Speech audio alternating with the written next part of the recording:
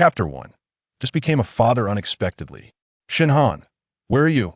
Lin Feng stood outside a couple's restaurant, calmly observing a dramatic scene unfolding within his girlfriend. Shinhan was passionately kissing a balding man, lost in the throes of affection. Even from behind the floor-to-ceiling window, Lin Feng could discern the unsightly yellow stains on the man's teeth, leading him to wonder how Shinhan could endure such a foul.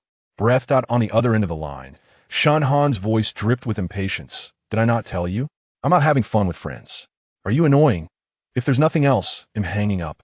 How absurd. This woman didn't even blush while lying. Lin Feng chuckled coldly. Don't hang up, just yet take a look outside the window. The realization struck her like a bolt, and she turned abruptly, locking eyes with Lin Feng. In the next moment, Lin Feng paused, his tone distant and frigid. Shinhan, let's break up. Shinhan was taken aback. What? She stared at him incredulously. Lin Feng, who do you think you are to suggest breaking up first? Aside from your good looks, you have nothing of worth to offer. Break up if you want. Shinhan took a deep breath, appearing far more composed than before, her words laced with a hint of arrogance. My current boyfriend is 100, no, 1,000 times better than you. Lin Feng, remember it was I who ended things. With that, the call was abruptly terminated. Throughout the exchange, Lin Feng had remained silent, an outsider to Shinhan's frenzy. He understood all too well her boldness in breaking up. It was because that old baldy was sufficiently wealthy. With his Hermes belt, Rolex watch, and the Range Rover parked outside, it was clear Shinhan had long desired to part ways with him, this penniless wretch. Lin Feng scoffed inwardly. To hell with love. Ding. System binding host in progress. Binding progress at 5%, 15%. Binding progress at 100%. Binding successful. A series of mechanical sounds halted Lin Feng in his tracks. A system? His eyes sparkled with intrigue. Host has completed the hidden prerequisite task, breaking up with the materialistic Shinhan. Now initiating the main quest. Find Bai Mubu and accompany her in giving birth to triplets. Upon completion, the host will receive a novice reward. Failure to complete the task will result in an electric shock punishment.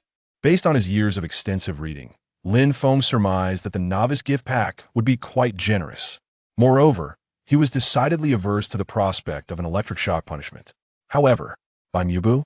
Lin Feng furrowed his brow, murmuring in confusion. He racked his brain, but found no recollection of a woman named Bai Mubu. The system has detected fragments of memory regarding Bai Mubu. Would you like to view them? How thoughtful. Lin Feng's face broke into a smile. View. And no sooner had he spoken than a memory surged forth. A curvaceous yet adorably innocent girl was being forced to drink, her cheeks flushed, clearly resisting the advances of her harasser. Coincidentally, he had been at the bar that day and heroically intervened to rescue her. Little did he know, her drink had been spiked, and he too had succumbed to intoxication. When Lin Feng escorted her into the private room, the effects of the drug had already taken hold. The enchanting beauty nestled against him, her soft murmurs barely audible, while her dress loosened, revealing two enticing curves that made Lin Feng's eyes redden with desire. He was no paragon of virtue faced with such temptation. His ardor ignited instantly, his brotherhood already awakened. Under the influence of alcohol, they found themselves lost in a night of wild abandon. Upon awakening the next day, he was disoriented, only vaguely recalling the disarray of the room and a smear of blood on the sheets, hinting at a monumental act he had committed. That fateful night led to Bai Mumu conceiving triplets. As the memories faded, Lin Feng's eyes narrowed, and he inhaled sharply. So, she's Bai Mumu, he mused thoughtfully. But where could she be? With only a name to guide him, the prospect of locating Bai Mumu amidst the vast sea of people seemed utterly fanciful. System undergoing diagnostics. Host detected to be 2.1 kilometers from the task objective. The system had such capabilities? Lin Feng was instantly filled with delight. Target individual is 15 meters away from a host. Following the system's guidance, Lin Feng pinpointed Bai Mumu's location. Before him lay a road, presumably with Bai Mumu inside a vehicle. Warning! Warning! Bai Mumu is about to be rear-ended. Host, prepare for rescue. This time, the system's tone was particularly urgent. Lin Feng hurriedly maneuvered through the traffic, determined to find Bai Mumu and avert the impending collision. However, in the next instant, a resounding thud echoed, followed by a flurry of chaos. The one rear end is a pregnant woman. Quick, call 120. Miss, where's your husband? Call him. Alas, it was too late. Lin Feng's expression turned grave as he stepped into the crowd. Bai Mumu was weakly responding to the concerned citizens' inquiries. Please, just help me call 120. My husband is abroad and can't return. A flicker of disappointment and sorrow flashed in her eyes. Seeing this, Lin Feng swiftly stepped forward, positioning himself before Bai Mumu.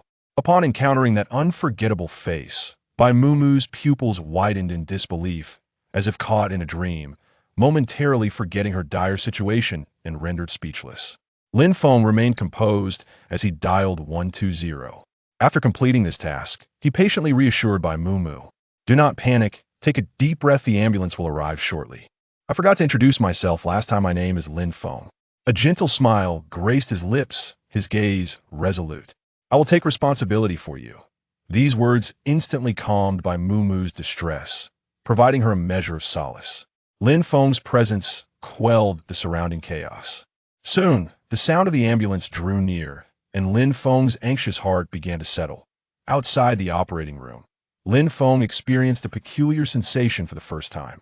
He never anticipated that at the tender age of 23, he would step into the role of a father.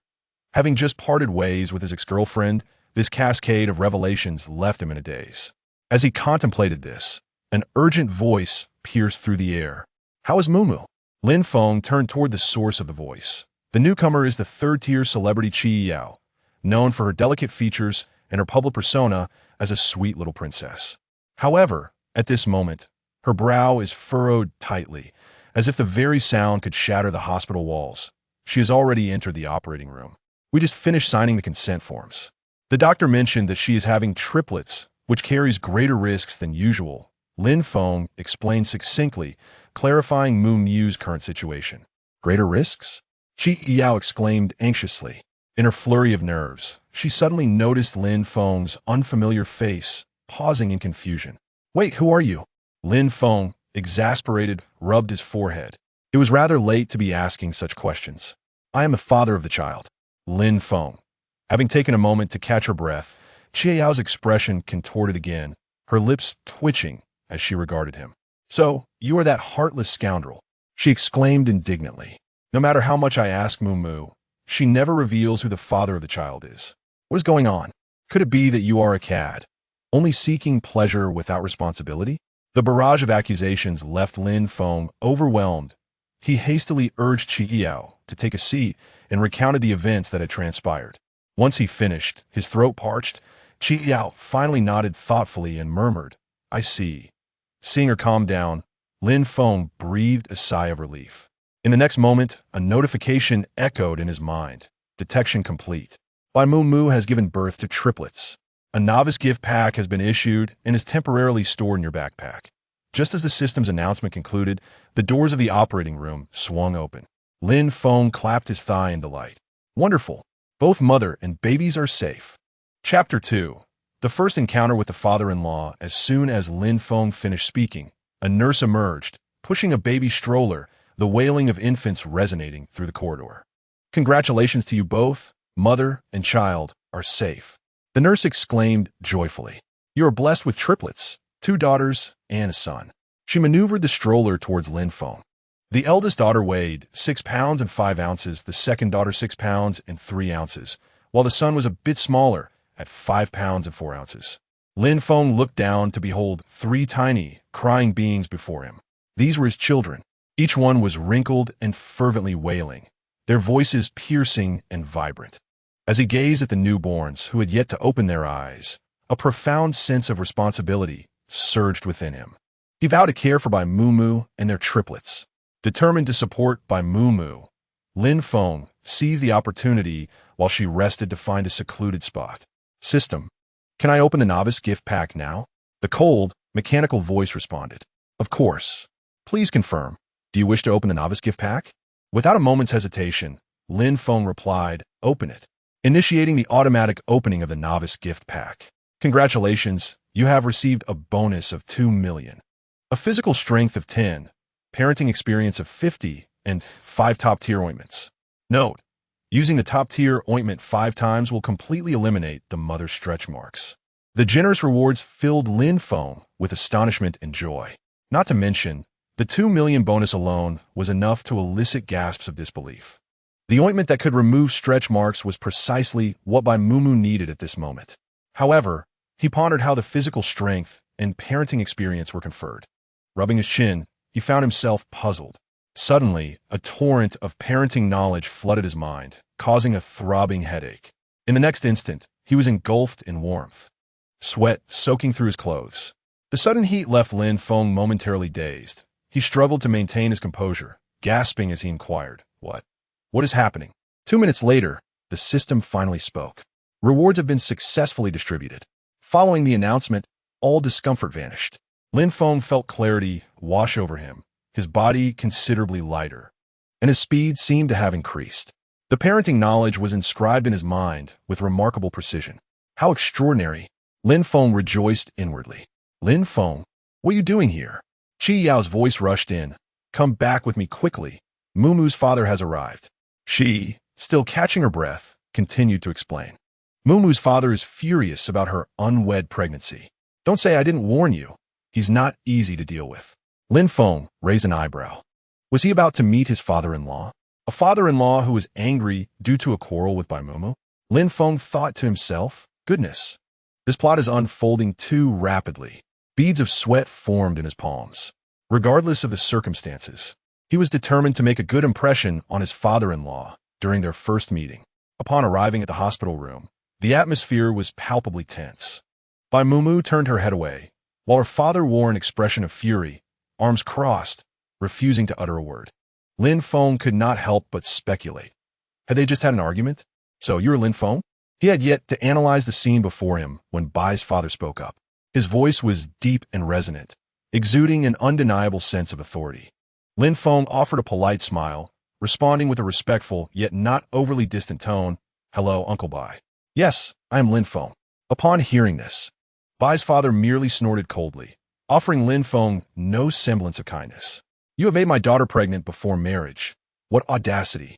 You have brought disgrace upon the Bai family. Lin Feng, I expect an explanation. A reasonable explanation. With a heavy thud, Bai's father slammed his cane against the ground, his piercing gaze locking onto Lin Feng's. It felt as though the very air around them had solidified, the pressure mounting instantly.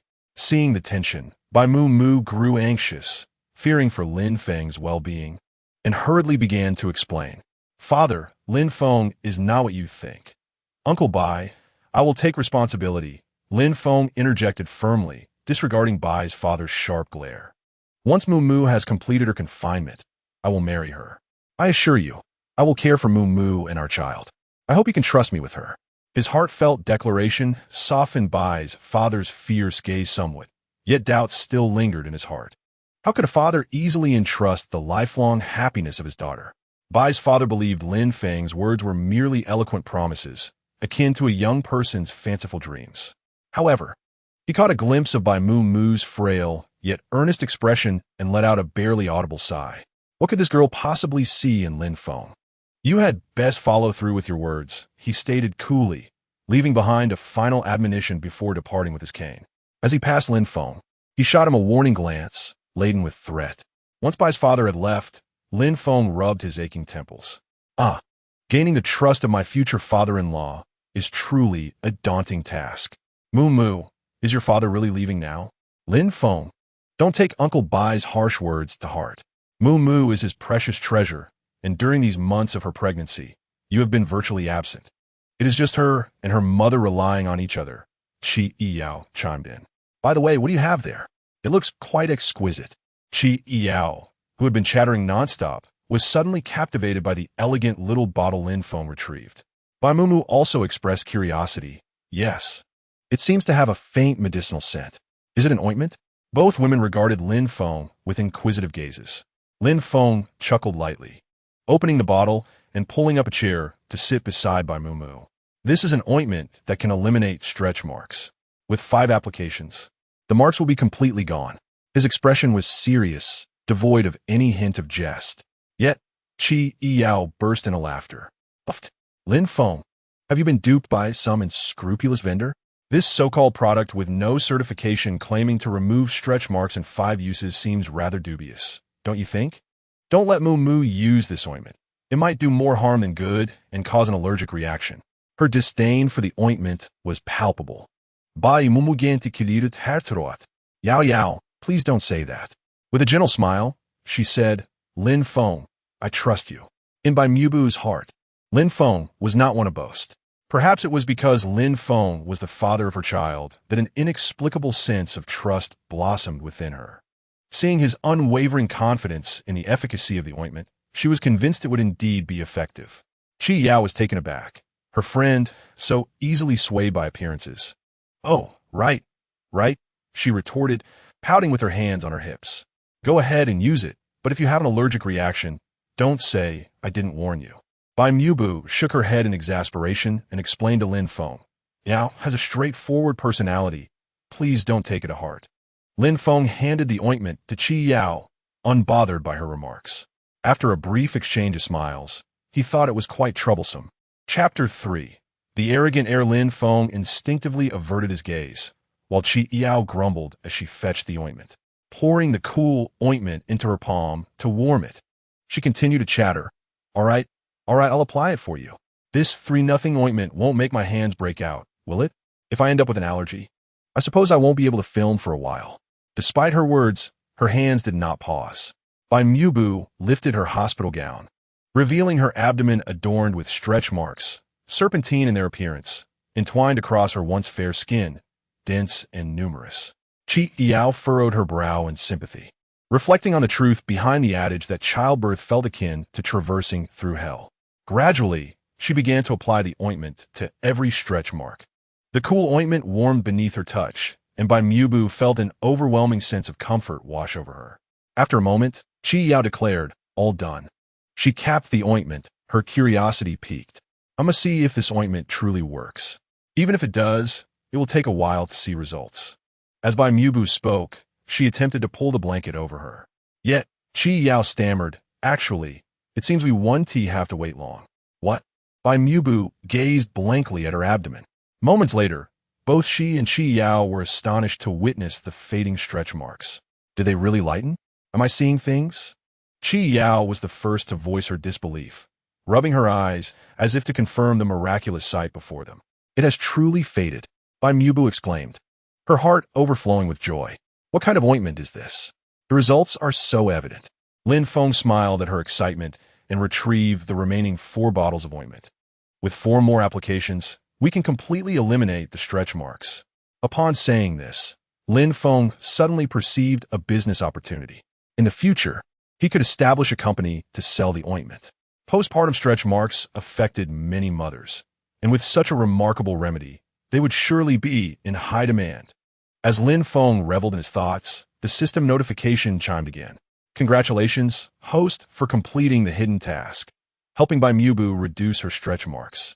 Task reward: physical strength 10, culinary skills 50. What a delightful surprise. Lin Feng was elated. While the physical strength was a secondary concern, the culinary skills would prove immensely beneficial. As the saying goes, to capture a person's heart, one must first capture their stomach. Nearby the hospital, there was a restaurant. After procuring fresh ingredients, Lin Feng offered some money to the establishment, which exceptionally permitted him to use their kitchen. With his enhanced culinary skills, Lin Feng skillfully prepared a meal that left even the head chef in awe. Upon completing the dishes and graciously declining the restaurant owner's warm invitation, Lin Feng carried a thermal container filled with 3 dishes and a soup back to the hospital. What was that delightful aroma? Shortly after entering, the keen-nosed Bai Mumu inquired. I brought you lunch, Lin Feng replied thoughtfully, closing the door behind him. He approached Bai Mumu's bedside and opened the thermal container, instantly filling the room with a tantalizing fragrance. The dishes were light, with minimal oil and salt, perfect for her current appetite. Lin Feng neatly arranged the 3 dishes and soup on the small table beside Bai Mumu. At that moment, Chi Yao also peered in, wiping her mouth. Help! This is so visually and aromatically enticing that it has truly awakened my appetite. Bai Mumu laughed, beckoning her over. Come eat, I cannot finish it alone. Hearing this, Chi Yao rubbed her hands in delight and eagerly stepped forward. Then I shall not hold back. Lin Feng served them rice, and both Bai Mumu and Qi Yao relished their meal, not forgetting to shower compliments upon the dishes. The atmosphere in the ward became exceptionally harmonious, further deepening the bond between Lin Feng and Bai Mumu. Lin Feng couldn't help but muse that with his improved cooking skills, he would surely nourish Bai Mumu to be plump and healthy. The trio continued to eat, chatting and laughing together, just as the warmth and love enveloped the room. A sudden loud crash shattered the serene ambience. The door was flung open and quickly rebounded with an even louder sound, indicating the force with which the intruder had entered. Lin Feng furrowed his brow and turned to investigate the source of the noise. He found a young man with dyed yellow hair, clad in luxury brand clothing and reeking of strong perfume, which was offensive even from several meters away. Bai Mumu sneezed, overwhelmed by the scent. Lin Feng rose to shield her, facing the newcomer. Qi Yao also positioned herself protectively beside Bai Mumu. Lin Feng spoke coolly. May I ask who you are? Who am I?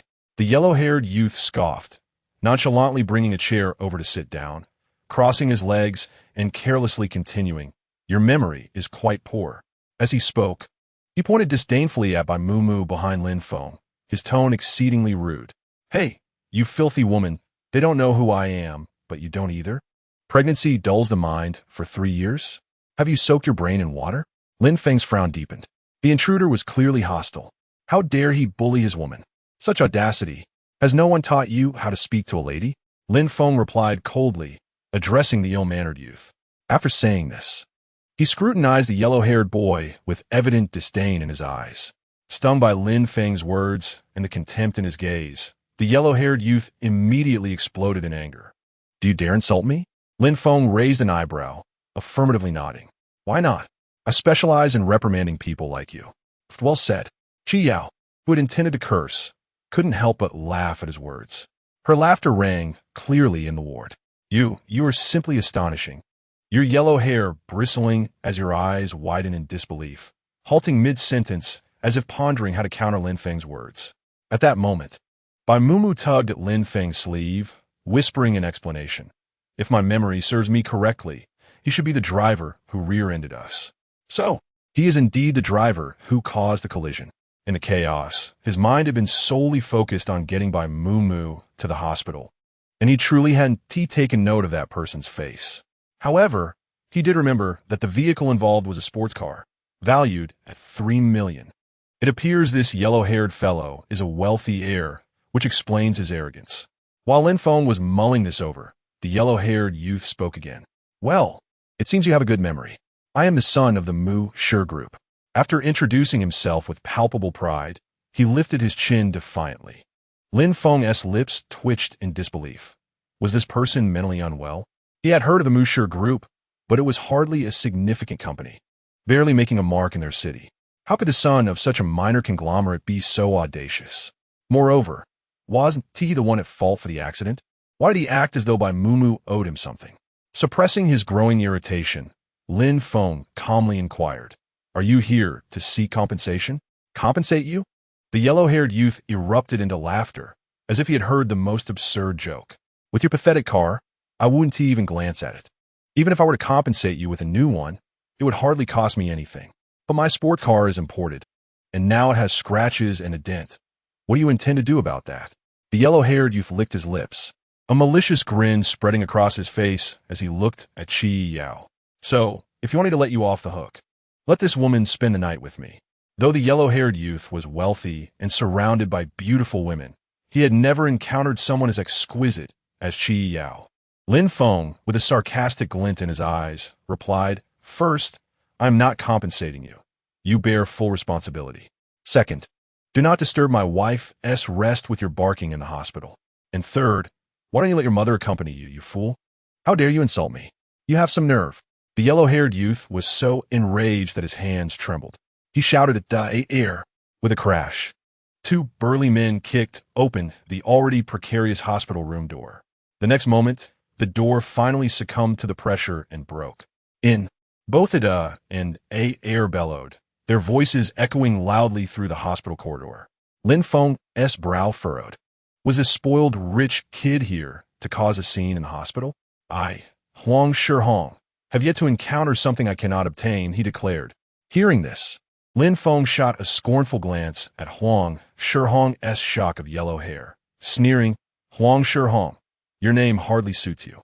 Huang Shihong said nothing further, merely gestured dismissively. Smash the room for me. Leaning back in his chair with an air of superiority, he crossed his legs, exuding confidence as if everything was under his control. The two hulking men, without a moment's hesitation, complied with his command, advancing mindlessly. Lin Feng narrowed his eyes at the unfolding chaos. Shall we call the police? He suggested. In a moment of urgency, Bai Mumu whispered hastily, they are tall and strong. We cannot possibly defeat them. Qi Yao nodded in agreement. Lin Feng turned to Bai Mumu, smiling reassuringly. Do not worry. I shall not allow them to harm you. Trust me. Just as he finished speaking, the sound of shattering glass echoed ominously in the ward. One of the burly men had already made his move. Before Bai Mumu and Qi Yao could utter another word, it was too late. They could only grasp each other's hands, oblivious to the sweat pooling in their palms. In their eyes, it seemed that the day would not end well. Another imposing man charged towards Lin Feng, intent on smashing the items beside the hospital bed. I said, Lin Feng interjected, positioning himself firmly before the brute with a cool demeanor. Are you certain you wish to cause a scene here? Move aside. The large man, a brutish figure, grew impatient at being obstructed and reached out to push this seemingly frail obstacle out of his way. Bai Mumu, in a state of desperation, could not remain passive. Lin Feng had saved her, and she could not stand idly by. Ignoring Qi Yao's attempts to restrain her, she prepared to leap off the bed, only to see Lin Feng's lips curve slightly in a smile, his gaze chilling. I have given you a chance. Now, let us test the strength of my enhanced physique. Holding his breath and focusing intently, he swiftly seized the man's wrist, applying just enough force to elicit a faint crack of bone. Ah! The man's face contorted in agony as he attempted to escape Lin Feng's grasp. Yet, despite his formidable size, he found himself utterly unable to break free. It was then that he realized the true terror of the individual before him. Bai Mumu and Qi Yao stood frozen in shock. Lin Feng, is he that powerful? At that moment, another brute lunged forward, fists raised, aiming a punch directly at Lin Feng's face. The wind from the punch grazed Lin Feng's ear, but he deftly evaded the incoming blow, releasing the greasy wrist he had held. Perfect, a chance to stretch my limbs.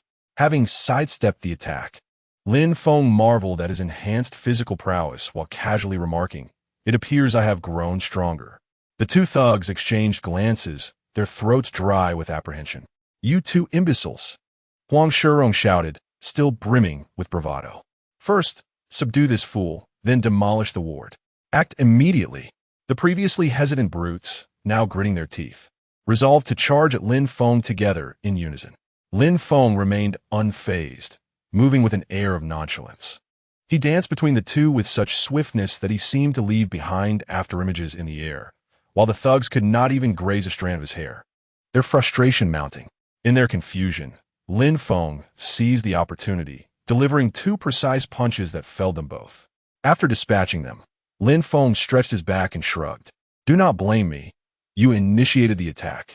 I merely acted in self-defense. The two defeated men sat on the ground, gazing at Lin Feng as if he were a terrifying apparition, trembling as they retreated. One of them, in his retreat, collided with Huang Shihong's leg. Useless, utterly useless. Huang Shihong, witnessing the entire spectacle, felt a mix of surprise at Lin Feng's strength and frustration that he could not contain. His gaze burned fiercely as he fixed his stare on Lin Feng. You just wait. Don't think that a few rudimentary skills make you exceptional. He intended to continue, but Lin Feng moved. In just a few strides, Lin Feng approached Huang Shihong, halting merely a meter away. The latter, startled, recoiled repeatedly. Is this all the courage you possess? Lin Feng scoffed lightly. What are you still boasting about? He cracked his knuckles, the sound echoing ominously. Huang Shihong, now thoroughly frightened, retreated 2 more steps, his face a mask of trepidation, his words nearly incoherent. What do you intend to do? You cannot harm me. I am the heir of the Mu Shi group. If you dare touch me, the Mu Shi group will not let you off lightly. Huang Shihong proclaimed loudly, brandishing his proud trump card. Lin Feng, unfazed, replied coolly, "And then what? You are currently in my grasp, and no one can rescue you." As he spoke, Lin Feng took another step forward, closing the distance between them. "I offer you two choices." He paused, surveying the panicked Huang Shirong. "First, we could engage in a little sparring. Though given your stature, I'm uncertain I could temper my strength, and it would be unfortunate if I were to leave you half-broken." Huang Shirong trembled at the thought. "Second, cease your nonsense and vacate the hospital room. Ultimately, a wastrel remains a wastrel." In such circumstances, Huang Shirong, disregarding his pride, made a swift decision too. "I choose to."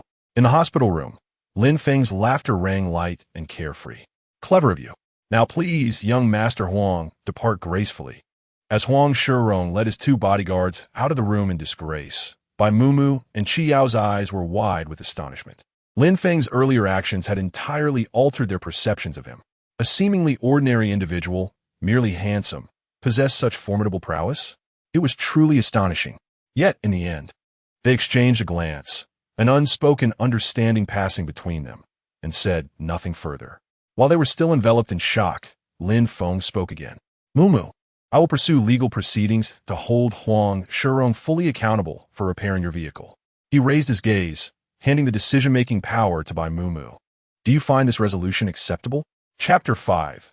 The Yellow-Haired Retaliation. Bribing all the confinement centers, Bai Mumu initially contemplated mentioning Huang Shirong's somewhat significant background, suggesting they abandon the pursuit of accountability, but upon witnessing Lin Feng's calm demeanor, she inexplicably found herself trusting him wholeheartedly. Just as when he had appeared like a hero in her moment of distress, she felt that same sense of complete confidence. "Very well," seeing Bai Mumu acquiesce. Still in a daze, Lin Feng suddenly felt an urge to ruffle her hair. After a moment of hesitation, he dismissed the thought. Relationships must be nurtured gradually.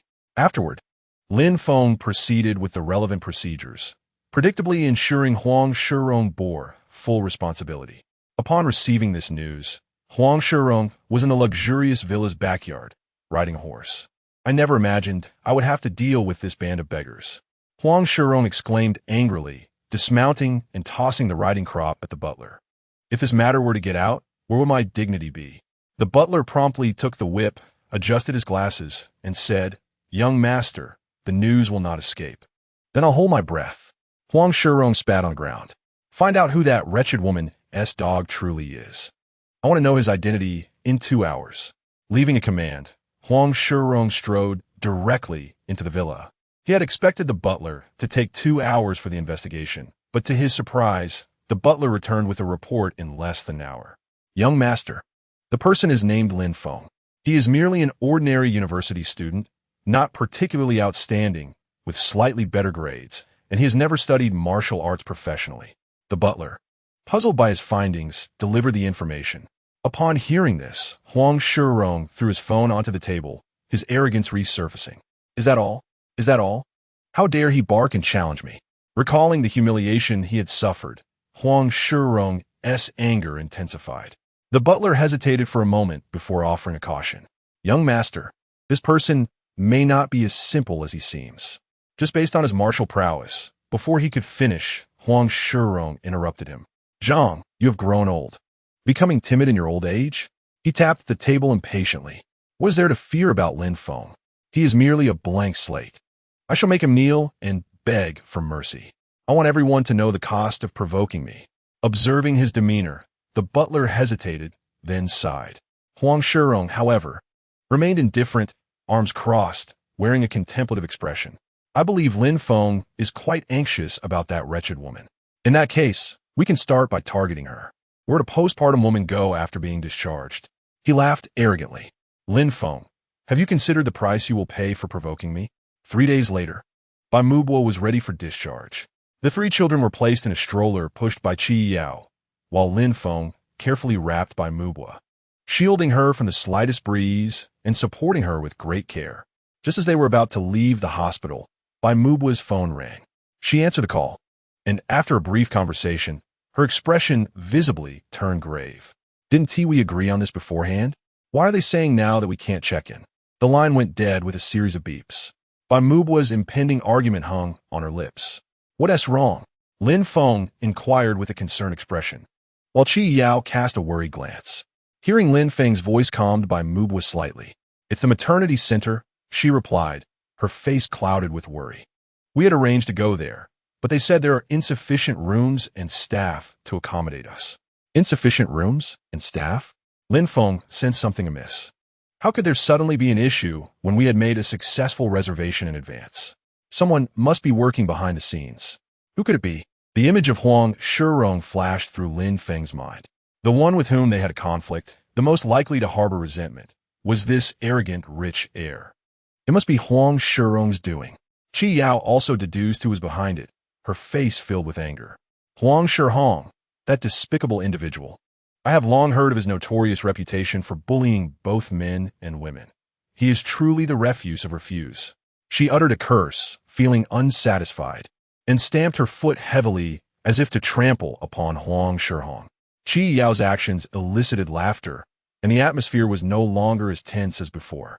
"We must now find a maternity center," Lin Feng addressed Qi Yao, stating that time was of the essence.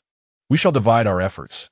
You stay here to care for Mu, and I will reach out to the maternity centers." Despite his words, Lin Feng sensed that formidable challenges lay ahead.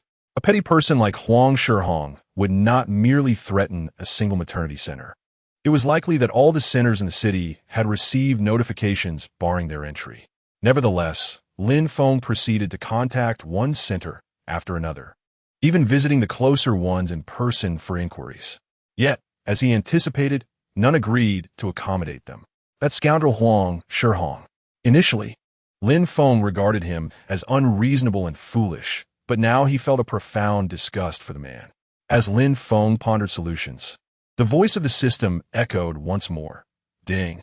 Main mission released. Publicly teach Huang Shirong a lesson, avenge by Mu, and successfully check into a maternity center. Success in the mission rewards 15 shares of Mu Group. Failure incurs an electric shock punishment for the host. This mission arrived at a most opportune moment. Lin Feng turned to see Qi Yao, soothing by Mu, and he quietly inquired, "System, where's Huang Shirong now?" "Locating. Location successful. Huang Shirong is in the 5th floor office of Mu Group." "So he is here." Lin Feng smiled dangerously, suppressing his emotions. He approached by Mu. "Mu, there are currently no maternity centers operating, so we will rent a place to stay temporarily. I will resolve the remaining issues." With that, Lin Feng took the baby stroller from Qi Yao's hands. Inside the stroller, 3 infants slept soundly, content and undisturbed. Looking far more charming than on the day they were born, likely inheriting the exceptional genes of Lin Feng and Bai Mu. Witnessing this scene, Lin Feng felt his heart melt. Simultaneously, his desire to confront Huang Shirong intensified. To conceive such shameless tactics? There must be consequences. "Lin Feng, what do you intend to do?" Qi Yao inquired with uncertainty. "You aren't planning to confront Huang Shirong, are you?" Upon hearing this, Bai Mu frowned slightly. "It's nothing. I merely wish to engage in a cordial exchange with young Master Huang." Lin Feng maintained a faint smile, as though he genuinely sought a friendly dialogue with Huang Shirong. Before Qi Yao could voice any further concerns, Lin Feng shifted the topic. "I just checked a rental app, and there happens to be a lovely house near the hospital. Let us head there now." Chapter 6. Arrival at Mu Group. Lin Feng. "Isn't this a bit too extravagant?" Qi Yao stood before a villa, lost in thought. Bai Mu nodded in agreement, noting that they would eventually stay at the maternity center, rendering this merely a temporary refuge, not necessitating such opulence. "Moreover, you are still a university student." Bai Mu was genuinely apprehensive that Lin Feng might incur substantial expenses to rent this villa, which could potentially deplete his savings in an instant. "No worries." Lin Feng reassured her as he pushed the stroller, settling in with a sense of ease, free from concerns. As he spoke, he handed a set of keys to Bai Mu. "These are the spare keys to the villa. Let us hurry inside and ensure the children do not suffer in the cold." Upon hearing this, Bai Mu ceased her refusals and silently contemplated that if Lin Feng truly invested heavily in this villa, her current savings could certainly cover any shortfall. As the villa's lights illuminated the interior, everything was revealed in its entirety. Each level was adorned with luxurious and elegant decor, and the second and third floors boasted spacious balconies that flooded the villa with sunlight, creating a remarkably bright atmosphere. Lin Feng felt increasingly satisfied. The living conditions surpassed even those of a maternity center. He considered his current financial situation, a glint of ambition in his eyes. Once he resolved matters with Huang Shurong, he would arrange for the maternity center staff to care for Bai Mumu and the 3 children in this villa, ensuring a significantly more comfortable environment. Just as he contemplated this, a resounding cry pierced the air. Lin Feng glanced down to discover that his second daughter was wailing in the stroller. The sound seemed to be contagious, prompting the remaining son and daughter to join in. In an instant, the room was filled with a cacophony of cries. Observing this scene, Lin Feng swiftly recalled his parenting knowledge, deducing that the children were likely hungry and remained remarkably composed. However, Bai Mumu, a new mother, appeared somewhat flustered as she hurriedly cradled the child in her arms, overwhelmed by the 3 little ones. Lin Feng instinctively picked up one of the children, applying the techniques he had absorbed in his mind, and after a short while of soothing, the infant in his arms ceased crying. A flicker of astonishment crossed Bai Mumu's eyes. She had never anticipated that a grown man like Lin Feng could comfort a child. Chi Yao, who had just finished tidying up and descended from the 3rd floor, was met with this scene and could not help but exclaim, "Impressive." Lin Feng chuckled softly. "It is my obligation." He gently placed the infant back in the stroller, sensing that the children were likely hungry. "The master bedroom is on the 2nd floor. Mumu, please go up and feed the children."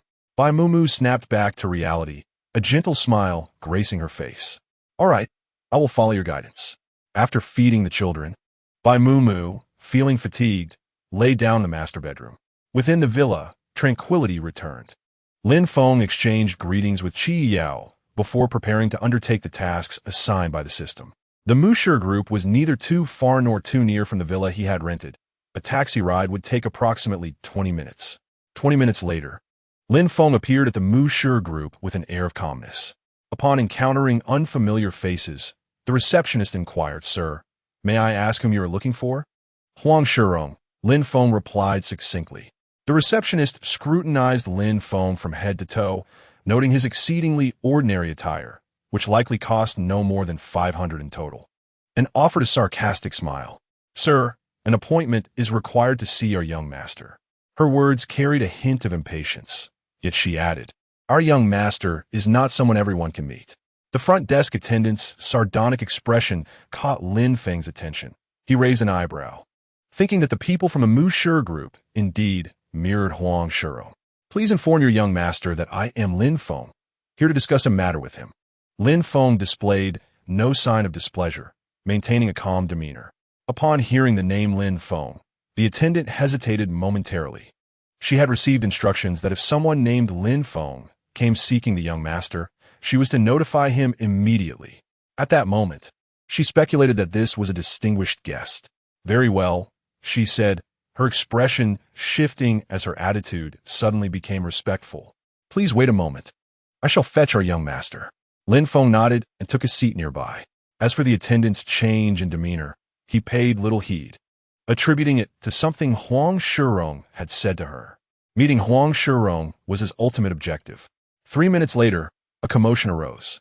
The Musher group personnel suddenly received word of excitement on the 1st floor, coinciding with their lunch break, and those eager for entertainment flocked to the main hall. "Young Master Shurong has arrived," someone in the crowd shouted, causing the previously chaotic assembly to quiet considerably, as onlookers swiftly parted to create a path.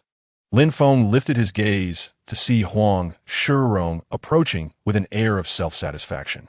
Behind him trailed 2 formidable martial artists, their bulging muscles straining against their garments, their chests heaving with each breath.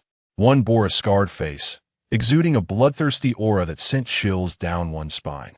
Yet, Lin Feng merely glanced at them before nonchalantly averting his gaze.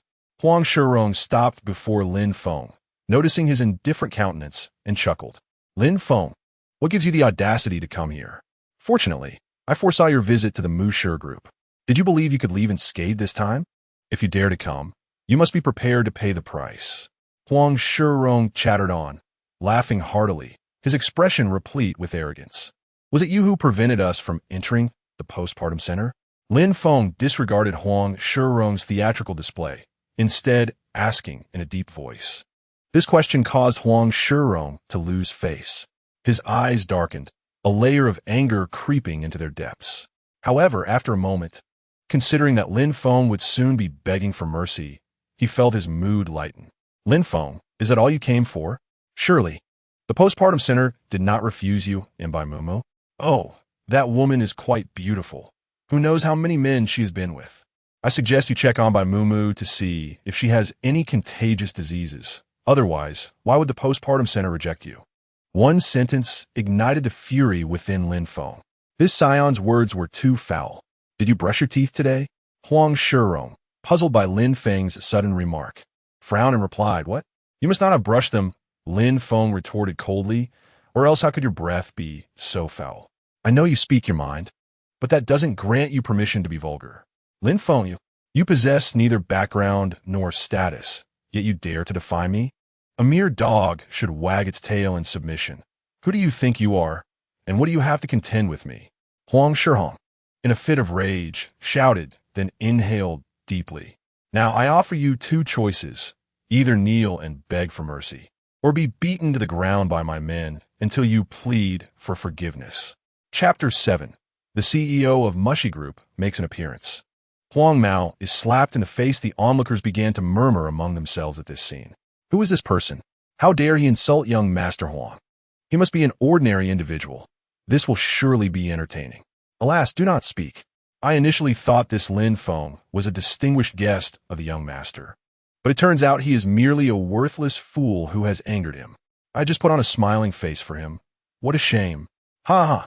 Let us wait and see young master teach this fool a lesson. As the gossip reached his ears, Huang Shirong's smile widened. You must be out of your mind to cause trouble on my turf.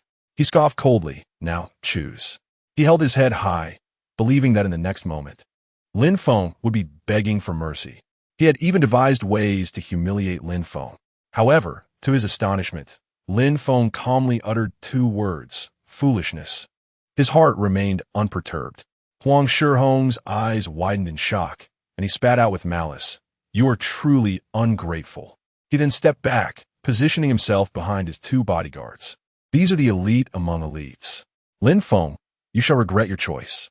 Huang Shirong commanded the bodyguards. Make sure he is beaten to the ground, searching for his teeth, until he is willing to apologize to me. The two bodyguards obeyed, swiftly charging toward Lin Feng. Meanwhile, a figure appeared in the main hall, silently observing the unfolding drama. Yet, all eyes were fixated on Lin Feng and Huang Shirong, leaving no one to notice this figure, not even Lin Feng himself, who was entirely absorbed in the fray. As the two skilled fighters were about to strike him, in a moment of quick reflexes, he sidestepped and evaded their attack. However, the fighters Huang Shirong had recruited today were indeed more formidable than those from before. Without a moment's hesitation, they continued to encircle Lin Feng. In an instant, one of them landed a punch on Lin Feng's face, causing him to stagger back a few steps, a bruise blossoming at the corner of his mouth. Well done, Huang Shirong shouted. Lin Feng, however, responded with a cold laugh, undeterred by the pain. Ignoring the discomfort, he utilized his agility to maneuver between the two, seeking their vulnerabilities and seizing every opportunity. Methodically dismantling them was the best approach. 5 minutes later, one of the burly men fell to the ground, unable to retaliate. The remaining scar-faced man, witnessing this turn of events amidst the surrounding murmurs of disbelief, momentarily faltered.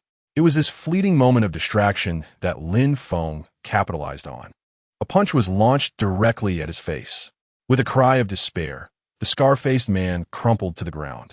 Huang Shirong, who had just moments ago been brimming with confidence, now saw his smile freeze on his face.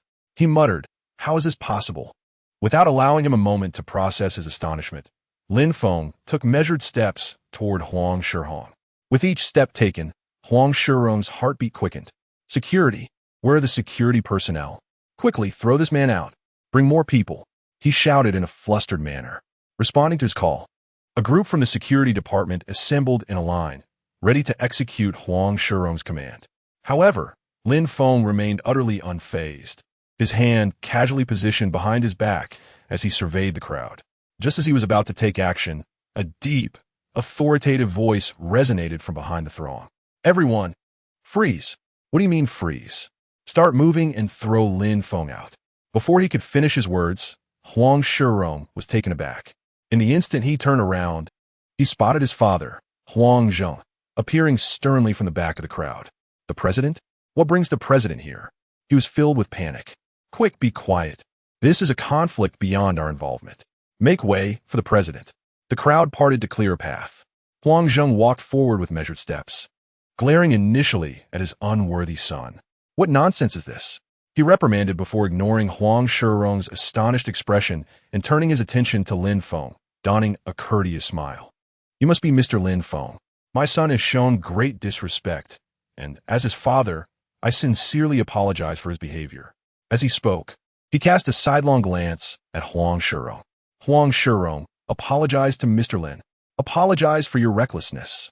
This unexpected turn of events left Huang Shirong astounded, and even Lin Feng regarded him with a flicker of surprise. Why had Huang Zheng come to assist Lin Feng? The dynamics between the father and son were perplexing. Lin Feng pondered this while Huang Shirong seethed with indignation. He never anticipated that his father would arrive to aid Lin Feng. Father, it was Lin Feng who embarrassed me in front of others. I still feel aggrieved recalling the threats he made last time. How could you support him? A piece of trash should be trampled beneath our feet. He began to argue, but a single glance from Huang Zheng silenced him. Apologize. The two soft-spoken words rendered Huang Shirong mute. Clenching his fists, he felt an unparalleled sense of humiliation. Lin Feng wore a faint smile, arms crossed, adopting a spectator's demeanor as he awaited Huang Shirong's apology.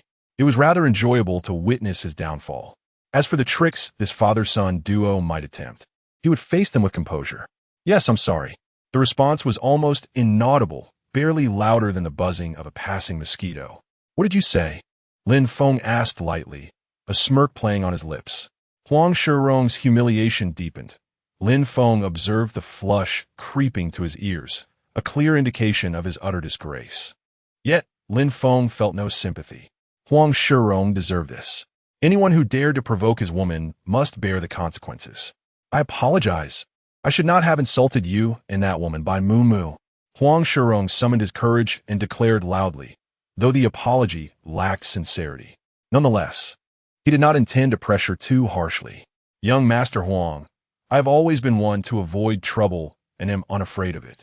Lin Feng's lips curled into a playful smirk. In light of your apology, I shall refrain from taking action against you. However, I implore you to refrain from any covert maneuvers that may disrupt my life. This statement brimmed with implicit menace. Upon hearing this, Huang Shirong trembled with indignation. Lin Feng, unfazed, waved his hand and was about to turn away when Huang Zheng unexpectedly spoke up. Mr. Lin Feng, please hold on. His steps faltered. Since you and Shirong have resolved your differences, why not discuss other matters? You are indeed a talent, and I, Huang Zheng, sincerely invite you to join the Mu Shi group. The remuneration will undoubtedly be generous. Was he extending an olive branch? Lin Feng raised an eyebrow. Was Huang Zheng earnest, or did he harbor ulterior motives? Chapter 8. The gentle concern of Bai Mumu. Huang Shirong stood by, his face a mask of disbelief. He had intended to voice his thoughts, but was silenced by a mere glance from Huang Zheng, leaving him seething in frustration. Meanwhile, Huang Zheng regarded Lin Feng with earnest anticipation, seemingly eager for a response. Yet, Lin Feng was acutely aware that after decades of maneuvering through the business world and founding the Mu Shi group, Huang Zheng was no simpleton. His offer might merely be a tactic to exert control over him. After careful consideration, Lin Feng resolved to decline the invitation. After all, upon completing his mission, the system would grant him a 15% stake in the Mu Shi group. I have no intention of seeking employment at this time. My apologies, Lin Feng stated, leaving the onlookers in utter bewilderment. In their eyes, a college student invited by Huang Zheng should be overflowing with gratitude, yet he had audaciously refused? They could not fathom Lin Feng's rationale. Neither could Huang Zheng. After Lin Feng's declaration, Huang Zheng appeared momentarily stunned, but he quickly regained his composure, adjusted his glasses, and smiled. I see. What a pity, he remarked with a sigh. However, should Mr. Lin Feng change his mind in the future, the Musher Group will always welcome you. Very well, Lin Feng replied. Once his mission was accomplished, the Musher Group would indeed be eager to welcome him as a major shareholder. Upon receiving Lin Feng's affirmation, Huang Zheng cheerfully instructed, "Someone, please escort Mr. Lin Feng out and ensure that the demeanor is one of utmost respect." Such politeness reached extraordinary heights. After Lin Feng departed, Huang Shihong followed Huang Zheng into the president's office. Once the door was closed, he could no longer contain his curiosity. "Why, father? Are you attempting to court that worthless Lin Feng?" "I have investigated. He is merely an ordinary person, one of society's lowest strata. We need not be concerned." In response to Huang Shihong's inquiry, Huang Zheng took his time, sipping his strong tea before letting his gaze rest on his son. "An ordinary person?" Huang Zheng scoffed. "Do you truly believe that an ordinary individual would dare to come to Musher alone? That he could defeat the two skilled fighters by your side?" His words served as a wake-up call. Huang Zheng's words made Huang Shihong clench his fists tightly. The emotions of indignation mixed with grievance that had just surfaced dissipated, leaving only astonishment in its wake. After a moment of hesitation, he stammered a retort. "Perhaps he is merely a thoughtless brute." Huang Zheng slammed the teacup onto the table with force. "Thoughtless? Oomph. You may have encountered few, but having navigated the business world for many years, I can discern that Lin Feng possesses a level of composure that belies his youth. He is undoubtedly exceptional." Huang Shihong fell into silence. Could Lin Feng truly be so remarkable? Despite his outwardly submissive demeanor, he secretly believed that his father, in his advancing years, had failed to see clearly, mistaking someone like Lin Feng as comparable to their family. Noticing his son's silence, Huang Zheng rubbed his temples. "Use your brain. When faced with challenges, temper your arrogance. Do not provoke any significant figures. Otherwise, both I and the Musher Group will bear the consequences of your actions." His voice was low and grave. Though Huang Shihong felt a swell of dissatisfaction for being reprimanded, he dared not contradict his father and could only bow his head in deep acquiescence, refraining from uttering a word in defense. The once arrogant young master Huang now resembled a timid quail. "Enough. I will have to keep an eye on you. For the time being, refrain from wandering about aimlessly. Stay at home and learn how to manage the company properly." Huang Zheng waved his hand dismissively, signaling for him to leave. Huang Shihong clenched his fists, his nails digging painfully into his flesh. Yet the intense pain could not draw him away from his simmering anger. He felt that his father had become senile, reprimanding him for someone of little consequence, and even assigning someone to supervise him. It was utterly ridiculous. A surge of resentment coalesced within Huang Shihong as he departed, his dissatisfaction with his obstinate and timid father deepening. Meanwhile, after leaving the Musher Group, Lin Feng returned to the small villa. While Lin Feng was busy resolving matters outside, Bai Mumu had already awakened. Upon learning that he had gone to the Musher Group, she anxiously waited in the living room, fearful of any trouble. As the door opened and she saw Lin Feng's figure once more, the heavy stone that had lodged in her heart finally lifted, her worried expression transforming into one of delight. "You're finally back." However, Bai Mumu's smile faltered as she noticed the injury at the corner of Lin Feng's mouth. "You're hurt?" Qi Yao also descended from the second floor, equally astonished, unable to refrain from asking, "Did Huang Shihong do this?" Lin Feng nodded, assisting Bai Mumu to the soft sofa. Once she was settled, he took a seat beside her. "It's merely a superficial wound, nothing serious. I accidentally bumped into something while dealing with matters concerning the confinement center, but I have resolved it." Lin Feng casually concocted an excuse, wishing to gloss over the situation and spare Bai Mumu any concern. Yet Bai Mumu was not so easily convinced. Recognizing Lin Feng's reluctance to elaborate, she thoughtfully refrained from pressing him further and quietly accepted the medical kit that Qi Yao handed her. She extracted ointment from it and opened the lid. Instantly, the scent of the medicinal cream filled the air. "The wound requires proper treatment. This is a blood-activating ointment. Allow me to apply it for you." "All right. I appreciate your help." Lin Feng agreed without a moment's hesitation. Having spoken, in order to facilitate the application of the medicine, Lin Feng deliberately shifted forward, thereby reducing the distance between himself and Bai Mu Mu. They were now close enough to discern every detail of each other's faces. Suddenly, Bai Mu Mu felt a faint warmth in her fingertips as she held the cotton swab, her heart racing involuntarily. The sound of her heartbeat resonated distinctly in the air. After a brief moment, Bai Mu Mu cleared her throat, steadied her nerves, and gently raised the cotton swab, laden with ointment, to the corner of Lin Feng's mouth. She applied it with utmost care, meticulously ensuring that the delicate, cool ointment evenly enveloped every inch of his skin, all the while being cautious not to inflict any pain upon him. Her earnest demeanor at that moment caused Lin Feng, who usually maintained a tranquil heart, to swallow hard. Despite the persistent pain from his wound, he found himself utterly absorbed in a singular thought. His future wife was concerned for him and was even helping him with his medication. The unique fragrance emanating from Bai Mu Mu enveloped him, subtly permeating through the medicinal scent. It was utterly tantalizing. Now it was Lin Feng's heart that raced. The hurried intake of air from Lin Feng, as he drew closer, caused Bai Mu Mu to experience a physiological upheaval. Soon, both of them were blushing furiously. Meanwhile, Qi Yao, who had been watching the entire scene and felt as though she was glowing, could no longer remain seated. Pretending to be on a phone call, she made her way outside. After applying the medicine, Bai Mu Mu lowered her eyelashes, her thoughts gradually clearing. "It's all my fault," she lamented inwardly, filled with remorse, believing that if it weren't for her, he wouldn't have been injured. Upon seeing the unmistakable mark of injury on Lin Feng's face, she frowned and softly inquired, "Does it hurt a lot?" The sight of Bai Mu Mu's concerned expression melted Lin Feng's heart. He quickly reassured her, "It's not your fault." Lin Feng spoke earnestly, clarifying that it was Huang Shirong who had caused the accident. He was the foolish one. If anyone were to be blamed, it should be him, not her. Bai Mu Mu shook her head slightly. Yet, before she could finish her sentence, Lin Feng interrupted her. Seemingly aware of what she was about to say, he stated directly, "There's no but."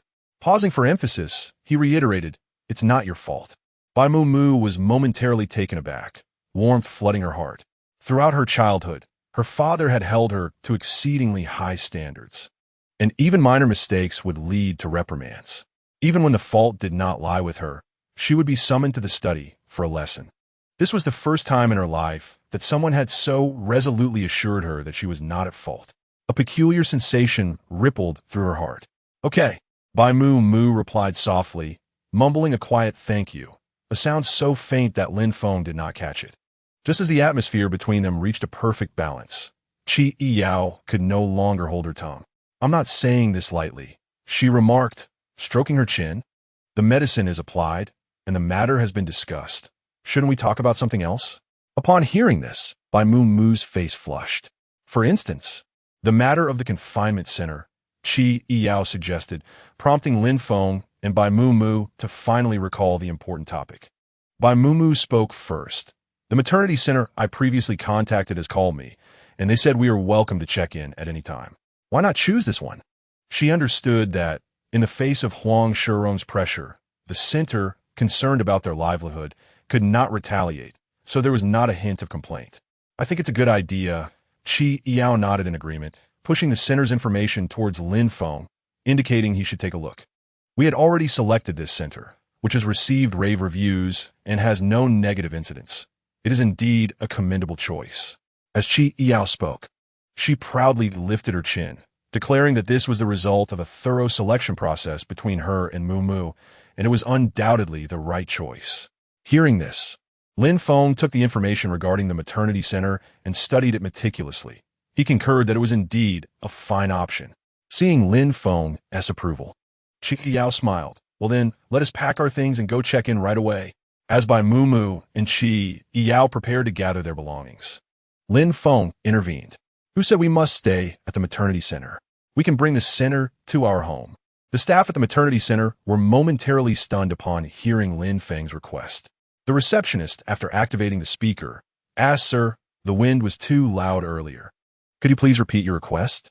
As soon as the words left her lips, she listened intently, fearing she might have misheard. Lin Feng patiently reiterated, I would like the maternity center's caregivers to come to our home to care for my wife. The price is flexible, as long as the service is satisfactory.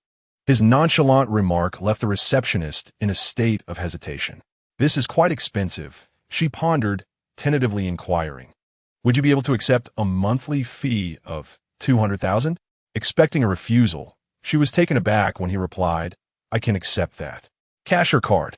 An hour later, the staff from the maternity center entered the villa in a line before by Mumu. These were all experienced caregivers, the backbone of the center.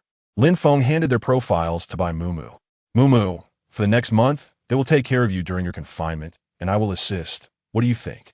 Bai Mumu, stiff with surprise, received the documents in confusion. Qi Yao behind her was rendered speechless. Subsequently, instead of immediately perusing the materials, Bai Mumu quietly voiced her concern. Bringing the maternity center staff to our home? It seems unnecessary. We could just go to the center. We have already settled the payment. And besides, it's just us in this villa, which is surely more convenient and comfortable than the center. Lin Feng gently explained. Yet, Bai Mumu remained apprehensive. Lin Feng, as a student, where did you acquire such a large sum of money? She suddenly covered her mouth. Worry etched on her face as she looked at Lin Feng. You didn't take out a loan, did you? To borrow so much money, you wouldn't have put up any property as collateral, would you? In a moment, Bai Mumu had already concocted various scenarios to prevent Lin Feng from falling into debt at such a young age. At worst, she would plead with her father. Above all, she couldn't allow Lin Feng to bear such financial burdens. Lin Feng shook his head helplessly. Of course, he hadn't taken out a loan. You can relax and enjoy yourself without any worries. His words assuaged Bai Mubai's worries. I must say, Lin Feng, my curiosity about your financial resources grows by the day. Noticing the atmosphere had become less awkward, Qi Yao jestingly remarked, you wouldn't happen to have a few $100,000 in savings, would you? A little tycoon. Lin Feng merely smiled in silence. Of course, he did not possess a mere few $100,000. Rather, he had millions in savings. Congratulations, host, on completing the task. You have received a reward. 15% equity in Mu Shi Group. Upon receiving the task reward, Lin Feng still felt a tinge of concern. He sought out a secluded spot before voicing his inquiry. System, the 15% equity in Mu Shi Group has inexplicably come into my possession. Will there be any external suspicions? Host, there will be none. All rewards provided by the system will be distributed through appropriate channels. The 15% equity in Mu Shi Group will be acquired through a mysterious account that will purchase the scattered shares at a high price, ensuring no suspicions arise. After the system's explanation, Lin Feng felt reassured. So that was the case. He suddenly realized and paused, then asked another question. Since that is so, does it mean that as long as I do not disclose it, no one will know that I am the one acquiring the shares? Of course. Receiving a confirming answer, a subtle smile graced Lin Feng's lips. Just as well, he had no intention of being ostentatious. With his worries dissipated, Lin Feng calculated the potential dividends from the 15% equity in Mu Shi Group. To his astonishment, the annual dividends amounted to 3 million. No wonder Huang Shirong could drive a luxury sports car worth millions while flaunting his status as the son of the company president. Lin Feng couldn't help but ponder. If this modest Mu Shi Group could be so profitable, what about larger corporations? He was envisioning a splendid future. Mr. Lin, your younger son seems to be unwell. You should come take a look. The nanny, Sister Rong, hurriedly rushed in. Chapter 10. The sudden illness of a younger son Lin Feng hastily made his way to the nursery, whereby Mubai had just picked up their youngest son. The small child was convulsing in her arms, wailing pitifully, while Qi Yao paced anxiously, her brows furrowed in concern. Lin Feng said nothing, swiftly approaching Bai Mubai. He glanced into her embrace and was alarmed to see that the once fair and tender child now exhibited yellowing skin and scara. His mind raced, and within half a minute, he confidently declared, "This is pathological jaundice." Upon hearing this, Bai Mubai was taken aback. His diagnosis mirrored that of the experienced nanny. She had not anticipated that Lin Feng would possess such knowledge. However, there was no time for further contemplation, as the child began to cry even louder. Bai Mubai could only soothe him softly, her eyes brimming with concern. "We must not delay. Let us go to the hospital at once," Lin Feng stated decisively, without a moment's hesitation. After a brief thought, he added to Qi Yao, "Mubai and I'll go together, and I would appreciate your help in looking after the other two children at home." After all, Qi Yao was a celebrity and could not always be in the spotlight. Moreover, in such circumstances, it is imperative to have a trustworthy individual guarding the home. Indeed, Qi Yao nodded resolutely. "Sir, madam, should it be pathological jaundice? I happen to know a physician," Sister Rong said earnestly. "If you do not mind, you could give him a try." She reminisced about when her own child had suffered from severe pathological jaundice. By sheer chance, she encountered Dr. Li, and through his treatment, her child was out of danger the very same day, with no lingering side effects thereafter. Sister Rong, being simple-hearted, honest, and exceedingly warm, was well understood by Lin Feng and the others. They had faith in her words. Consequently, Lin Feng took the initiative to speak up. "Sister Rong, we certainly do not mind. Please, could you share Dr. Li's address and contact information with us?" As the taxi pulled up in front of a modest clinic, Bai Mumu's tension began to ease slightly. She let out a sigh of relief, expressing her gratitude. Fortunately, Dr. Li had no patients today, allowing us to be seen without delay under these circumstances. According to Sister Rong, Dr. Li was quite reputable in the area, with a steady stream of patients seeking his expertise. Thus, being able to bypass the usual wait was indeed a stroke of luck. Lin Feng gently replied, "Yes. This is all thanks to the baby's good fortune." As he spoke, he pushed open the clinic's door, urging, "Come in quickly. It's cold outside." A hint of nervous laughter appeared on Bai Mumu's face. Just as she stepped through the threshold, a horde of individuals rushed in, shouting for her to get out of the way, their lack of civility apparent. Fortunately, Lin Feng reacted swiftly, pulling Bai Mumu beside him to prevent any harm from befalling them. Still recovering from the sudden fright, Bai Mumu watched as the group began to bellow within the clinic. "Dr. Li, where are you, Dr. Li? I am your sister's aunt sister, a distant relative. Come quickly and see our child." Lin Feng lifted his gaze to see that the one shouting was a middle-aged woman, her words accompanied by spittle that glistened under the sunlight, filling the air with an unpleasant odor. The man beside her, equally boorish, impatiently stepped forward, hands on his hips, and shouted, "Where is he? Why hasn't he come out yet? What will happen if something is wrong with my son?" He slammed his hand on the table with such force that it seemed it might shatter, exclaiming, "This is the only boy my Chui Mei has born, the hope of our entire family. I cannot allow any misfortune to befall him." Following his outburst, the relatives of the couple began to chime in, creating a cacophony of chaos. Lin Feng did not speak immediately. Instead, he first shielded Bai Mumu behind him to ensure her safety. After he took this precaution, Dr. Li finally appeared. "What is all this noise? This is a clinic, not a marketplace." Dr. Li, clad in a white coat, appeared to be in his 30s. Yet his prematurely gray hair belied his age, exuding an air of calm authority. Upon seeing the physician, the middle-aged woman named Chui Mei hurried forward. "Little Li, do you remember me?" "Yeah, Mikui Mei." Chui Mei presented her child to Dr. Li, expressing her urgency after consulting a major hospital, which indicated that the child was afflicted with a pathological condition requiring costly treatment. She thought to herself, "Aren't you an expert in this field? Why waste money?" "We hurried here." Pleadingly, she implored, "You must save our child. He is a precious boy." Dr. Li furrowed his brow at her words. At that moment, Lin Feng, who had been silent until now, spoke up. "Madam, one must understand the order of precedence." His voice was as calm as still water, yet beneath the surface. "A storm brewed. We arrived first. Please allow my child to receive treatment before yours, if you would be so kind." Bai Mumu nodded in agreement, clearly anxious. The opposing party was evidently not inclined to reason. "What precedence?" Chui Mei's husband interjected. "We know the doctor. Thus, we should be treated first. You should queue up." After he spoke, Chui Mei scoffed. "If you're in such a hurry, why not go to the big hospital? Why must you crowd in here? We are relatives of Dr. Li. You ought to be quiet, or you won't be seen." Her words made her seem more like the doctor, the owner of the clinic. Lin Feng's fury finally ignited. Before he could respond, Dr. Li could no longer contain himself. "Do you not comprehend the concept of order? Here, it does not matter if you're a distant relative. Even if you're my ancestor, you must adhere to the rules. With that, Dr. Li glanced at Bai Mu Mu's position and continued calmly, do not worry.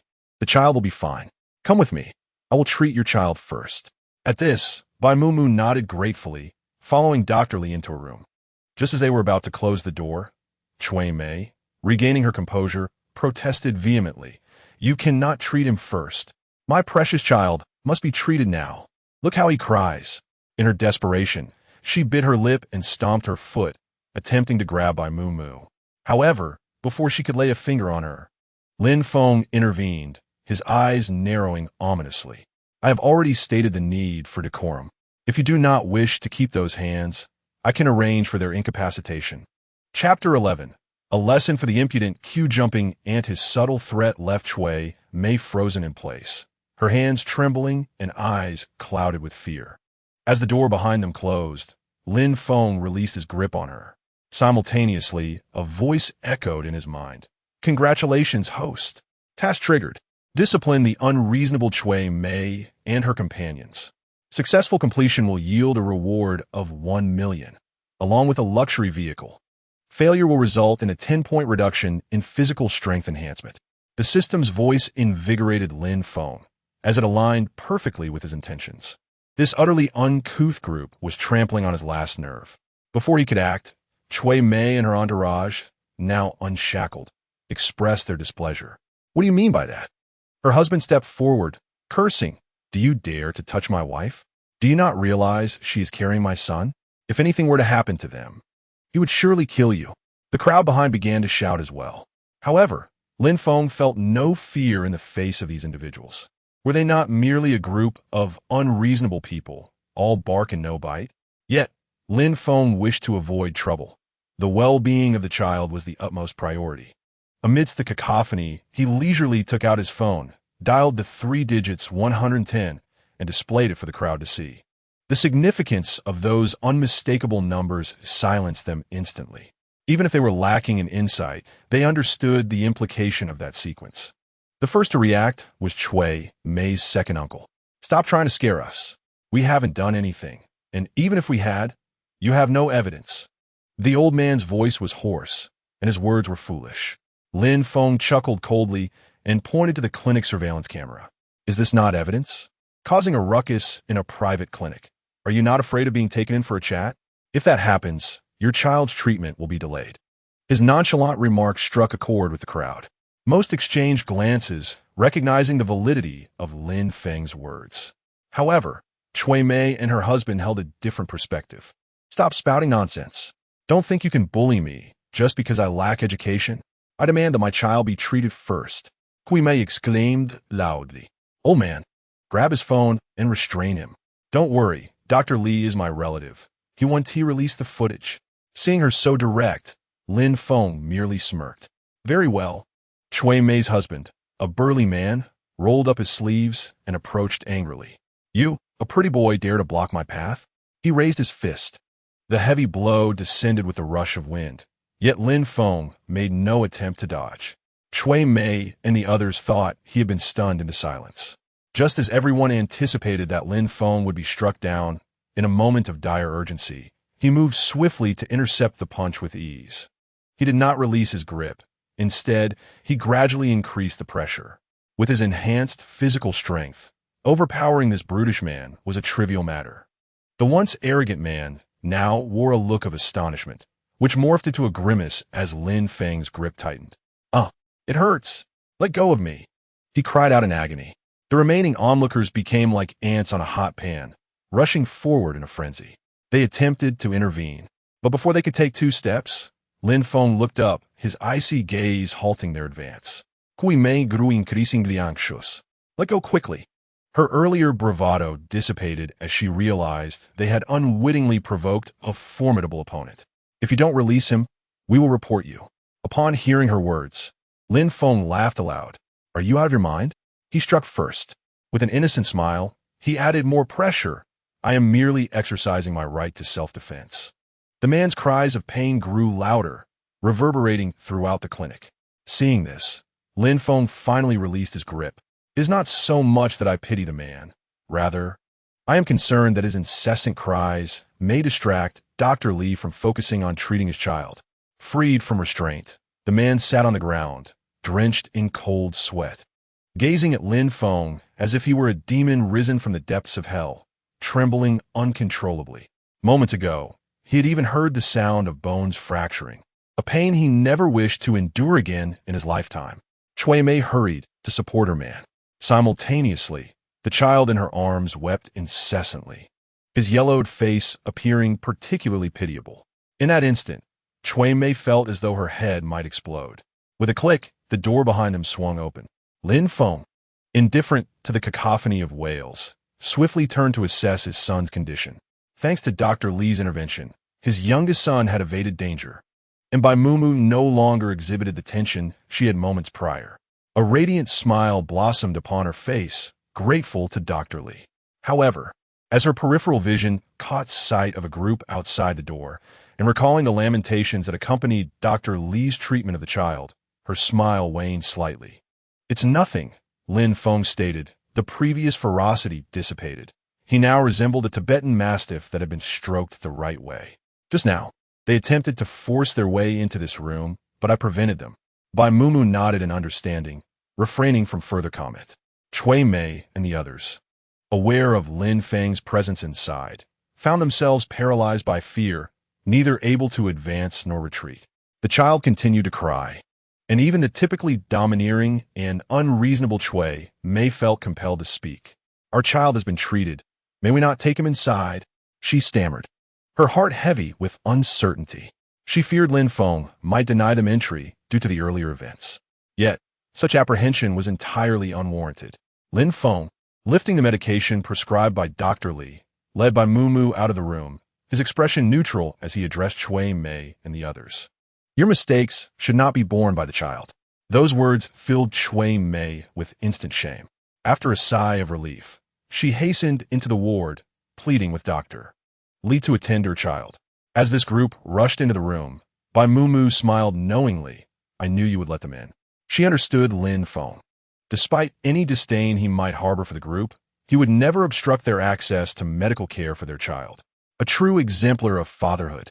Lin Feng smirked, offering no further explanation. He cast a glance at the peacefully sleeping little one before exiting with Bai Mumu, preparing to return home. Their villa was not far from the clinic, and Lin Feng saved Dr. Li's contact information for future treatments, ensuring greater convenience ahead. On the journey back, Lin Feng felt no anxiety. He even found time to admire the fleeting scenery outside the car window. Suddenly, a name registration agency caught his eye. Raising an eyebrow, he mused, "Once our youngest is well, it will be time to bestow names upon the little ones." Chapter 12. Naming the 3 children Musher Group. The once solemn executive conference room was now filled with the clamor of elderly men with white hair, who indeed could disregard the consequences and amass our company's scattered shares. President Liu adjusted his reading glasses and scratched his thinning hair, inadvertently dislodging a few strands of white. A staggering 15% of the shares now belonged solely to one individual. We remain oblivious to whether this person is friend or foe, and the situation appears dire. President Liu was deeply troubled. The middle-aged man seated opposite him spoke with a hint of concern. "Is it possible that our rival company has intervened? Do they have some new scheme in play?" The others began to speculate, each contributing their thoughts, and the meeting room grew increasingly noisy. After a moment, Huang Zheng, seated at the head of the table, finally spoke with a grave expression. "Enough, silence." His commanding voice instantly hushed the room. Huang Zheng scanned the assembly before continuing. "I previously dispatched someone to investigate. The individual who acquired the stocks is using a pseudonym. Our technical department has yet to trace their location, so we can only observe the developments." As he spoke, Assistant Zhao quietly entered, placing a cup of light tea beside Huang Zheng, where a few solitary tea leaves floated. Having been in the meeting for several hours, Huang Zheng's throat felt parched, and he took a sip before returning to the matter at hand. "Perhaps we should draw the snake out of its hole, using some bait to lure him in." Before he could finish his thought, Huang Zheng's complexion shifted dramatically. "Cough, cough, cough." He began to cough violently, and after a brief struggle, blood erupted from his mouth, staining one corner of the conference table. The pungent scent of blood quickly permeated the meeting room. Huang Zhang's face turned increasingly pale, his lips darkening to a ghastly hue. The senior executives in the room erupted into chaos. President Huang? What is wrong? Quick, fetch a doctor. The situation was urgent, and the meeting was abruptly halted. Do not crowd around. Ensure proper ventilation. Amidst the turmoil, no one noticed a figure stealthily departing the conference room. Meanwhile, at the Maple Leaf Villa community, Lin Feng and Bai Mu Mu returned home with their young son, finding Qi Yao anxiously pacing. As the door swung open, she abruptly halted, rushing forward to ask with concern, "How did it go?"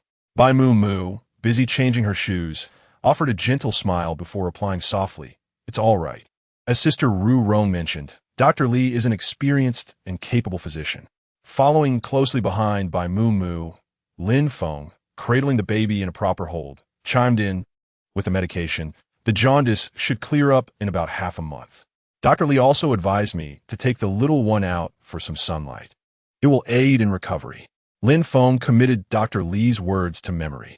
Upon hearing this, Qi Yao breathed a sigh of relief, and she did not forget to give a thumbs up, saying, "You remembered all that? Very responsible of you."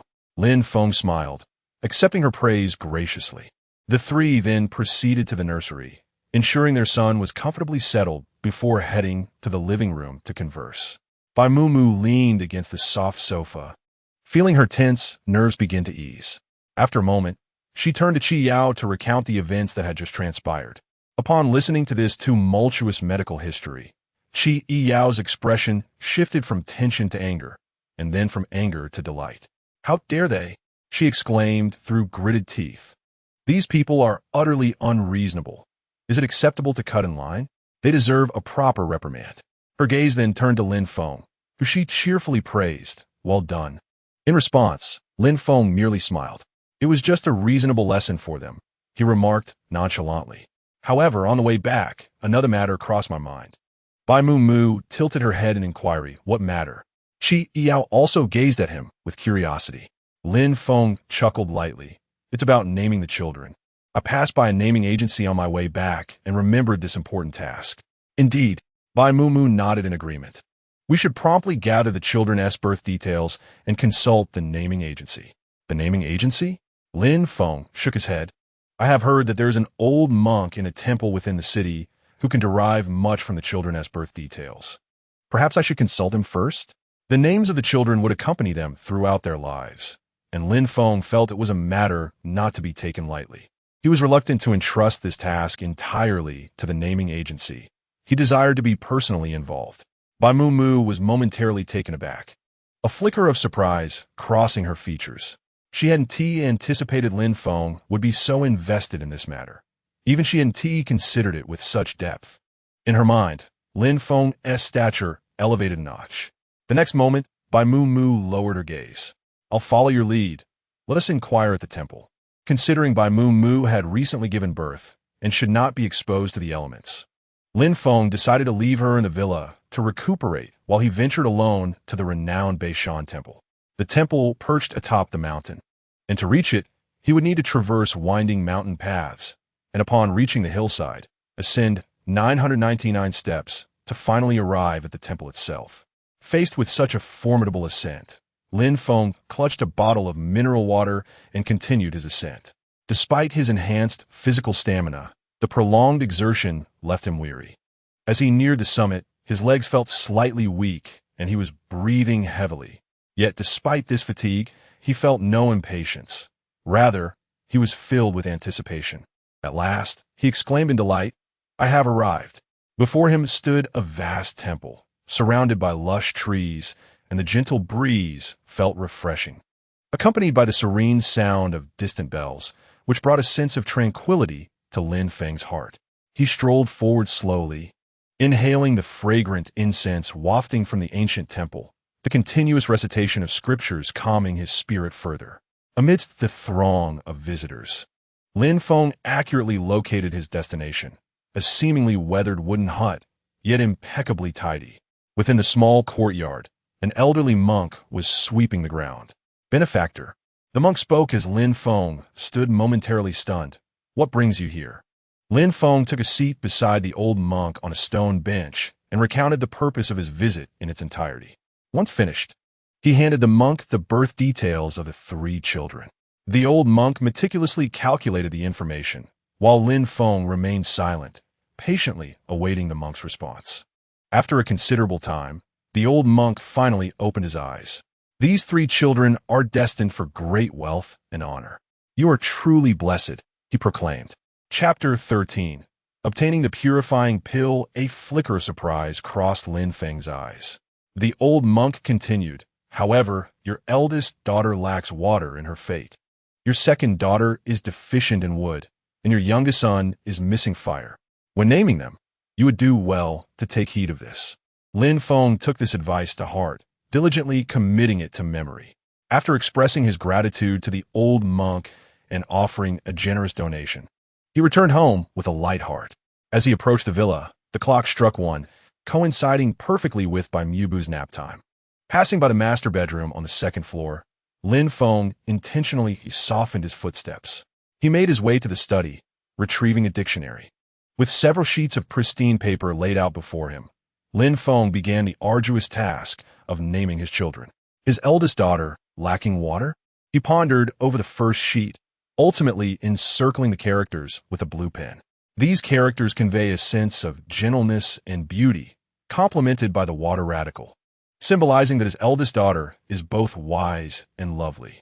A satisfied smile graced Lin Feng's lips. Next, he turned to the name for his second daughter. Remembering a phrase about unattainable thoughts, he hesitated before selecting the characters, which evoke a sense of tranquility. Now, only the name for the youngest son remained. Lin Feng stretched to ease his aching back, rubbed his eyes, and resumed his efforts. Meanwhile, Bai Mubu awoke. Inquiring with the nanny, she learned that Lin Feng had returned.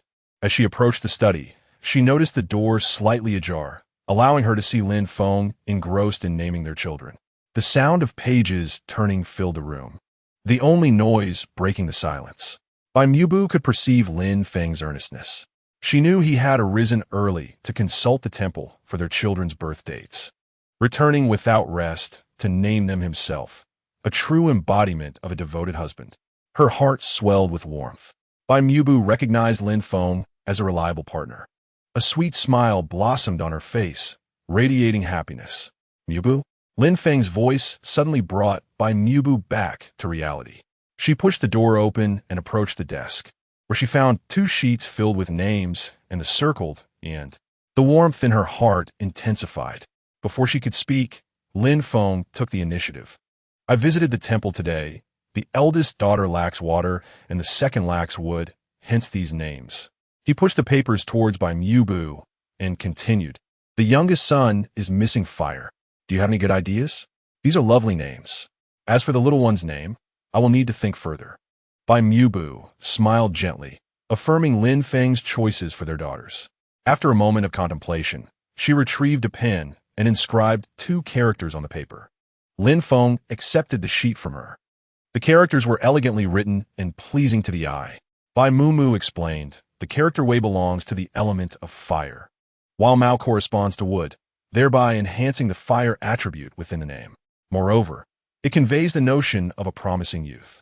I hope our little son can grow into a discerning and radiant individual. Each character brims with a mother's aspirations for a child. After listening to Bai Mumu's elucidation, Lin Feng nodded in agreement. Indeed, he will be, he added after a brief pause, I will certainly nurture our child with great care.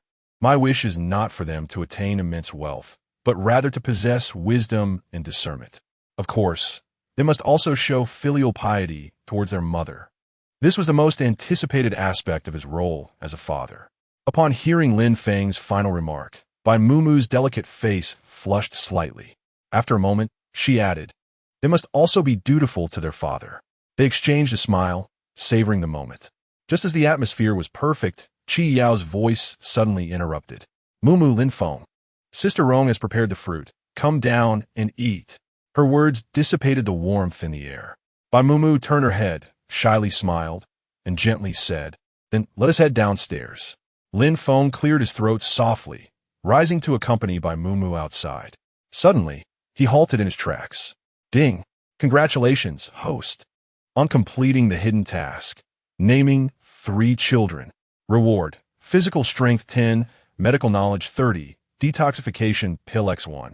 Note: the detoxification pill can neutralize all poisons and is a one-time consumable. The system's voice resonated in his mind, and Lin Feng was overjoyed. Could he have completed a hidden task? With his physical strength enhanced once more, he felt a renewed sense of vigor coursing through him. Subsequently, a wealth of medical knowledge flooded his mind, causing a brief moment of confusion before clarity returned. This knowledge was indelibly etched in his consciousness. Lin Feng smiled, recognizing the value of this reward. Should he master medicine in the future, not only could he heal and save lives, but he would also be able to assist those around him at any moment, truly a divine skill. Why the delay? Qi Yao, clad in slippers, placed the fruit platter on the small table, turned on the television, and murmured, "Today's fruits are exceptionally fresh." As she stated, an array of fresh fruits had been neatly cut and arranged on the platter, with some fashioned into delightful shapes, making them even more visually appealing. Truly, she was a professional postpartum caregiver. Lin Feng picked up a fork, speared a peeled white grape, and naturally offered it to Bai Mu. "Thank you." After politely expressing her gratitude, Bai Mu took the grape, savoring its sweetness as it filled her mouth, and smiled contentedly, affirming, "Indeed, it is fresh." However, Lin Feng's expression shifted slightly. Bai Mu's thank you made him feel a sense of discomfort. Was she being overly polite towards him? This was unacceptable. How could a family speak as if they were strangers? As Lin Feng pondered how to foster a closer bond with Bai Mu, a news segment on the television caught his attention. Today, Huang Zheng, the president of Mushy Group, has suddenly fallen ill and is currently recuperating at home. Consequently, the management of Mushy Group will temporarily be overseen by his only biological son, Huang Shirong, as the news anchor incessantly reported. Qi Yao interjected with a snide remark. Huang Shirong managing? Mushy Group will be bankrupt within 6 months. Bai Mu shook her head, raising 3 fingers. I wager it will last no more than 3 months. If Mushy Group is truly entrusted to this wastrel, it would be catastrophic for the company. Amidst their banter, Lin Feng subtly furrowed his brows. Something was amiss. The last time he encountered Huang Zheng, he was in high spirits. How could he suddenly fall ill without any prior warning? It was decidedly suspicious. As Lin Feng pondered this, his phone vibrated in his pocket, signaling a new message. Chapter 14. The young man poisons his own father. Unknown number. Mr. Huang Zheng has been harmed. I implore your assistance. Unknown number. I am Huang Yao, an adopted son of the Huang family, holding 8 of Mushy Group shares. If you lend your support, I am willing to transfer these shares entirely to you. These 2 messages were evidently premeditated, sent with only a 3-second interval. Huang Yao had reached out to Lin Feng through this virtual account. In a state of urgency, he sought help from a stranger, suggesting that Huang Zheng's condition was likely grave. Lin Feng's gaze fixated on the phrase, Mr. Huang Zheng has been harmed. He had initially wished to remain uninvolved in the affairs of the Huang family, but if Mushy Group were indeed handed over to Huang Shirong, it would surely lead to the bankruptcy the ladies had predicted within months. At that point, his own shares would inevitably be affected. Furthermore, Huang Yao's generous offer presented an opportunity to cultivate connections, making it an enticing proposition. He resolved to wade into the murky waters of the Huang family affairs. Lin Feng, his eyes glimmering, accessed the input box and deftly typed a response. 5 p.m., Muller Coffee Shop. Let us meet and discuss. At 4:57 p.m., Huang Yao frowned at the clock. To demonstrate his sincerity, he had arrived half an hour early, yet he still had not received any word from Lin Feng. Anxiety began to creep in. If the other party were to back out at the last moment, both he and Huang Zheng would find themselves isolated within the Huang family. His hands trembled slightly, and his heart raced. Suddenly, a figure caught his eye. Lin Feng, clad in a white trench coat, leisurely pushed open the CAF door and strolled towards him. Huang Yao. Upon reaching his side, Lin Feng spoke calmly. That would be me. Huang Yao was momentarily taken aback, completely stunned. The individual possessing 15 of Mushy Group's shares appeared so remarkably youthful. It was utterly astonishing. Fortunately, he quickly regained his composure, a smile swiftly spreading across his face. Huang Yao instantly transformed into a sycophant, his face wrinkled in a display of eagerness. "Please take a seat." Lin Feng seated himself across from him without further ado. Observing this, Huang Yao wasted no time on pleasantries and straightforwardly began to explain the situation to Lin Feng. "It is believed that you have noticed the rumors regarding Mr. Huang Zheng's illness, and that the group is temporarily under the management of Huang Shirong." Huang Yaodun took a moment, surveying his surroundings to ensure no one was secretly tracking them, before continuing in a hushed tone. "In truth, there are deeper implications to this matter." Lin Feng nodded, concealing any surprise, his demeanor unruffled as he expressed his willingness to hear more. Huang Yao was taken aback by Lin Feng's composure and quickly spoke again.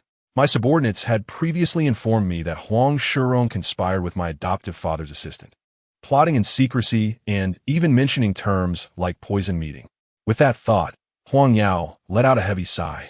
"At the time, I did not give it much thought, nor did I suspect Huang Shirong would harm his biological father. Who would have imagined he could be so heartless, even toward his own flesh and blood?" His eyes brimmed with fury, fists clenched tightly, veins bulging. Witnessing this, Lin Feng could not help but shake his head. Who would have thought that Huang Zheng's biological son, Huang Shirong, harbored intentions to betray him for the sake of family power, while Huang Yao, as Huang Zheng's adopted son, was tirelessly concerned after his misfortune? Truly unexpected. Lin Feng's fingertips occasionally tapped on the table, producing a dull sound. Observing his contemplative demeanor, Huang Yao's heart felt as though it were being pulled. After a moment, he finally spoke. "Very well, I can assist you. However, I wish to visit Mr. Huang Zheng first." Currently, the Huang family was under Huang Shirong's control, so if Lin Feng wished to see Huang Zheng, he could only act under the cover of night. As the sky darkened and midnight approached, Lin Feng and Huang Yao set their plan into motion. With agility, Lin Feng navigated through a secluded passageway provided by Huang Yao, evading guards and arriving at the Huang family's main residence. He had no time to admire the opulent decor. He hastened towards Huang Zheng's room. After a series of stealthy maneuvers, he successfully entered Huang Zheng's chamber with Huang Yao's assistance. Upon entering, he was immediately met with a strong scent of medicinal herbs. Lin Feng furrowed his brow. "Sir, my father." Huang Yao hesitated, his sorrow evident, choking back his words before continuing. "The doctor says he may not have much longer. He is merely clinging to life through sheer will." Lin Feng considered that Huang Zheng's determination was intrinsically tied to the fate of the Huang family. He approached the bedside with measured steps. The last time they met, Huang Zheng was a spirited old man, but now his complexion was ashen, his skin thin as paper, and he could only manage shallow breaths, utterly frail. Lin Feng said nothing as he placed his hand on Huang Zheng's wrist, which resembled a withered tree trunk. He proceeded to take Huang Zheng's pulse. After a careful assessment, Lin Feng opened his eyes once more and sighed. The pulse indicated a state of depletion. The doctor was indeed correct. Mr. Huang Zheng did not have long to live. In such circumstances, Lin Feng did possess a method to save him. The detoxification elixir provided by the system could counteract any poison in the world. Yet, he was not a wish-granting tortoise, able to randomly save anyone. After all, the elixir was a consumable, and he could not be certain he would acquire another. It was imperative to reserve it for those who were truly significant to him. Huang Yao's long lashes drooped. He had heard Lin Feng's words many times before, yet each reiteration brought him pain, filling him with despair. Suddenly, a faint, feeble cough swiftly captured the attention of Lin Feng and Huang Yao. It was Huang Zheng. He was mustering his last breath, striving to open his eyes. It seemed to be a moment of fleeting clarity. Huang Yao hurried to the bedside, kneeling before Huang Zheng. "Yao Yao, remember to protect Mu Shi." The fragmented words consumed all of Huang Yao's strength. Before he could finish his sentence, he succumbed to exhaustion, his eyes drooping lifelessly. The once formidable figure of the Mu Shi group, a titan of the business world, had quietly fallen into silence. Huang Yao, overwhelmed by grief, broke into sobs, leaning against the bed, his body trembling uncontrollably. Lin Feng let out a barely perceptible sigh. The cycle of life and death is, after all, an inevitable reality. He rose and stepped back to a more distant position, granting them a moment of solitude. The room, save for the sounds of weeping, fell into a profound silence. Suddenly, with no warning, the door was violently kicked open.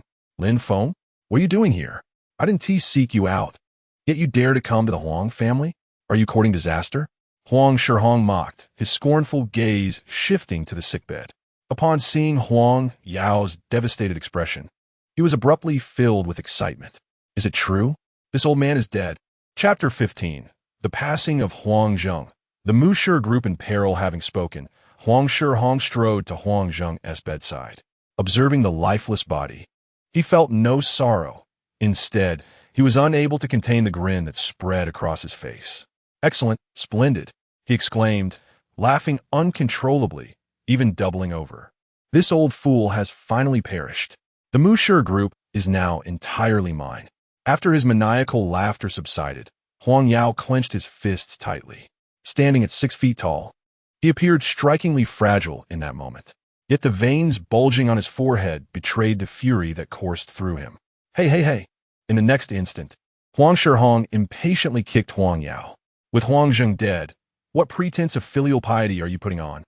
Get out of the way and let someone handle the old man's remains. Don't delay my inheritance of the Musher group. As his words faded, Lin Feng coolly interjected. TSK beast. His voice was void of warmth, brimming with disdain for Huang Shihong. It was a rare sight indeed to witness a son laughing at his father's demise. In this vast world, there exists an array of wonders. The term beast was utterly fitting for Huang Shihong. What did you say? Huang Shihong responded incredulously, turning rigidly. Lin Feng, who do you think you are to repeatedly insult me? Now that Huang Zheng is dead, no one can save you. Enraged, he seized a delicate teacup and hurled it to the ground. The exquisite, costly cup shattered into 8 pieces, the sharp sound echoing throughout the empty room. Those accompanying Huang Shihong dared not even breathe. Lin Feng regarded Huang Shihong with derision, who resembled a clown in his outburst. Huang Shihong glanced at the broken cup on the floor, believing himself to be imposing, and arrogantly declared, "This is the fate of those who defy me." Yet, feeling unsatisfied, he added another remark. "Once I resolve this matter, I shall bring that wretched by Mumu before me. Is she not beautiful? How delightful it would be to indulge in her, and thereafter to pass her on to my comrades for their enjoyment. Consider it a generous gift." Ha. Lin Feng, what do you think? Huang Shihong's vile words utterly crossed Lin Feng's threshold of tolerance. He would not permit anyone to insult by Mumu. Least of all that beast Huang Shihong. If your mouth cannot speak decently, it would be better to tear it apart and feed it to the dogs.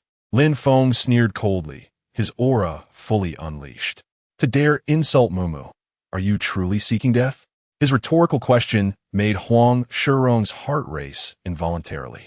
In the past, he had faced Lin Feng with confidence, even when Lin Feng had defeated bodyguards right before him. Yet now, a mere phrase had sent chills down his spine. It must be a delusion. It surely is a delusion. Huang Shihong clenched his fists, his fingertips digging into his flesh, the pain snapping him back to reality. Oh, do you still dare to be arrogant? Huang Shihong chuckled, believing himself invincible, brimming with arrogance. All of you attack. Whoever can subdue Lin Feng shall become the new manager of the Musher group. Upon hearing this proclamation, the bodyguards he had brought surged with enthusiasm. Just as they were about to strike, the previously despondent Huang Yao stirred. Moments ago, he had been lost in sorrow, but now he stumbled to his feet, positioning himself between Lin Feng and the group of bodyguards. For the sake of a managerial position, you would stoop to any depths? Do you blindly obey Huang Shihong's every command? As Huang Zheng's adopted son, Huang Yao had wielded some authority within the Huang family over the years. His words caused the bodyguards to exchange glances, momentarily uncertain of whom to follow. Look, even an adopted son has begun to issue orders. Huang Shihong narrowed his eyes dangerously. No, to be precise, you are merely a dog adopted by our Huang family. He turned his gaze back to the bodyguards. Will you heed me, the young master, or this stray dog? After a moment of silent deliberation, the leading bodyguard lowered his head slightly. Naturally, we shall follow young Master Shihong. A decision had been made. Huang Yao froze, his heart racing slightly faster. He realized he could not ensure his own escape and quietly stood beside Lin Feng, speaking softly. No, Mr. Lin Feng. I will do my best to hold them off. Take this chance to flee amidst the chaos. His gaze was resolute. The matters of the Huang family were what had drawn you into this alliance, and now, I must ensure your safety at all costs. Upon hearing this, Lin Feng's eyes lifted slightly. In that moment, Huang Yao resembled Huang Zheng's biological son, responsible, accountable, and far less arrogant. Most importantly, he possessed a measure of intelligence, unlike Huang Shirong, whose mind was filled with nonsense. Do not worry. Lin Feng remained unfazed, merely a foolish young master. He posed no threat to me. But Mr. Lin Feng, be cautious. Huang Yao wished to say more, yet the bodyguards had already launched their assault. He had no time to speak further, pouring all his energy into facing the oncoming bodyguards. However, being a pampered young master, he quickly found himself outmatched. As Huang Yao struggled, sustaining injuries within mere minutes, Lin Feng sprang into action. With a single hand, he pulled Huang Yao back, allowing him to deftly evade a bodyguard's fierce punch. He then patted Huang Yao on the shoulder and calmly advised, "You should stay back, find a safe spot, and refrain from intervening." Huang Yao, bewildered, nodded absently, still reeling from the fear of nearly being struck. In the next moment, Lin Feng stepped forward without hesitation, engaging the bodyguards directly. Like the wind, he maneuvered among them, so swift that they could scarcely perceive his movements. Thanks to the rewards from the previous encounter, his speed had increased significantly, and his punches were more formidable. My eyes! In less than 5 minutes, amidst cries of pain, the previously aggressive bodyguards found themselves either writhing on the ground in agony or standing frozen, too intimidated to advance. They realized Lin Feng was overwhelmingly powerful. With a single punch capable of taking down a man, they dared not press forward any longer. After all, it was merely a managerial position. They were not about to risk their lives for it. Equally perplexed was Huang Yao. He had earlier proclaimed his intent to protect Lin Feng, only to find himself being protected instead. This is urgent. Did I just latch onto a powerhouse? This is incredible, Huang Yao exclaimed. You all get moving. Now, it was Huang Shihong's turn to panic. He yearned to join the fray, but was paralyzed by fear, left to seethe impotently at the sidelines. The managerial position, a monthly salary of 70,000. Are you not tempted? Lin Feng smirked, casting a cold glance at him. Huang Shihong, on what grounds do you promise them the managerial position? Do you think your misdeeds go unnoticed? Lin Feng's words, coupled with his icy gaze, left Huang Shihong momentarily breathless. How could Lin Feng know? Fear flickered across Huang Shihong's face, soon replaced by a glint of malice. Huang Yao, are you aware of this? Did you reveal my plot against Huang Zheng to Lin Feng? He spat venomously. Before Huang Yao could respond, Lin Feng chuckled lightly. Do you think everyone is as mindless as you? Huang Shihong, you simple-minded creature, perhaps you should engage your intellect. After Huang Zheng's demise, you are the one who stands to gain the most, and you flaunted it so brazenly that any discerning person could see the discrepancies. Lin Feng's mockery caused Huang Shihong's face to flush with anger. Observing his reaction, Huang Yao scoffed. Huang Shihong, your adoptive father treated you so well, and yet you, heartless wretch, conspire against him? You deserve nothing less than hell. Huang Yao seethed. With a person like you, even hell would be too lenient. Did he treat me well? Huang Shihong's sanity unraveled as his visage twisted into a grotesque mask of rage. How could you see his treatment as kindness? That old man constantly berated and belittled me, always claiming I was inferior to you. Just days ago, he confined me at home because of that lowly Lin Feng, even requiring supervision. Is that kindness? He deserves to die, to be rid of his incessant nagging. Upon finishing his words, Huang Shihong erupted into uncontrollable laughter. Lin Feng merely regarded him with a cold gaze. Huang Yao furrowed his brows tightly and sighed. Huang Shihong, you are exceedingly foolish. The reason your adoptive father is so strict with you is that you are his child. You are destined to inherit the Musher group. Love is profound, and so is responsibility. Do you not comprehend this simple truth? After he spoke, Lin Feng clasped his hands together and spoke softly. Do not feign such victimhood. You are well aware of Mr. Huang Zheng's good intentions. Yet, even in your knowledge, you have still caused him harm. It all stems from your profound selfishness. Trash. The last two words were articulated by Lin Feng with deliberate clarity, piercing through Huang Shihong's facade of hypocrisy. In a fit of rage and humiliation, Huang Shihong desired to refute Lin Feng's words. But what Lin Feng articulated mirrored his own thoughts, leaving him speechless. After a considerable pause, Huang Shihong finally spoke. What of it? My gaze is unwavering. I am still the ruler of the Musher Group. Once the news of Huang Zheng's demise becomes public tomorrow, I shall take full control of the Musher Group. As for the so-called patricide, that is merely your imagination. Even if you harbor doubts, no one will believe you. Huang Shihong exuded extraordinary confidence. Suddenly, Lin Feng burst into laughter. Huang Shihong glared at him. What are you laughing at? Lin Feng did not respond immediately. Instead, he retrieved his phone from his pocket. The conspicuous words recording appeared prominently on the screen. It had been recording for nearly 10 minutes, meaning that everything Huang Shihong had just said was captured in its entirety. This was irrefutable evidence. Regardless of how Huang Shihong sought to defend himself, there was no way to prove his innocence. Now, Huang Shihong was utterly panicked. Give me the phone. Now, he shouted, frantically addressing the bodyguards. Are you all useless? Seize that phone. Futile. Lin Feng interjected calmly. I've already sent the recording out. His tone was as unperturbed as if he were merely wishing someone a good morning. Outside, the wailing of police sirens echoed ominously. Lin Feng's eyes glimmered. Huang Shihong, your fortunate days are over. Huang Feng, do you think you have triumphed? You are too naive. The Musher Group will surely protect me. My father will undoubtedly save me. Huang Shihong's voice grew increasingly faint as he realized that no one could come to his aid. Yet Lin Feng did not spare him a glance. As the sound of sirens faded, his gaze turned to Huang Yao. Huang Yao, after so many years in the Huang family, you must possess your own influence, correct? The now enamored Huang Yao quickly replied, yes, to some extent, but not much. Over the years, I have been wary of Huang Shihong. Anyone who sought to ally with me faced severe retaliation. Gradually, apart from a few loyal ones, no one dares to support me. Huang Yao's expression darkened as he spoke. Lin Feng smiled confidently. As long as you have that small group of loyal individuals, it is more than sufficient. He spoke with certainty, stirring Huang Yao as heart. In the next moment, Lin Feng became earnest.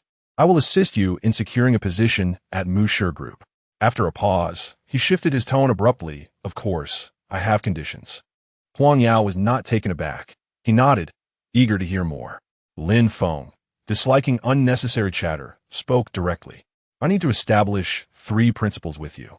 First, once you assume that position, you must ensure the seamless operation of Musher Group. If you encounter difficulties, seek guidance from the executives. In any case, the company must not decline. Second, uphold your original intentions and never transform into someone like Huang Shihong. Third, the shares you promised me are non-negotiable. Each of these stipulations had been meticulously considered by Lin Feng. He required Musher Group to function normally, not necessarily better than before, but certainly not worse. Otherwise, his shares would lose their value. From Huang Yao's earlier demeanor, Lin Feng discerned that he was not an ungrateful individual. Therefore, he was confident that these reasonable demands would be met with agreement. Indeed, after careful contemplation, Huang Yao nodded solemnly. All right, I agree to your terms. The first 2 points were beneficial for both the group and himself. As for the last point, even without Lin Feng's insistence, he would still be obligated to honor the commitment of granting him 8% of the shares. A person must not be untrustworthy. This was a lesson imparted to him by Huang Zheng. After a moment's reflection, Huang Yao hesitated before adding, Mr. Lin Feng, I have one more question, though it may be a bit presumptuous. Lin Feng raised an eyebrow. Go ahead. Huang Yao cleared his throat, growing serious. You already possess 15% of the shares. And with the 8% I promised, you would be a major shareholder of the group. Why not compete for the position at Musher Group yourself? This was a question he had long wished to pose. Lin Feng, upon hearing the inquiry, did not hesitate to respond. I need to stay at home with my wife and children. I have no time to manage the company. Chapter 17. The sudden arrival of Father Bai, who wants to take away Moo Moo after managing affairs at Musher Group. As Lin Feng returned to the villa, the hour hand on the clock was nearing 3. He first visited the nursery, where he found 3 children sleeping soundly, enveloped in bliss. Satisfied, he returned to his room for a brief nap. The next morning, as dawn broke softly, Lin Feng, despite having stayed up late, awoke promptly at 8 due to his biological clock. After a quick wash, he stretched his aching back and descended the stairs slowly. Downstairs, breakfast was already prepared, and Bai Mu Mu and Qi Yao were seated in order.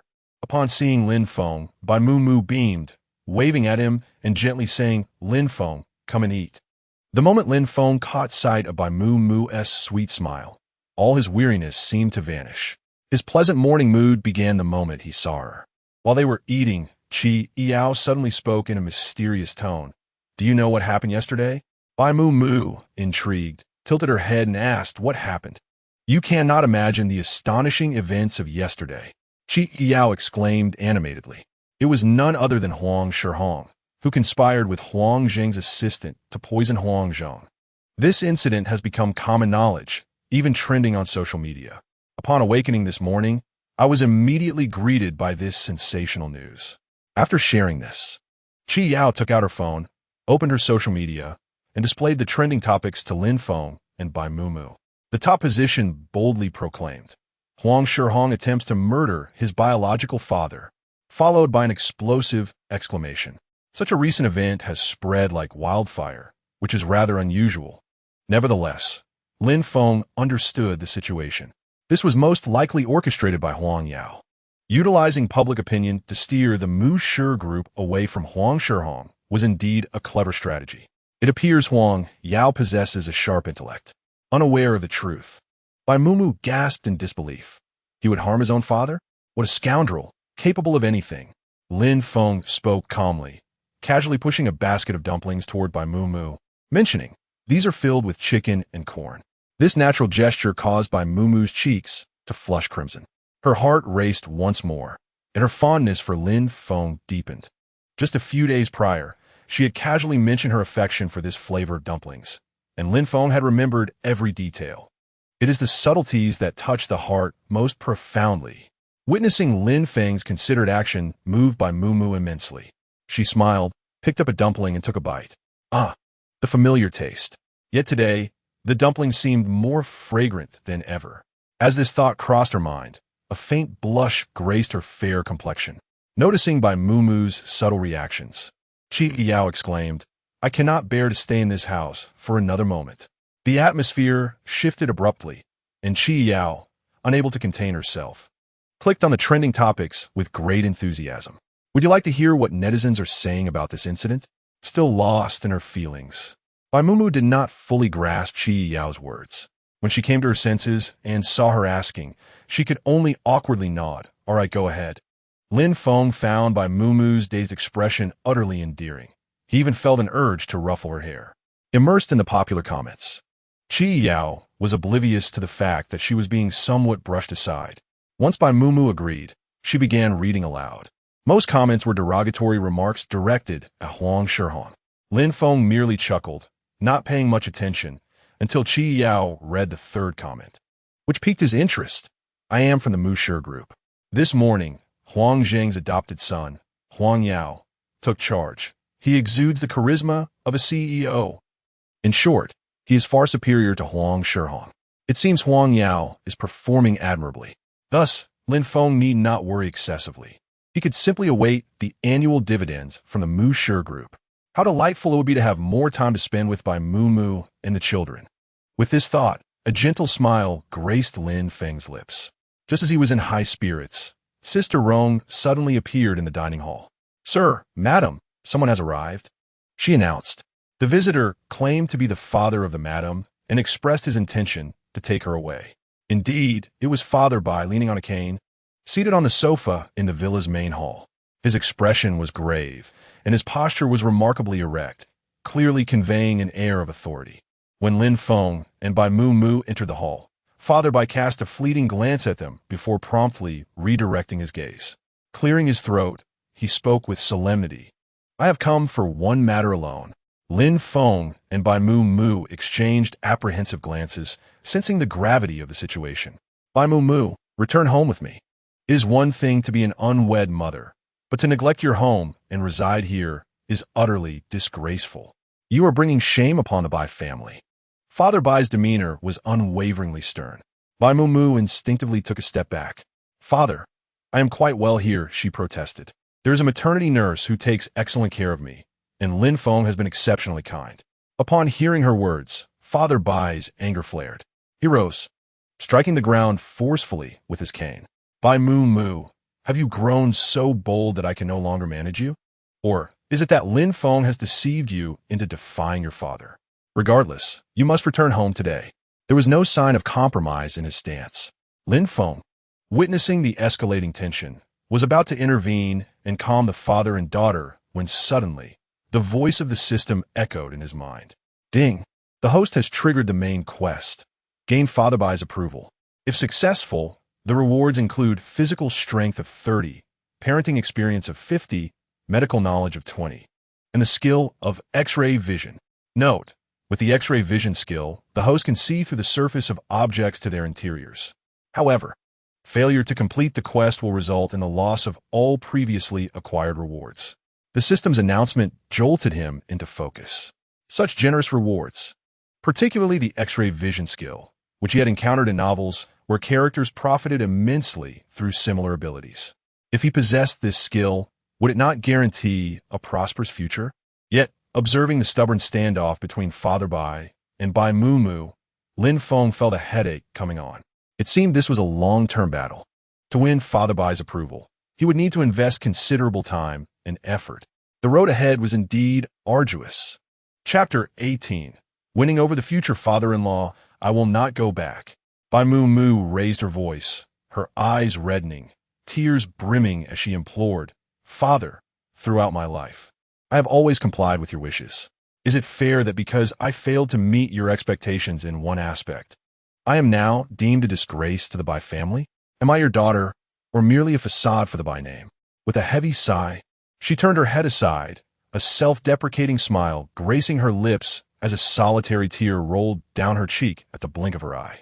In that moment, she resembled a rose teetering on the edge of a precipice, poised to tumble into the abyss at the slightest gust of wind, both beautiful and fragile. In that fleeting moment, Lin Feng's heart felt as if it had been violently wrenched by an unseen force. The typically obedient daughter erupted with emotion, leaving Bai Fu momentarily stunned. After a brief pause, he solemnly declared, I am doing this for your own good. For my own good? Bai Mu let out a biterlef. Her voice brimming with resentment. Father, is this truly for my benefit, or merely to preserve your own reputation? We both know the answer. Spare me the theatrics. Once those words escaped her lips, she felt a sense of relief wash over her. The burden she carried lightened significantly, her entire being becoming more relaxed. Yu. Bai Fu was rendered speechless by anger. The weathered, stern elder appeared utterly flustered in that moment.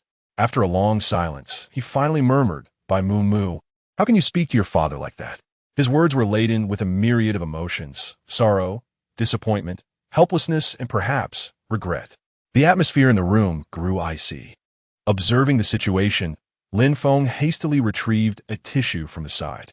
He first offered it to Bai Mu before gently guiding her to a soft sofa, his movements tender, fearful of causing her any discomfort.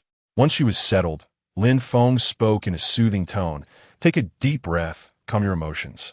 His words resembled those one might use to comfort a small child. Upon hearing them, Bai Mu felt the pent-up emotions begin to disperse like leaves in the breeze. The icy grip on her heart thawing considerably. She nodded, a bittersweet smile barely gracing her lips as she replied softly, All right. After ensuring Bai Mu was composed, Lin Feng turned his attention to Bai Fu. Uncle, please try to temper your anger. Mu is still in her confinement period. Her health is fragile. And with your grandson unwell, her spirits are understandably low. Please do not take her words to heart. Bai Fu snorted in irritation. But as he heard about the illness of his grandson, a flicker of concern flashed in his eyes. He intended to speak, but noticing Bai Mu's continued discomfort, he refrained from further comment. Seeing Bai Fu soften from his earlier rigidity, Lin Feng swiftly poured him a cup of tea. The fragrant aroma of the tea filled the room, soothing the tense atmosphere. Please, enjoy this tea and calm your temper. After pouring, he presented the cup to Bai Fu. Bai Fu cast a detached glance at him, but ultimately accepted the cup, taking a sip. The tea was neither too strong nor too weak, perfectly suited to his palate. The tea is quite commendable, Bai Fu remarked, his tone as cold as ever, though he mused silently about Lin Feng's character. As the conversation unfolded, Bai Fu's gaze occasionally flicked towards Bai Mu Mu. Recognizing the awkwardness in the air, he could not bear to let her suffer undue distress. Observing her behavior, he surmised that his daughter held feelings for Lin Feng. After a moment of hesitation, Bai Fu relented. He paused before continuing, "In that case, I shall remain here for a time. Lin Feng, should you earn my approval, I may just consent to your union with my daughter." Bai Fu's concession caused Lin Feng and Bai Mu Mu's eyes to light up with surprise and joy. They exchanged glances, each reading the delight reflected in the other's eyes. With Bai Fu's willingness to relent, Lin Feng felt confident that he could prove himself worthy of this unexpected opportunity to be Bai Mu Mu's chosen partner. He took the initiative to secure a suitable room for Bai Fu. Due to the limitations of Bai Fu's mobility, he opted for a room on the second floor for the elder's temporary stay. The room was bathed in sunlight, perfectly suiting the old man's preferences. Although he was content, he did not show it, merely nodding faintly in acknowledgement. After 2 encounters, Lin Feng had gained a comprehensive understanding of Bai Fu's occasional idiosyncratic nature, so he was not particularly surprised. After a brief introduction, he made his way to the kitchen. To welcome Bai Fu, he planned to personally prepare a sumptuous feast. In the kitchen, Lin Feng wielded his knife with impressive skill, while Sister Rong assisted him nearby. As luck would have it, Bai Fu happened to pass by the kitchen and observed Lin Feng's bustling figure, pondering what delectable dishes he could possibly create. Bai Fu thought to himself that Lin Feng's apparent busyness was merely superficial and that he lacked true culinary prowess. The same could be said for people. They often speak without the ability to act. With this thought, Bai Fu could not suppress a cold snort. However, Lin Feng's heightened physical condition had significantly improved his hearing, allowing him to catch Bai Fu's subtle sound amidst the clamor of the kitchen. Raising his gaze, Lin Feng met Bai Fu's eyes and instinctively flashed a warm smile. "Uncle, are you hungry? The dishes will be ready shortly. Please bear with me for a moment." Bai Fu retorted, "Who says I'm hungry?" 10 minutes later, an array of dishes, each a feast for the senses, emerged from the kitchen. "Your culinary skills surpass even mine," Sister Rong exclaimed, marveling at Lin Feng's prowess. "You could easily work as a chef in a 5-star restaurant." Sister Rong's praise was perhaps exaggerated, but Lin Feng, while serving a plate of sweet and sour pork, humbly replied, "It's merely some home-cooked dishes, nothing extraordinary." Sister Rong continued to assist in serving the dishes, unable to refrain from complimenting him. "You are too modest. These dishes, with their delightful aroma and presentation, would surely sell like hotcakes." Lin Feng smiled, graciously accepting Sister Rong's accolades. They both carried the dishes out of the kitchen, placing them on the round dining table, where the enticing aroma quickly permeated the dining area. When Bai Fu and Bai Mu Mu arrived, the rich scent filled the air. Since Qi Yao had an unexpected engagement, only the 3 of them would partake in a meal. "Uncle, please have a seat," Lin Feng warmly invited, pulling out a chair for Bai Fu. Bai Fu, not wishing to undermine Lin Feng's hospitality, complied and took the seat of honor. Once Bai Fu was settled, Lin Feng and Bai Mu Mu sat down in turn. Bai Fu surveyed the beautifully presented dishes and inquired, "All of these are made by you?" "Indeed," Lin Feng replied, using chopsticks to serve a steaming piece of braised pork. "Uncle, do try this, see if it suits your palate." With a smile that disarmed any resistance, Lin Feng's beaming demeanor made it difficult for Bai Fu to refuse.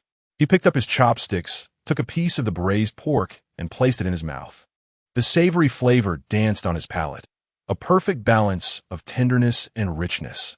Bai Fu's eyes instantly lit up. Is it truly this delicious? Chapter 19. A private conversation between Lin Feng and his future father-in-law. That single bite of braised pork dispelled Bai Fu's earlier reservations, opening his appetite and quietly earning Lin Feng some points in his heart. It is a rare sight to witness the elderly gentleman indulging in such hearty enjoyment. And in secret, Bai Mubai gave Lin Feng a thumbs up. Lin Feng, with his arched brows, accepted the praise. Once the meal concluded, the gloom that had settled in Bai Fu's heart dissipated considerably. He leisurely dabbed his mouth with a napkin and turned his gaze towards Lin Feng. Lin Feng, after dinner, accompany me for a stroll, Bai Fu stated in a subdued tone. I noticed a small park nearby, quite suitable for a leisurely walk. Upon hearing this, Bai Mubai immediately grew anxious, not waiting for Lin Feng's response. Dad, let us go together, she said, a hint of a smile gracing her lips, shedding the awkwardness from a morning. It's perfect. I also need to stretch my legs and maintain my figure. Bai Mubai felt that her father was already displeased with Lin Feng, and now suggesting a private walk with him, based on her understanding of her father's nature. She feared Lin Feng would likely face scrutiny. She felt compelled to join them. Seeing Bai Mubai's protective demeanor, Bai Fu scoffed lightly. What is there to fear? I cannot possibly harm him. Lin Feng also offered Bai Mubai a reassuring glance, knowing he must face Bai Fu alone to clarify certain matters. The small park boasted picturesque scenery, a gentle breeze carrying with it the refreshing scent of grass. As Bai Fu had mentioned, it was indeed a delightful place for a post-meal stroll. The park was alive with elderly individuals strolling in groups, while Bai Fu and Lin Feng walked in tandem amidst the crowd. Initially, Bai Fu remained silent, creating a somewhat awkward atmosphere. However, as they reached the lakeside, he slowed his pace. Lin Feng, do you know how obedient Mubai was as a child? Bai Fu suddenly spoke, his tone inscrutable. Lin Feng, relieved that Bai Fu had finally broken the silence, maintained his composed demeanor, responding with a gentle smile. Uncle, I am eager to hear more. When her mother passed away, I took on the responsibility of caring for Mubai. Bai Fu continued, a flicker of sadness crossing his eyes before a semblance of comfort emerged as he recalled Mubai's childhood. She was truly an exemplary child, obedient, understanding, and respectful towards her elders. I hardly had to worry. Her academic performance was exceptional, and she was eventually recommended to a prestigious university. Her future was bright. After a brief pause, Bai Fu's tone shifted dramatically, his voice filled with frustration as he exclaimed. Yet this obedient and understanding girl became pregnant, and her studies were jeopardized. The more he spoke, the angrier he grew, yet he sighed in resignation.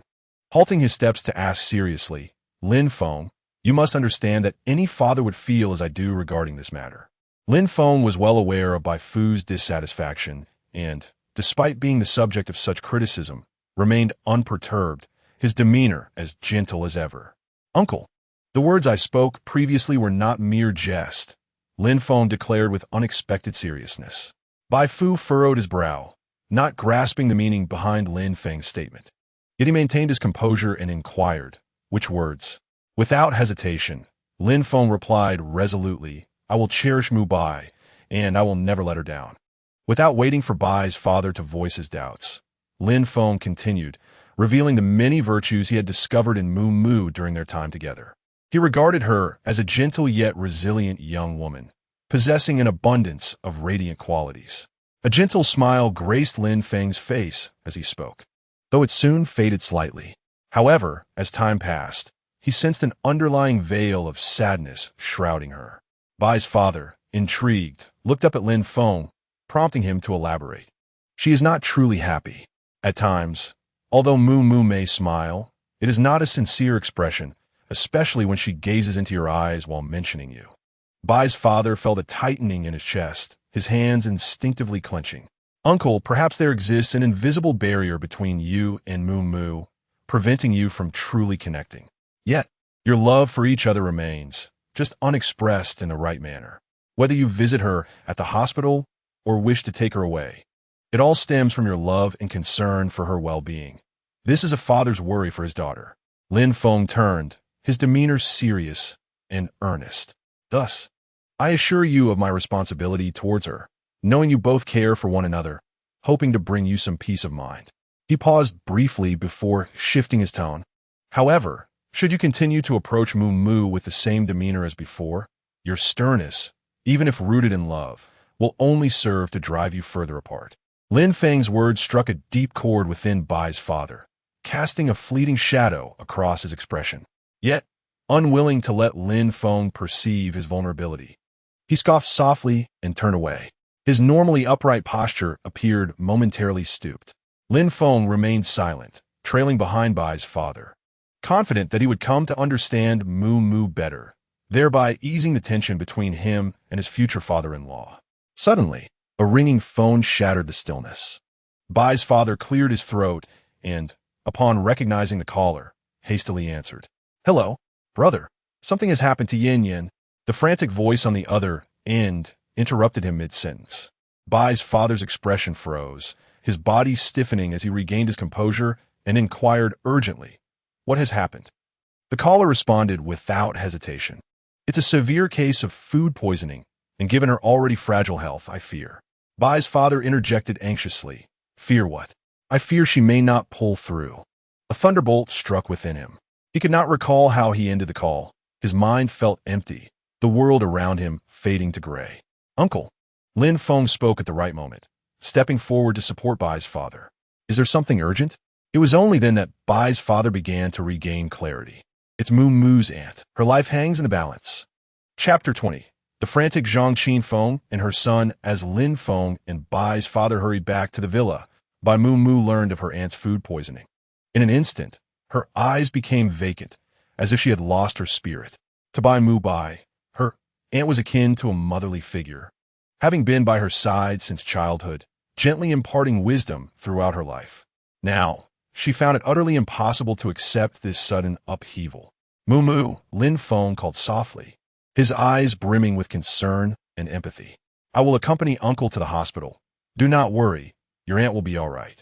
As Lin Feng hurried back, he gleaned from Bai's South father the significant place Bai Yin held in Moo Moo's heart. At this moment, Lin Feng could fully comprehend Bai Moo Bai's emotional turmoil. "No, I cannot stay at home. I must go," Bai Moo Bai insisted, wiping away the tears that flowed naturally from her eyes. Her eyelids reddened. Even as her speech faltered, her resolve was unwavering. "I want to go." "No way." Almost immediately after her declaration, Bai's father countered vehemently. Realizing his tone was overly harsh, he deliberately lowered his voice, earnestly advising, "Moo Moo, you have just emerged from confinement. Your body is still weak and cannot withstand the chill. It would be better for you to rest at home and await our news. But Lin Feng will be with me. You trust him. With him around, you need not worry."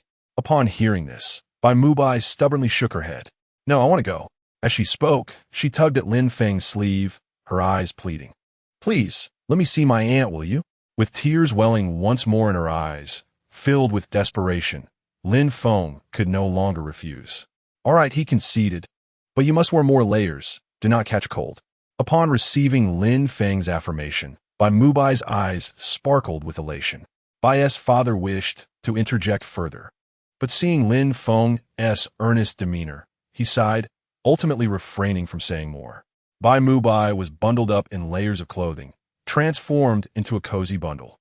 Before they departed, Lin Feng thoughtfully zipped up her outermost jacket, ensuring she would not feel cold before finally feeling somewhat reassured. A taxi had already been summoned. Due to the urgency of the situation, Lin Feng did not bother with anything extravagant and merely requested the most ordinary of cabs. The three of them climbed in, with Bai's father taking the front passenger seat while Lin Feng guided Bai Moo Bai to the back. As soon as they were settled, Lin Feng spoke urgently. "To the city center hospital. We are in a hurry." The young driver, noticing the anxious expressions of Lin Feng and the others, pressed the accelerator, swiftly navigating them out of the villa community. On the way, Bai Moo Bai furrowed her brow in worry. "Do not fret," Lin Feng reassured gently. "Your aunt will be fine." His words were not merely comforting. He had already formulated a plan. The detox pill provided by the system was perfectly suited to treat Bai Yin's food poisoning. Should an emergency arise, he could use the detox pill to save Bai Yin's life. However, Bai Moo Bai remained unaware of Lin Feng's hidden advantage, her anxiety persisting. With her aunt's health precarious, particularly after having given birth a few years ago, Bai Moo Bai's worry intensified, her eyes growing redder. "I'm scared," she murmured. Before she could finish, Lin Feng, with utmost seriousness, assured her, "It will be all right. Rest assured, your aunt is blessed with a long life and will certainly be fine." Lin Feng gently patted Bai Mumu's shoulder, offering a faint smile of reassurance. What was initially merely comforting words seemed to possess a magical quality, soothing her unease. With this, she managed to maintain her composure and steady her heart. "You are right," Bai Mumu affirmed with a resolute nod, "and we'll be all right." Seated in the front row, Bai's father heard this, and though silent, his fondness for Lin Feng grew in the quiet. He felt that Lin Feng's persistent attempts to comfort Bai Mumu in such dire circumstances reflected his admirable character. Perhaps he ought to consider how to treat Lin Feng better in the future. 10 minutes later, the taxi, which had been racing through the streets, came to a steady halt in front of the city center hospital. After settling the fare, Bai's father walked ahead, while Lin Feng cautiously assisted Bai Mumu. They arrived on the 11th floor of the inpatient department. Upon reaching their destination, they encountered a man and a woman outside the room where Bai Yin was staying, both voraciously consuming pig trotter. The aroma of the braised dish permeated the hallway, making it hard to ignore. Lin Feng furrowed his brow, observing the scene. He surmised that the rugged man with the scarred face was Bai Yan's husband, Zhang Qianfeng. As for the older woman beside him, adorned with heavy makeup and eagerly gnawing on the trotter, she must be Zhang Qianfeng's mother, Ning Fengshu. The scene was quite peculiar. As Lin Feng pondered this, Ning Fengshu noticed their arrival and quickly stood up, first wiping the grease off her mouth and then her hands on her clothing, before flashing a grin that revealed her large yellow teeth. "You've come," she exclaimed, her face devoid of any concern, instead radiating joy as if celebrating some good news. Bai's father subtly frowned and spoke in a low tone. "Where's my sister? Who is looking after her in the ward?" The response came from Zhang Qianfeng. "She's in the ward by herself. My mother and I haven't eaten. We're starving and have no time to care for her," he replied in a coarse voice that echoed through the corridor. "Oh, by the way, do you want something to eat?" Bai's father was left speechless with fury. What kind of attitude was this? Did he think the Bai family was without anyone to care? In this moment, Bai Mumu hurriedly stepped forward to inquire, "Uncle, how is my aunt? Is she out of danger?" Her delicate features were knitted in concern, presenting an anxious expression that held an unspoken depth. Zhang Qianfeng, upon seeing her distress, lewdly licked his lips.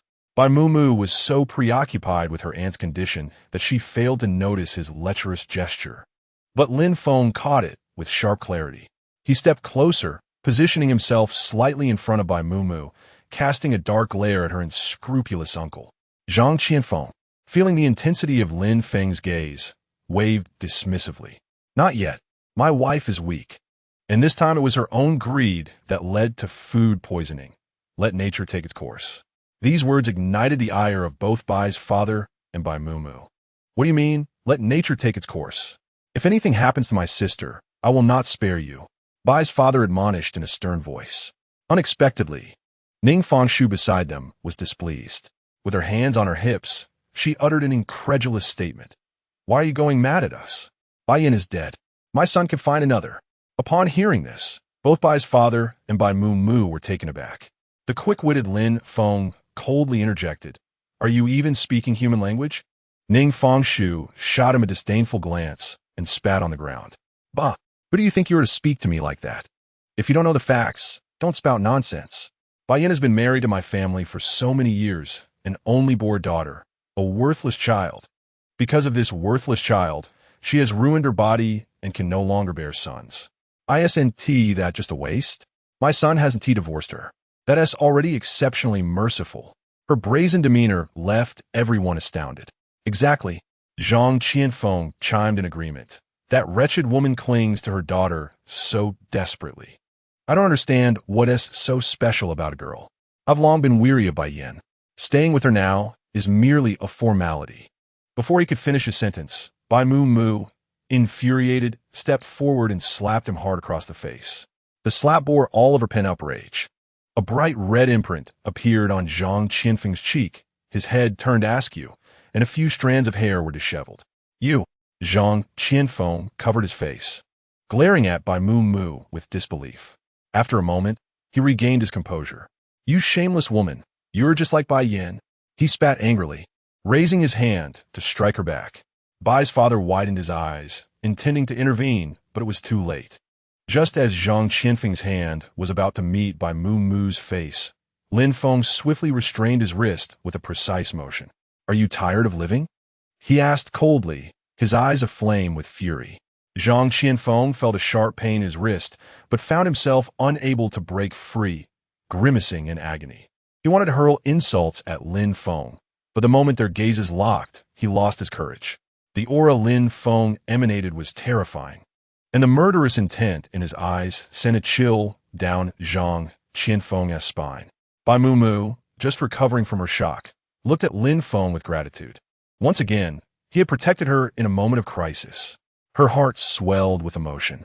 Unbeknownst to Lin Feng, who remained coldly focused on Zhang Qianfeng and the fear-stricken Ning Fengshu, Bai Mu Mu was overwhelmed with feelings of appreciation. "Speak another arrogant word, and I won't hesitate to render you incapable of speech," he declared, his tone laced with menace. Both Zhang Qianfeng and Ning Fengshu, lacking in discernment, were intimidated into silence by Lin Feng's fierce presence. Seeing their compliance, Lin Feng finally released Zhang Qianfeng's wrist. As soon as he was freed, Zhang Qianfeng slumped into the iron chair behind him, his eyes vacant. He opened his mouth as if to speak, but ultimately uttered nothing. Faced with fear, he no longer had the courage to glare at Lin Feng. Lin Feng let out a cold snort. Useless. After surveying Bai Mu Mu from head to toe and confirming she was unharmed, he finally felt at ease. "Let us visit Aunt," Lin Feng spoke gently, the earlier harshness completely dissipating. This was a tenderness uniquely reserved for Bai Mu Mu. "All right." Bai Mu Mu managed to smile, her thoughts swiftly shifting to her aunt, who was precariously ill in the hospital room. "Let us hurry inside," she urged, taking the lead. Lin Feng followed closely behind Bai's father, ensuring that Zhang Qianfeng and Ning Fengshu had ceased their reckless actions before entering the ward. Upon entering the room, the pungent scent of disinfectant intensified. Bai Yin lay frail upon the bed, her lips as pale as paper, beads of sweat forming on her forehead, clinging to her disheveled hair. Her breathing was weak, reminiscent of a floating duckweed, utterly devoid of support. The sight of her aunt in such a fragile state brought tears to Bai Mu Mu's eyes once more. Tears brimmed in her eyes, cascading down in heavy droplets that shattered upon the floor. "Aunt," Bai Mu Mu called urgently, her voice trembling. The thought of her aunt enduring such a plight without care prompted her to lash out. "Zhang Qianfeng, you beast." At that moment, Bai's father appeared equally pained, as if he had aged a decade in an instant. "Brother, Mu Mu, you have come," Bai Yin managed to utter, her voice frail and labored, each word costing her great effort. The persistent coughs within the room were faint yet concerning. "This is serious." Lin Feng's expression turned grave. It seemed imperative to administer the detoxifying pill without delay. His gaze fell upon Bai Mu Mu, who was kneeling at the head of Bai Yan's bed, sobbing uncontrollably, her attempts to stifle her cries rendering her particularly pitiable. Bai's father stood by the bedside, lost in thought, his usually straight posture noticeably slumped. Observing this, Lin Feng hurriedly approached to assist Bai Mu Mu to her feet. "Do not worry, I have a solution." His resolute tone momentarily silenced her tears. Seizing the opportunity while Bai Mu Mu was momentarily dazed, he guided her to a nearby chair. With swift movements, Lin Feng retrieved the detoxifying pill, elegantly encased in a small wooden box. Upon opening it, the rich aroma of the pill quickly masked the scent of disinfectant in the room. Sensing Bai's father and Bai Mu Mu's hesitance, Lin Feng felt compelled to explain, "This is the detoxifying pill. It will eliminate the toxins within Aunt's body." He paused briefly, a confident smile gracing his lips as he added, "I assure you, it will cure her ailments." "The detoxifying pill? What sort of medicine is this?" "I have never heard of it," Bai's father interjected, bewildered. "Lin Feng, is this medicine reliable? We should still call a doctor." His gaze remained fixed on the small pill, unable to believe that such a diminutive object could save his sister. Resolute in his thoughts, he pressed the call button beside the bed. "Father, trust Lin Feng." At that moment, Bai Mu Mu spoke, her voice still somewhat hoarse. He would not undertake anything without certainty. Recalling the previous occasion when Lin Feng produced an extraordinarily effective ointment that eliminated her pigmentation, Bai Mu Bai had since placed her unwavering trust in him. Moreover, Her faith in him had been steadfast from the beginning. Observing by Mu Bai's resolute confidence, Bai's father refrained from expressing further dissent, although a lingering skepticism resided within him. Lin Feng, undeterred by Bai's father's doubtful gaze, approached the ailing Bai Yin and administered the detoxification pill into her mouth. The pill dissolved instantly, sparing them the effort of coaxing her to swallow. As Lin Feng completed his series of actions, both Bai's father and Bai Mu Bai tensed in anticipation. Yet, Lin Feng remained unperturbed, exuding an air of calm. This detoxification pill, a gift from his system, possessed the power to neutralize myriad toxins. A mere case of food poisoning was trivial in comparison. In the next moment, Bai Yin suddenly stirred.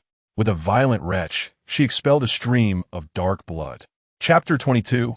Whatever you say from now on, I shall acquiesce. A heavy metallic scent of blood permeated the hospital room, filling the air. Bai's father, startled, inquired, "What is happening?" Bai Mu Bai hurriedly supported Bai Yin, gently wiping the remnants of blood from her lips. "Uncle, do not worry. The toxins have been expelled, and she's out of danger," Lin Feng replied calmly, entirely unfazed, remaining the epitome of composure. However, before Bai's father could utter another word, a sudden, thunderous noise interrupted him. The door to the room was kicked open with force, revealing Zhang Qianfeng, his face swollen and bruised, accompanied by his indignant mother, Ning Fengshu. Upon entering, they were taken aback by the sight of blood splattered across the floor. Ning Fengshu, quick to react, pointed a trembling finger at Lin Feng and the others, her expression rife with disbelief. "It's you. You are the ones who harmed my daughter-in-law," she exclaimed. "You heartless wretches. What grievance could my daughter-in-law possibly have caused you to resort to such malicious acts?" Lin Feng furrowed his brow slightly. Ning Fengshu, who had previously appeared indifferent, was now exhibiting an abrupt and drastic change in demeanor, which raised his suspicions. Just then, Zhang Qianfeng stormed forward, seething with rage. Initially intending to confront Lin Feng aggressively, he hesitated, still feeling the remnants of Lin Feng's earlier actions lingering in his mind. "You have harmed my wife, and you shall pay the price. Otherwise, I will not let this matter rest." After ensuring he maintained a safe distance, Zhang Qianfeng shouted hoarsely. Without his final statement, he might have resembled a devoted husband, fervently seeking justice for his wife. After catching his breath, he continued to bellow, "However, since we are relatives, this matter can be resolved privately." A glimmer of cunning flashed in his eyes. "If your family compensates us 200,000, we shall not pursue legal action against you." As he spoke, Zhang Qianfeng pointed accusingly at Lin Feng. "I witnessed everything he did. He was the one who fed my wife the pill, which caused her to vomit blood. He is guilty of attempted murder," he proclaimed with fervor, portraying himself as a dutiful husband demanding reparation. Yet the avarice in his countenance was unmistakable. At this very moment, his expression was acerbic, akin to that of a ruffian. "My son is absolutely correct." Ning Fengshu, ever eager for chaos, chimed in, "Young man, if you wish to avoid imprisonment, you must compensate us. 200,000, not a cent less, or we shall not relent." She stood with her hands on her hips, spitting vitriol, resembling a haranguing shrew at the village entrance. Just as Ning Fengshu's words faded, a doctor clad in a white coat entered the ward. Upon witnessing the scene, he hesitated momentarily. Fortunately, Lin Feng was quick to react, stepping forward to cast a warning glance at the aggressive Zhang Qianfeng and Ning Fengshu, thereby clearing a path for the doctor. "I must trouble you to examine my aunt," Lin Feng said with a smile, seemingly unfazed by the raucous Zhang Qianfeng and Ning Fengshu. The doctor, accustomed to various situations, swiftly regained his composure, nodded reassuringly at Lin Feng, and strode toward the bedside to examine Bai Yin. As the ward fell into a semblance of tranquility, the rebuffed Ning Fengshu's eyes darted around before she began to berate once more. "Doctor, you must adjudicate for us. My daughter-in-law was perfectly fine, yet a stranger harbors discontent against her, insisting on causing her harm." Ning Fengshu wailed, tears streaming down her face, intermittently wiping her nose and carelessly smearing it on her clothes, a truly disgraceful sight. Lin Feng's lips twitched in distaste. This old woman was exceedingly loathsome. Bai's father, well acquainted with Ning Fengshu's antics, sighed heavily, his head throbbing.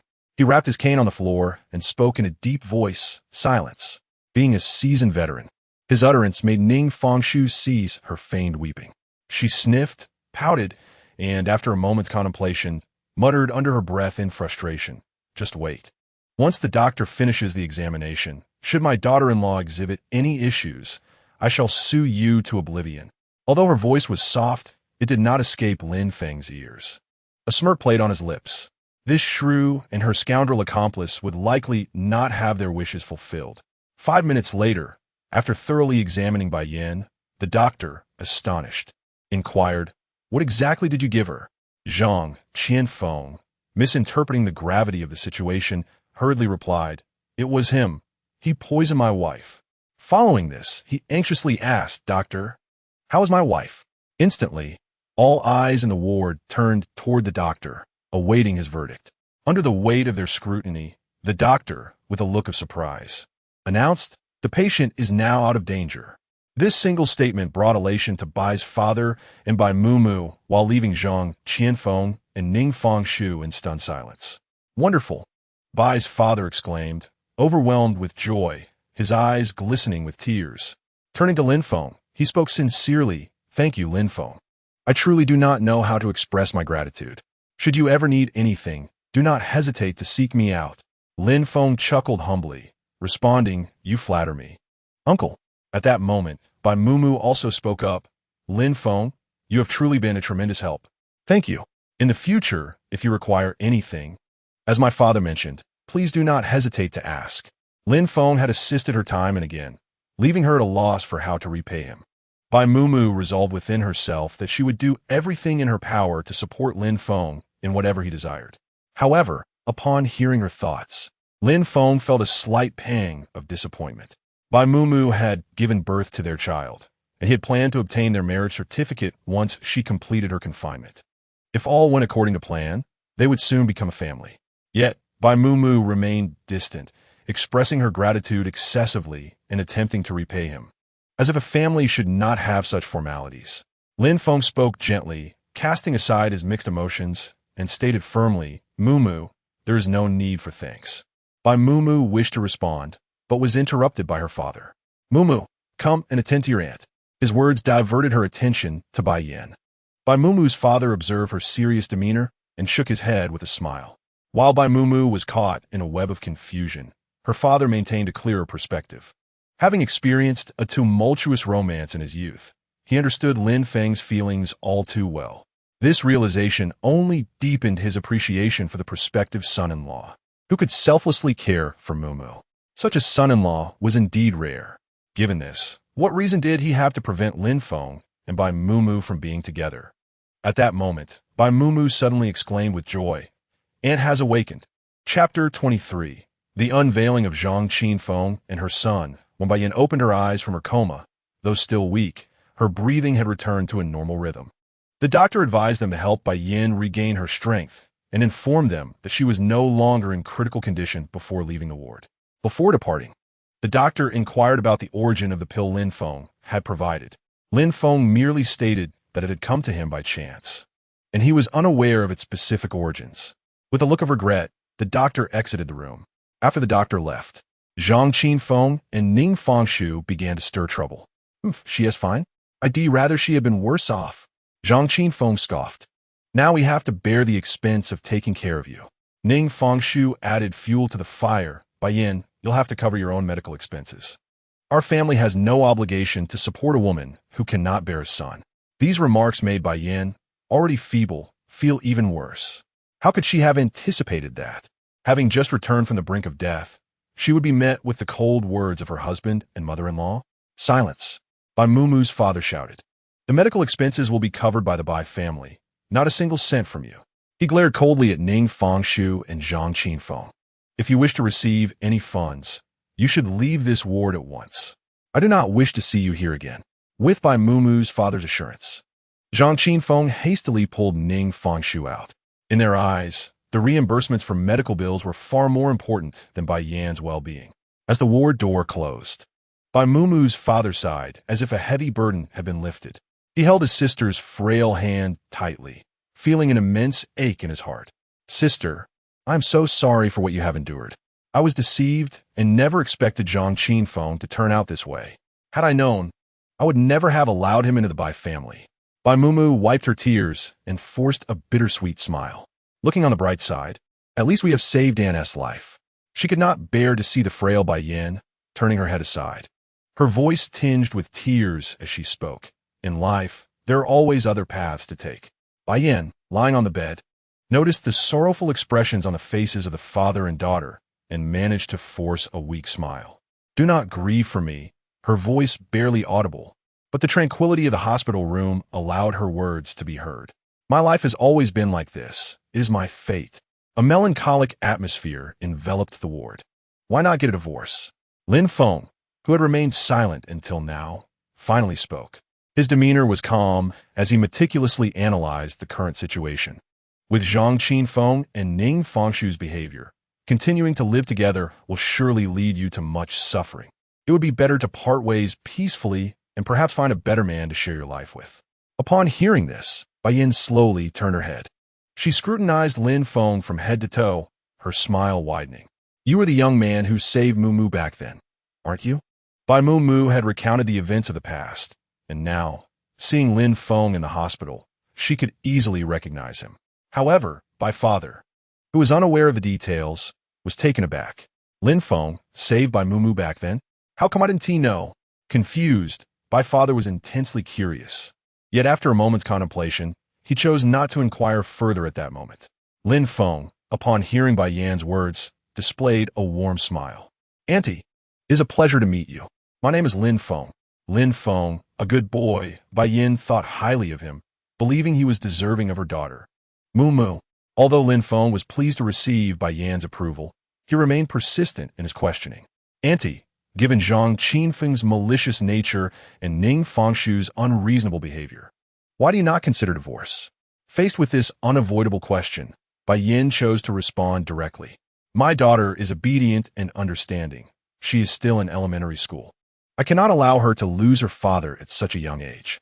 Furthermore, I fear that if I divorce, Zhang Qinfeng may retaliate. In that moment, Bai Yan's eyes grew resolute. I must protect my daughter's safety. A woman may be gentle, but a mother is fierce. After hearing the details, Lin Feng shook his head in disapproval. Auntie, this way, you are harming your daughter. He analyzed carefully if she grows up in such an environment. How can you ensure she does not inherit Zhang Qinfeng's bad habits? I also noticed that Zhang Qinfeng and Ning Fengshu favor sons over daughters.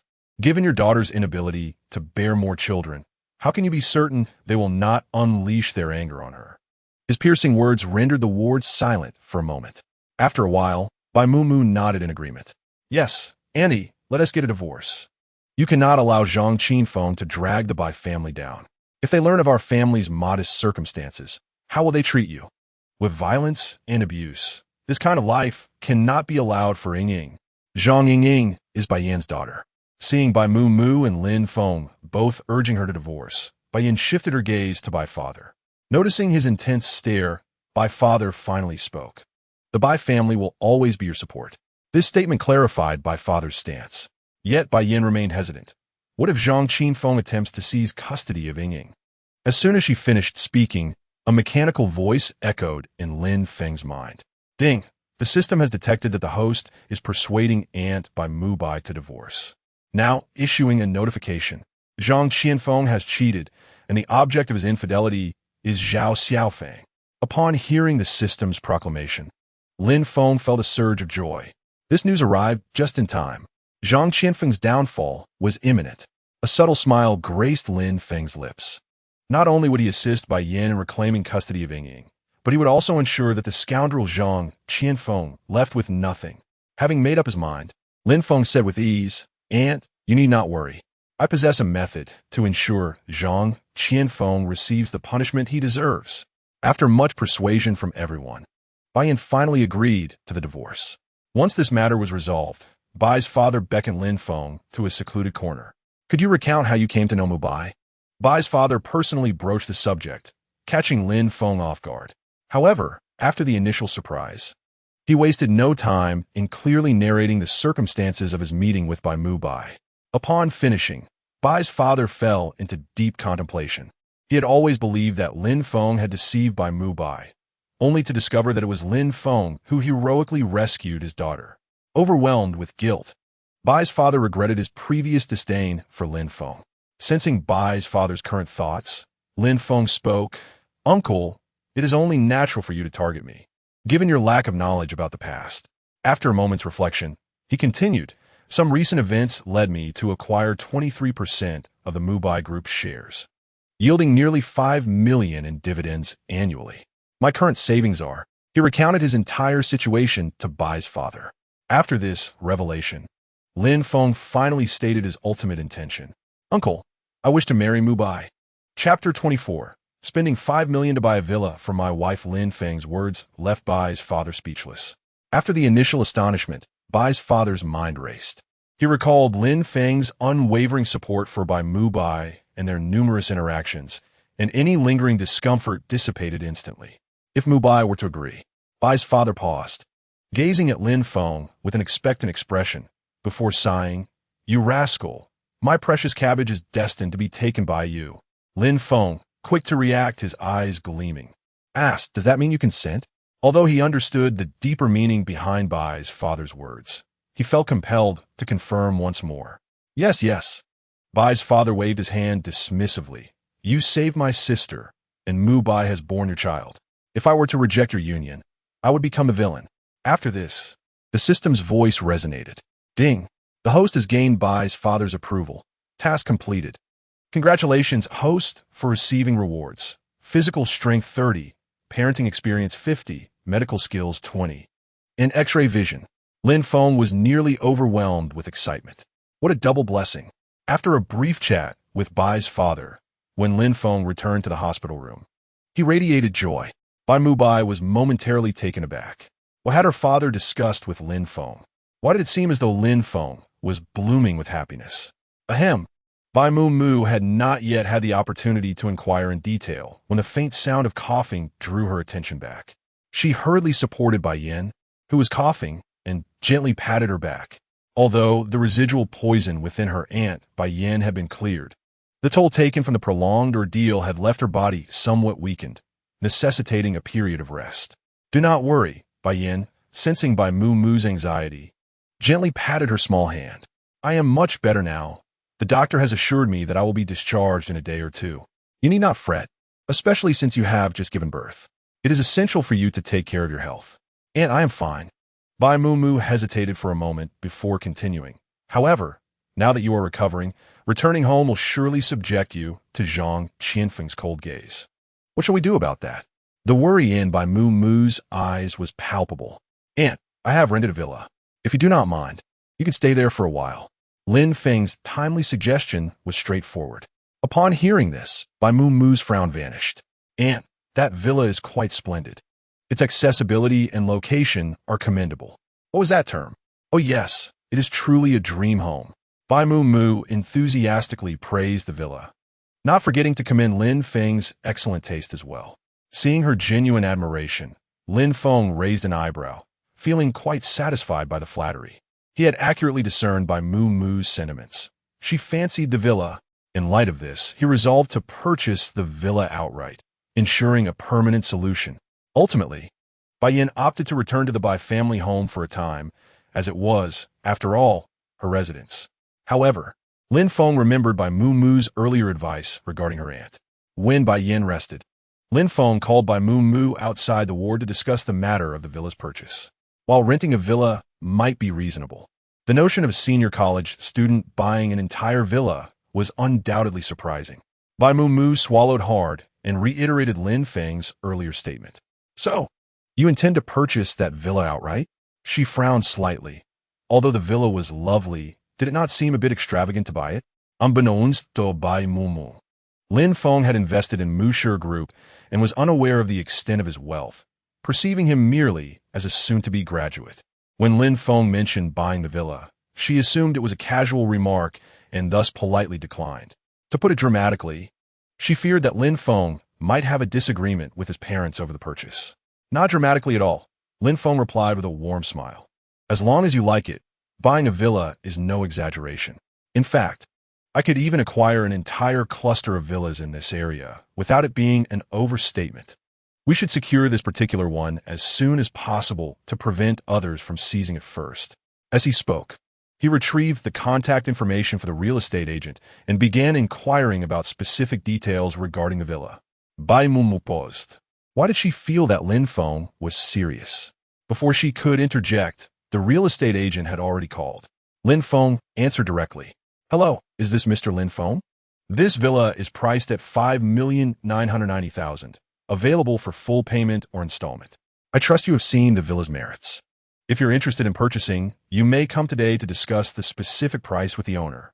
The real estate agent was fervently enthusiastic, leaving Bai Mubu unable to interject a single word. The price was quite reasonable, and we have time now, if possible. Could we discuss the specifics of the home purchase today? Lin Feng remarked with an air of calmness. Bai Mubu could not remain exposed to the elements for long.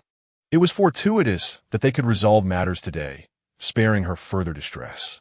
The agent, upon realizing a significant transaction was imminent, beamed with delight. Absolutely. I shall contact the landlord right away. After discussing some details, the real estate agent cheerfully ended the call. Bai Mubu hesitated once more, pondering how she felt that Lin Feng was an undisclosed scion of wealth. If Lin Feng could hear Bai Mubu's thoughts at that moment, he would earnestly clarify. He was not a wealthy second-generation individual, but rather a first-generation affluent person blessed with the system of a nurturing caretaker. Coincidentally, the contract signing venue was not far from the hospital, merely a 10-minute walk away. However, Lin Feng opted to call for a car for this short distance, ensuring he accompanied Bai Mubu the entire way, anxious to protect her from any unwelcome gusts or sudden incidents. Mr. Lin Feng, you have arrived. The agent greeted him with a radiant smile and exceptional warmth, stating that the homeowner was already present and they could sit down to discuss the specifics in detail. The agent guided Lin Feng and Bai Mubu to a spot by the window where an elderly gentleman with white hair sat across from them, presumably the landlord. The agent chattered incessantly about the particulars regarding the purchase of the villa, leaving no detail overlooked. Lin Feng and Bai Mubu listened intently, their expressions earnest, as this marked their first acquisition of property. However, their seriousness rendered them oblivious to the piercing gaze outside the sales office. Bai Mubu, the individual outside halted in astonishment, covering his mouth in disbelief. What is she doing here? Chapter 25. Lin Feng's luxurious residence, discovered by the blood-sucking uncle. The person outside was none other than Bai Mubu's uncle, Zhang Qianfeng. After departing the hospital for a while, he had intended to purchase some cigarettes, fortuitously passing by the sales office. To his surprise, the striking appearances of Lin Feng and Bai Mubu captivated his attention, naturally drawing his gaze. The individuals he had seen at the hospital just 2 hours prior were now before him once more. How unfortunate! Zhang Qianfeng flicked the ash from his cigarette and took a deep drag before stealthily entering the sales office. His curiosity was piqued regarding their presence there. Signaling the salesperson to attend to their duties, he nonchalantly took a seat at a distance from Lin Feng and Bai Mubu. A large potted plant conveniently shielded the space between them, providing Zhang Qianfeng with an advantageous position for eavesdropping. The price of this villa is $5,500,000. The agent's voice was not particularly low, and Zhang Qianfeng heard every detail clearly. His mind went blank, fixated solely on the figure of $5 million. $5 million. Zhang Qianfeng was rendered speechless with astonishment. His mind raced. Hadn't Bai Yin claimed her family was financially strained? How could Bai Mubu afford to purchase a villa? Could it be that Bai Yin was deceiving him? Zhang Qianfeng gritted his teeth and muttered under his breath, "That wretched woman." In an instant, a thought struck him. If the Bai family truly possessed wealth, as Bai Yan's husband, wouldn't he be entitled to a share of it? A portion belonging to that wretched woman would rightfully become his. Zhang Qianfeng extinguished his cigarette in the ashtray, a glimmer of cunning flashing in his eyes. The Bai family. Indeed, he must investigate thoroughly. Due to Mu's fondness, Lin Feng refrained from further comparisons and swiftly signed the contract, resulting in both of them successfully acquiring a house of their own. The villa was situated in a decent location, albeit somewhat distant from the city center. Otherwise, it would not have been so affordable. Nonetheless, they were content. The experience of renting a villa was utterly distinct from that of owning one outright. Upon returning home, Lin Feng and Bai Mu felt a significant sense of comfort. With Bai Yan's issues resolved, Lin Feng had also gained the approval of Bai's father. The next step was to assist Bai Yan in divorcing Zhang Qianfeng, and with evidence of Zhang Qianfeng's infidelity in hand, this task was hardly insurmountable. All difficulties seemed to dissolve, and Lin Feng's spirits were undeniably high. He strolled leisurely into the nursery, gazing at the slumbering infants. His youngest son, Mao Wei, had the habit of sucking on his little fingers while asleep.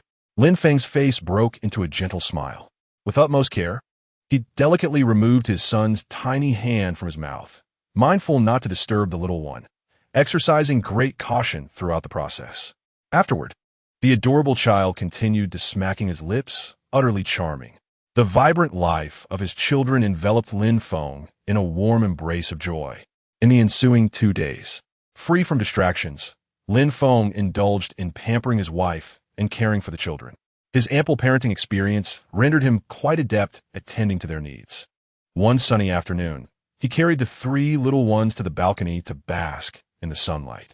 The second daughter giggled gleefully in her stroller, seemingly relishing the warmth of the sun on her face. In stark contrast, the eldest daughter appeared drowsy, struggling to keep her eyes open. The youngest son was the most boisterous, reaching for the small toy in Bai Mu's hand, yet his soft little arms could not quite reach it. With a chuckle, Bai Mu was thoroughly amused, exclaiming how adorable he was and wishing for him to grow up quickly. She gently coaxed the child, her eyes brimming with affection. Time flew by swiftly.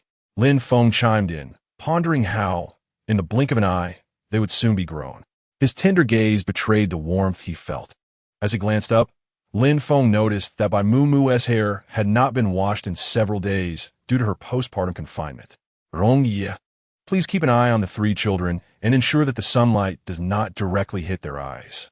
After speaking, Lin Feng took Bai Mu's hand and led her to the bedroom.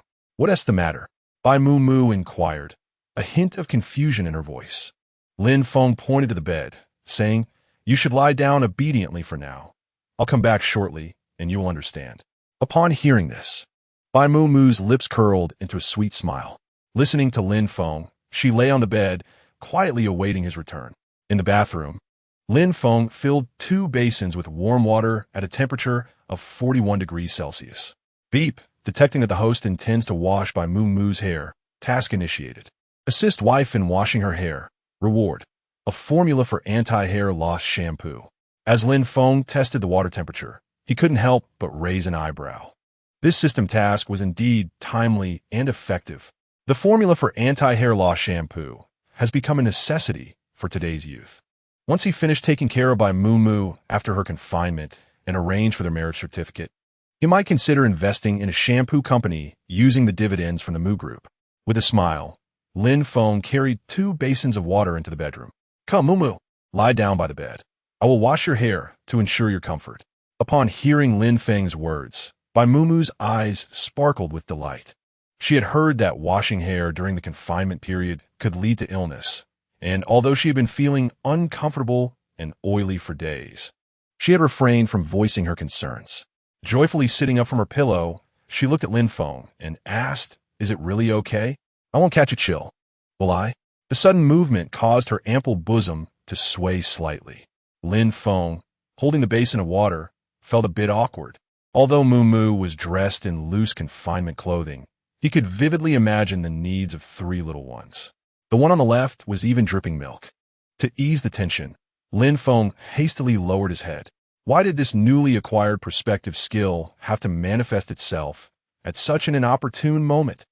He placed the basin on a stool, positioned just lower than the bed for Mu to comfortably wash her hair while lying down. Suppressing the tumultuous feelings within, Lin Feng calmly said, "Come, Mu, just lie down obediently. I'll take care of the rest. The weather is pleasant today, and I've adjusted the water temperature to be slightly warmer, so drying your hair afterward will pose no problem." Sensing Mu's lingering apprehensions, he added, "For your sake, I've thoroughly researched this. Seeing Lin Feng so well prepared, Bai Mumu smiled and lay down by the bed, ready to indulge in a luxurious hair-washing experience. Since enhancing his medical skills, Lin Feng had become profoundly knowledgeable about acupressure points, making it the perfect opportunity for Mumu to relax. His slender fingers glided effortlessly through her hair, soothing her to the point where she closed her eyes in bliss. "All done. Come to the bathroom so I can dry your hair," Lin Feng said, wrapping a towel around her hair and taking her hand to lead her to the bathroom. When he had rented the villa previously, the furnishings were quite complete and new, and after purchasing the property, the landlord generously gifted him everything, sparing him the trouble of buying new items. Of course, all of this did not go unnoticed by Bai's father. Instead of changing his attitude because Lin Feng had agreed to marry his daughter, he became even more considerate and caring, realizing that Lin Feng was indeed a remarkable young man. Suddenly, a loud banging echoed from outside the door.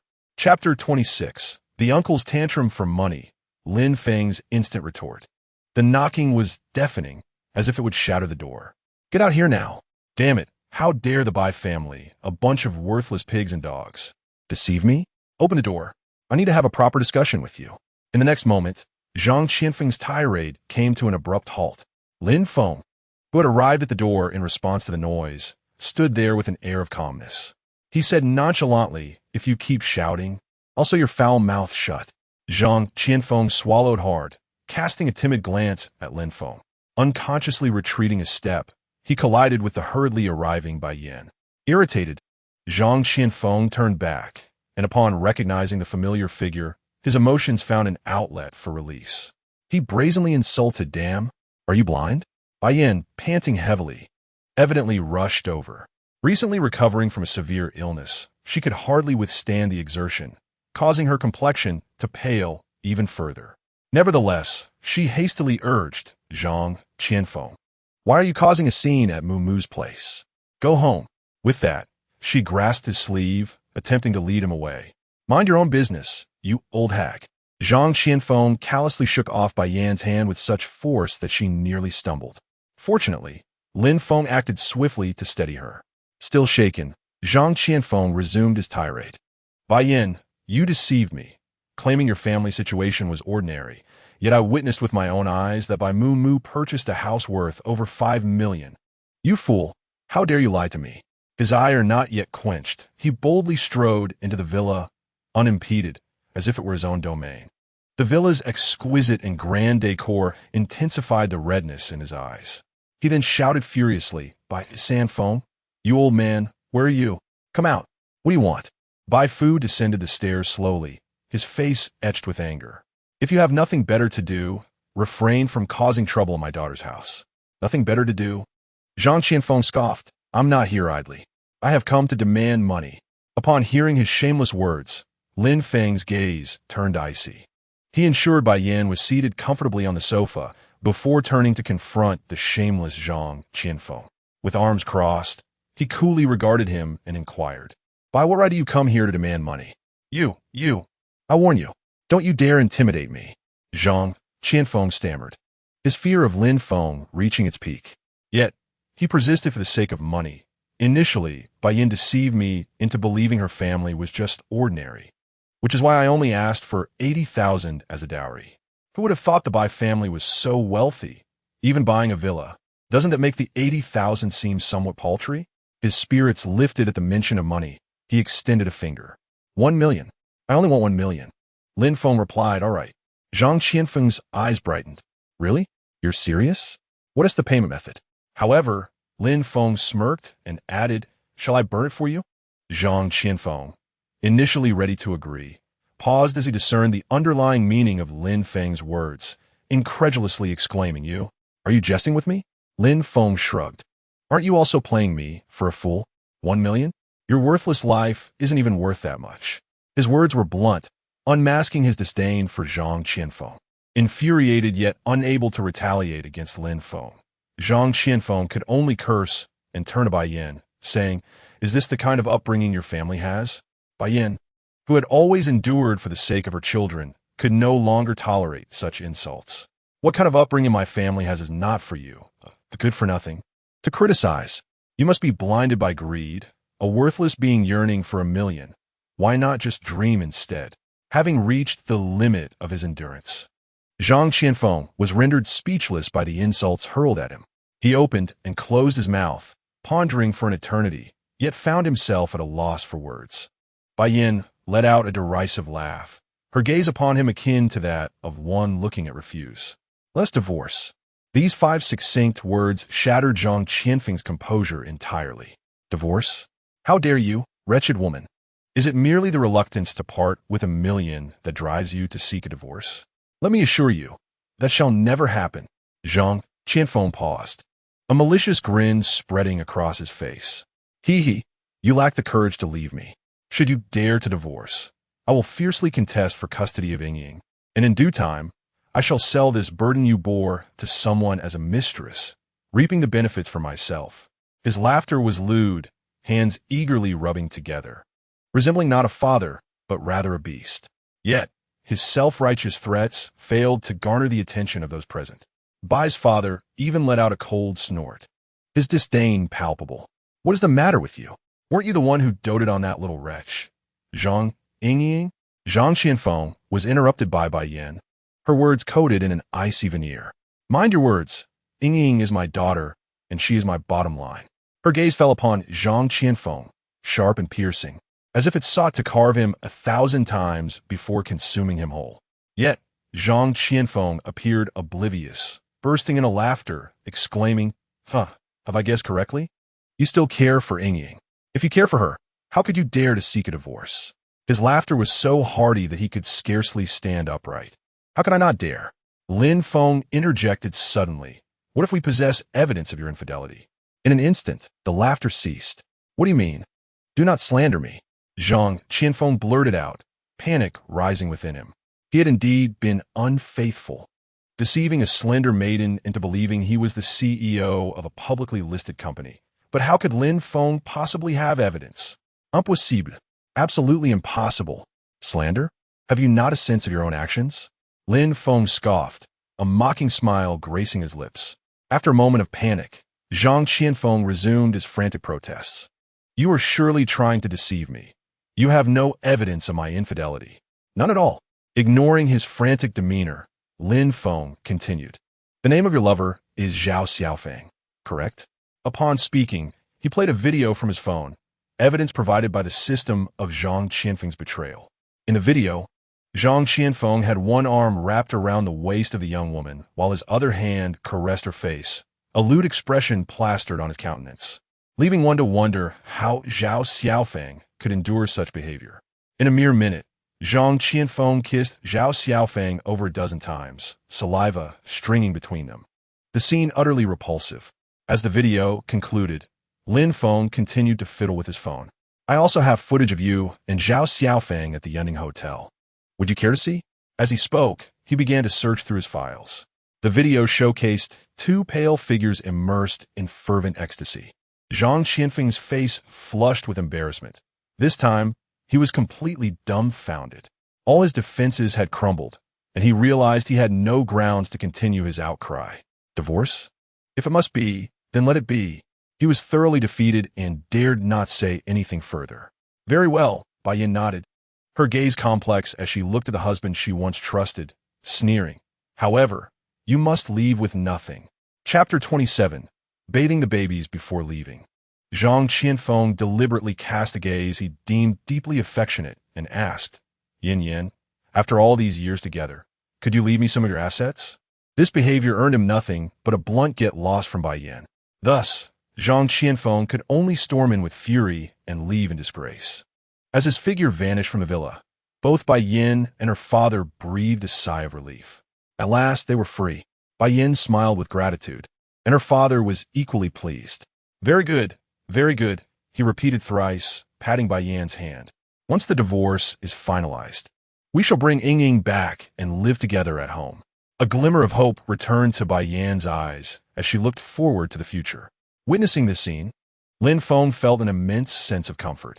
His gaze shifted to Bai Mu, who was peering down from the 2nd floor, and he could not help but smile. In his preoccupation with dealing with Zhang Qianfeng, had he forgotten to blow-dry his fiancée hair? In the bathroom, the sound of the hairdryer was intermittent. All right. Stop blowing. Bai Mu Mu exclaimed anxiously, turning off the hairdryer.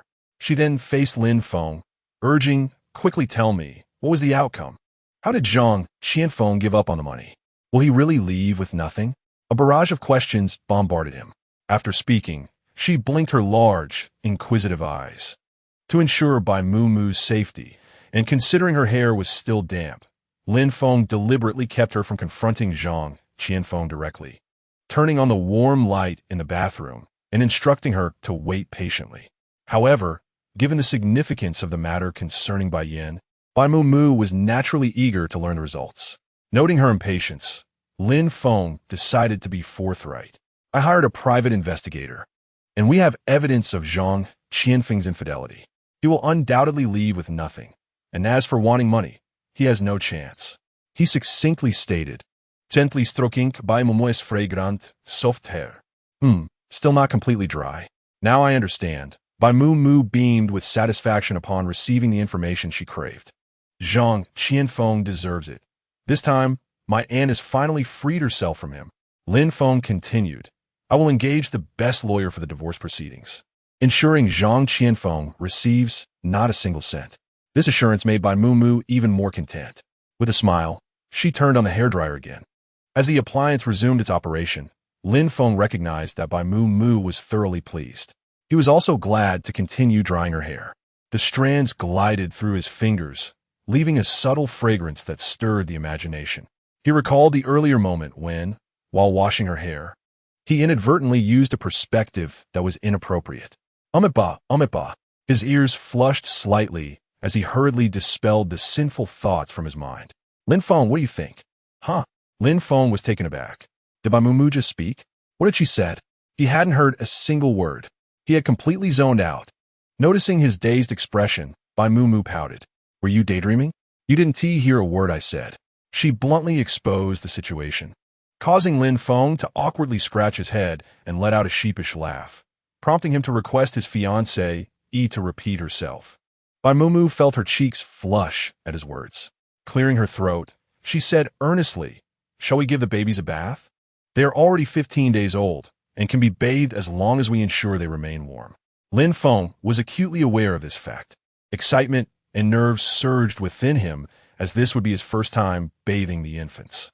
Fortunately, his mind brimmed with parenting wisdom, instilling him with confidence. He first adjusted the bathroom temperature to a comfortable 26 degrees to ensure the babies wouldn't be cold before retrieving the bathing tub. This tub had been prepared as soon as the babies were born, perfectly sized for them. Next, he focused on the crucial aspect of water temperature. For newborns, the water must neither be too cold nor too hot, with 38 degrees being ideal. Lin Feng meticulously filled a basin with water, ensuring the temperature was just right. Having completed these preparations, he was ready to fetch the babies. Just as he was about to step out of the bathroom, a system notification chimed. Ding! Congratulations, host. You have triggered a task. Bathe the babies. Task completed successfully. The host will receive 1 million in cash and an experience multiplier of 10. Task failure will result in an electric shock punishment. Lin Feng had grown accustomed to the system's tasks, but the nature of this reward intrigued him. Ensuring no one was nearby, he quietly inquired, System, what is the purpose of this experience value? The system responded promptly. Host, while caring for the children, you can trigger nurturing tasks to gain experience points. Experience points can be exchanged for items in the system mall. Moreover, as you complete mainline tasks, the system will upgrade, and with each level increase, the items in the mall will become more numerous and exotic. Please take great care in raising the children and explore new realms. Note, current system level is level 2. After the system's explanation, Lin Feng was enlightened. How impressive! He could hardly contain his curiosity about what treasures awaited him in the system mall. As the thought crossed his mind, a pale blue light screen materialized in the air. At the top, the word System Mall gleamed, edged in a subtle golden hue. Lin Feng's eyes sparkled.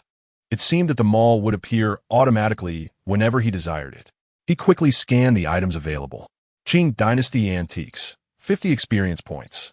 Medical Ancient Texts, incomplete, 60 experience points. Master Calligraphy, 150 experience points. Mystery box, 30 experience points. Lin Feng smiled. All of these items were transparently priced, fair and honest. The fact that this was merely a level 2 mall, yet offered such high-quality goods, left him wondering what wonders would be available upon system upgrades. Lin Feng, have you prepared the water?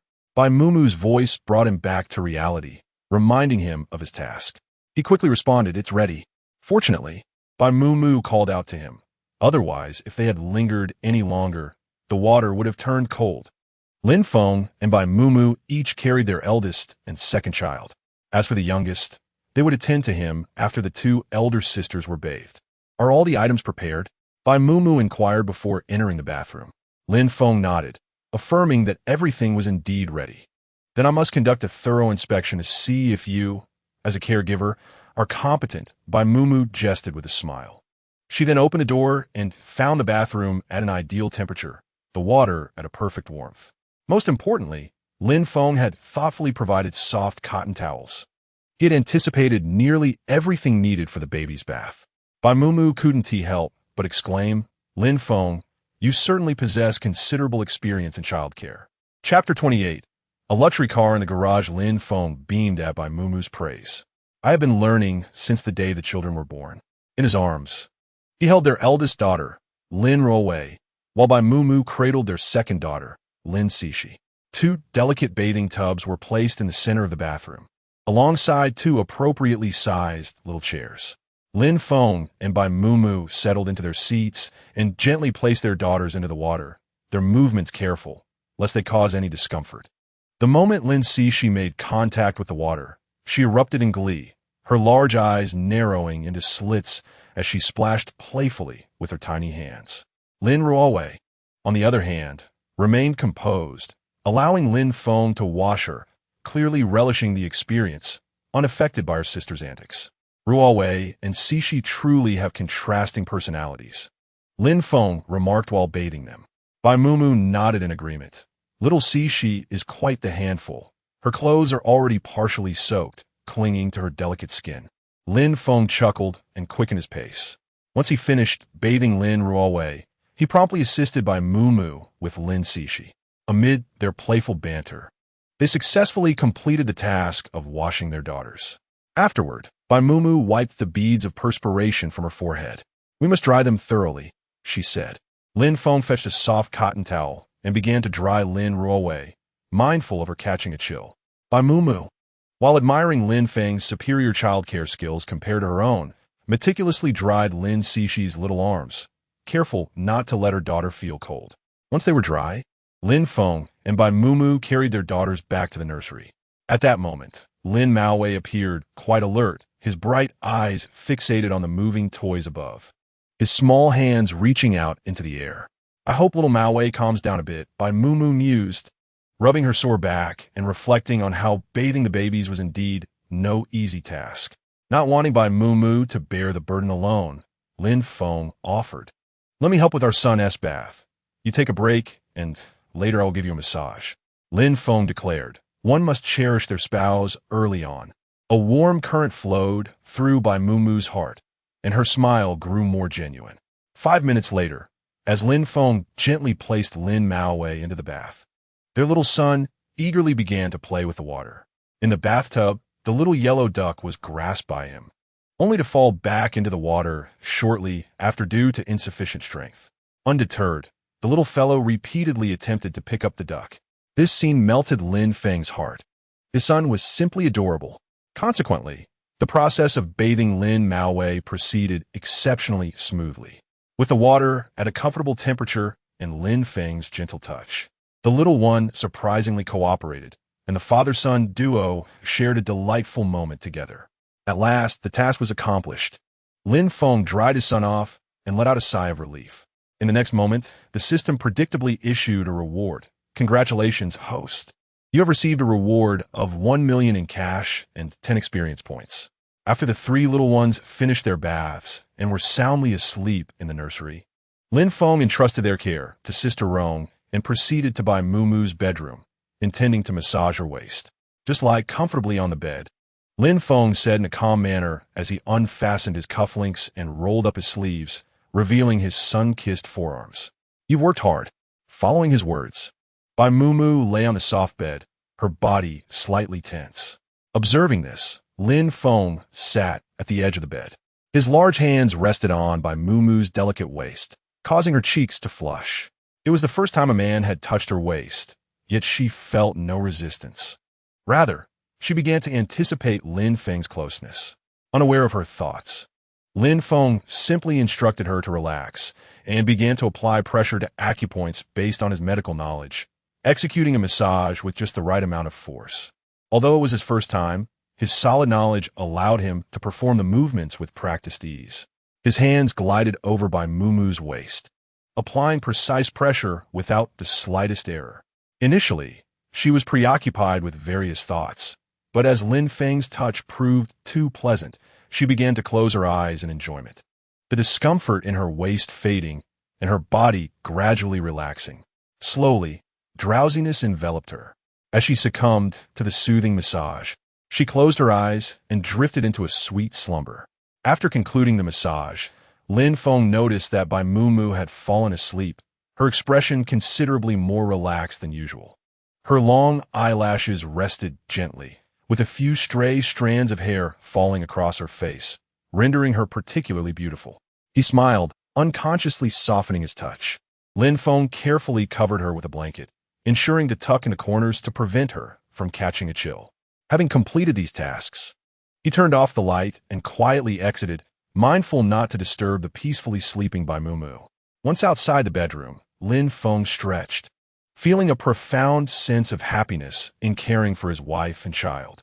If such days could continue, life would be truly fulfilling, simple yet comfortable. Half a month later, the weather was clear and the temperature just right.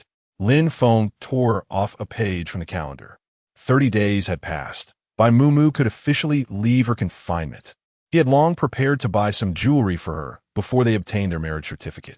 Most importantly, he needed to purchase a large diamond ring. After all, they were about to formalize their union. Such a moment deserved a sense of ceremony. As he contemplated what to buy, Bai Mumu's voice reached him. "Lin Feng, what are we going out to do?" Hearing the voice, he turned to see Bai Mumu, momentarily taken aback. She had meticulously adorned herself. Her flawless makeup and hairstyle made her appear radiant, and her perfectly chosen attire accentuated her delicate charm.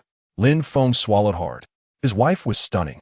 Noticing his prolonged silence, Bai Mumu called out again, "Lin Feng?" A blush crept to Lin Feng's ears as he cleared his throat twice to mask his embarrassment, then mysteriously replied, "You will know soon. I just need to hail a cab." Just as his words fell, the system's voice unexpectedly chimed in. "Host, are you certain you wish to take a taxi?" "Huh?" Lin Feng furrowed his brow. Why did the usually cold and monotonous system voice seem to carry a hint of exasperation at this moment? It must be an illusion. There's nothing wrong with taking a cab, right? His mind was filled with questions. In the next moment, the system continued. "Have you perhaps forgotten that there is still a dust-covered car parked in the garage?" With this prompt, Lin Feng finally recalled his previous reward, a luxury car. Amidst the recent affairs concerning the Huang family and dealing with Zhang Qinfeng, he had completely forgotten about this vehicle. "No need for a taxi," Lin Feng stated earnestly. "I just remembered that I purchased a car." Bai Mumu was left in a state of shock, struggling to process the information. What? Lin Feng bought a car. When did this happen? Chapter 29. Driving the luxury car. Lin Feng is criticized as a takeover guy. The dust-covered luxury car referenced by the system was a Lamborghini Revent N, its front resembling a falcon. Strikingly visually impactful, Bai Mumu's fingertips trembled slightly. She had once come across an article that informed her this car's price was no less than 15 million. A genuine luxury vehicle. At that time, she had painted grand dreams for Qi Yao, saying that once they had money, they would surely buy one and cruise about together. To her astonishment, Lin Feng had somehow made that dream a reality. Dazed, she sat in the car, her mind still somewhat foggy. Meanwhile, Lin Feng, upon seeing the car, was equally startled. He had specifically searched how to start it on Baidu, then feigned calmness as he ignited the luxury vehicle. The roar of the engine erupted, and after a series of sounds, the car shot out of the underground garage like a cheetah. On the road, it drew numerous gazes, with many people taking photos. Ultimately, Lin Feng parked the car in front of a luxurious shopping center by Mao Mansion. This was the most upscale mall in the city, primarily selling gold, silver, jewelry, and luxury goods. Those who frequented this establishment were generally of considerable means. Lin Feng unbuckled by Muumu's seatbelt, his excitement palpable as he declared, "Muumu, let's go shopping." "Huh?" Bai Muumu, still in a state of bewilderment, exited the vehicle. As she looked up at the vast shopping mall, she recalled her previous visits, where she merely strolled about. As the prices of the items were quite daunting, even an ordinary silk scarf would cost several thousand. Lin Feng intended to shop here? Just as she was lost in her astonishment, two figures appeared before Lin Feng's car. Not only Bai Muumu, but Lin Feng also took notice. They were two young ladies, heavily made up and reeking of perfume. "Quick, quick! It's not every day we encounter such an extravagant car. Please take a picture for me." One of the young ladies boldly perched herself on the hood of Lin Feng's car, striking various poses without an ounce of shame. All right, I'll take your picture. Now sit a bit to the left. Yes, that's it." The other young lady diligently snapped photos, the camera clicking away. Lin Feng had initially intended to ignore them, but unexpectedly, Bai Muumu spoke up. "Zhang Lily, Wen Yao?" Her voice carried a hint of disbelief as she called out their names. Lin Feng raised an eyebrow. Bai Muumu knew them? It seemed they were acquaintances. He halted his intention to walk away, patiently standing beside Bai Muumu, awaiting her reunion with old friends. The two exuberant young ladies, upon hearing their names, quickly turned around, their faces betraying a fleeting panic akin to being caught in the act. However, when Zhang Lily and Wen Yao recognized Bai Muumu, they both exhaled in relief. Zhang Lily, who had just been sitting on the hood, stood up, crossing her arms and stepping forward to scrutinize Bai Muumu closely. After a moment, she finally spoke. "Bai Muumu, how is it that you've had a child, yet your figure remains impeccable?" Her words dripped with jealousy and a hint of disdain, truly regrettable, indeed. When Yao chimed in, "Exactly. I thought after having a child, she'd turn into a hag." "Ha ha." Their laughter was boisterous and unrestrained, witnessing their blatant rudeness. Bai Muumu clenched her fists, her eyes simmering with anger. Sensing the tension, Lin Feng furrowed his brow. Why did these two approach with such hostility? He took a deliberate step forward, slightly shielding Bai Muumu. This action caught the attention of Zhang Lily and Wen Yao. Upon seeing Lin Feng's strikingly refined and cool demeanor, along with the unique aura that surrounded him, they were momentarily taken aback, only to be replaced by jealousy in their eyes. Zhang Lily spoke first. "Bai Muumu, if I'm not mistaken, this must be the savior you've found?" Wen Yao interjected softly, "What is going on? How does she deserve such a savior? A woman with a big belly, pregnant out of wedlock, is why a handsome man would accept her. Damn, it's infuriating," she muttered, believing Lin Feng and Bai Muumu couldn't hear. Yet, with his heightened senses, Lin Feng caught every word clearly. TSK, their intentions were far from benign. "What do you mean by savior?" Bai Muumu took a deep breath, her expression turning unusually stern. "Zhang Lily, I kindly ask you to show some respect and refrain from using such vile language. Isn't that rather disgusting?" Upon hearing this, Lin Feng's gaze sharpened. It was the first time he had witnessed Bai Muumu confront someone so directly. It seemed these two had a long-standing grudge against his wife. Zhang Lily's smug expression faltered, quickly morphing into one of indignation. "Bai Muumu, how dare you call me dirty?" She laughed in anger, expressing disbelief that you could become pregnant while unmarried during your studies and not even know the identity of the child's father. "How disgraceful." "Indeed," Wen Yao interjected, her gaze shifting to Lin Feng. "This young man, you must be unaware that this woman beside you has already given birth, rendering her body tainted. Do you not find that repulsive?" As she spoke, Wen Yao suddenly became bashful. "Of course, if you find her distasteful, you could approach me instead. I am far more attractive, with a better figure, and most importantly, I am still a virgin." Lin Feng wore a perplexed expression. Is she truly that deluded? How dare she compare her blemished face to Bai Muumu's beauty, who bestowed upon her such confidence? Ping Ru, perhaps, struggling to suppress his discomfort. Lin Feng said coolly, "Mind your language and refrain from spewing such filth." Bai Muumu, who had intended to refute the comments and was concerned Lin Feng might misunderstand, found herself smiling involuntarily at his unwavering defense of her. The sensation of being trusted and protected was delightful, filling her heart with sweetness and enveloping her in happiness. In stark contrast, Zhang Li and Wen Yao were visibly appalled by Lin Feng's words, their expressions akin to having tasted something vile. Did Bai Mu drug you? How can you be so devoted? Zhang Li, who was also taken by Lin Feng's looks, softened her tone. I advise you to wake up before she deceives you further. Wen Yao, as if her heart had been shattered, lamented, why do you harbor such malice towards us? Dear sir, Lin Feng took a deep breath. You think I am malicious?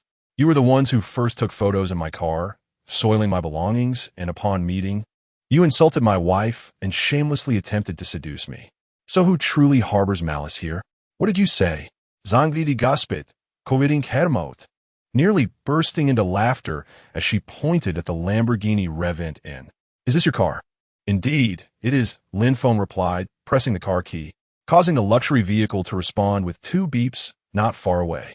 The sound was jarring to Zhang Li and Wen Yao, like an invisible hand striking their faces with a resounding slap. Besides the emotions of embarrassment and jealousy, their gazes towards Lin Feng also held a hint of longing. Yet, Lin Feng remained oblivious, naturally taking Bai Mu's hand, asserting his claim.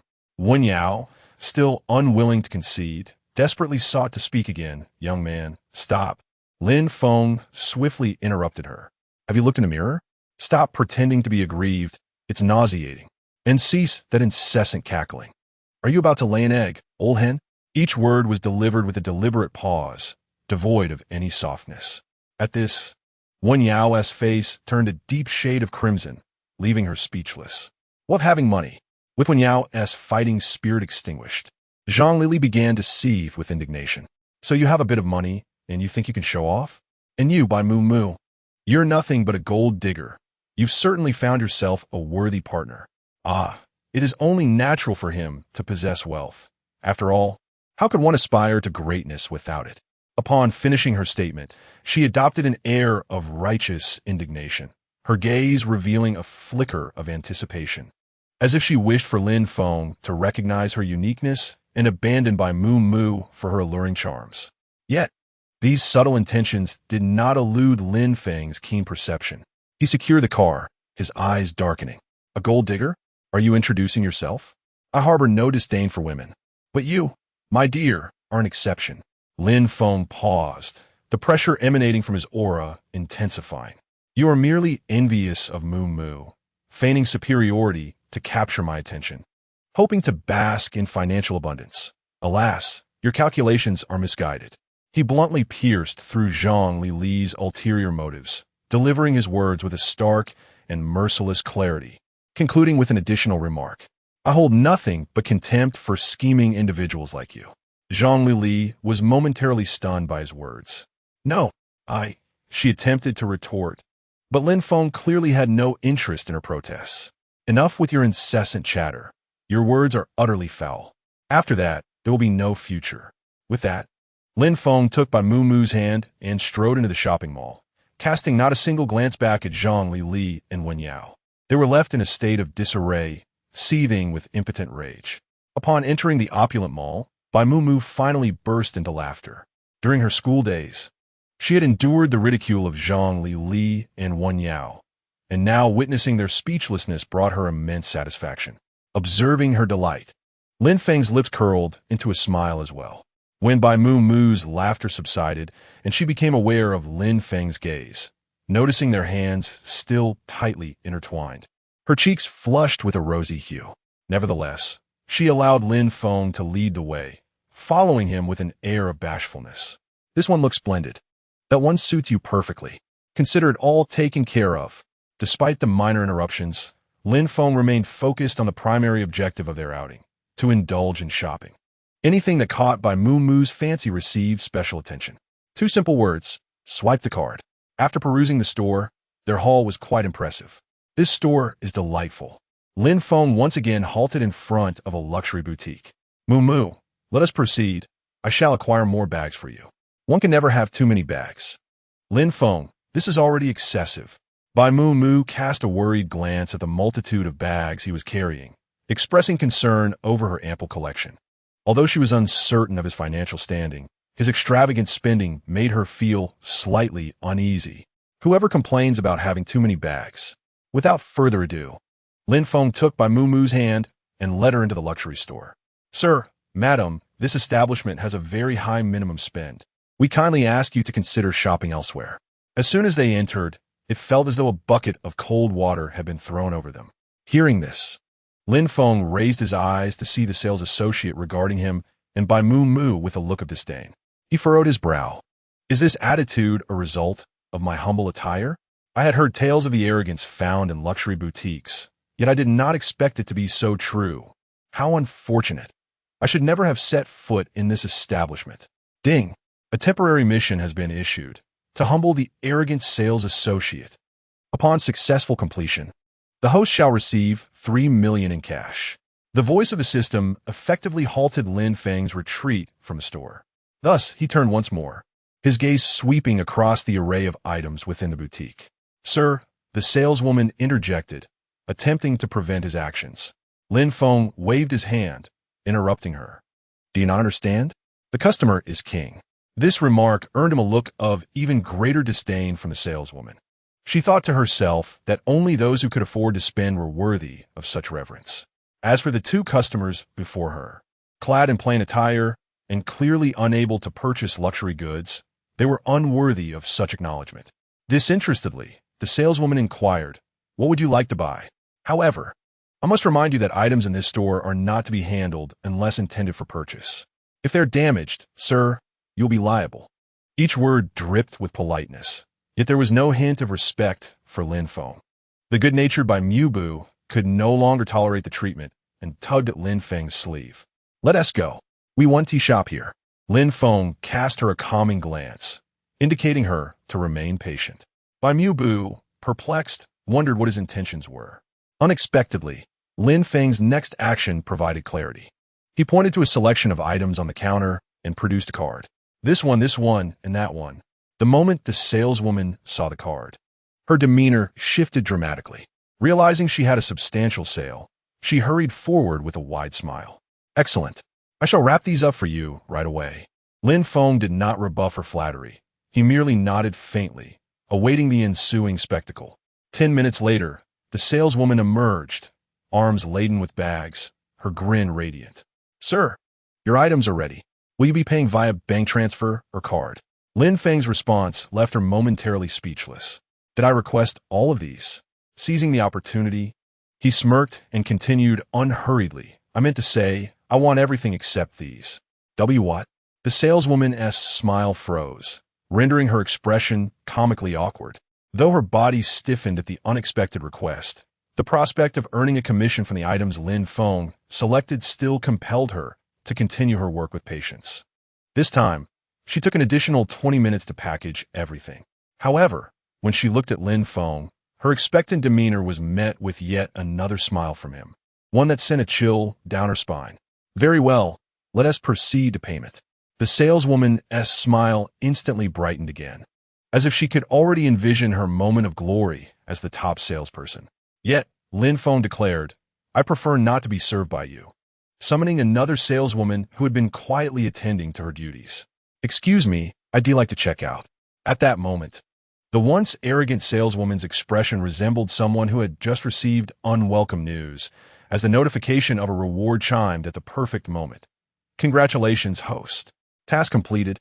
You have earned a cash reward of 3 million. Chapter 31. Utilizing the ability of X-ray vision. Initial stone gambling having received a reward and dealt a blow to the haughty saleswoman, Lin Feng felt quite pleased. Her face had darkened with disbelief. Bai Muumu chuckled softly, her eyes gleaming with delight. I suspect she will no longer dare to look down on others. Seeing her amusement, Lin Feng's mood lightened further. He then scrutinized the items he was carrying. Jewelry, bags, and clothing were nearly complete. Yet, one crucial item remained, the engagement ring. This was the primary reason for his visit to the mall. Casually, he guided Bai Muumu toward the diamond store, but before they reached their destination, a robust voice boomed out. Gambling on stones. A single cut can lead one to riches or ruin. You cannot suffer losses, nor be deceived. The proclamation echoed through the opulent mall, strikingly out of place. At this moment, Lin Feng slowed his pace. Gambling on stones? With his newfound ability to see through objects, he chanced upon a stone gambling stall. What a splendid opportunity to test his skills. Moo, let us indulge in the spectacle and perhaps try our luck, he suggested eagerly. Seeing Lin Feng's enthusiasm, Bai Moo smiled and willingly accompanied him to the stall. As patrons arrived, the owner enthusiastically began his pitch. Take a look. These are all raw materials from old mines. From this pile, you are sure to uncover something valuable. He gestured towards a collection of irregularly shaped raw stones. Lin Feng did not respond immediately. Instead, he focused intently, activating his ability to see through the stones discreetly. After much practice, he had become adept at utilizing this skill. When he opened his eyes again, a subtle golden hue flickered in his pupils, almost imperceptible. Now, Lin Feng could peer through the surface of the stones, revealing their inner material. 1 stone, 2 stones. After surveying the entire collection, he found nothing remarkable. Good materials are indeed hard to come by.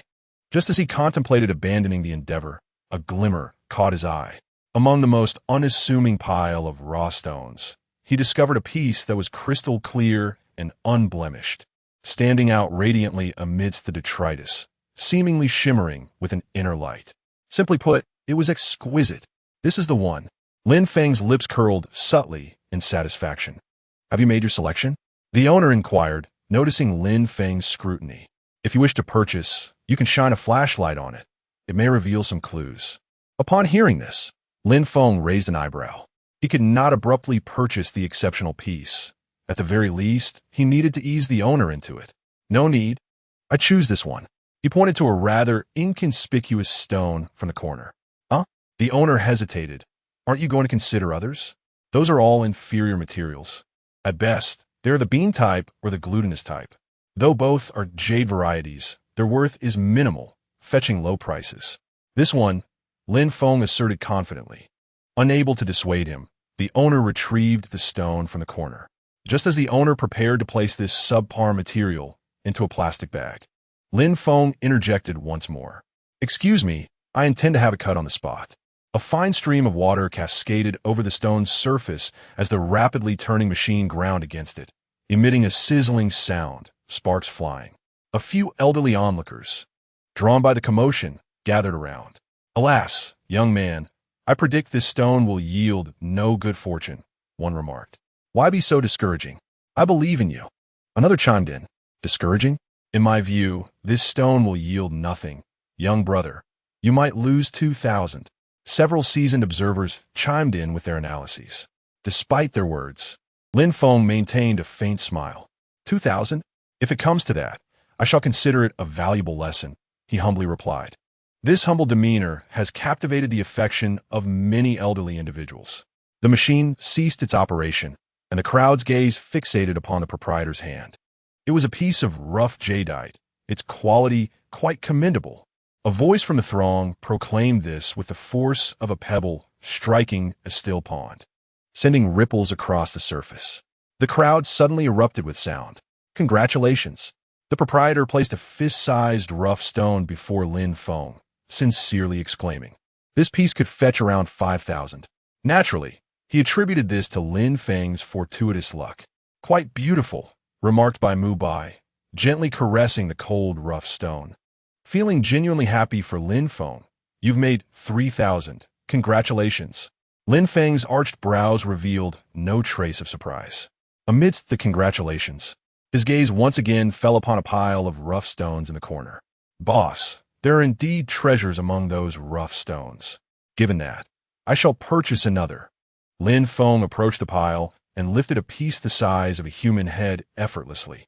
In astonishment, the proprietor reminded him, young man, remember to know when to stop. This piece is significantly more expensive than the previous one, and you wouldn't want to incur a loss. Yet, Lin Feng maintained a serene smile. Consider it practice. Seeing his unwavering confidence, the proprietor sighed. Ah, the youth is still so impetuous. He shook his head, his expression enigmatic, but as he accepted the rough stone, he nearly stumbled. Ah, he had forgotten the weight of this piece. 5 minutes later, the stone-cutting machine roared back to life. With the rising prices of the rough stones, the crowd continued to swell. This time, fewer believed Lin Feng could unveil another quality piece. Only a handful still held faith in his luck. Following the lines drawn by Lin Feng, the proprietor cut with precision. Soon, the machine halted, and the proprietor's mind seemed to freeze. The proprietor stared, dumbfounded at the cut rough stone in his hand. "Boss, why are you stuttering? Is the material so shocking?" The crowd erupted in laughter. "Let me see, what on earth?" "Ice type. Surely, I am not mistaken." This time, the earlier casual congratulations vanished, and an eerie silence enveloped the onlookers. Reflected in their eyes was a piece of translucent ice jadeite. Bai Mubai glanced around, uncertain, yet recognizing the crowd's overwhelming reaction signified a remarkable find. Among the gathered, Lin Feng appeared the most composed, a smile still gracing his lips. "Boss, it seems my good fortune has not yet run its course. A piece the size of a human head should be worth quite a sum." At Lin Feng's words, the proprietor snapped back to reality, stiffly turning his head. "You are correct. It is indeed worth a considerable amount." Being knowledgeable, he recognized this as genuine ice jadeite. Given its size and exceptional quality, it was worth at least 8 million. His proclamation ignited envy among the spectators, their eyes turning green with desire. Chapter 32. Lavishing millions to purchase a diamond ring for his wife. This lad is truly fortunate. Fortune? Is he not merely cheating fate? Cheating fate? How could this be? I was present the entire time, and I can assure you that he never laid a hand on the raw material before making his purchase. What else could it be but sheer luck? The onlookers began to conjecture whether Lin Feng was indeed a prodigy in the realm of stone gambling. However, the majority believed it was merely a stroke of good fortune. After all, to discern the ice type with just a fleeting glance is truly extraordinary. White Mumu, recovering from her astonishment, tugged at Lin Feng's sleeve and inquired softly, "Lin Feng, how did you manage that?" Lin Feng understood that she too was curious about how he had singled out the ice type from the multitude of raw materials. He couldn't very well claim to have X-ray vision, could he? Perhaps it was a sense of destiny that drew him to this particular piece. He offered a vague response. White Mumu pondered for a moment, her fingers stroking her chin, before she exclaimed, "I see now." Lin Feng was taken aback. "What do you see?" Just as he was about to delve deeper, he noticed the corners of her mouth curling into a smile. Ah, it is the sixth sense of a man. While Lin Feng and White Mumu were engaged in their whispered conversation, a penetrating gaze lingered on Lin Feng, as if it sought to pierce through to the essence of his being. With heightened alertness, Lin Feng quickly discerned the source of this gaze. Turning abruptly, he found himself confronted by an elderly man with a head of white hair, yet a visage that was remarkably rosy and an aura that commanded respect. Their eyes met, and the old man displayed no hint of embarrassment for being caught observing. Rather, he casually approached Lin Feng with his hands clasped behind his back. The surrounding crowd also took note of Lin Feng's focused gaze and followed it to the old man, with several individuals nearly gasping in surprise upon recognizing him. "Eldermu, what brings Eldermu here?" Lin Feng narrowed his eyes slightly, sensing a familiarity about the elderly gentleman. Eldermu was none other than Mu Si Ge. A recollection surged within Lin Feng. He had previously conducted thorough research online to accurately predict the finest jade, and Mu Si Ge's profile and photograph had prominently appeared on the search results. Having spent years in the stone gambling industry, he was a veritable leader in the field. However, he had recently retired, and news about him had dwindled online. Who would have thought he would encounter him here? As Lin Feng was mulling over this thought, Mu Si Ge had already approached him, a warm smile gracing his features, far more benevolent than the stern image displayed online. A genius indeed. Mu Si Ge scrutinized Lin Feng from head to toe, seemingly intent on studying him thoroughly. To think I, an old man with one foot in the grave, would encounter such a rare talent. The crowd exchanged glances, their astonishment palpable at Elder Mu's high praise. Having traversed the stone gambling world for half a lifetime, he had never expressed such admiration for anyone before.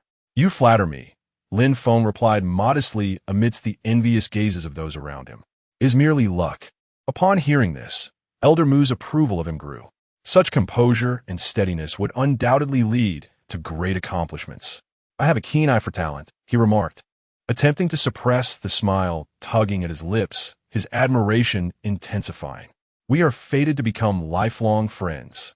Young man, you must not refuse. Just as Lin Feng was about to acquiesce, Elder Mu interjected once more. To demonstrate my sincerity, let us swear brotherhood right away. Lin Feng's lips twitched at the thought. Swear brotherhood? Is this still the stern and composed Mr. Mu that people remember? Under Mr. Mu's expectant gaze, Lin Feng shook his head, deeming it unnecessary. However, he felt honored to be acquainted with someone of Mr. Mu's stature. While this may have negated the latter's sentiment, it did not preclude him from forging a friendship with Mr. Mu. After all, a person of such caliber could ensure his prosperous journey in the world of stone gambling. After a brief conversation with Mr. Mu, Lin Feng recalled something. He turned to the crowd, announcing, "Ladies and gentlemen, I will be selling this ice jade on site. If any of you are interested, feel free to bid." Such on-site sales were not unusual, yet this auction stirred considerable excitement. To his astonishment, a jadeite the size of a human head fetched a staggering 15 million. As Bai Mu strolled alongside him, she expressed her astonishment, remarking on the fierce bidding that had left a lasting impression on her. Lin Feng shook his head. According to market value, that type of ice jade, given its clarity and quality, should have sold for no more than 12 million.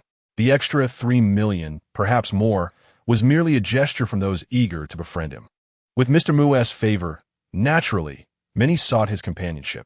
Such wealth, Bai Mu could not help but exclaim. Just as she was about to say more, Lin Feng led her to a store selling diamond rings. A striking sign at the entrance read, "Purchase a diamond ring and gift it to your beloved." Each ring sold here is uniquely bound to one person for a lifetime, offering you unparalleled love. Bai Mu halted in her tracks, but Lin Feng grasped her wrist and smiled gently. "Let us choose a diamond ring." Her ears flushed crimson with embarrassment as she shyly followed him into the store. The sales assistant, a young lady, greeted them warmly. Lin Feng surveyed the offerings before finally inquiring, "Which ring has the largest carat and the finest diamond quality?" The assistant was momentarily taken aback. "Are you certain?" This was the first time in her years of experience that she encountered a man bold enough to ask such a question. Seeing Lin Feng nod nonchalantly, she maintained her professionalism despite his unassuming appearance and replied, "Please hold on for a moment." As the assistant departed, Bai Mu hesitated and spoke up. "Do we really need to buy something so expensive?" Although she had witnessed Lin Feng's ability to earn, she still wished to help him save a bit. Lin Feng chuckled softly, "You deserve the best." He paused before continuing, "Besides, my earnings are meant to provide a better life for my wife and children, Mu. You should simply enjoy." Before Bai Mu could respond further, the assistant returned, interrupting her. "This ring features a 15-carat flawless diamond, valued at 10 million. Before Lin Feng and Bai Mu lay a splendid diamond ring, its size akin to a quail egg, radiating brilliance that captivated Lin Feng's attention. "Perfect. I'll take this one," he declared, waving his hand and proceeding to swipe his card. The assistant, momentarily stunned, asked, "Sir, what did you say?" "I didn't quite catch that." Lin Feng presented his card, stating calmly, "I'll be purchasing this ring." The treasures of the store were finally available for sale, stirring a blend of surprise and delight. "Very well, sir. I shall wrap it up for you right away," the attendant said with a courteous demeanor. "Madam, once again, you have chosen to purchase a diamond ring from our establishment. This gentleman must truly cherish you, wishing you both a long and blissful life together. May you soon be blessed with children." At these words, Bai Mu lowered her head, her cheeks flushed with a rosy hue. Yet, the smile playing at the corners of her lips revealed her current happiness. Ever since she encountered Lin Feng, it felt as though she had been immersed in a pot of honey, her heart brimming with joy. Chapter 33. Obtaining the certificate. Marriage. After acquiring the diamond ring, the next step was naturally to obtain their marriage certificate. Lin Feng drove Bai Mu to the Civil Affairs Bureau. However, upon arrival, due to the difficulty of finding parking, he decided to leave the car some distance away and they proceeded to walk the remaining stretch together. As they neared the bureau, Lin Feng spotted a familiar figure, his brow furrowing slightly. Shenhan. Directly in front of him stood his materialistic ex-girlfriend. Shenhan was dressed impeccably, yet the shadows beneath her eyes and her somewhat listless demeanor were hard to overlook. Noticing Lin Feng had paused, Bai Mubu turned her head to inquire. "What is the matter?" "Nothing," Lin Feng replied, a faintly unkind smile curving his lips. "Just encountered an acquaintance." Bai Mubu, sensing his mood, did not press further and quietly walked beside him. Upon crossing the street, Shenhan fortuitously looked up, her gaze landing squarely on Lin Feng. "Lin Feng?" She abruptly ended the phone call in her hand. Upon noticing Bai Mubu beside him, a flicker of displeasure crossed her eyes. "It's been a while," she declared, striding forward with arms crossed, scrutinizing Bai Mubu intently. Without missing a beat, she taunted, "So, you found a girlfriend right after breaking up with me? How rare. Given your lack of charm, it's surprising someone would actually fancy you. Quite the stroke of luck, isn't it?" As her gaze swept over Bai Mubu, she noted her exquisite features and immaculate makeup, a barely perceptible jealousy flaring up within her, only to be quickly replaced by a sense of superiority. Bai Mubu, confronted by such rudeness, felt a twinge of disdain rising in her heart. Before Lin Feng or Bai Mubu could respond, Shenhan resumed her monologue, this time directed at Bai Mubu. "Dear sister, you may not know, but Lin Feng only pursued you after we parted ways. Alas, it's no wonder he turned to you. His charm was simply too overwhelming for you to bear. Being a backup must be quite a bitter experience, huh?" She feigned a laugh, clearly articulating her next words. "Congratulations. I no longer want Lin Feng. You have successfully assumed the primary position." Shenhan's boastful tone dripped with contempt, subtly belittling Bai Mubu. Her words were undeniably discomforting. Lin Feng had initially intended to ignore her, but seeing Shenhan unjustly bullied Bai Mubu compelled him to intervene. "Who do you think you are? Do you believe a scoundrel like you has the right to speak about my woman?" This statement left Shenhan momentarily stunned. When she had been with Lin Feng, he had always been gentle, a stark contrast to his current demeanor. Although they have parted ways, such harsh words are unwarranted. "How dare you insult me?" Shenhan clenched her fists tightly, a whirlwind of complex emotions surging within her, just as she pondered how to retaliate against Lin Feng. A rotund man crossed the street, striding towards the Civil Affairs Bureau, adorned in expensive attire. "Darling," Shenhan smila blusumat instantly. Her greatest trump card had arrived. As the man reached her side, Shenhan naturally linked her arm with his robust one, her demeanor transforming into one of haughty pride as she cast a glance at Lin Feng and Bai Mumu. The man, puzzled, inquired, "Who are these two?" "As I mentioned, my worthless ex-boyfriend and his current girlfriend," Shenhan replied with an air of nonchalance, unfazed by the possibility of her boyfriend's ire. "You should recall how I vented about him before." She felt utterly content with her present partner, wealthy, generous, and exceptionally considerate of her little whims. However, it seemed his company had recently encountered some troubles. Yet, such matters were inconsequential. Shenhan envisioned herself as a beacon of support, ready to lend him financial assistance in his time of need, confident that he would remember her kindness in the future. As she indulged in dreams of a life filled with opulence, she lifted her chin with pride. "Lin Feng, I owe you my gratitude." She paused, her smile growing warmer. "Thanks to you, I would not have encountered the right person otherwise. You probably do not know him, as he is from high society beyond your reach. But today, I shall satisfy your curiosity. My husband is from Mu Shi Group. Were it not for this last revelation, Lin Feng might have believed that Shenhan had indeed found a promising partner, a golden opportunity.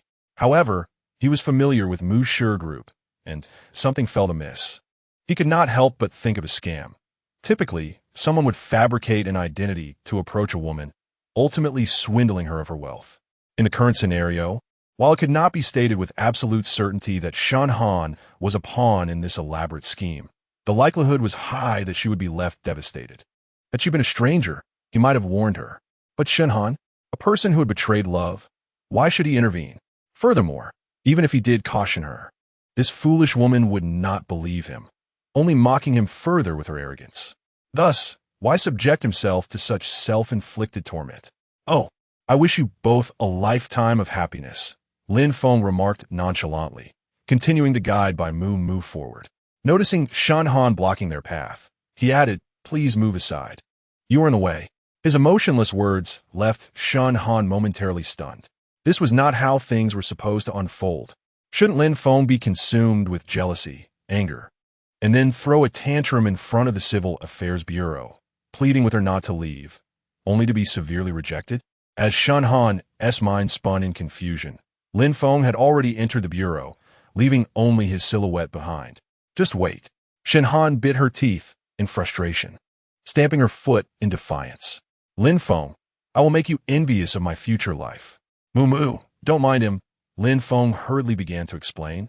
As soon as he was out of Shen Han's sight, "The woman I just mentioned, that madwoman, is my ex-girlfriend for my infidelity, and I now harbor an absolute disdain for her." As he spoke, he raised 3 fingers, his expression solemn and his tone exceedingly serious.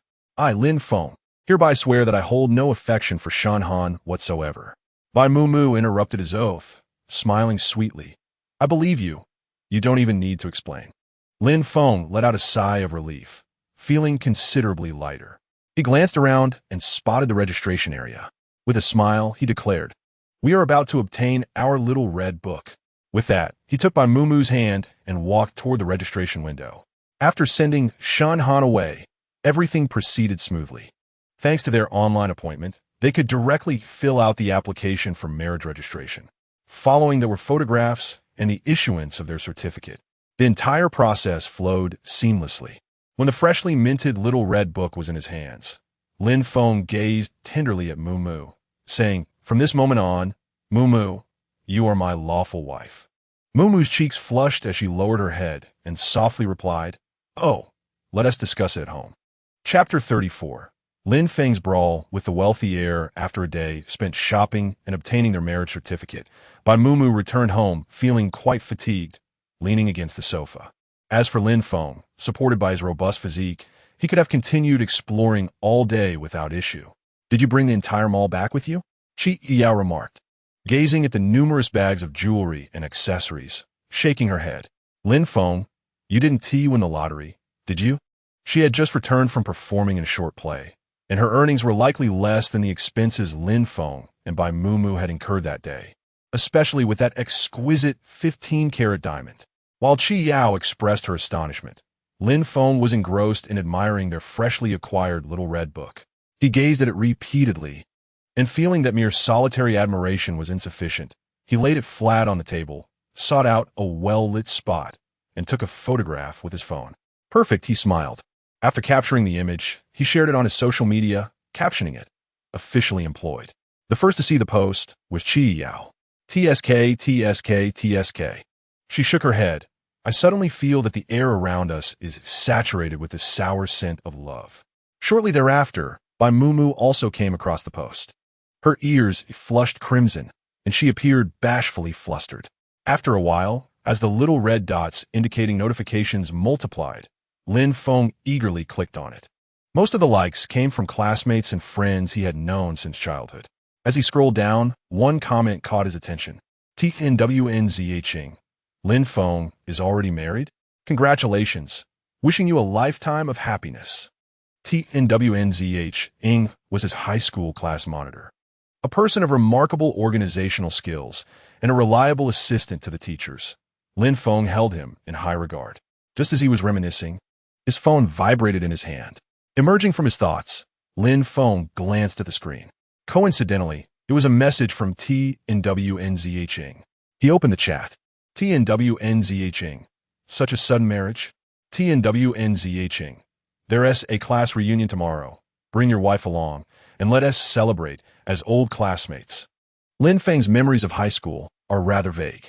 He only recalls the relentless cycle of solving problems and reviewing lessons. His camaraderie with his classmates was not particularly profound. However, as fate would have it, he found himself unable to decline an invitation due to social propriety. Mu. Lin Feng decided to first seek Bai Mu's opinion. "Tomorrow, our high school classmates are organizing a reunion. They've asked us to attend. Do you have time?" Bai Mu responded almost without hesitation, "Of course I have time," given how much Lin Feng had assisted her. It was only right for her to accompany him to the gathering. Upon hearing Bai Mu Mu's agreement, Lin Feng nodded.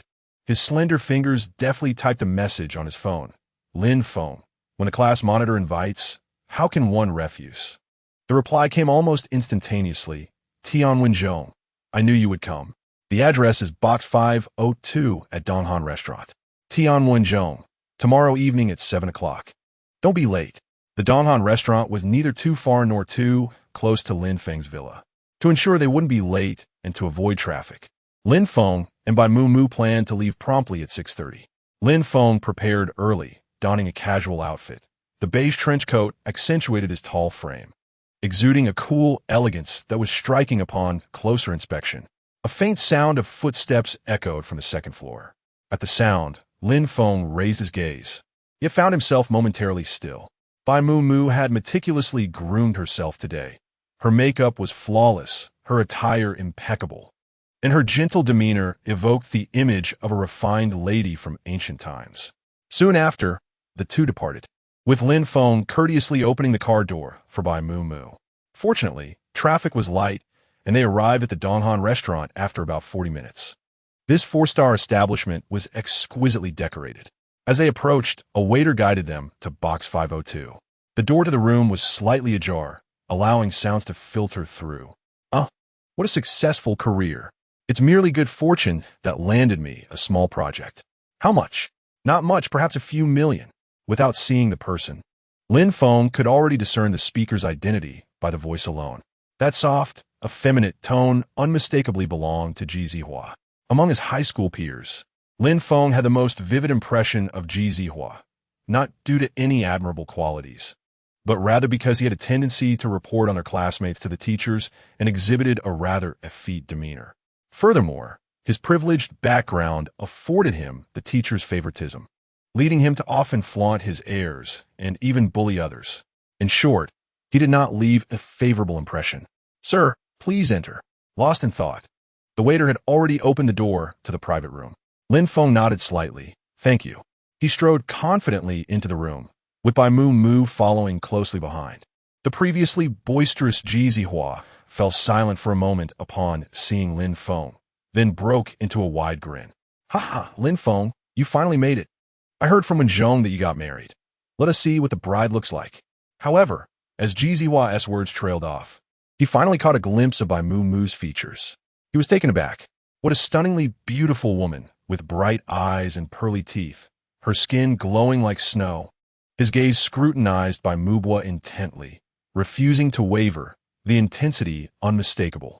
The atmosphere grew increasingly awkward. Ji Zihua, have you seen enough? Lin Feng's voice broke the silence, pulling Ji Zihua back to reality. Lin Feng, you are quite fortunate. He averted his eyes, casually draping an arm around Lin Feng's shoulder as he guided him to a seat, yet his furtive glances at Bai Mu Bua remained unrepentant. Consequently, Lin Feng opted to sit between Bai Mu Bua and Ji Zihua, prompting Ji Zihua to moderate his demeanor slightly.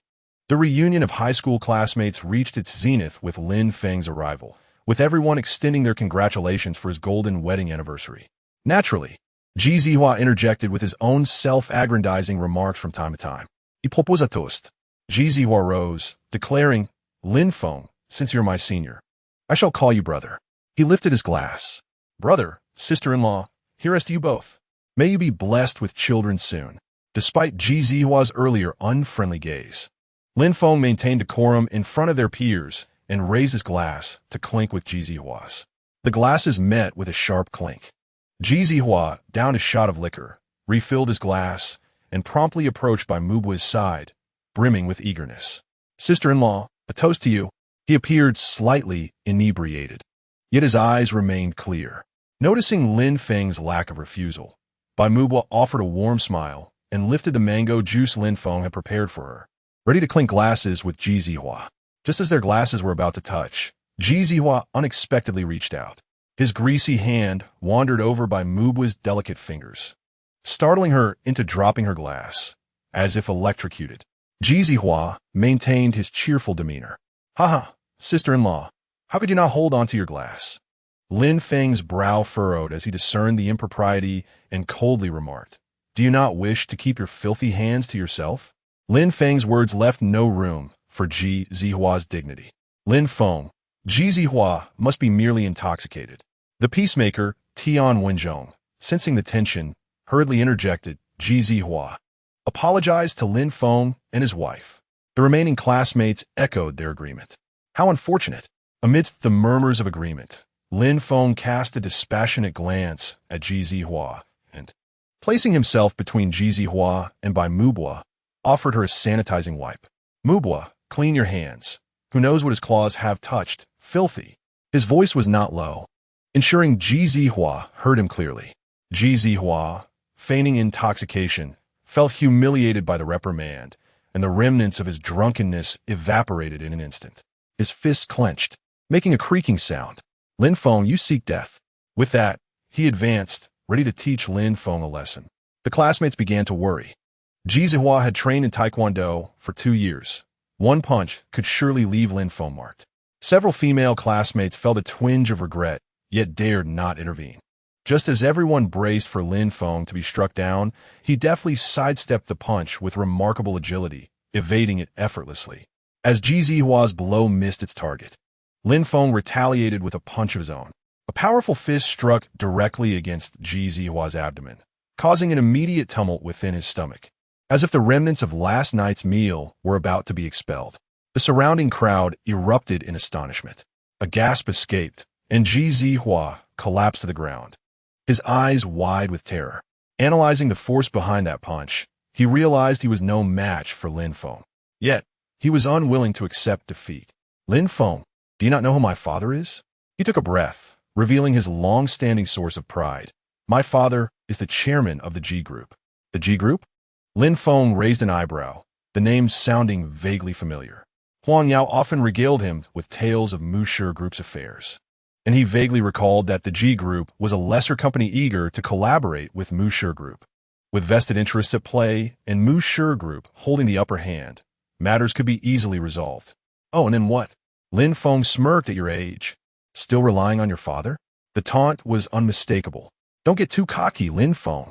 Ji Zihua shuffled back, flustered, as he fumbled for his phone to call his dear father.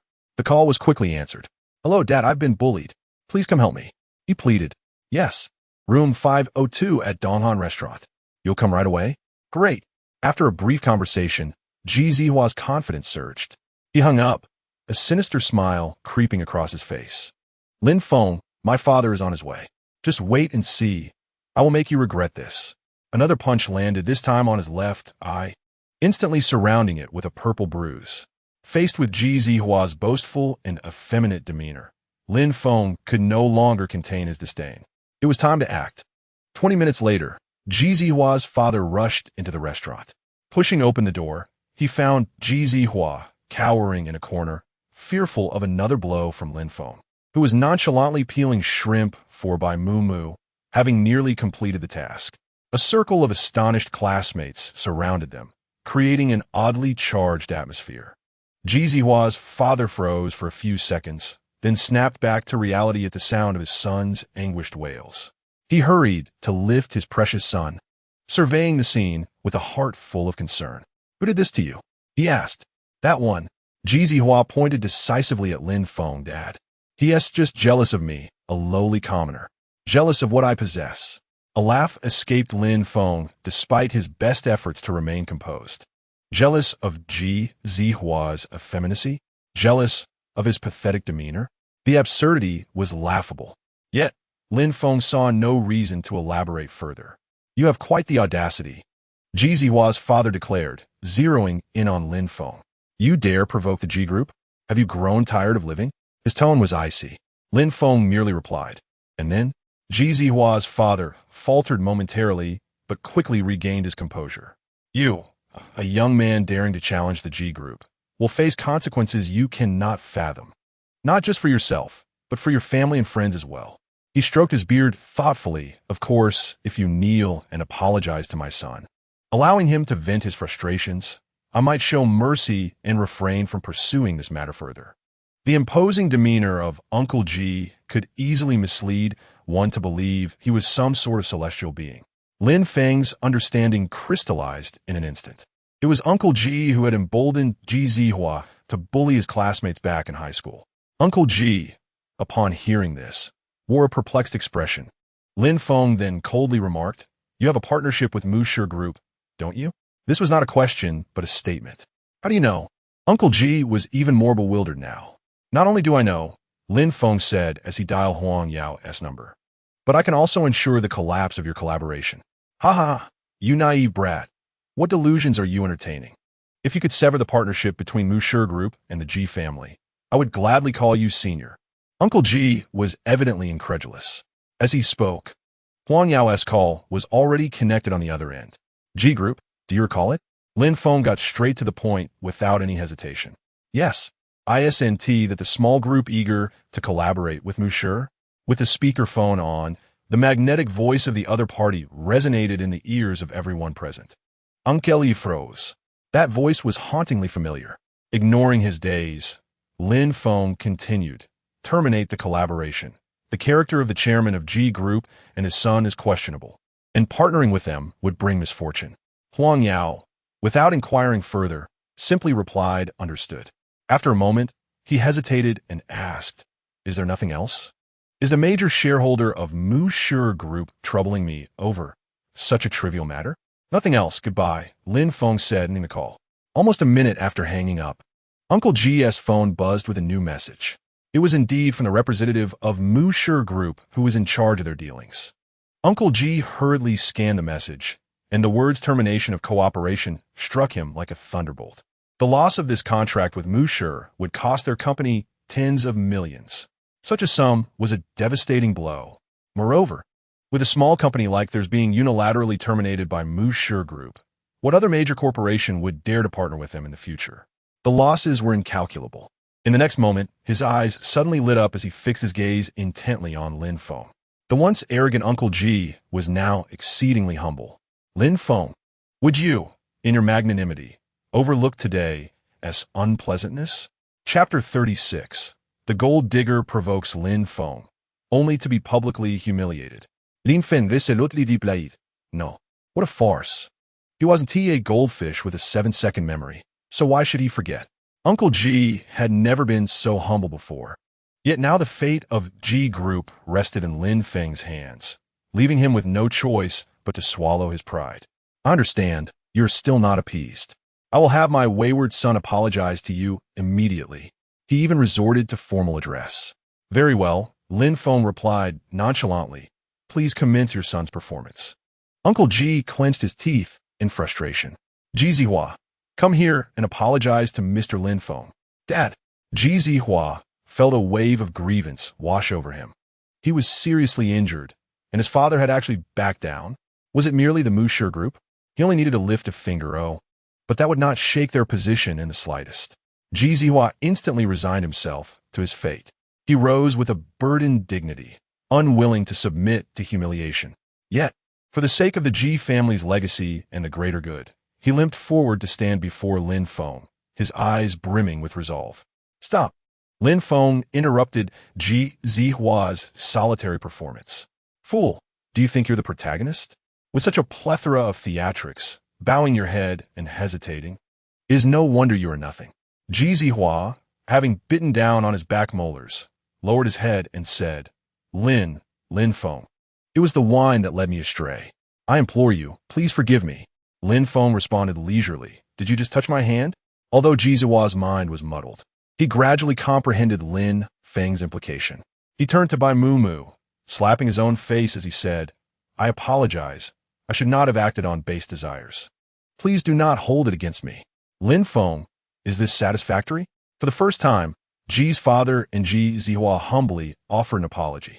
They had anticipated Lin Feng might relent and speak favorably of the Musher Group to Huang Yao. However, reality proved contrary. "You've apologized. So my wife and I must accept it? You are more tyrannical than robbers," Lin Feng remarked with a languid tone. "Since you've expressed your regrets, what are you waiting for? Leave. Being in your presence is simply vexatious." The Ji father and son dared not provoke Lin Feng further, retreating in disarray to manage the chaos of their company. Once they departed, the air in the private room felt considerably fresher. "Lin Feng, do you still remember me?" Huh, not at all. That's fine. There is still time for you to get to know me slowly. This flamboyantly dressed female classmate handed Lin Feng her contact information. Inching closer to him, Lin Feng suppressed the urge to overturn the table, narrowing his eyes at her. Are you out of your mind? The female classmate was momentarily taken aback. What? Dressed provocatively, reeking of body odor, did she not sense my disdain?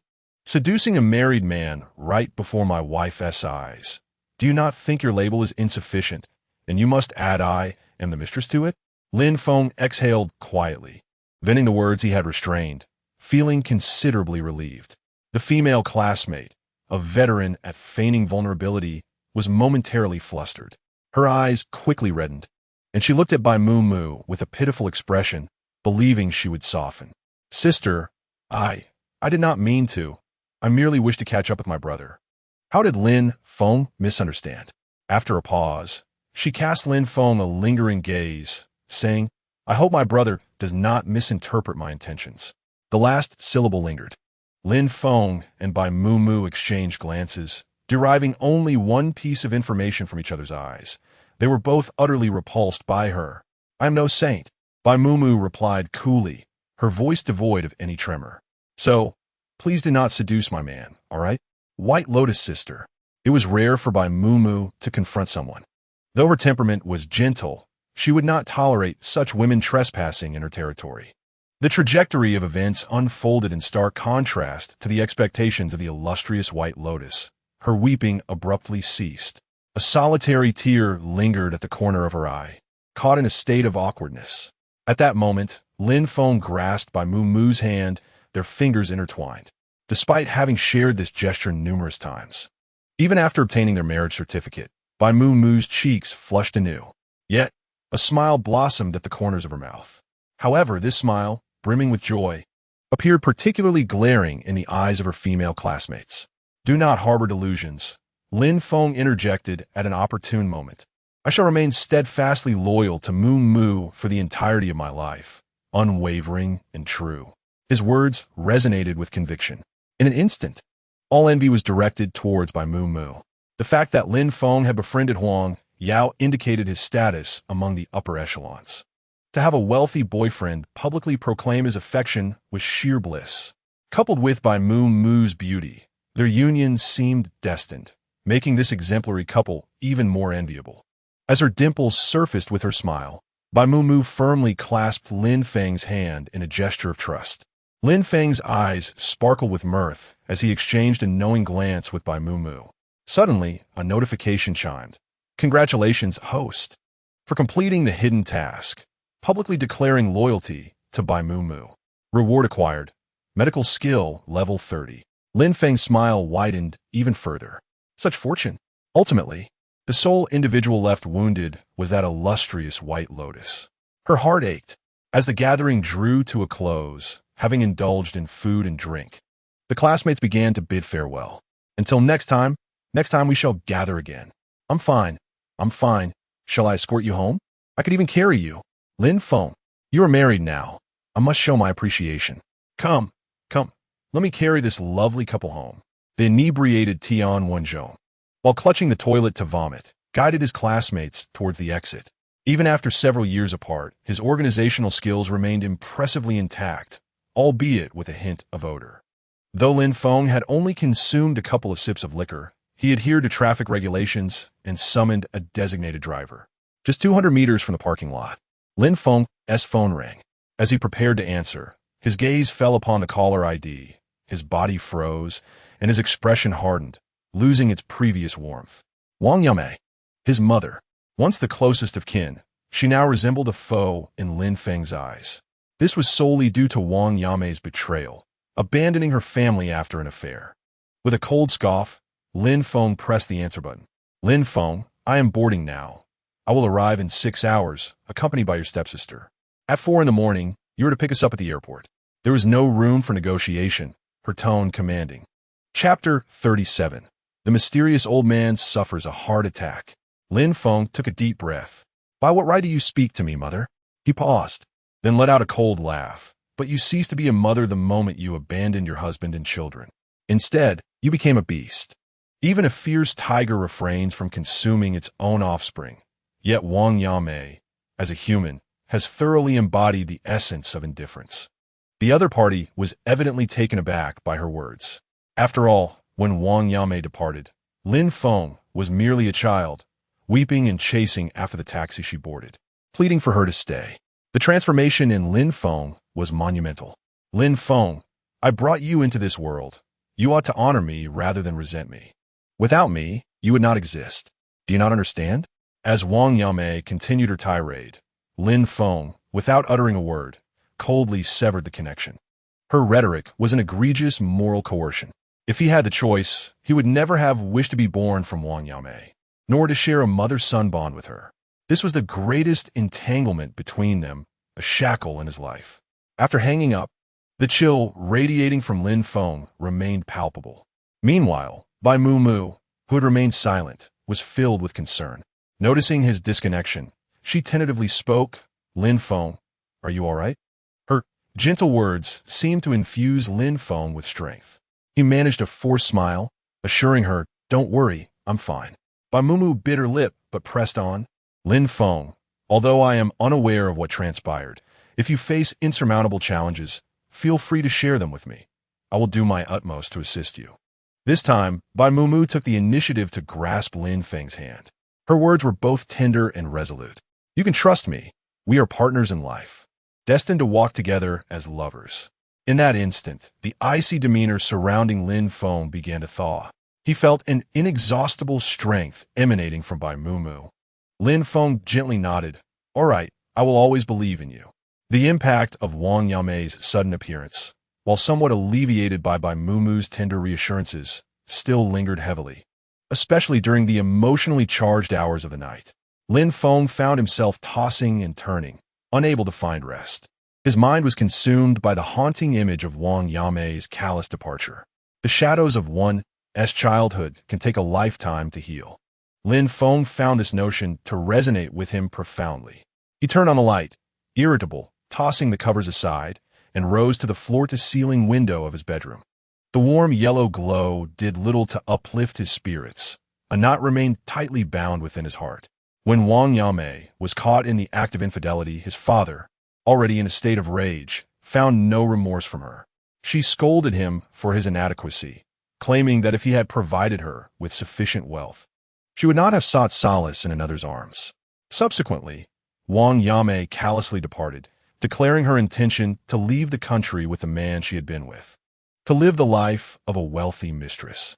Lin Feng chased after the taxi for a full 1,000 meters, yet his mother's heart remained impervious to his pleas. However, misfortune often seeks out the most vulnerable. The day following this event, overwhelmed with sorrow, his father, while inebriated, accidentally fell into a lake and drowned. From that moment on, Lin Feng believed he had become utterly orphaned, without a father and without a mother. The tangled past played in his mind like a relentless slideshow, each scene more painful than the last, leaving him with a throbbing headache.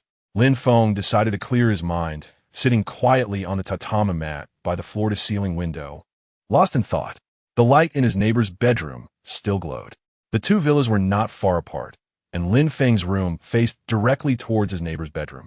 He began to divert his attention from the pain inflicted by Wang Yamei by pondering what his neighbor might be occupied with. His neighbor was a reclusive old man who, despite his eccentricities, devoted himself to the study of medical knowledge. Although they lived in such proximity, Lin Feng realized he had scarcely exchanged more than a few words with him. Perhaps he should strike up a conversation with the old man tomorrow. After all, they were neighbors, and they would inevitably cross paths. Just as Lin Feng became wholly absorbed in this thought, he noticed the old man, previously engrossed in his studies at the desk, suddenly collapse, his complexion pale and his body rigid. Alarmed, Lin Feng reacted swiftly. Without a moment's hesitation, he donned a jacket and hurried towards his neighbor's villa. Upon reaching the entrance, he wasted no time kicking down the door. When lives were at stake, all material wealth became inconsequential. Ding! Ding! Warning! Warning! Intruder alert! An intruder has been detected. The high property fees in this villa community ensured that the management was diligent. Each villa was equipped with an automatic alarm system, Any forced entry would trigger an alert to the security team, who would arrive within 5 minutes. However, Lin Feng had no time to ponder such matters as he strode into the neighbor's home. He quickly navigated through memory to locate the room where the old man lay. With a resounding crash, the bedroom door fell open. Another door sacrificed for urgency. The neighbor, still partially conscious, sensed someone's presence amid his confusion. The old man lay curled on the floor, his expression one of pain and his awareness fading. Lin Feng hurriedly took his pulse. Possessing extensive medical knowledge, Lin Feng's mind swiftly sifted through relevant information, prioritizing the most useful insights. Within a minute, he deduced the cause of the old man's fainting, a sudden heart attack. Recognizing the urgency of the situation, Lin Feng scanned the room. He knew his neighbor was a doctor, though he was uncertain whether he practiced traditional or Western medicine. Most of the medical knowledge Lin Feng possessed leaned towards traditional practices. In this scenario, the application of acupuncture could yield significant results. A glimmer of hope sparked within him. A neatly arranged pack of silver needles lay on the old man's desk, with several needles embedded in a skeletal model. Lin Feng swiftly gathered the needles and collected those from the model as well. After a brief disinfection, his resolve solidified. This would be his first practical application. Lin Feng murmured to himself, silently encouraging his own courage. Thankfully, a multitude of clear principles coursed through his mind, guiding him as if by divine intervention. In the blink of an eye, he identified the acupuncture points, his hands moving with precision as he deftly inserted a silver needle into the designated point, applying perfect pressure. The old man's expression visibly improved. However, Lin Feng dared not to relax. He grasped the silver needle once more, aiming it at the second acupuncture point. Just as he was about to puncture, a male voice suddenly interrupted. "What are you doing? Stop!" Breaking and entering and even murder. Lin Feng realized they had received a warning signal, and the security guards had just arrived. Yet, with such a slender silver needle, it was hardly an instrument of murder. Was it? Chapter 38. The medical sage, he couldn't help but admire the imagination of these security personnel. "I am Lin Feng, the owner of the villa next door. This elderly gentleman has suffered a heart attack, and I am administering acupuncture to save him. Meanwhile, I need you to call for an ambulance." "Thank you," Lin Feng quickly stated, continuing his actions without distraction. The security guards exchanged glances. They recognized Lin Feng, the owner of the Lamborghini Reventon. After a moment's hesitation, one of the guards decisively called for an ambulance, his expression resolute. "We must trust the owner. Besides, Lin Feng does not seem to be harming the elderly man." Thus, the guards took on the responsibility of waiting for the ambulance, while Lin Feng focused on administering acupuncture to buy the old man some time. Both parties anxiously awaiting the outcome. Lin Feng concentrated fully. Once he pinpointed the acupuncture point, he deftly inserted the needle, gradually finding his rhythm. After roughly 7 or 8 minutes, as Lin Feng inserted the final needle, the old man's complexion transformed from a terrifying pallor to a more stabilized hue, his breathing becoming gradually smoother. Seeing this, Lin Feng breathed a sigh of relief. After his treatment, the elderly gentleman was highly likely to escape danger. Just then, the sound of the ambulance grew closer. Lin Feng wiped the beads of sweat from his forehead, feeling considerably relieved. Finally, they had arrived. However, considering the old man's inability to contact his relatives immediately and adhering to the principle of saving lives until the very end, Lin Feng had no choice but to assist the doctor in transporting the elderly man to the hospital. Upon arrival at the hospital, the doctor wheeled the old man into the emergency room for treatment. Lin Feng remained calm, strolling leisurely outside. He knew that the old man's condition had stabilized, and he had already escaped the clutches of death. 20 minutes later, the lights in the emergency room dimmed, and the old man was safely transferred to a regular ward. Awaiting his family, Lin Feng followed closely behind, and in order to keep an eye on his reclusive neighbor, he took a moment to rest on a bench outside the ward. Suddenly, from the corner of his eye, he noticed the night had deepened, and a bright moon hung high in the sky. Lin Feng slapped his thigh. He almost forgot his wife was still at home. In his haste to leave, he had not had the opportunity to inform Bai Mumu that he was going out to save a life. With the old man condition stable. Lin Feng decided to stay until he regained consciousness. To prevent Bai Mu from worrying when she woke up and found him missing, he needed to send her a message. Quickly, Lin Feng opened his phone and found his wife's chat interface. He composed a message and sent it. Lin Feng, our neighbor has suffered a heart attack. I am accompanying him at the hospital. Do not worry. Lin Feng, oh, by the way, Lin Feng. He is male and elderly. After sending the messages, Lin Feng felt an instant sense of relief. Just the thought of his wife caring for him brought an uncontainable smile to his face. 2 words, sweet bliss. When Jiang Qinyi awoke, he found himself surrounded by the familiar scent of disinfectant, momentarily startled. Shouldn't he be studying surgery at home? How could he be in the hospital? Who brought him here? A myriad of questions swirled in his mind, yet the dryness in his throat rendered him unable to speak. He vaguely remembered a young man assisting him with an injection yesterday. The nurse on her rounds noticed the scene and quickly approached Jiang Qinyi's bedside. Please be careful, she said, gently helping him sit up. She had heard the doctor mention yesterday that this elderly gentleman held a significant status and deserved proper care.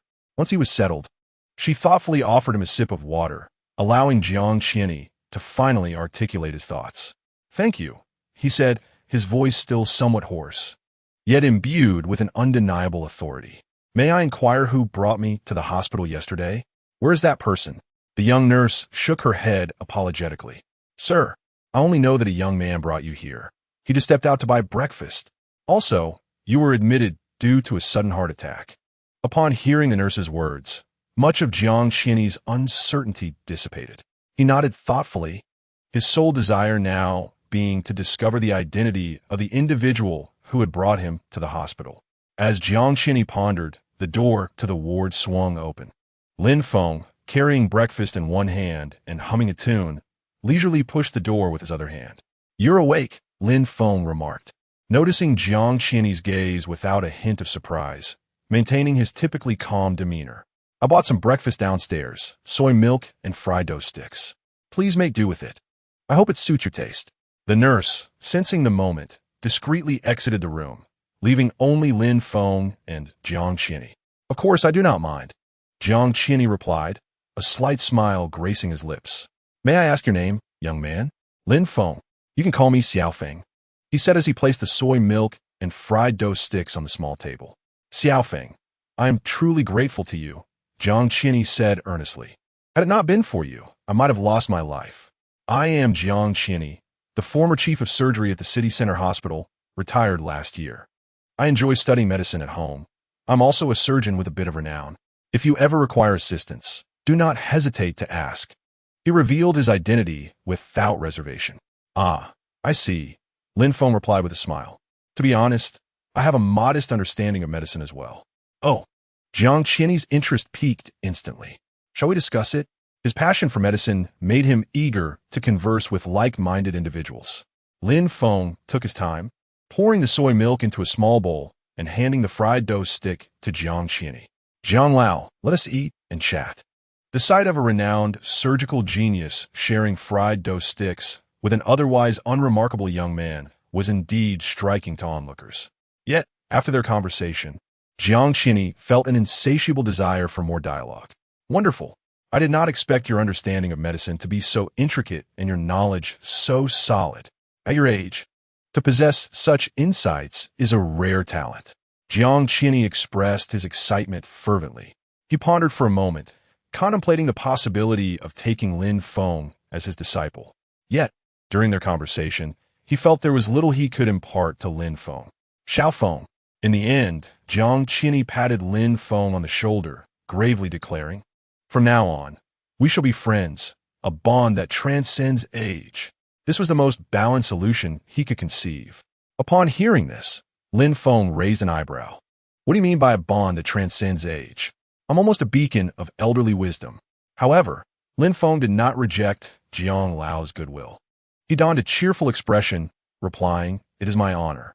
With a confirmed affirmative, Jiang Qinyi proceeded to pose numerous inquiries to Lin Feng, all pertaining to medicine, until Lin Feng's phone rang. Reluctantly, Jiang Qinyi allowed him to take the call. Lin Feng felt parched, licking his lips before pressing the answer button. A vibrant voice resonated from the other end. Brother Lin Feng, it's Huang Yao. Do you have a moment? It's about company matters. I would like to discuss something with you. Chapter 39. The overly clever Ji father and son. After ending the call, Huang Yao briefly instructed his assistant before driving alone to the villa where Lin Feng resided.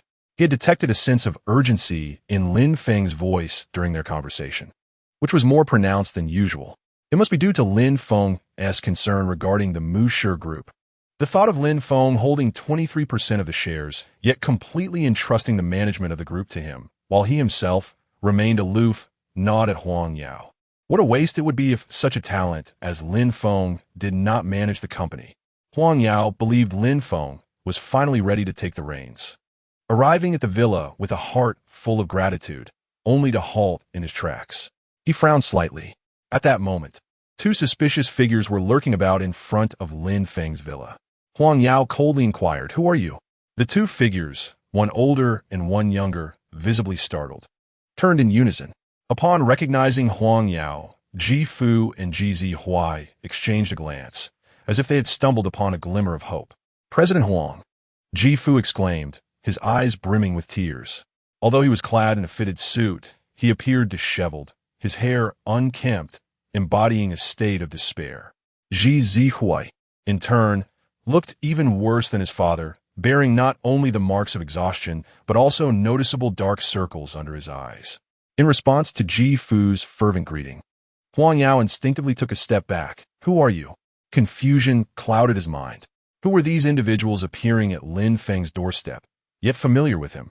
Ji Fu, sensing Huang Yao's lack of recognition, felt a chill run through him. "President Huang, I am Ji Wenjiang, your business partner." Ji Fu's voice was tinged with bitterness, nearly breaking into tears. "You must not heed Lin Feng's one-sided account and terminate our company's collaboration. After losing the Musher Group's contract, our situation has drastically deteriorated, and we are on the brink of bankruptcy." At that moment, Ji Fu resembled a vulnerable child. Ji Zihuai chimed in, "President Huang, it was my mistake that provoked Lin Feng. I alone should bear the consequences. Please do not hold my father's company accountable. I beg of you." Though Huang Yao was unaware of the full circumstances, he had gleaned some understanding from Lin Feng's call the previous day. It appears that this season's article has angered Lin Feng, prompting him to call regarding inquiries about a partnership with the Ji Group.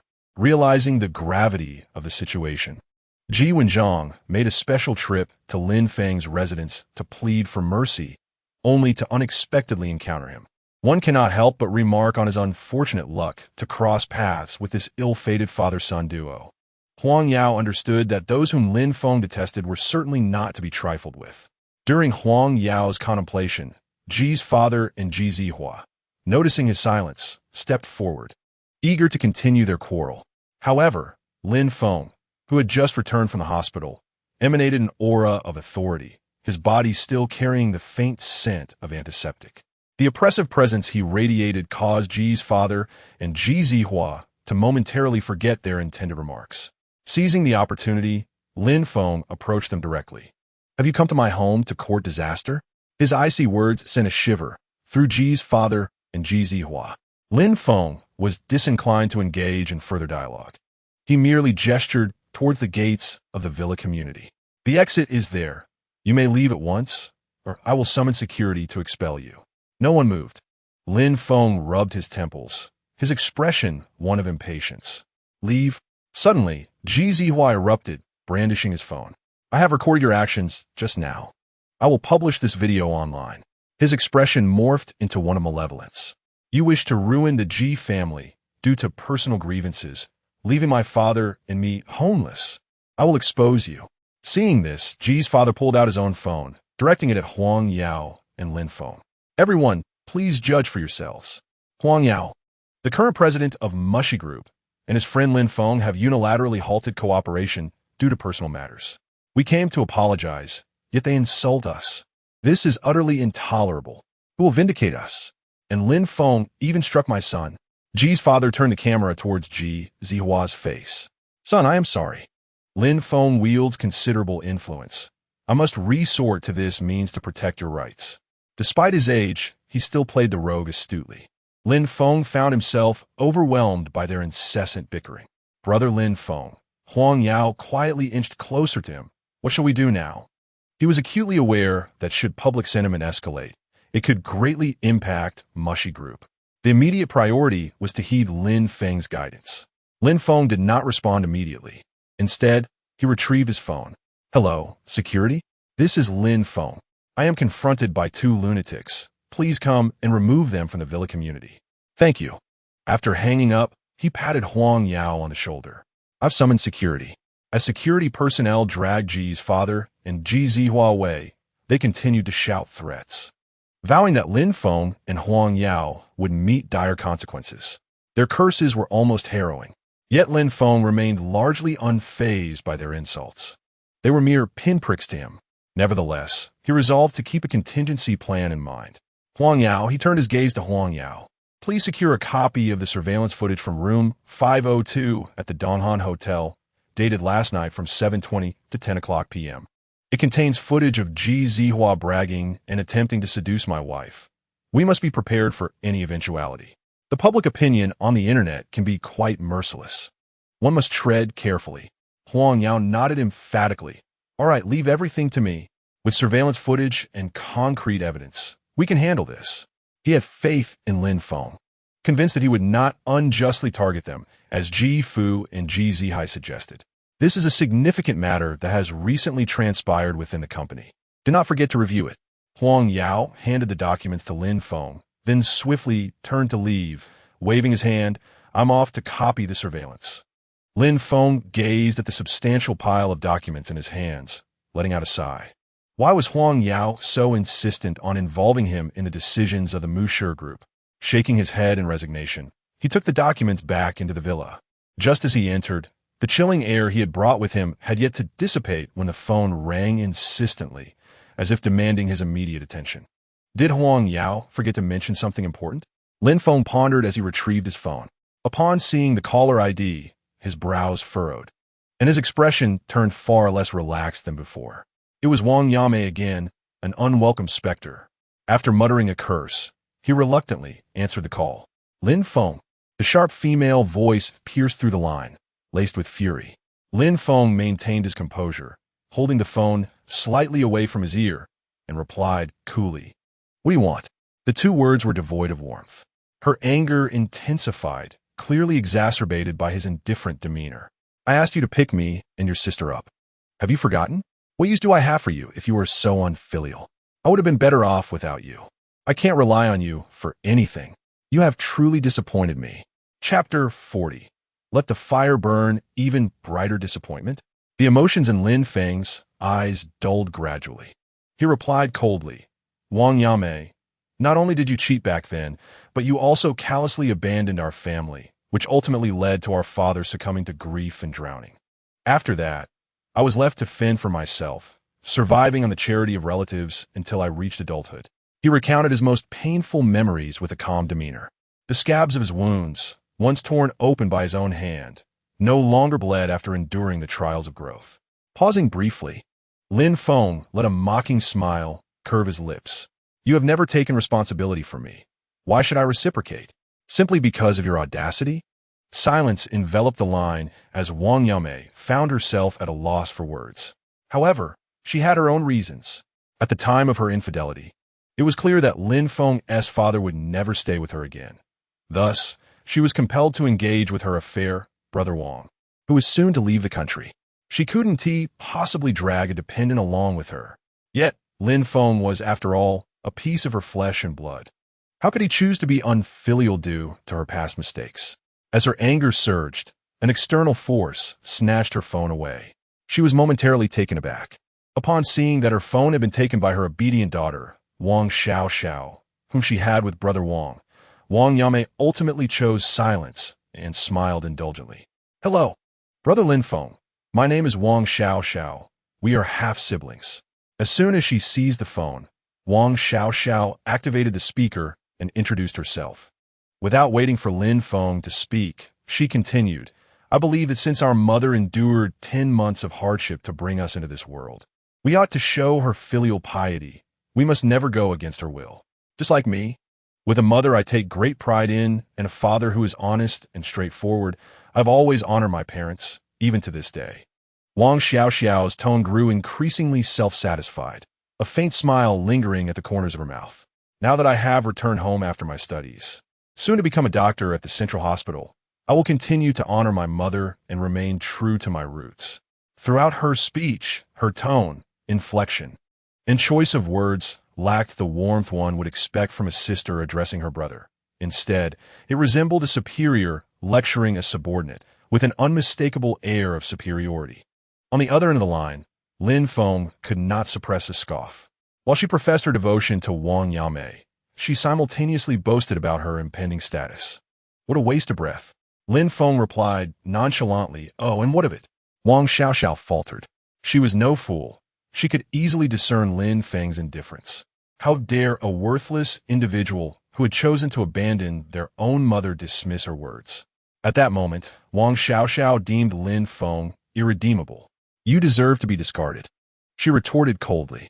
"Lin Feng, since you refuse to heed my counsel, you may rot alone in a corner. Mother intended for me to support you and help you rise above your shortcomings, and I agreed. But your attitude has made me regret it." With that, Wang Xiaoxiao angrily hung up the phone. "Mother, let us go," she said, linking arms with Wang Yamei. "This son of yours is beyond saving.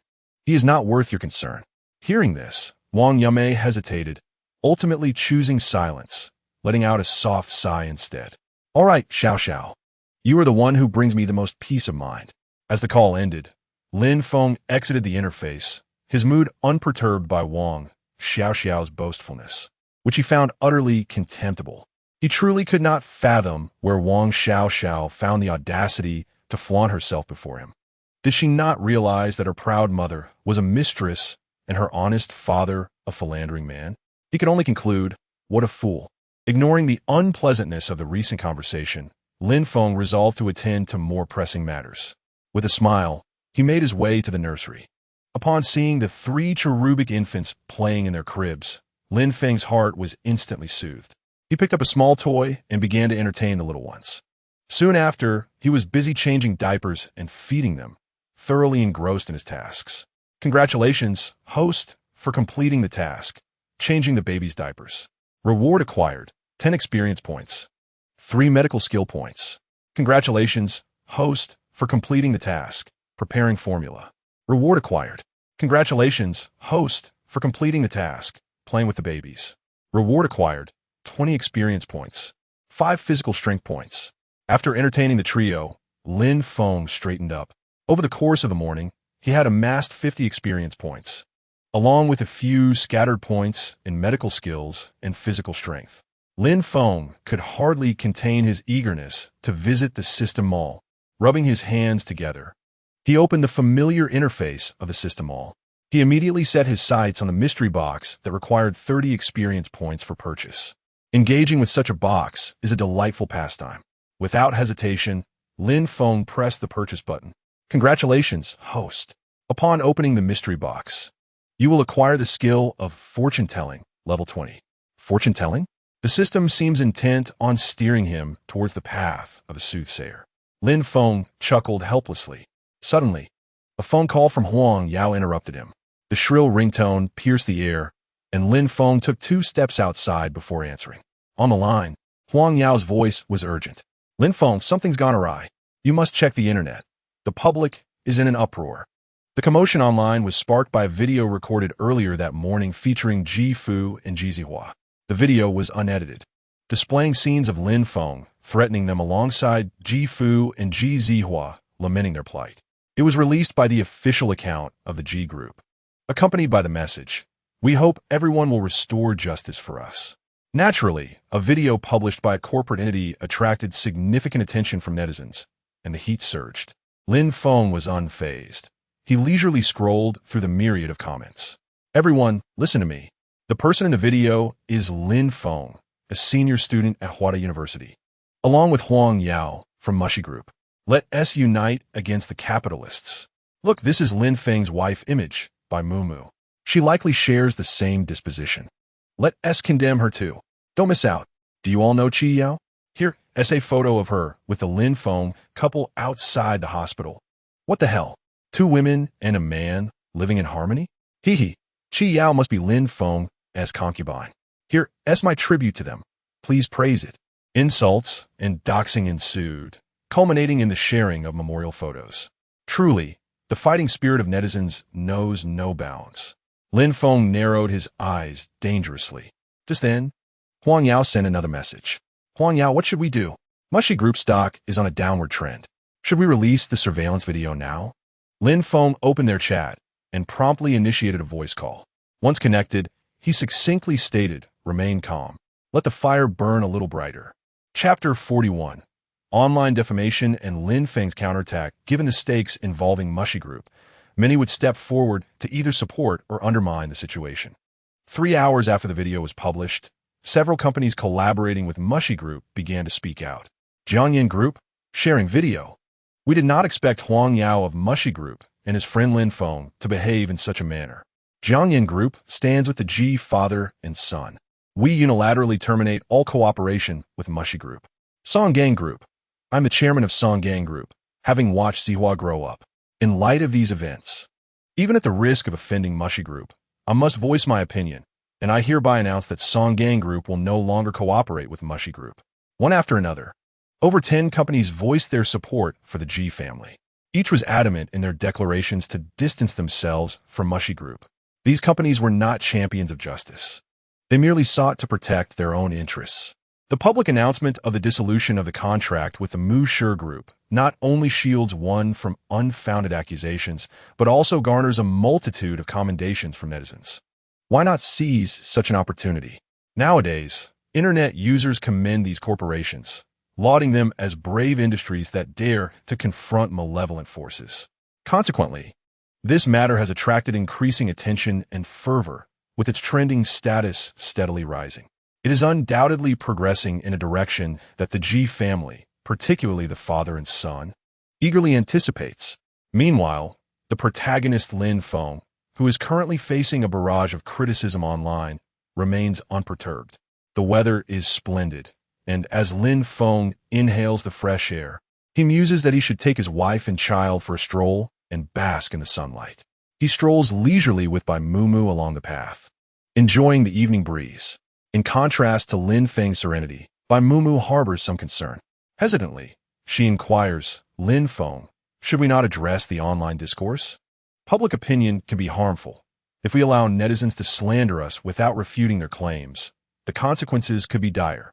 Everything is fine, Lin Feng reassures her, gently tousling Bai Mumu's soft hair and offering her a comforting gaze.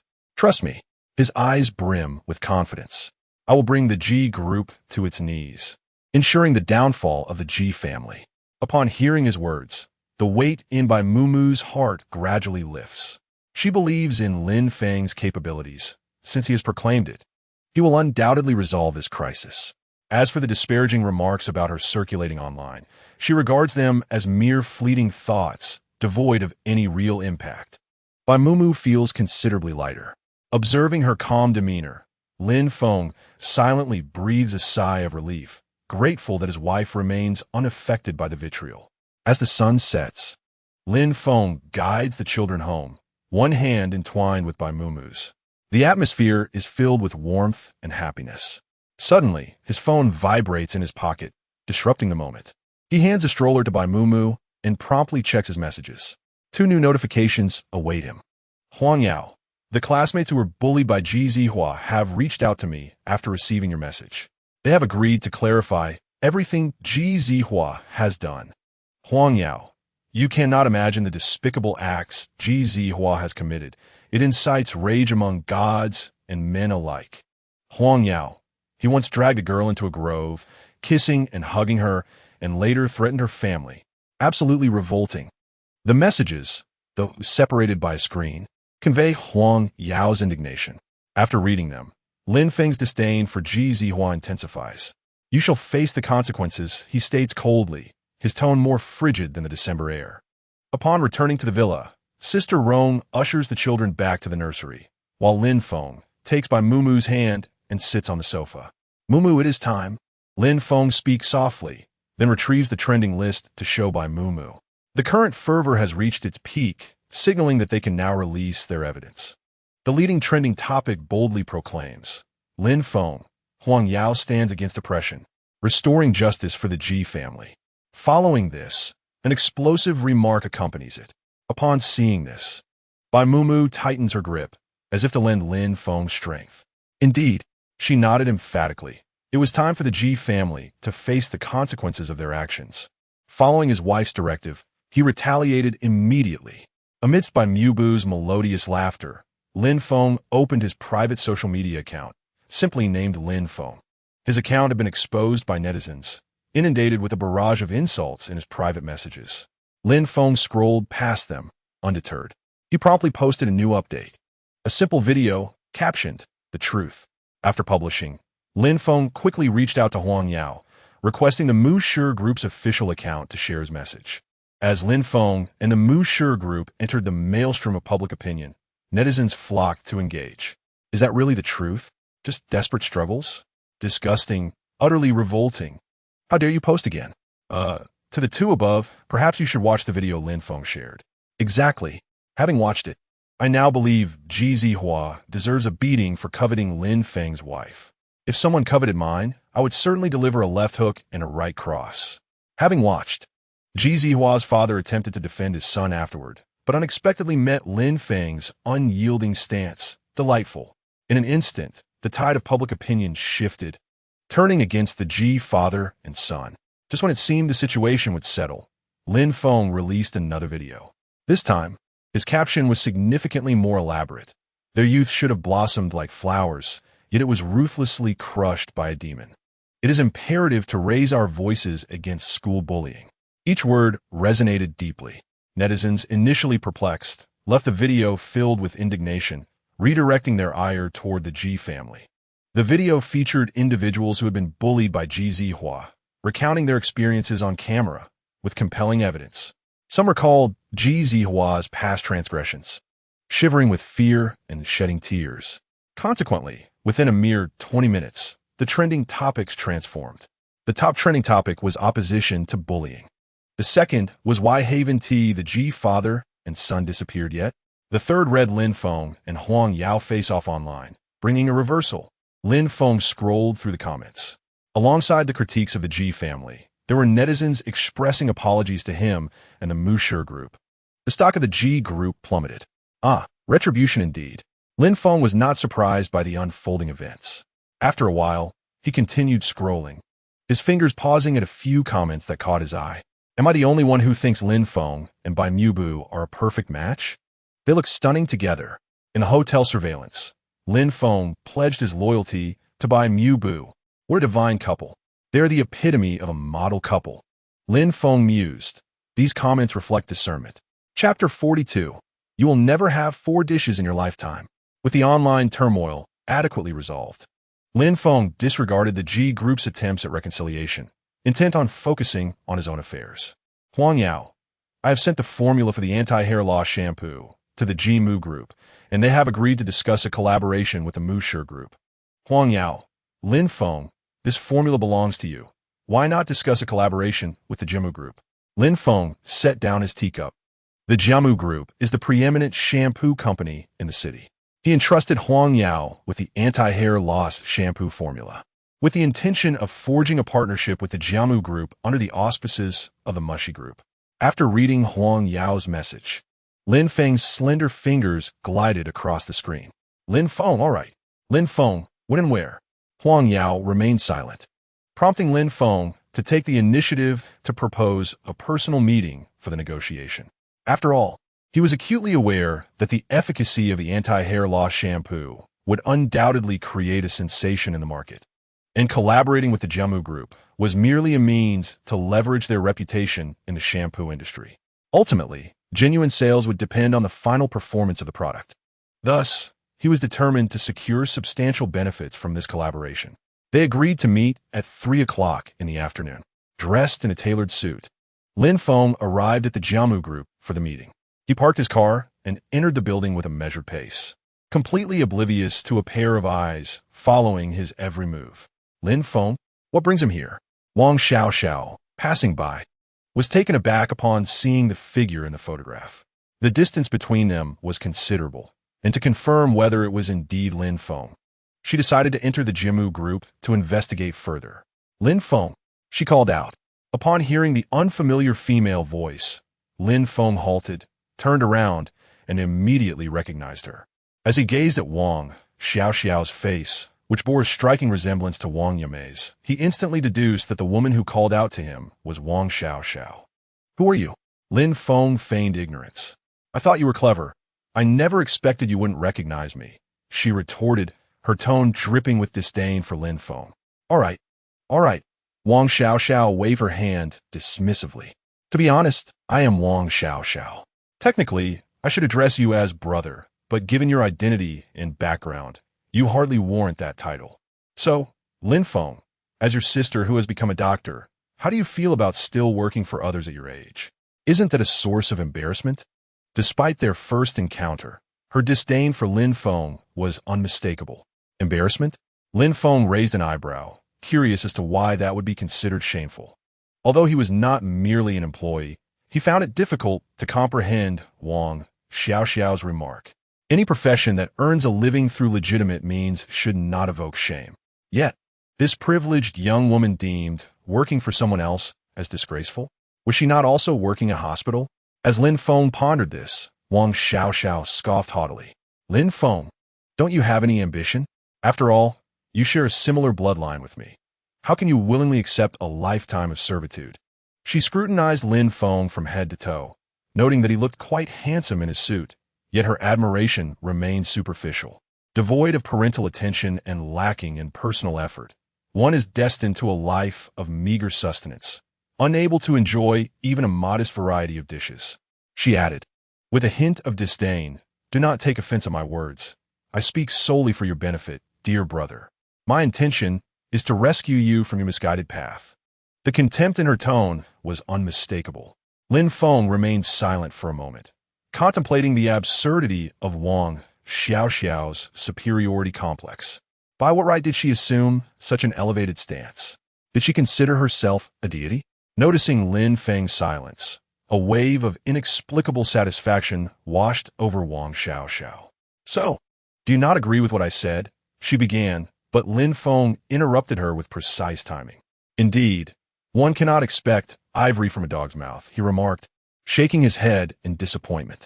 "As anticipated, your words lack any semblance of decency." "Well, what do you mean?" Wang Xiaoxiao stood frozen, her mind blank, utterly unprepared for Lin Feng's rebuttal. Logically, she believed he should be humiliated and groveling at her feet. "What do I mean? Foolish girl, how dare you ask? While you claim to speak for my good, you flaunt your current status and look down upon those you deem beneath you. Wang Xiaoxiao, who bestowed upon you this inflated sense of superiority. Your actions, at best, reflect the ignorance of a proud maiden, at worst." Lin Feng's gaze swept over her. A derisive snort escaping his lips revealed nothing more than the banality of a common fool. The color drained from Wang Xiaoxiao's face, her ears buzzing in disbelief. How dare he insult her? Blood rushed to her head, her expression contorting with rage. Pointing an accusing finger at Lin Feng, she spat. "Lin Feng, do you not possess any respect for others? Your ignorance and rudeness will ensure that you are never respected in this lifetime. You deserve to be a pest in the gutter." Her words dripped with malice. "Mr. Lin, I see you are here," a voice suddenly interjected. It was Mr. Liu from Jimu Group, responsible for hosting Lin Feng. "I am Liu Chong. You may call me Xiao Liu." With a broad smile, Mr. Liu expressed great respect for Lin Feng. "I will be your host today. Please accompany me to the conference room to discuss the details." Without acknowledging Wang Xiaoxiao, Lin Feng nodded and turned to leave. Wang Xiaoxiao felt utterly humiliated. How could this be? Lin Feng must have employed some trickery to appear so noble. In a hurry, she called out, "Lin Feng is an ignorant and shameless scoundrel. His character is lacking. You must keep your eyes open and not be deceived by his facade." Mr. Liu paused, sensing that something was amiss with this woman. "It seems some outsiders are causing disturbances. Please hold on." After apologizing to Lin Feng, Mr. Liu took out his phone and sent a voice message to security. "There's a madwoman at the entrance. Remove her." 3 minutes later, As Wang Xiao was unceremoniously ejected from Jimu Group by the well-trained security personnel, she felt as if her face were being ground into the pavement. She would not attribute this misfortune to Mr. Liu, but rather to Lin Feng. Wang Xiao promptly sent a voice message to her boyfriend, who served as her boxing coach. Elder brother, there's a person named Lin Feng who has been bullying me. Woe is me. Dear brother, you must avenge me. Wang Xiao wept profusely, her tears resembling delicate pear blossoms in the rain. However, once she hung up the phone, her expression shifted to one of dark contemplation. She smirked, declaring, Lin Feng, if you dare to provoke me, you shall pay the price. Chapter 43.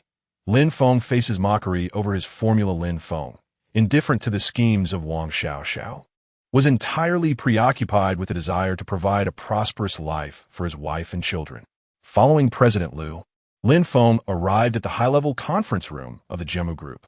Please, after you, President Liu gestured, holding the glass door open. Thank you, Lin Feng replied graciously. As he entered the conference room, he immediately captured the attention of everyone present. Undeterred by the piercing gazes, Lin Feng approached his designated seat with unshakable composure and commenced the introduction. Greetings, everyone.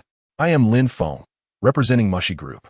We offer a formula for an anti-hair loss shampoo, and your esteemed company will handle the sales with a 50-50 profit-sharing arrangement.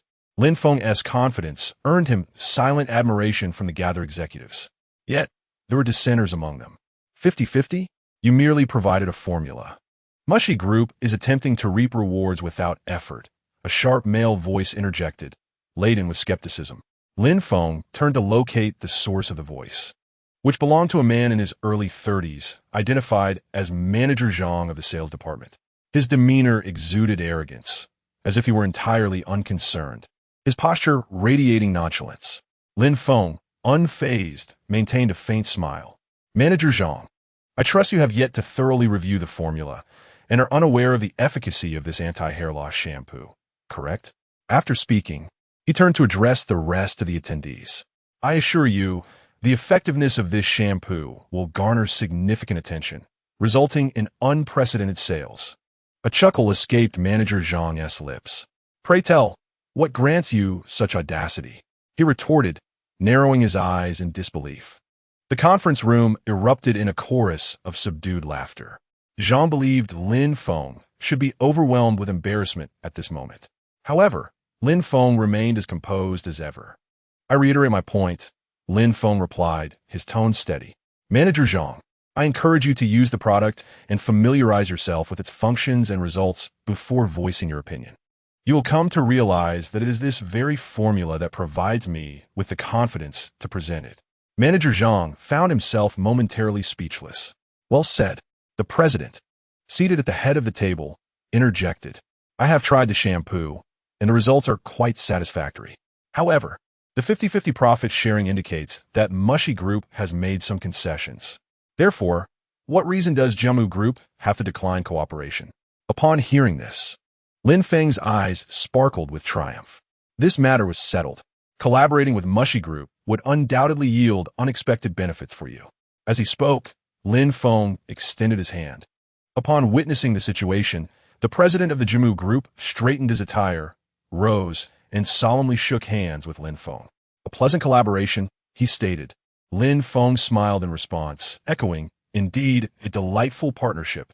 The only individual visibly dissatisfied at the scene remained Manager Zhang, whose discontent was etched across his face. The sales department was solely fixated on overt profits.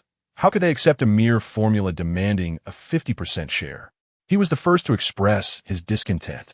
Yet, with the president's approval, he found himself at a loss for rebuttal. After careful consideration, he merely wished for Lin Feng to be swiftly proven wrong. Mr. Lin Feng, Manager Zhang began slowly, a smile gracing his face, albeit insincerely. Why not expedite our collaboration? It would allow us to witness results sooner. Moreover, with the current peak sales season, it could indeed be a win-win situation. Observing this, Lin Feng's spirits lifted further. Of course, he agreed. The sooner we launch, the sooner we can observe the benefits. Why not seize the opportunity? However, at that moment, Manager Zhang was taken aback. He agreed just like that. He must be putting on a brave front. Yes, undoubtedly. Half an hour later, having concluded the negotiations, it was still President Liu himself who personally saw Lin Feng off. On the way, Lin Feng paused, recalling something. I must trouble you with one more matter. Liu promptly responded, please go ahead. Lin Feng retrieved his phone and sent Liu 2 addresses. These are the addresses for Musgu and Jiangxini. Once the shampoo is produced, I would appreciate it if you could send them a sample stating it is from me. Upon hearing these names, Liu momentarily halted. He was unfamiliar with the former, but he knew who Jiangxini was, an internationally renowned surgeon. Lin Feng was acquainted with such a prominent figure. Consequently, Liu's respect for Lin Feng deepened, and a smile adorned his face. Certainly, I assure you the task will be accomplished. Satisfied with this assurance, Lin Feng turned and departed from the Jumbo group. Later, once Lin Feng was sent off, Liu took the opportunity to investigate Moose Ji's background. Upon reading the phrase leader in the gambling stone industry, he was left utterly bewildered. Lin Feng had stirred the nest of a bigwig. Meanwhile, Lin Feng, who had unwittingly provoked a powerful figure, simply wished to return home to be with his wife. Upon arriving at the villa, he discovered Bai Mu and Sister Rong heading out. Lin Feng hastily exited the car. You're back, Bai Mu exclaimed, her eyes crescent-shaped with joy. The diapers ran out, and I was planning to buy some with Sister Rong. Let us go together, Lin Feng replied, unwilling to miss this rare opportunity to accompany his wife on such an errand. Sister Rong, please wait for us at home. I'll accompany Mu. The bond between husband and wife is truly delightful, Sister Rong remarked as she returned to the villa. With Lin Feng present, she felt assured about Bai Mu's safety. Bai Mu was equally eager to go with him. Seated in the passenger seat, she relished Lin Feng's attentive gestures, from opening the door to fastening her seat belt. Before they arrived at a nearby maternity store. Upon exiting the car, Lin Feng and Bai Mu held hands as they entered the store. Welcome. The staff greeted them warmly. We're here to purchase some diapers, Bai Mu stated directly. The staff, understanding their needs, began to provide a comprehensive introduction. This particular item is quite practical and more breathable. Under the guidance of a sales associate, Bai Mu set her sights on a product of commendable quality and utility. This package is priced at 88. The sales associate removed the diaper from the shelf and inquired, how many packages would you like? As Bai Mu contemplated this question, Lin Feng interjected, let us purchase 50 packages to avoid frequent trips for supplies. Bai Mu nodded in agreement. However, the sales associate appeared taken aback. 50 packages? Isn't that a bit excessive? It is rare to buy such a large quantity of diapers at once. Not all. Lin Feng waved his hand dismissively. We have 3 children, and we go through diapers quite quickly. Buying in bulk is more convenient. 3 children? The sales associate's eyes sparkled with astonishment. This couple, both possessing striking looks, surely had equally adorable offspring. Having 1 child is already a blessing. Having 3 must be thrice the joy. Chapter 44. Lin Feng's ex-girlfriend pleads for forgiveness after arranging for the delivery of the diapers to their home. Lin Feng and Bai Mu drove back to their villa. However, before Lin Feng could even step through the door, his phone buzzed ominously in his pocket. The caller ID displayed Shen Han. Lin Feng frowned and pressed the green button to answer. Lin Feng, please help me. The moment the call connected, Shen Han's hoarse voice pierced his eardrums. Lin Feng subtly lowered the volume of his phone. What's the matter? He replied flatly, his voice devoid of any emotion. Faced with his indifference, there was a brief silence on the line before Shen Han, accompanied by her labored breaths, spoke again. Lin Feng, I've fallen victim to a scam. Wiping her tears, she tightened her coat around herself, the chill enveloping her and causing her to tremble, her voice quaking as she continued, my boyfriend. He's nothing but trash. He swindled all my money, and now I'm left with nothing. Please have mercy and help me out, would you? I know I was wrong in the past. I was blinded by foolishness. Just forgive me this once, please. Shen Han babbled incessantly, fearing that Lin Feng might hang up. Yet she remained optimistic. She was endowed with striking beauty and remarkable talent. It was merely a small mistake. Perhaps Lin Feng had long since moved on. Surely, if she softened her tone a little, he would come running back to her. After all, who hasn't made mistakes? Lin Feng? Shenhan tentatively called out, awaiting Lin Feng to offer her an out. However, contrary to her hopes, Lin Feng remained impassive. If there is nothing else, I'll hang up. With that, he unhesitatingly ended the call. Lin Feng scoffed. Spending even a second longer conversing with Shenhan was an act of unwarranted compassion. To think she would attempt to evoke his sympathy through her sob story? Absurd. Whoever softens first is at a disadvantage. He had a wife and children to care for. Why would he concern himself with a treacherous ex-girlfriend? With that thought, Lin Feng stepped through the villa's door with a smile, ready to relish the life enveloped in happiness. 3 days later, Jimu Group launched a new anti-hair loss shampoo. As Liu, the CEO, had mentioned, he sent the newly developed anti-hair loss shampoo to both Elder Jiang and Elder Mu, 5 bottles each, eager to establish himself as a master of the craft. However, unbeknownst to him, a tempest of controversy was about to erupt online. Within the villa, Lin Feng was cheerfully humming a tune while changing the diapers of his second child. Congratulations to the host for completing the task, changing the children's diapers, earning 10 experience points. Task completed. Lin Feng wiped his hands, feeling utterly satisfied. He then sank into the sofa, ready to scroll through his phone. A tweet caught his attention.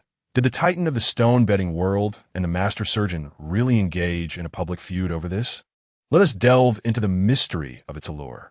A marketing ploy, he mused. Yet, as soon as he dismissed it, he realized something amiss. Today marked the launch of the anti-hair loss shampoo. With that thought, Lin Feng hurriedly opened his social media, deliberately clicking on the trending topics. Indeed, it had exploded. The trending topic was ablaze. Lin Feng swallowed hard and clicked on the leading trend, Jimu Group's latest release, anti-hair loss shampoo. At the top of the trend was an announcement from Jimu Group detailing the shampoo's benefits. Following, there were retweets from the certified master surgeon Jiang Qianyi and the casual observer Mu Sigi. Master surgeon Jiang Qianyi remarked, "The anti-hair loss shampoo has received rave reviews. Even for me." Casual observer Mu Sigi added, "Thanks to this anti-hair loss shampoo, I have salvaged the last few strands of my hair." Once these two prominent figures had posted, the social media platform nearly crashed under the influx of comments. Indeed, this is a once-in-a-lifetime event. Elder Jiang has tweeted. Not to mention, Elder Mu's tweet is equally astonishing. You may not understand him, but if you search for stone betting, the first result will introduce Elder Mu. Let us rally behind Elder Mu. These comments shone brightly in the digital landscape. Lin Feng continued scrolling, encountering a scene where netizens humorously noted the playful rivalry between Jiang Qianyi and Mu Sigi. He could not help but massage his temples. These two venerable figures. Why were they competing for attention? As a multitude of netizens chuckled at the antics of these two old rogues, they eagerly purchased the anti-hair loss shampoo, indifferent to its efficacy, simply wishing to support their esteemed predecessors. When most of these netizens received the shampoo and began using it, the Jimu anti-hair loss shampoo soared to popularity once more. This time, not due to the teasing of the elders, but entirely because of its remarkable effectiveness. Initially, I only intended to give it a try, but the results were astonishing. It's no surprise that this product is endorsed by both Elder Jiang and Elder Mu. Brothers, buy it without hesitation. As Lin Feng perused the comments, his smile broadened. The anti-hair loss shampoo was a hit, and he eagerly awaited the influx of wealth. Suddenly, a series of knocks echoed through the door. Lin Feng instinctively frowned. Was it Shenhan? After a moment's contemplation, he decided to answer the door. However, the person standing outside surprised him. Manager Zhang? Lin Feng was utterly perplexed. What brought him here? Mr. Lin Feng, I apologize. Manager Zhang, without uttering a word, immediately performed a standard 90-degree bow upon their meeting. I sincerely apologize for my previous rashness. It was my folly not to recognize your greatness, and I inadvertently offended Mr. Lin Feng. Please do not take it to heart. His demeanor was earnest, entirely devoid of any intent to provoke trouble. Lin Feng, instead of responding with words, helped him to his feet. Manager Zhang, when have you ever wronged me? Lin Feng chuckled lightly. At that time, you were unaware of the effects of the anti-hair loss shampoo. For the sake of the company's interests, It is only prudent to consider whether this shampoo merits a 50-50 profit share with your esteemed company. He patted Manager Zhang on the shoulder. Rest assured, I bear no grudge against you. Manager Zhang was momentarily taken aback. How could Lin Feng think so highly of him? Previously, he had harbored petty grievances against Lin Feng, but now he felt an overwhelming sense of admiration. In that moment, he silently resolved to become Lin Feng's devoted fan from that day forward. Chapter 45. The dim-witted brother-in-law challenges Lin Feng to a boxing match amidst Manager Zhang's fervent adoration. Lin Feng, feeling overwhelmed, concocted an excuse to step outside, thus liberating himself from Zhang's zealous admiration. He took a leisurely stroll, but was soon interrupted by an unexpected visitor. "Are you Lin Feng?" A gruff voice boomed. Lin Feng lifted his gaze to find a burly man, hands on hips, glaring at him. The most striking sight, however, was the woman beside him, Wang Xiao, who leaned against the man, exuding an air of superiority. "This is my boyfriend, Lu Yixi," she announced proudly, tilting her chin. "Lin Feng, this is the one who bullied me publicly. You have no idea how outrageous he has been. I was merely trying to help him, and yet I am the one who suffers." Lin Feng's lips twitched. The woman certainly knew how to play her part. Enraged, Lu Yixi growled, "How dare you bully my girlfriend, who is so wonderful?" He believed that matters should be resolved through masculine means. Lin Feng raised an eyebrow, casually replying, "Oh? And how do you propose to resolve this?" Lu Yixi was evidently taken aback by Lin Feng's swift agreement, but quickly regained his composure, a smirk forming on his lips. "Let's take this to the boxing gym. If I win, you shall kneel and apologize to Xiao." Lin Feng countered, "And if you lose?" Lu Yixi scoffed dismissively. "With your feeble physique, I could take on 10 of you at once. There is no way I could lose." Under Lu Yixi's insistence, Lin Feng accompanied him to an opulently decorated boxing gym. The crowd, sensing a spectacle, quickly gathered around. Standing at the center of the ring, Lu Yixi donned his boxing gloves while taunting Lin Feng. "You little novice, I never thought you would actually dare to challenge me. With just a flick of my wrist, I could send you sprawling." His words ignited the fervor of the onlookers. "Lu Yixi, I know he is formidable, but who is this opponent before him? The petite figure, can it withstand even a few punches from Lu Yixi? I wager it could only endure a single blow, lacking vigor." Lin Feng stood amidst the tumult, exhibiting no signs of emotional fluctuation. He merely perceived the surrounding clamor. "Lu Yixi," Lin Feng smirked, his tone laced with mockery. "I hope you can still bark like a dog after our encounter." Lin Feng's online derision was palpable. The once arrogant expression on Lu Yix's face shattered instantly upon hearing Lin Feng's words. You bastard." Lu Yix's face flushed with rage. Being a rough individual without much education, he found himself at a loss for a retort against Lin Feng's sharp tone. After a long pause, all he could do was clench his fists. "Lin Feng, stop being so melodramatic, always chattering away. Let's see if you can still make those sounds when I've knocked you down." Lin Feng chuckled helplessly, eager for the showdown. He particularly relished confronting such mediocre men. Unwarranted aggression without discernment? Just like Wang Xiao, a fool. "Enough," the proprietor of the boxing gym, a gentleman with an air of refinement, interjected, standing between them with an unenthusiastic demeanor. "Since that is the case, let us cease the verbal sparring and commence." With the gym owner's words, Lu Yixi began his warm-up. "Lin Feng, today I shall knock you down to the ground." Lu Yixi bellowed, exerting all his strength as he threw a punch at Lin Feng. "Is that all?" Observing the attack, Lin Feng's lips curled into a disdainful smile. As the fist neared his face, Lin Feng merely leaned slightly to the side, effortlessly evading the blow. Lu Yixi's eyes widened in astonishment. Before he could regain his composure, Lin Feng had already made his move. He swiftly darted behind Lu Yixi and delivered a punch. "Brother Yixi." Wang Xiao's heart sank. Upon her cry, a thud echoed. The punch was forceful enough to send Lu Yixi sprawling to the ground. Lin Feng, having not exerted his full strength, remarked, "Oh? Is this a joke? I knew Lu Yixi was weak, but I never expected him to be this feeble. Had I known, I would have held back a bit more to entertain this fool." As for Lu Yixi, he desperately sought to retaliate against Lin Feng. but pain and dizziness rendered him incapable of rising, leaving him to glare helplessly, trying to intimidate Lin Feng with his gaze. Yet to Lin Feng, it posed no threat whatsoever. With hands on his hips, he looked down at the fallen Lu Yixi and the anxious Wang Xiaoxiao. You too, trying to act tough only to be bested by me. Quite embarrassing, wouldn't you say? So, in the future, avoid me. When dining, sit at the children's table. Understood? After delivering his scorn, Lin Feng was disinclined to linger any longer and turned to leave. In the next moment, the refined proprietor hastily called out to him, retrieving a business card from his pocket. My name is Jiao Rusheng. I greatly admire your prowess. You are welcome to train here for free. It is indeed a pleasure to witness a master such as yourself today. This marked the first time he publicly invited someone for complimentary training, not for any other reason, but due to Lin Feng's undeniable strength. He admired the strong. Upon hearing this, Lin Feng refrained from rejecting the offer publicly. Instead, he calmly accepted the business card while walking out, waving his hand in gratitude. Thank you. The boss immediately displayed a look of satisfaction, and the surrounding crowd erupted in astonishment. To be acknowledged by the boss, this young man is indeed exceptional.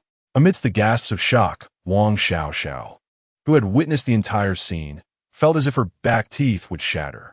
She hurriedly comforted Lu Yixi while frantically calling Wang Yamei. As soon as the call connected, Wang Xiaoxiao could hardly contain her grievances. Mom, you must seek justice for me.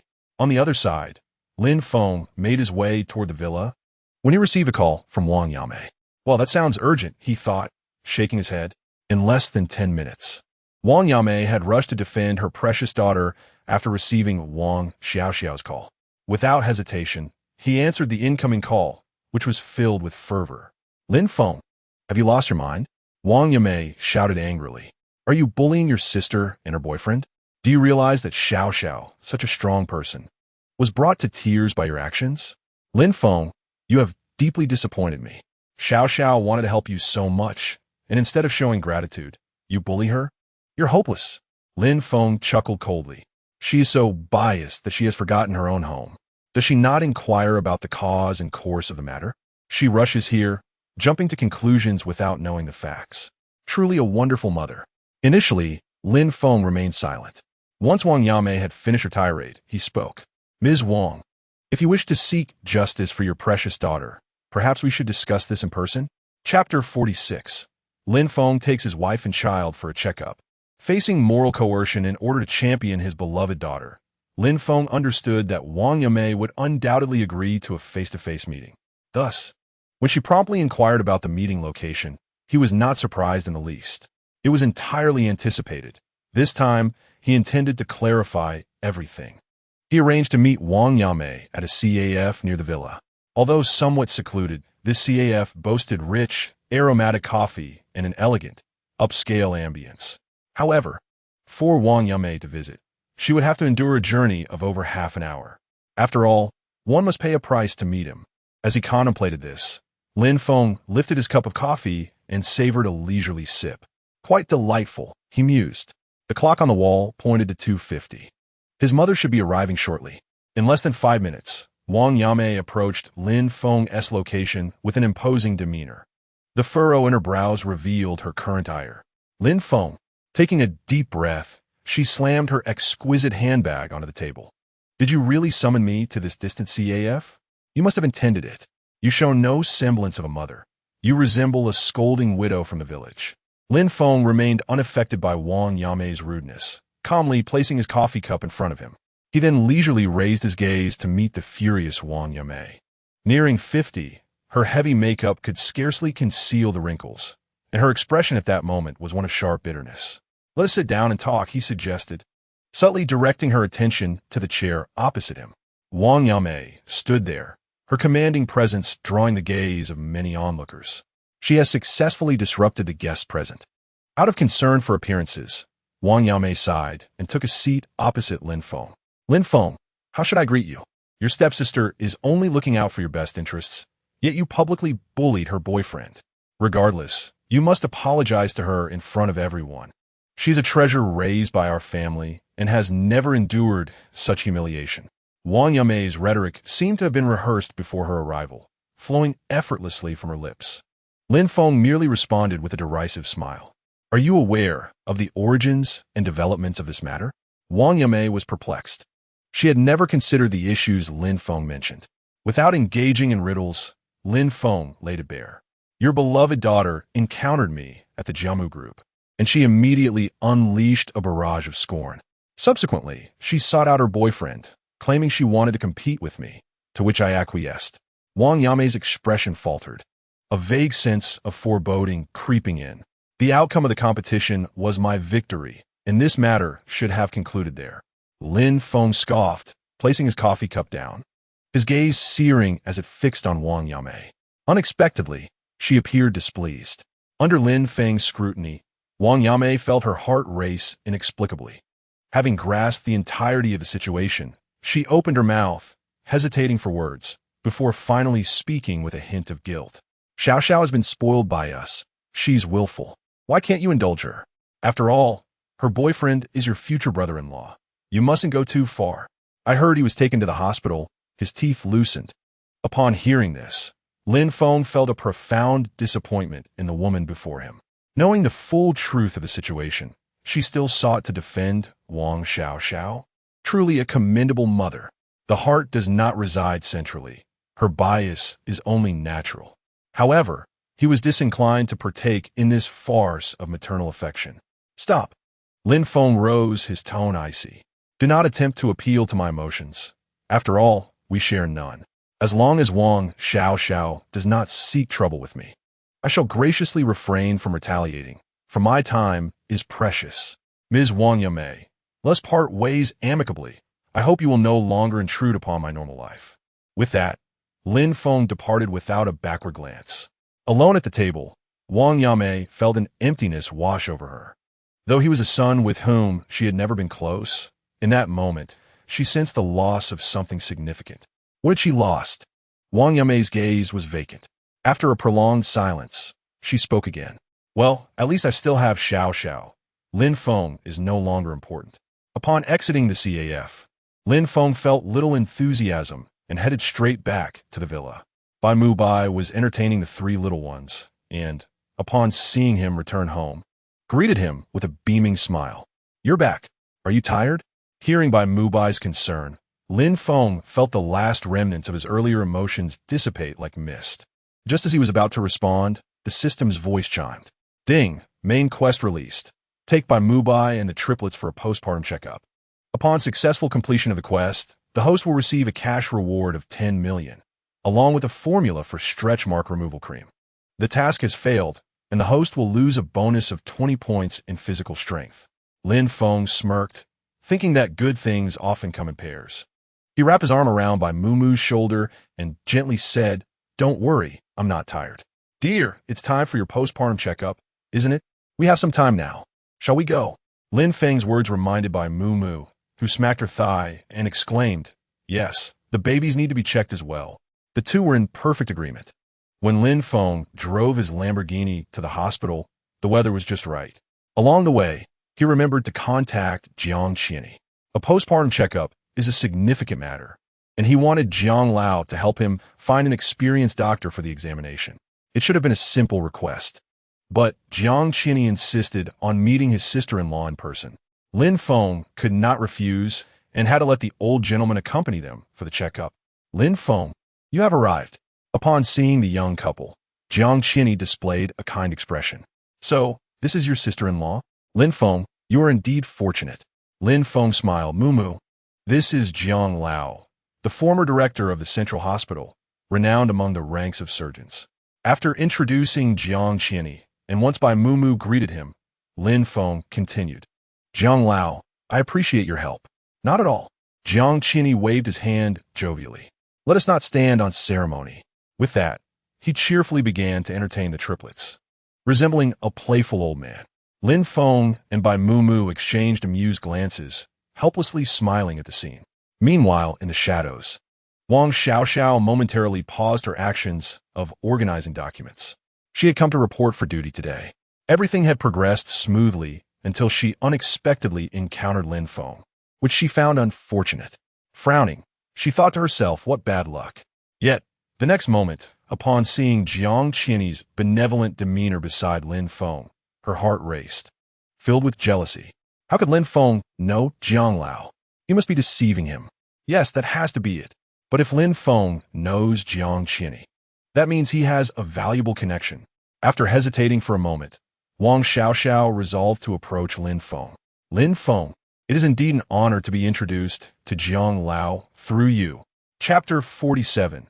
Lacking everything except money, Jiang Qian, upon seeing Bai Mumu and the triplets, kindly advised her to take good care of herself. After affectionately touching the faces of the three adorable little ones, he left the hospital, turning back several times. Before departing, he reminded Lin Feng to visit him when he had time to discuss some medical knowledge. After seeing Jiang Lao off, Lin Feng prepared to accompany Bai Mumu to the next apartment for their checkup. Lin Feng, stop right there. A familiar female voice called out to him. Still haunting me? Lin Feng turned to see Wang Xiaoxiao, who was pointing at him with an air of authority, and he felt a surge of irritation. Before he could speak, Wang Xiaoxiao took the initiative. I didn't expect someone like you to be acquainted with high-ranking individuals like Jiang Lao. With her arms crossed and chin raised, she added, I don't know if Jiang Lao is deceived by you or if there is another reason. In any case, you should realize that you and Jiang Lao are not on the same level. Having laid the groundwork, Lin Feng narrowed his eyes dangerously. Now, reveal your true intentions. Caught off guard, Wang Xiaoxiao's face flushed. Yet, she remained unabashed, clearing her throat regardless. I can overlook the previous incident, but only on the condition that you introduce me to Elder Jiang. Wang Xiaoxiao gathered her hair, asserting that it is only people of my intellectual caliber who share a common discourse with Elder Jiang. Do not mistake my request as a plea for assistance. I am merely providing you with an opportunity to save face. After all, once I commence my employment, my brilliance will inevitably attract Elder Jiang's attention. It's merely a matter of time. Just look at her audacity. Truly, the daughter of Wang Yame has been raised to be shameless. Moreover, how could she possess such a thick skin? With Wang Xiaoxiao's foolish intellect, Elder Jiang would surely be infuriated upon encountering her. Though Elder Jiang is advanced in years, he cannot endure her mindless prattle. Leave. Lin Feng spat out the word through clenched teeth, his patience wearing thin. He still had to accompany Bai Mumu for a checkup. There was no time to indulge a madwoman in frivolous chatter. Darling, let us depart. Do not engage with her. Lin Feng did not spare Wang Xiaoxiao a glance, instead pushing the baby carriage forward. All right, Bai Mumu replied with a gentle smile, unperturbed by the trivial altercation. She regarded it merely as the outburst of a rude harpy, showing no curiosity about the other woman's identity. Witnessing the interaction between Lin Feng and Bai Mumu only fueled Wang Xiaoxiao's ire. Normally, she would have turned away in disdain. However, the allure of knowing Elder Jiang was far too enticing. Taking a deep breath, Wang Xiaoxiao resolved to lower herself and engage with someone like Lin Feng just to gain access to Elder Jiang. Suddenly, an idea struck her. The person beside Lin Feng must be his wife. Since Lin Feng possessed such audacity, she could certainly leverage his wife to her advantage. Hey, stop right there, Wang Xiaoxiao declared, hastily positioning herself before Bai Mumu, maintaining her haughty demeanor. Are you Lin Feng's wife? She inquired. The answer was painfully obvious. Bai Mumu looked at Wang Xiaoxiao as if she were a fool. Lin Feng was already helping her with the child. How could this woman even ask such a question? Wang Xiaoxiao, realizing the absurdity of her inquiry, averted her gaze in annoyance. You may not be aware, but Lin Feng is currently quite incapable, practically a societal waste. However, I can show a mercy and lend a helping hand. You should know that the elderly gentleman you were just conversing with is the renowned surgeon Jiang Qian. Although I am unsure how he came to know Lin Feng, if you facilitate an introduction for me to Elder Jiang, I will assist Lin Feng in securing a proper job. Wang Xiaoxiao prattled on, locking eyes with Bai Mumu's sparkling orbs. At that moment, her confidence was unshakable. Men are proud, she understood this well. However, a woman would undoubtedly agree to her terms for the sake of her husband's future prospects. By merely acting as a bridge between herself and Elder Jiang, she could reap tangible benefits. Any rational person would know how to choose wisely. With her head held high, She awaited Bai Mumu's response. After a brief silence, Bai Mumu finally spoke. What give you the right to judge what kind of person my husband is? Miss, I implore you to choose your words with care. Should you continue to speak ill of my husband, I shall have no choice but to escort you to the police station for a discussion. Bai Mubai rarely displayed anger. Her demeanor was typically gentle. Yet how could she remain composed when someone dared to malign Lin Feng before her? A good temperament is contingent upon whom it is directed towards. At that moment, Wang Xiaoxiao's expression darkened upon hearing this seemingly indecisive woman speak. Just as she was about to unleash a torrent of insults, Lin Feng stepped forward. You fool! Do you truly believe you can insult me and then speak ill of my wife? Wang Xiaoxiao, your ignorance is beyond redemption. Lin Feng's gaze was laced with unending frost as he regarded her. You wish to meet Elder Jiang? On what grounds? With your mind burdened by foolishness? Are you not concerned that Elder Jiang, upon encountering you, would be repelled by your foul breath before even exchanging a few words? Furthermore, cease your condescending attempts to secure employment for me. Who do you think you are? With skills as meager as yours, it must take considerable effort just to find a job for yourself. Lin Feng spared no consideration for Wang Xiaoxiao's dignity, for she did not deserve it. Faced with Lin Feng's relentless barrage, Wang Xiaoxiao found herself utterly speechless. Fine, just do as you wish. I shan't concern myself with you any longer. With that final remark, she could no longer contain her temper and stormed out of the hospital. Who is she? Once Wang Xiaoxiao had distanced herself, Bai Mubai inquired. My stepsister. Lin Feng replied succinctly, assisting Bai Mubai to a nearby seat. I see. Bai Mubai acquiesced, settling herself as Lin Feng began to knead her shoulders. How insufferable! Who is she putting on airs for? Lin Feng chuckled. It is a rare talent for someone to make my wife feel such disdain. However, my dear, your priority now is to focus on recuperating and embracing the life of a lady of leisure. You need not concern yourself with these matters. Previously, your father protected you, and now it is my turn. Lin Feng applied just the right amount of pressure as he massaged Bai Mubai's shoulders. She nodded shyly in response. Lin Feng then shifted the topic, a hint of curiosity in his voice. By the way, I just realized, why haven't we seen your father around lately? At this mention, Bai Mubai hesitated. Lin Feng's curiosity intensified upon noticing her subtle reaction. It's a long story, she sighed, rubbing her temples. My father started a small company, but recently it has encountered a financial crisis, and he is quite troubled by it. A financial crisis? Lin Feng was taken aback by those words. What a coincidence! He had ample resources at his disposal. Was this not a fortuitous opportunity? Chapter 48. Casually producing 10 million to aid my father-in-law through his financial crisis. Rest assured, with me around, your father will surely overcome this hurdle. Lin Feng reassured as he gently patted Bai Mubai's hand. Bai Mubai quickly grasped the deeper meaning behind his words. Lin Feng intended to utilize his own assets to resolve her father's current financial troubles. She hesitated before speaking, but there are no buts, Lin Feng interjected calmly, as if he had anticipated her response. His eyes sparkled with determination. We are family. There is no distinction between you and me. A gentle phrase enveloped Bai Mubu in warmth.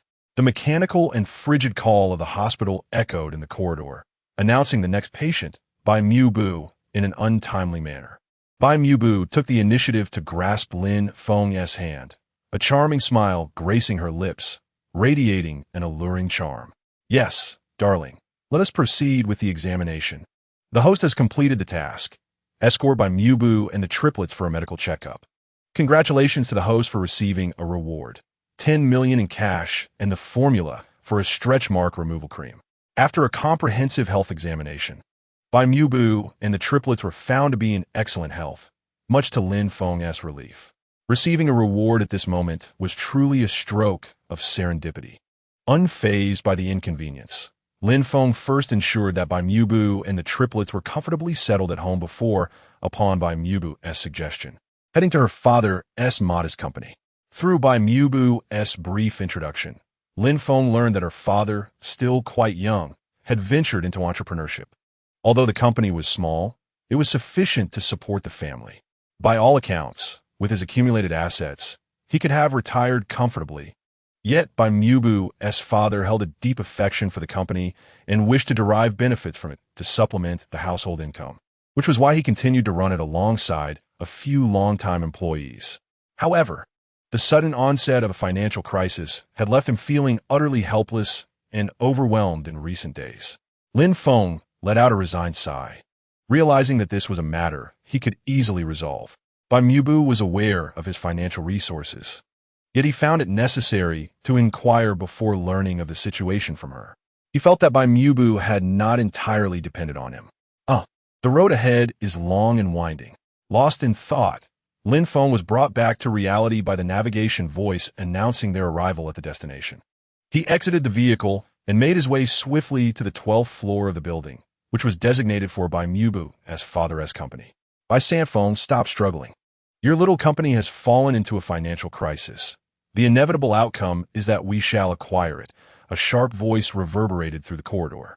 You old man, at your age, should be enjoying retirement at home instead of courting misfortune outside. To be frank, your outdated thinking cannot keep pace with us young people. The collapse of your company is merely a matter of time. Lin Feng furrowed his brow, instinctively softening his footsteps. Standing outside the glass door, he could clearly observe the unfolding situation within. The speaker was a middle-aged man wearing gold-rimmed glasses, possessing a scholarly appearance, yet his words were far from pleasant. Simultaneously, Lin Feng noticed a hint of defeat creeping into Bai Mubu's father's typically stern expression. Survival of the fittest. I am well aware of the rules of business. Bai Mubu's father sighed heavily. The other man, however, showed no sign of restraint, continuing to flaunt his arrogance. Old man, I've never liked you. Back when our company was still finding its footing, you were the one who treated me with disdain during our discussions for collaboration. How does it feel now?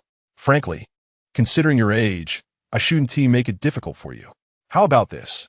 Kneel and bow 3 times, and I'll give you an extra 500. A sinister smile spread across his face. Bai Mubu's father, leaning on his cane, suddenly tightened his grip, his fingertips turning pale.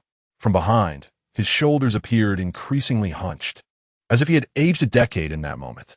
The insult from this younger generation was truly difficult for him to accept.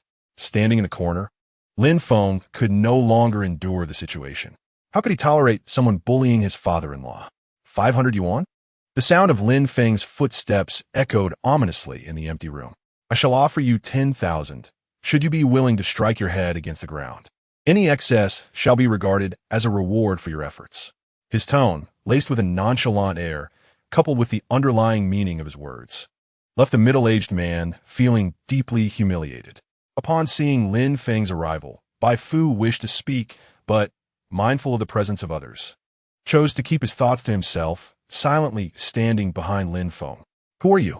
The middle-aged man stammered, his face flushing crimson from Lin Feng's words. And he haphazardly retorted, How dare you inquire about my identity? A product of a 9-year education devoid of respect for elders and love for the young. Lin Feng replied without hesitation. Bai Fu's nemesis seethed with rage. Trembling, he pointed towards Bai Fu. Bai Sanfeng, keep your people in check, or I shall ensure your company has no avenue for retreat. Lin Feng shook his head. All you know is to threaten my father-in-law with your company, he retorted. Taking a step back to align himself with Bai Fu, he casually produced a card and handed it to Bai Fu. Father-in-law, this contains 10 million, which can alleviate the current financial crisis of your company. Rest assured and accept it, he added after a moment's thought. At his words, both Bai Fu and his adversary's pupils dilated in shock. 10 million? Though Bai Fu, being older, managed to mask his emotions, his opponent's astonishment was palpable. 10 million. This seemingly unremarkable young man turned out to be a millionaire. The man instantly forgot how Lin Feng had just insulted him. His mind now filled with 4 words. Big shot, please protect me. This was all a misunderstanding. The man rubbed his hands together, somewhat awkwardly. We should still be strangers. Allow me to introduce myself. My name is... Shut your mouth. Lin Feng interjected without hesitation, silencing the man. No one cares who you are.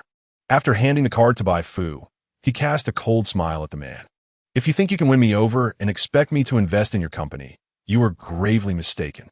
Just a glance at you, a societal parasite, is enough to bring me misfortune. Besides seeking to take advantage, do you harbor any other thoughts? Investment? You should be praying that I don't target your company. He spoke bluntly, leaving no room for courtesy. Although Bai Fu felt it inappropriate, he could not help but agree. Lin Feng's retort was splendid. In that moment, the atmosphere was charged with the middle-aged man's fury.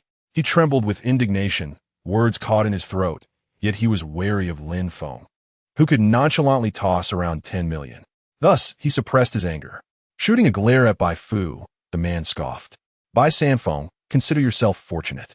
After a moment's reflection, he added, but I wonder how long your luck will last. With that, the man turned and left without looking back. You need not worry about that, Lin Feng called out. The duration of my father-in-law's good fortune will surely exceed your lifespan. Chapter 49. Are you certain? Do you wish to fight me? As the figure of the man faded from the company, Father Bai handed the card back to Lin Feng, unaltered. He let out a barely perceptible sigh. Lin Feng, I am but an old man with one foot in the grave. If you and Moo Moo can enjoy your little lives, I shall be content. As for the company, do not concern yourself. Whether we can weather this storm depends solely on fate, and I do not wish to impose any demands. Although Father Bai yearned to salvage the company with the 10 million Lin Feng had offered, he valued more the prospect of Lin Feng and Bai Moo Moo living a prosperous life. He subconsciously believed that the 10 million Lin Feng presented was his entire life savings, substantial, yet untouchable. Noticing a hint of melancholy in Father Bai's eyes, Lin Feng understood that his father-in-law cared deeply for the company. It was merely his reluctance to accept the money that held him back. Father-in-law, allow me to take you somewhere. Huh? Where to? Father Bai was puzzled. Wasn't this shift in conversation rather abrupt? Lin Feng smiled mysteriously. To the Jiagong Stone gambling city. Since you believe my journey to wealth is fraught with hardship, I shall demonstrate to you just how capable I am of earning. Relying on stone gambling to procure profits was currently the swiftest means for him. Jiagong Stone Gambling City is renowned as the largest stone gambling venue in the city. Bustling with people, even somewhat crowded. Everywhere one looked, there were individuals meticulously selecting rough stones. After surveying the scene, Father Bai began to grasp the essence of the place. With concern, he voiced, Lin Feng, remember, stone gambling can lead one from riches to rags in an instant. Do not become addicted. You risk losing everything. In response, Lin Feng's lips curled into a smile. Rest assured, I am judicious. With Lin Feng's verbal assurance, Father Bai felt a measure of relief. He had always found Lin Feng to be trustworthy. As Father Bai pondered, Lin Feng activated his X-ray vision skill. In an instant, the internal structures of countless rough stones became vividly apparent to him. Some murky, others brilliantly translucent. After a thorough scan, he confirmed his target. Leading Father Bai to a small stall, Lin Feng straightforwardly declared, Boss, I would like to purchase some rough stones. The resting stall owner glanced at Lin Feng and casually replied, Choose as you wish. Once sold, items cannot be returned. This is a customary rule in our industry, which you should understand. With that, the owner resumed, lounging on his rattan chair, leisurely fanning himself.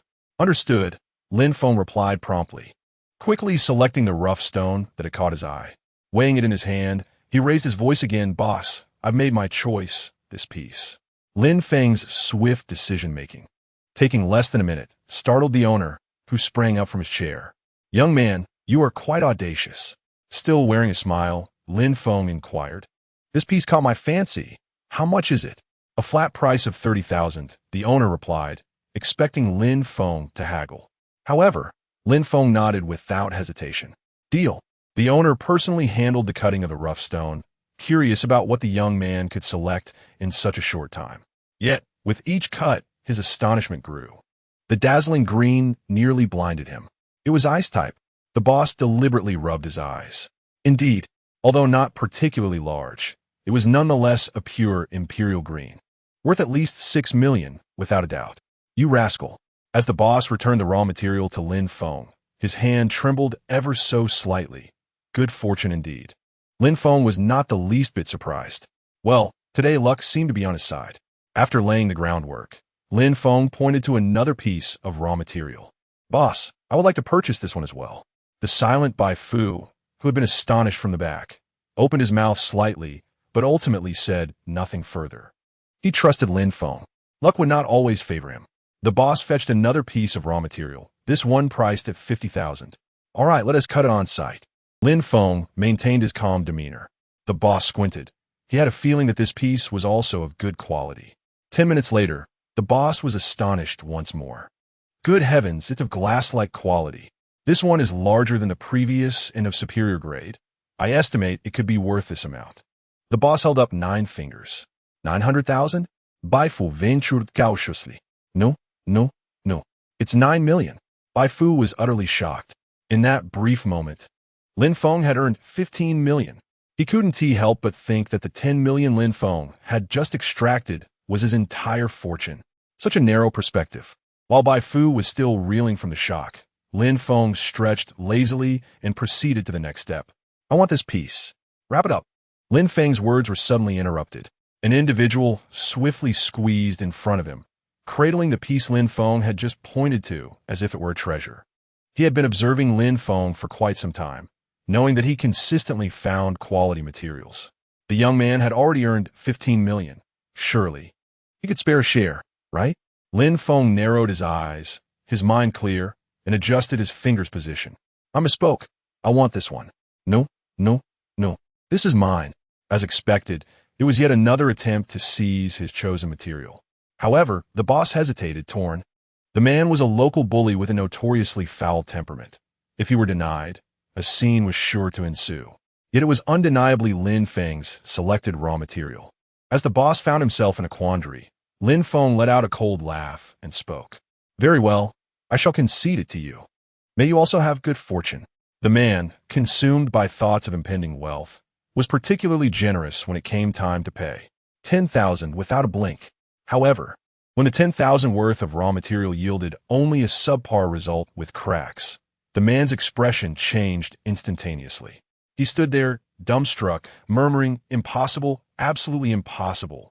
It was then that he remembered Lin Feng's earlier action of switching raw materials, and the realization dawned upon him.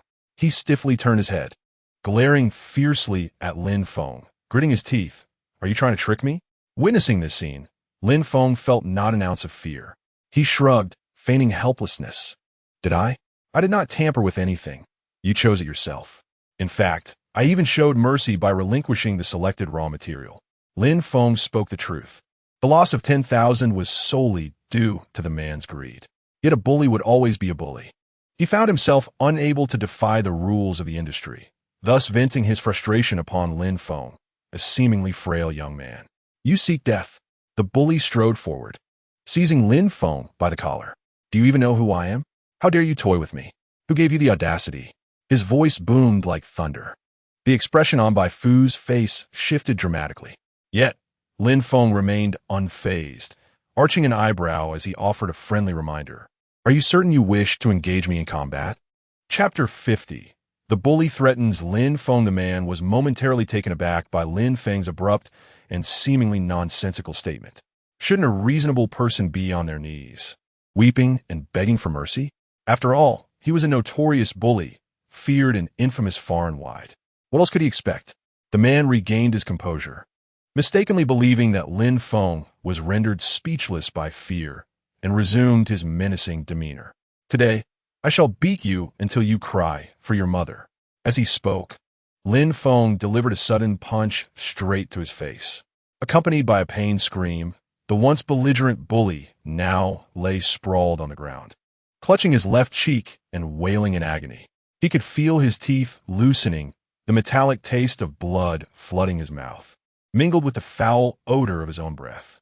It was enough to make him feel nauseated. Before the man could extricate himself from his suffering, Lin Feng turned his wrist and leisurely approached him.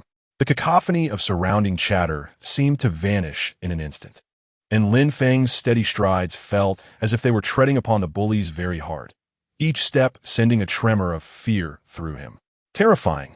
The seemingly unremarkable young man before him was utterly formidable. With an instinctive reaction, the bully found himself retreating uncontrollably, the fabric of his clothing scraping against the gravelly ground. Yet, no matter what he did, he could not escape Lin Feng's grasp. Did you not wish to fight me? Lin Feng spoke lightly, his tone indifferent. What is this? Have you lost your nerve? A hint of derision appeared on his face. The bully registered everything with his eyes, suppressing the pain in his teeth as he glared fiercely at Lin Feng. You better not go too far. Beware, or I shall ruin your family. His vague threat failed to instill any fear in Lin Feng, who regarded him merely as a blustering fool. Oh!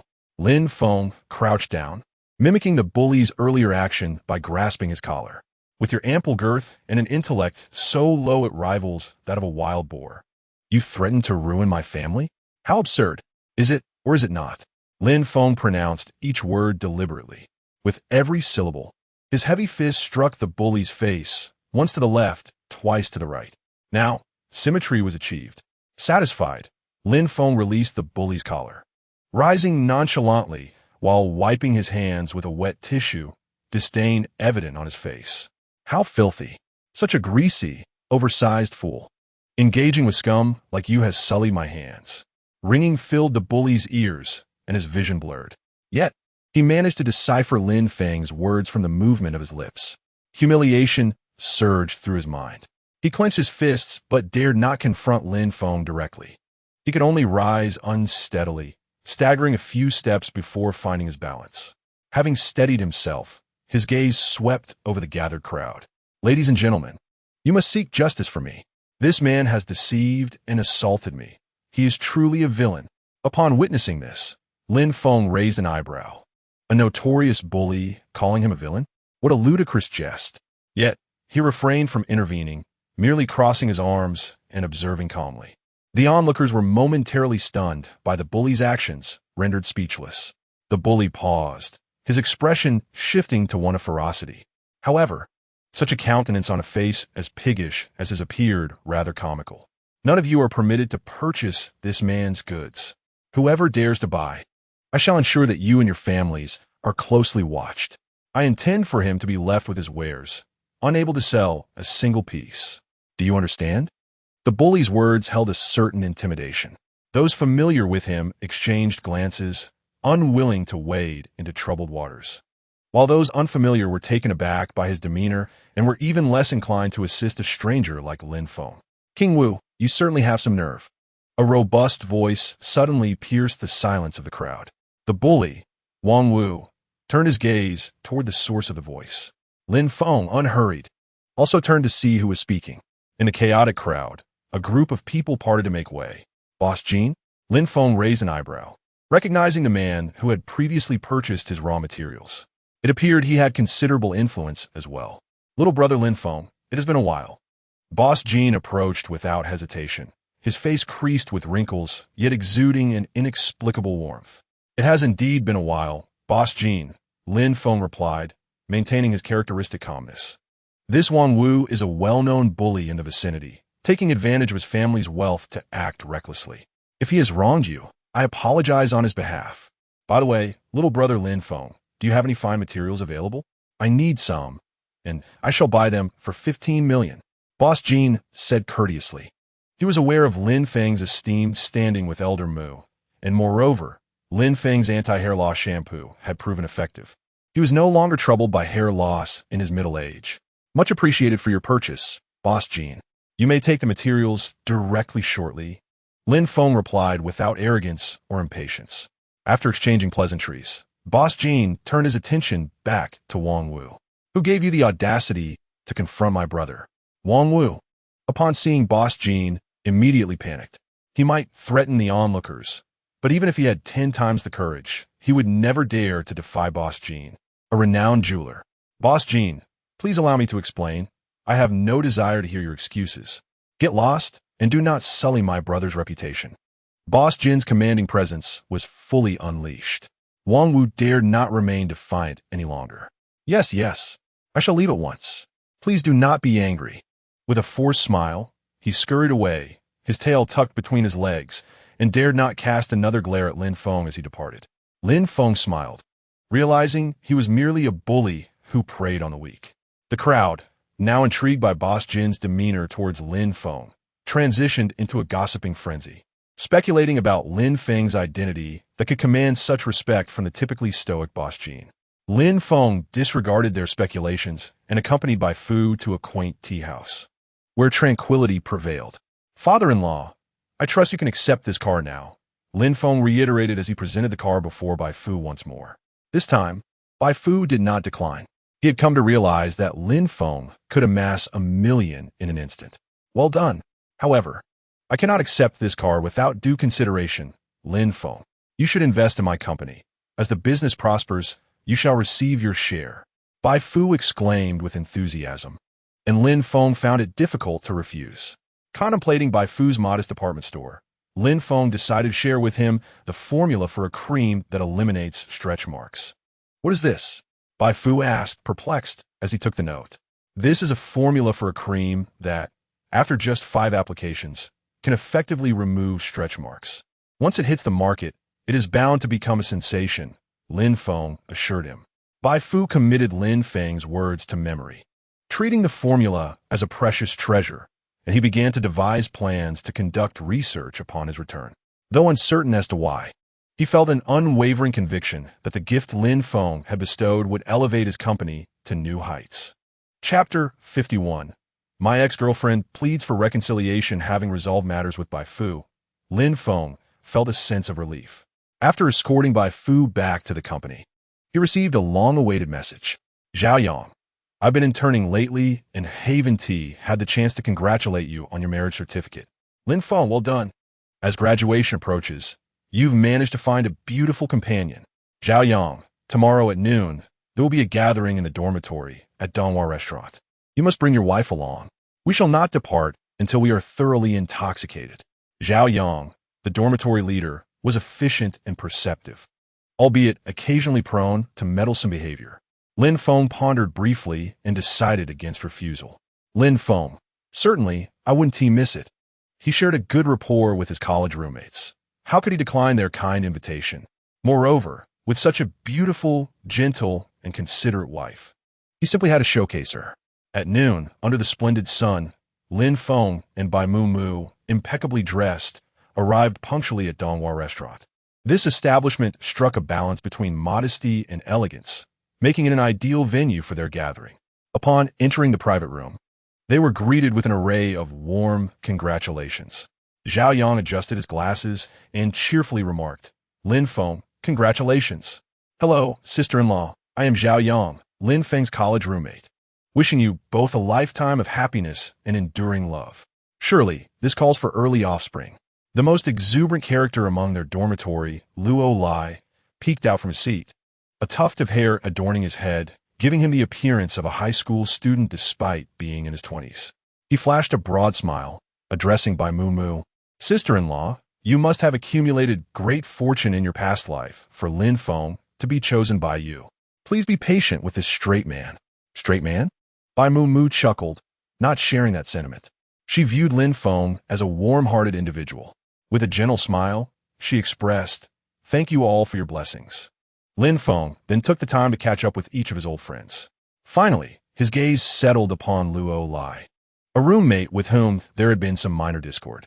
At that moment, Luo Lai remained seated, lifting his wine glass, allowing the red wine to swirl against the glass's interior, embodying the visage of a melancholic young man. The newlyweds beamed in contrast.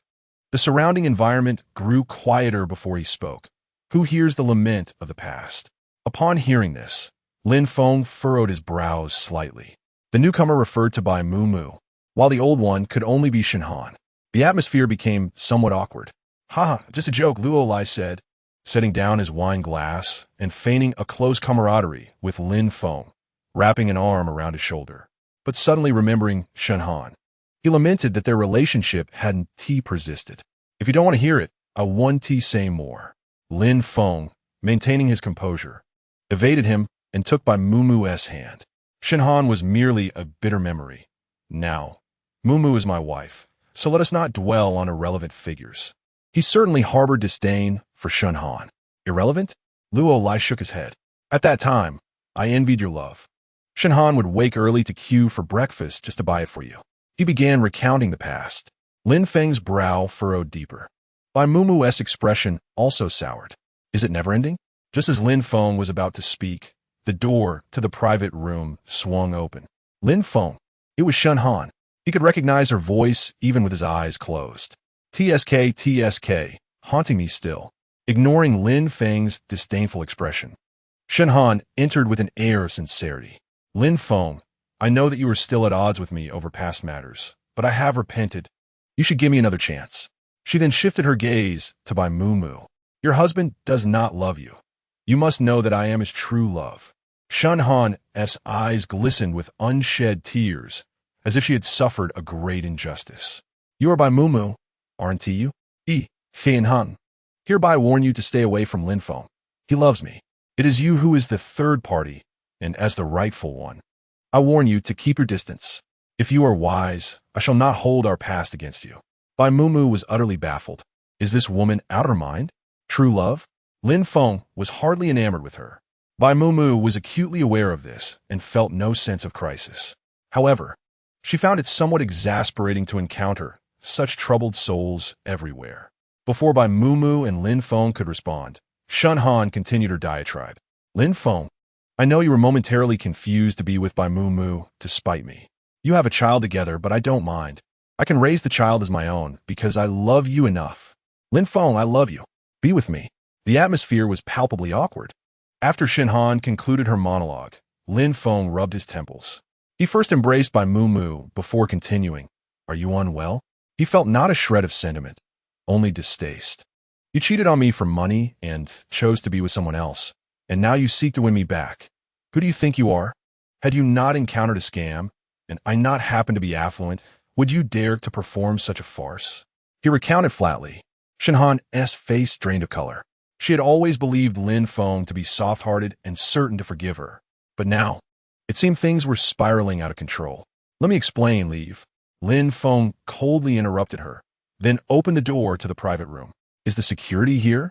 A madwoman has barged into our room and is causing a commotion. Please have her removed. His words were terse and devoid of any compassion. Shen Han's eyes filled with tears in an instant, gazing at Lin Feng with a heartbroken expression. Yet, he remained impervious to her plight. How absurd to think he would show mercy. The fact that he did not leave Shen Han searching for her teeth was already a testament to his restraint. Shen Han was dragged away by the security. As she left, she wailed despondently, repeatedly professing her love for Lin Feng. He chose to ignore her completely. After Shen Han exited, the private room fell into a much quieter state. Luo Lai, unable to contain his emotions, was the first to speak. Lin Feng, you are heartless. Shen Han adored you so deeply. How could you be so unyielding just because she made a mistake? She merely committed the same errors that any woman might, and you, a callous man, will surely regret this. After all, Shen Han was so perfect and pitiful. Upon hearing this, Lin Feng let out a cold laugh. Luo Lai, you fancy Shen Han, don't you? Luo Lai was taken aback. While he was still processing this revelation, Lin Feng continued without reservation. Since I entered, you have been bringing up Shen Han, and now you speak on behalf of such a woman. I have no interest in your schemes, but your methods are rather clumsy. Lin Feng scoffed derisively. Two fools combined are still fools. I can sense your ulterior motives from 10 miles away. Silly fool. Chapter 52. Pardon me, I'm the owner of this villa. The meal was not particularly enjoyable, yet it was rather satisfying. Luo Lai had always been an outsider, often reporting on others during their school days, which had already caused Lin Feng and the others to harbor some disdain towards him. Now, as graduation approached, Lin Feng had the opportunity to give him a piece of his mind, fulfilling the dreams of his other roommates. Ultimately, Luo Lai stormed out in a huff. Lin Feng was indifferent to his fury, casually continuing his conversation with the other roommates while also displaying affection with Bai Mu. Before parting, the roommates exclaimed, We've had our fill of dog food. Let us gather again another day. After a hearty meal, Zhao Yong patted Lin Feng on the shoulder, saying, At such a young age, you've built a family. Remember to take good care of it. He tended to ramble when intoxicated, leaving Lin Feng exasperated. Nevertheless, he was genuinely grateful to these two roommates. As the clock approached 4, Lin Feng finally escorted Bai Mu home. Unbeknownst to him, an unexpected guest had intruded upon his villa.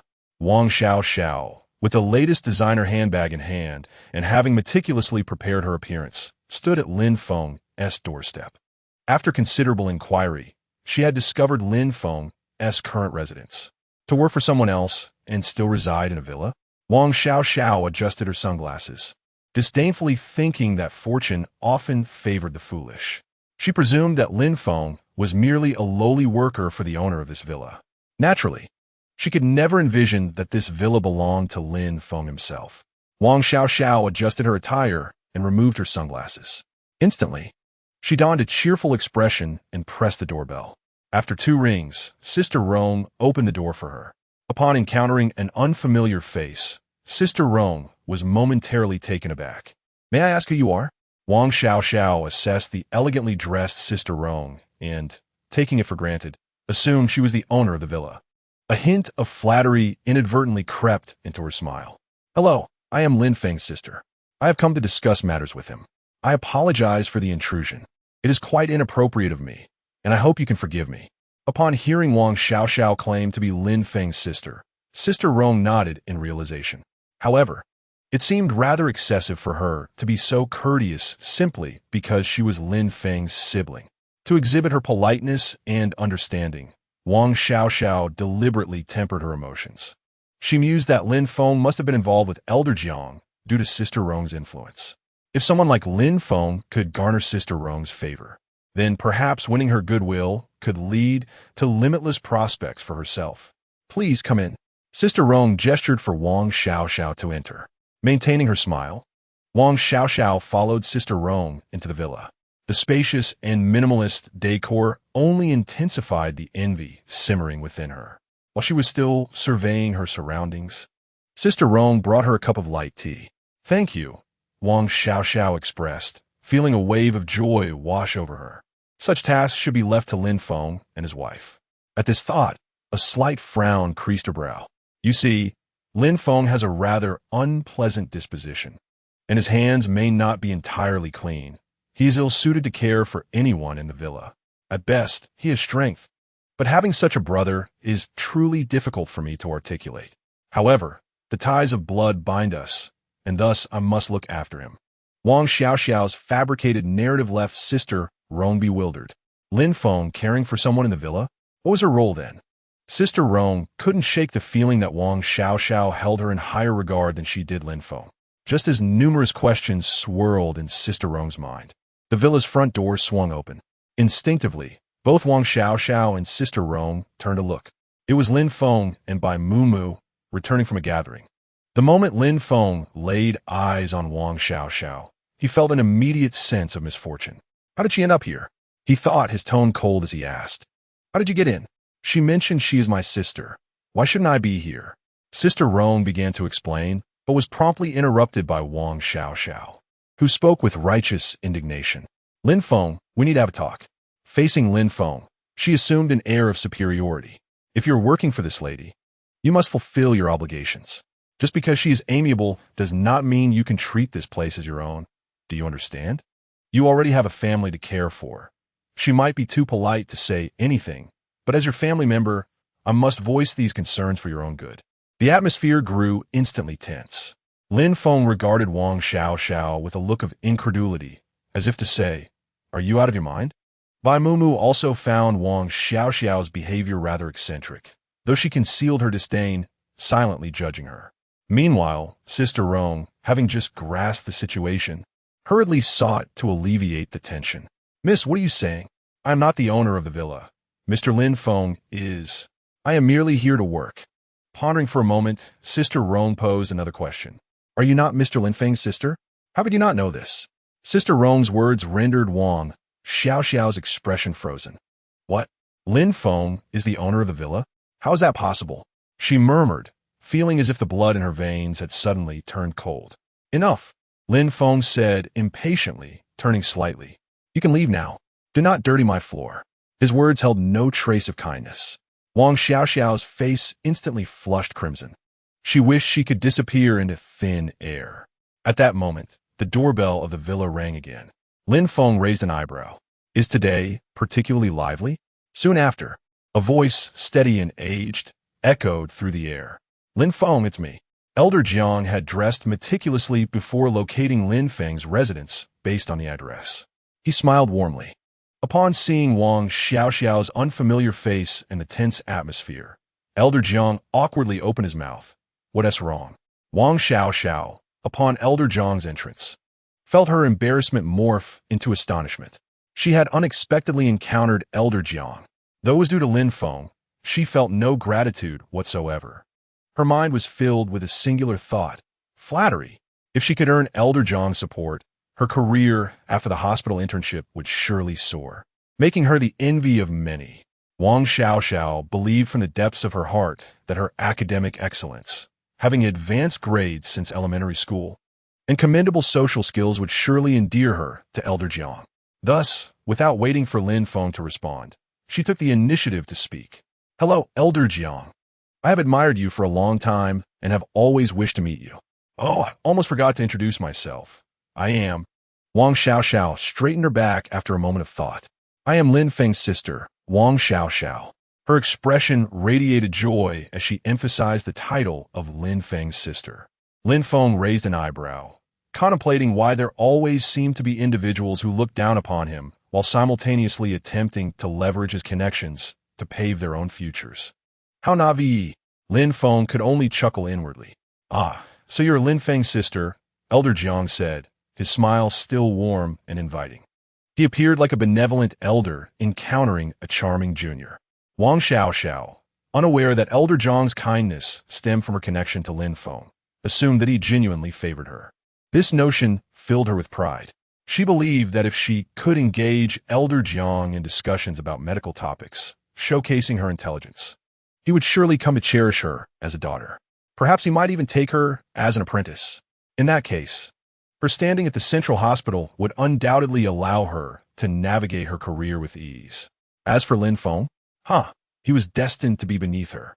Although her meeting with Elder Jiang was facilitated by Lin Feng, Wang Xiaoxiao secretly resolved that once she was satisfied, she might even extend a helping hand to him. While Wang Xiaoxiao indulged in her daydreams, Lin Feng chuckled. This fool couldn't he possibly believe that Elder Jiang genuinely favored her as a polite junior? Could he? He could not allow Elder Jiang to be deceived. Contemplating this, Lin Feng quietly addressed Elder Jiang. Elder Jiang, may I have a word? Certainly, Elder Jiang replied, always accommodating to Lin Feng's requests. They moved to a more secluded area. Elder Jiang, forgive me for speaking frankly, though she is my half-sister. There exists no semblance of affection between us.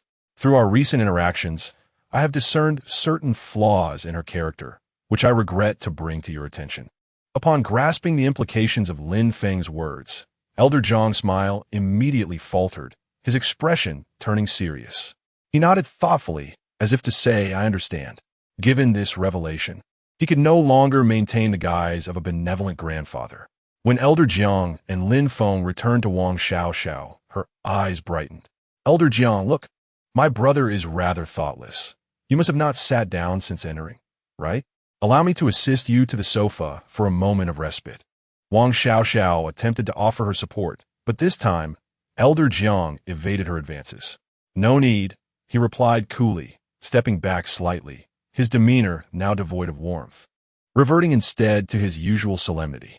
Wang Xiaoxiao was taken aback. Why had Elder Jiang's attitude shifted so abruptly? Her gaze shifted to Lin Feng. It must be him. After Lin Feng had called Elder Jiang away, the latter's demeanor had transformed. Lin Feng, that fool, surely spoke ill of her. Wang Xiaoxiao felt a surge of indignation. Retracting her outstretched hand, she turned her serious gaze upon Lin Feng. Lin Feng, do you believe your actions are justified? Suddenly being singled out, Lin Feng found himself momentarily speechless. Ignoring his evident irritation, Wang Xiaoxiao continued, just because I care for your well-being in a way you dislike, you choose to target me? Lin Feng, did you speak ill of me to Elder Jiang? Or even spread rumors? Though her words were accusatory, her expression was resolute, as if she had already concluded that Lin Feng was the source of her troubles. Without allowing Lin Feng a chance to retort, she directed her attention back to Elder Jiang. Elder Jiang, I apologize for the inconvenience. My brother has always been a disappointment, unable to achieve anything, and it is his jealousy that prompts him to speak ill of me. However, I shall not take it to heart. I simply hope you do not misinterpret the situation." Upon finishing her speech, Wang Xiao, filled with misplaced confidence, believed Elder Jiang would turn to reprimand Lin Feng. Observing this scene, Lin Feng found amusement in the unfolding drama. However, Elder Jiang's response was entirely unexpected. Instead of replying to Wang Xiao immediately, he produced a business card and handed it to her. Wang Xiao received the card with a look of surprise, ready to express her gratitude for Elder Jiang's consideration, only to discover it bore the contact information of a psychiatric specialist. "Elder Jiang, what is this?" she inquired, perplexed. "This is a former student of mine, a specialist in brain treatment. I believe you may benefit from a consultation. While you are still young, do not neglect your health," Elder Jiang remarked, revealing that his patients had been thoroughly exhausted. A chuckle escaped Lin Feng at Elder Jiang's words, surprised by the sharpness of his tongue. The laughter resonated distinctly in the quiet atmosphere. Wang Xiao was left utterly stunned. She clutched the business card tightly in her hand, her eyes reddened with emotion. How could Elder Jiang insult her? Was it truly for someone like Lin Feng, a societal misfit, that she was subjected to such humiliation, despite the overwhelming sense of indignation? She dared not voice her grievances against Elder Jiang.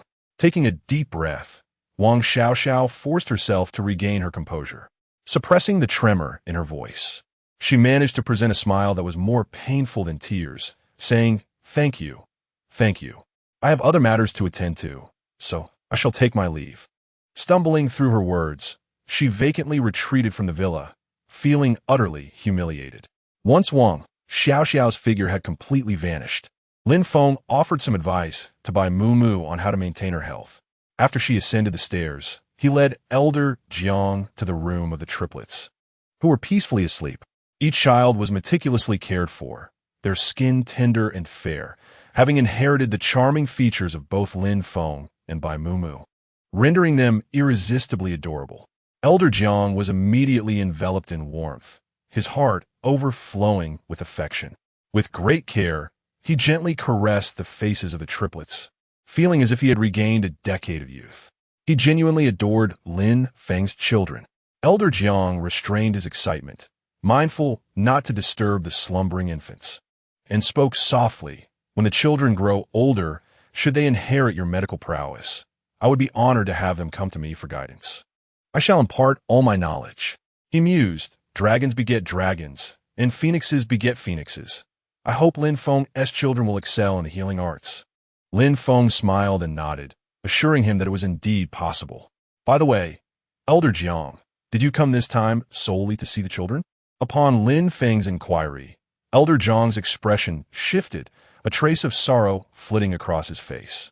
"Let us step outside to discuss," Elder Jiang proposed, wishing not to awaken the darlings. Lin Feng nodded in agreement, and together they moved to the main hall. Elder Jiang handed Lin Feng a stack of documents, stating, "This is the medical history of an old friend of mine. His condition is quite serious, and I currently have no solutions. I thought to gather insights, hoping you could lend your expertise." His demeanor was grave. Lin Feng, too, abandoned his smile and took the case file, perusing it with great care. The room was filled only with the soft sound of pages turning. After an extended period, Lin Feng finally rubbed his swollen temples and spoke, "The patient is physically weak. A meticulous approach through traditional Chinese medicine would be most suitable." At this pronouncement, hope ignited within Elder Jiang. He had consulted many, all of whom had deemed the situation dire. Yet Lin Feng was an exception. He had indeed not misjudged Lin Feng. After the initial surprise, Elder Jiang quickly grasped Lin Feng's hand, suppressing his excitement.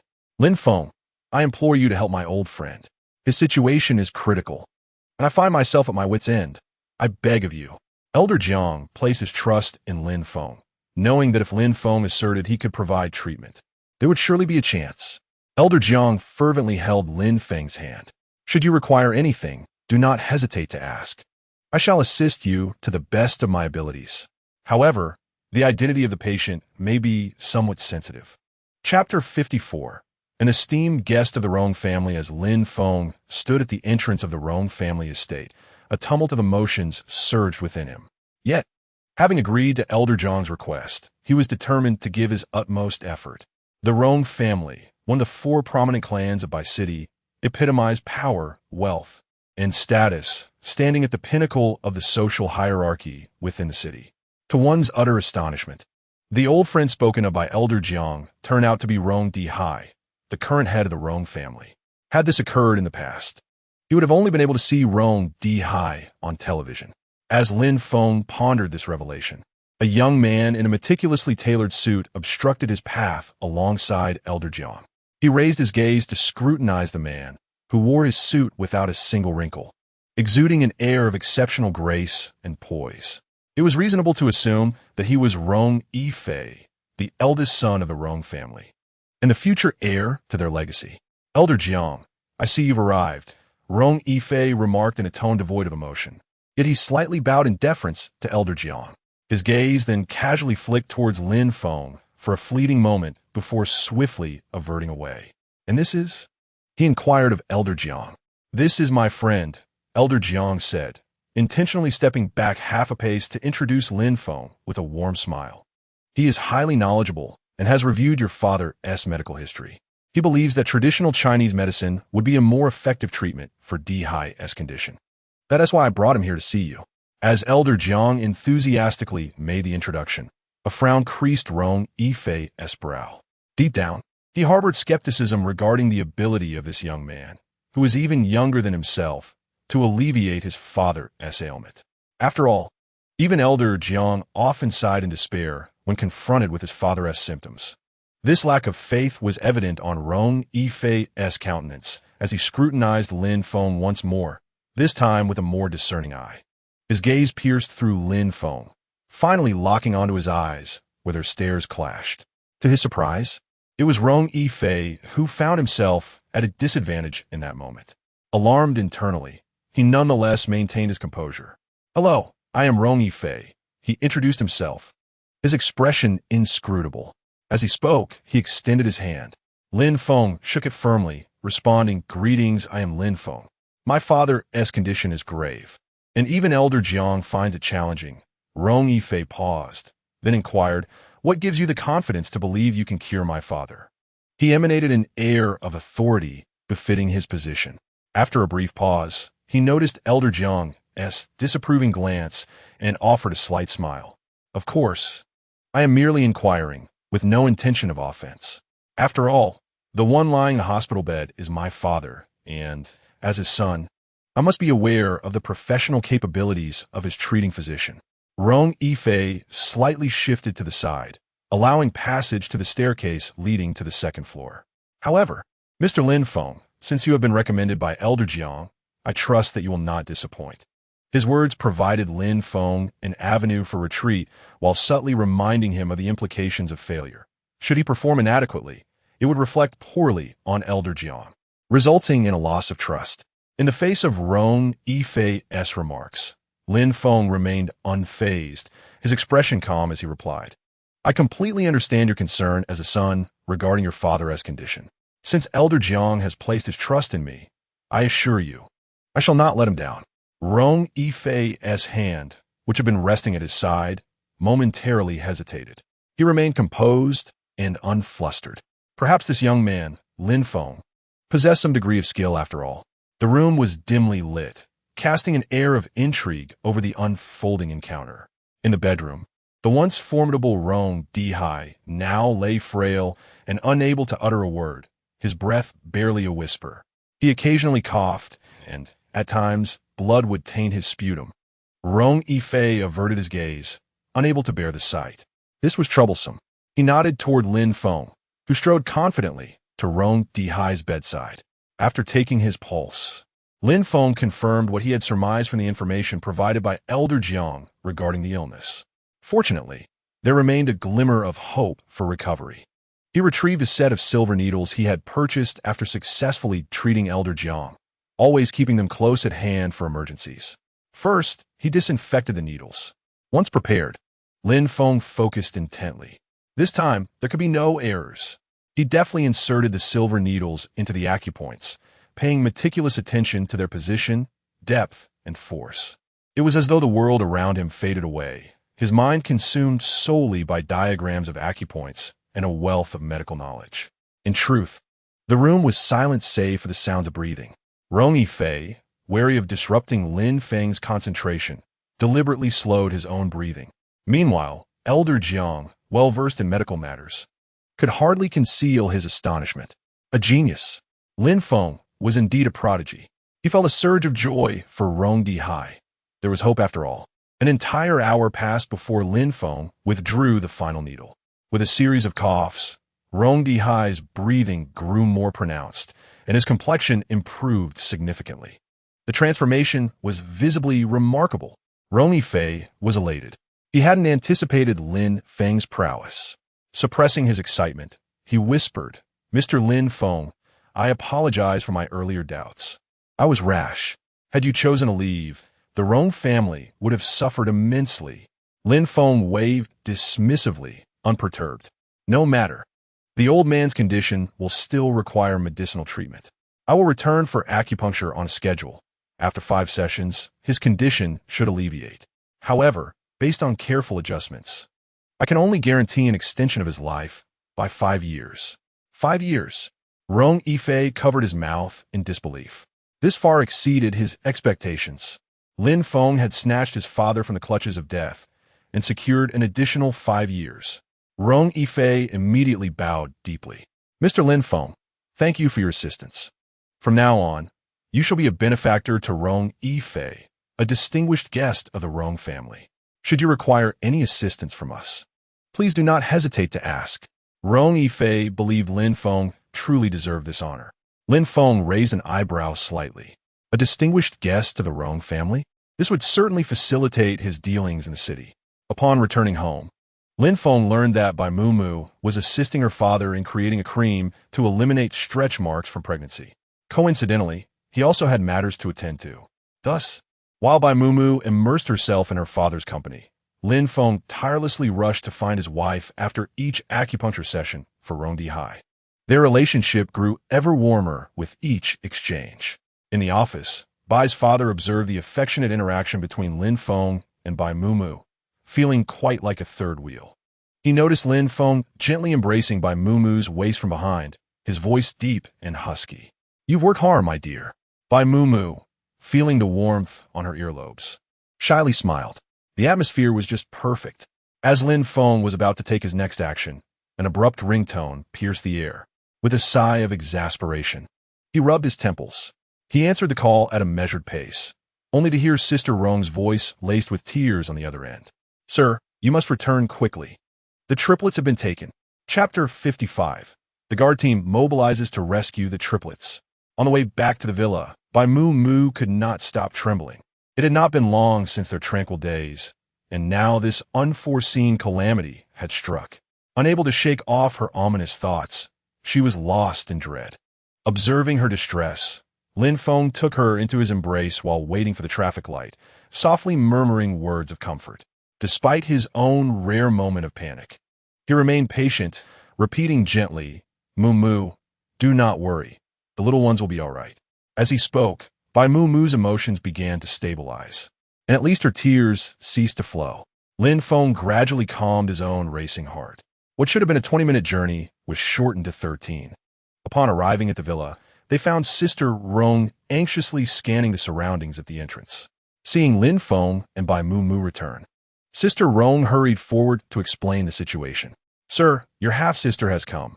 She wishes to speak with you and apologize for the previous incident.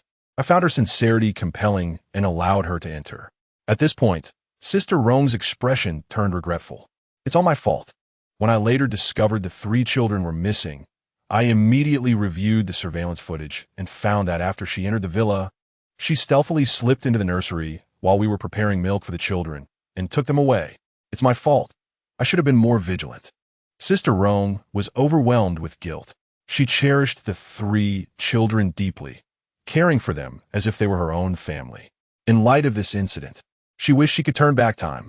Yet, Wang Xiaoxiao was Lin Feng's half-sister, and as a postpartum caregiver, how could she dare to exclude her? Do not be too hard on yourself. No one wishes for such an occurrence. Let us focus on finding the children, Lin Feng advised. his mind clear as he contemplated the next steps. Suddenly, his phone vibrated in his pocket.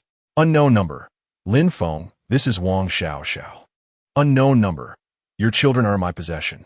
If you wish to rescue them, bring 10 million to the first trash bin near Dongjiao Road, number 6. We will exchange money for the children. Unknown number. Oh, and by the way, I forgot to mention, your children are quite adorable. Wang Xiao's voice edged on madness. Lin Feng narrowed his eyes dangerously. He suspected that the location she provided was likely a ruse. However, he could only focus on calming her frayed emotions for the moment. After some contemplation, Lin Feng sent a response. Lin Feng, all right, I agree to your terms. Seeing this, Bai Mu regained her composure, her expression serious. The address gave her pause. It seemed implausible. It was on a main thoroughfare. Wang Xiao, despite her foolishness, could not possibly risk exposing the 3 children at such a conspicuous location. The address was most likely false. Lin Feng's agreement was merely a strategic delay. After providing a brief explanation, he dialed Rong Yifei's number. Rong's family undoubtedly represents his most significant network at present. Lin Feng, what troubles you? After several days of interaction, Rong Yifei had developed a brotherly bond with Lin Feng, and their conversations had become considerably more casual. Yifei, my child has been kidnapped, and I require assistance to rescue the children. Upon superficial analysis, Lin Feng appeared remarkably composed. However, unbeknownst to others, his palms were already damp with perspiration. The triplets and Bai Mu were his Achilles heel, his most cherished family. Upon hearing Lin Feng's words, Rong Yifei instantly grasped the gravity of the situation and his tone steadied. All right, I will contact the security team immediately. Rest assured, the security team exclusively serves the 4 prominent families, is exceptionally trained, and will undoubtedly assist you in retrieving the children. With Rong Yifei's assurance, Lin Feng felt a measure of calm wash over him. He momentarily forgot that Rong Yifei was unable to see him and nodded to himself. After a brief pause, Lin Feng regained his focus. Yifei, thank you. This gratitude comes from the depths of my heart. After ending the call, Lin Feng received the contact information for the leader of the security team. As he contemplated how to swiftly locate Wang Xiao, a voice resonated in his mind. Host, have you forgotten that you possess a system? The tone carried a hint of melancholy. Lin Feng's eyes lit up. Indeed, he had a powerful ally. System, can you determine the exact location of the children? He whispered, ensuring he did not draw attention. Of course, now providing the specific location of the triplets, along with their vital signs. Ding! It has been detected that the triplets are at the ruins of Guohai Building. As expected, they were in the outskirts. After confirming the triplets' vital signs and ensuring their temporary safety, Lin Feng sent a message to the leader of the security team. Lin Feng, Guohai Building. Lin Feng, the children are there. We will rendezvous in half an hour. In less than half an hour, Lin Feng arrived at the location. He took care not to alert anyone, simply parking the car outside. We shall disembark. Lin Feng halted by Mumu's attempt to exit the vehicle. Mumu, trust me.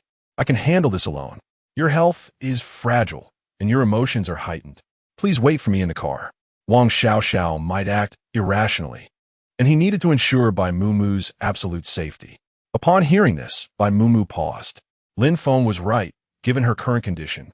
Even if she got out of the car, she wouldn't be of much help. Moreover, she had faith in Lin Feng. After contemplating, Bai Mumu resolutely nodded. All right, I will await your return. After reassuring Bai Mumu, Lin Feng promptly approached the ruins. A well-trained team from the security unit successfully met with Lin Feng.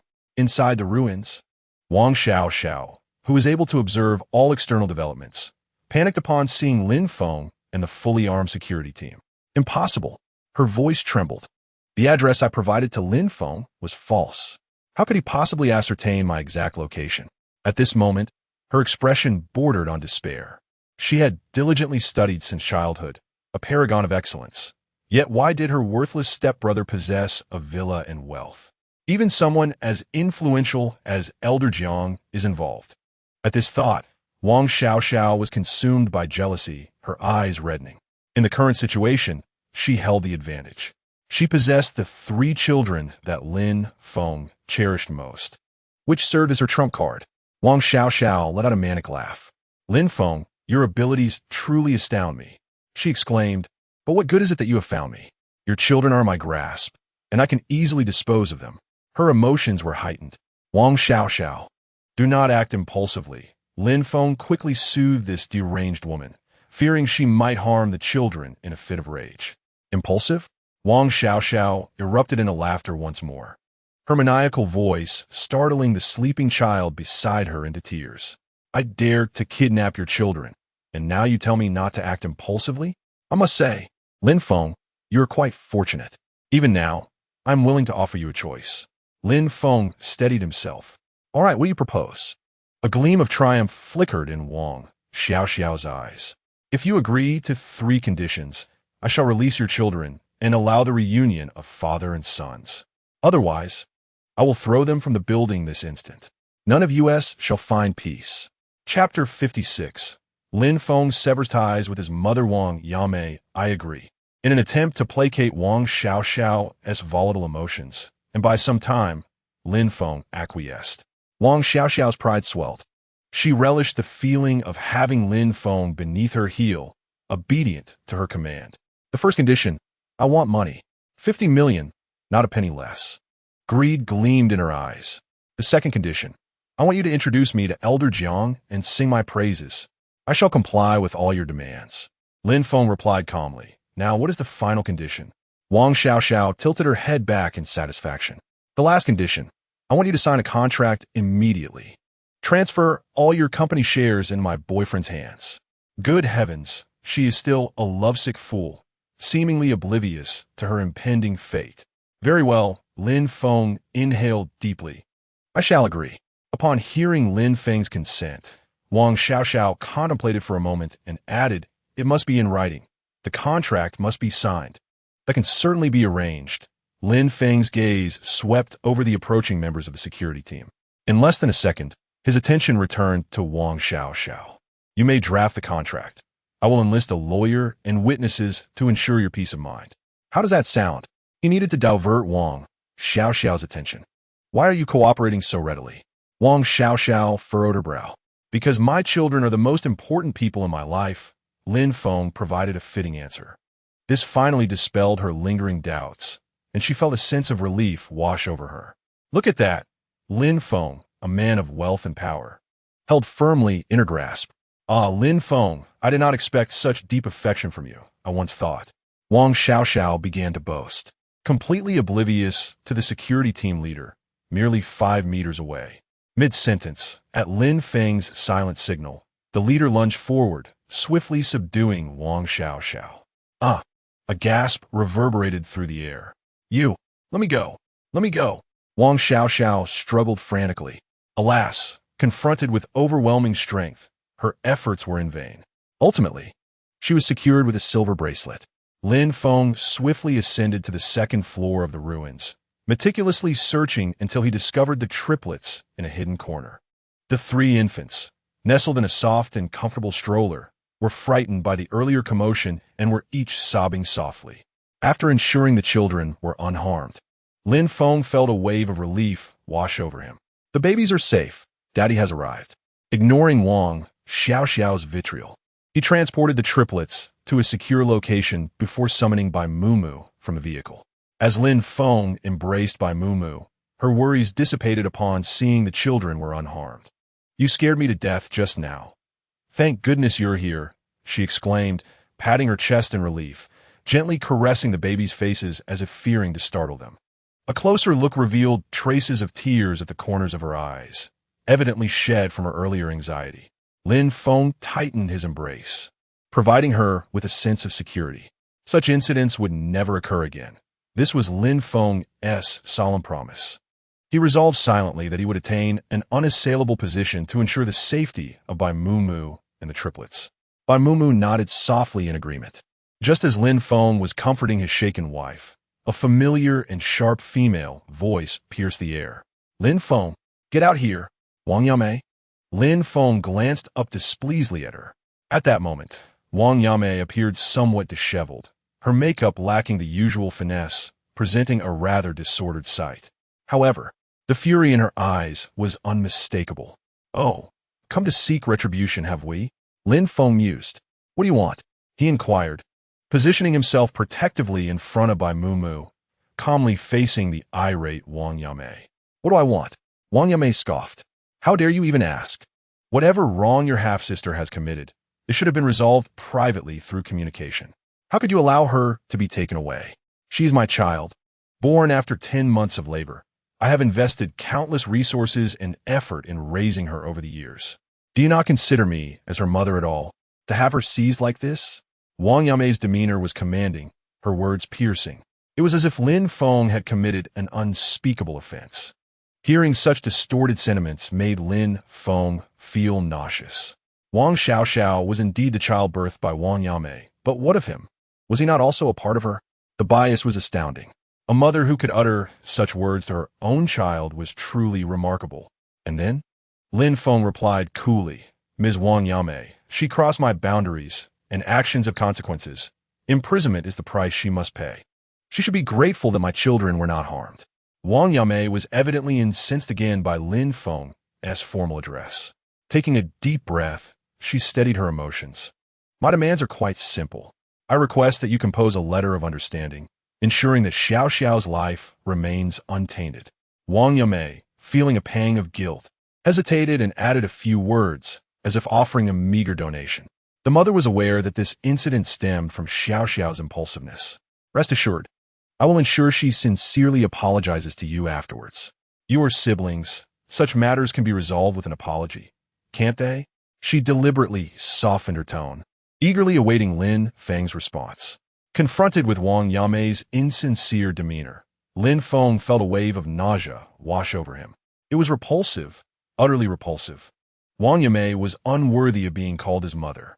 Under her expectant gaze, Lin Feng spoke coldly. Wang Yamei, you are truly disgusting. What? Wang Yamei was taken aback. Ignoring her reaction, Lin Feng continued, his words deliberate and steady. Madame Wang Yamei, I wish to sever our mother-son relationship. From now on, we shall have nothing to do with each other. Please do not present yourself before me again. His voice lacked warmth. Wang Yamei was about to erupt in anger, but the resolute determination in Lin Feng's eyes caused her to falter.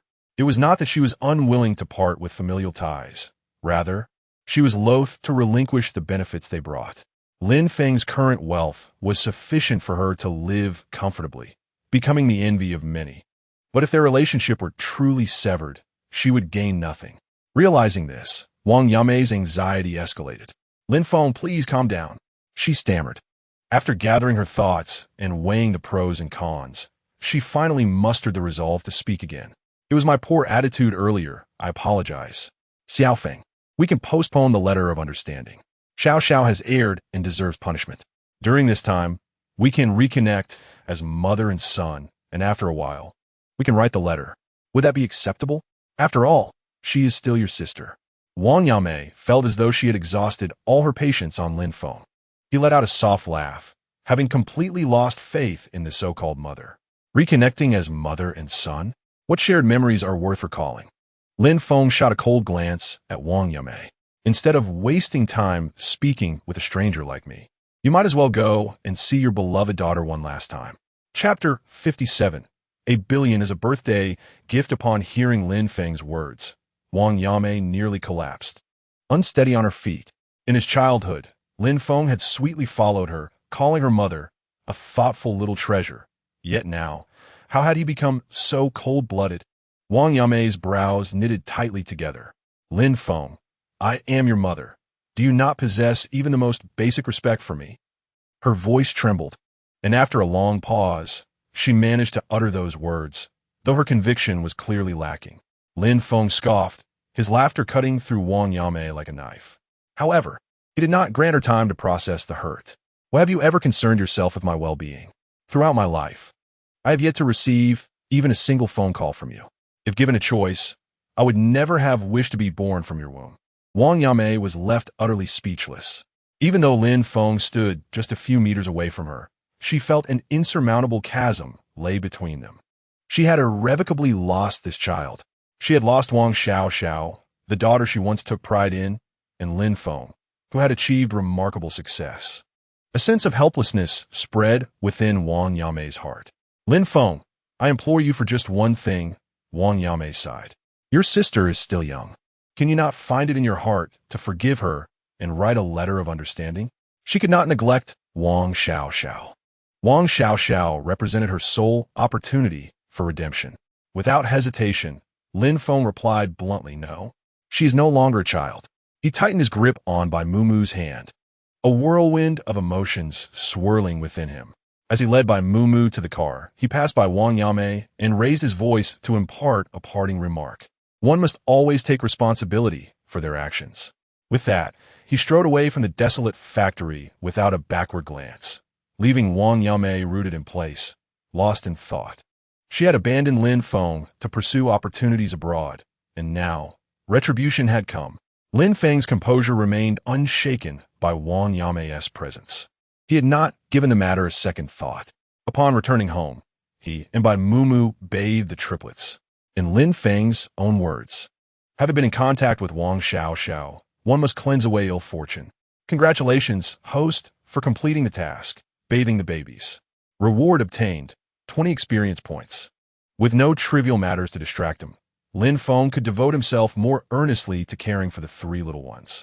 The development of the ointment was nearing completion, and Lin Feng, encouraged by Mumu to focus on her work while he took on the responsibility of caring for the triplets, vowing to protect them from any further danger. Before long, his experience points accumulated to 160, and he felt immense satisfaction. He opened the system's marketplace, mentally reciting his intentions. The luminous screen reappeared, and after some contemplation, Lin Feng opted to exchange for a blind box.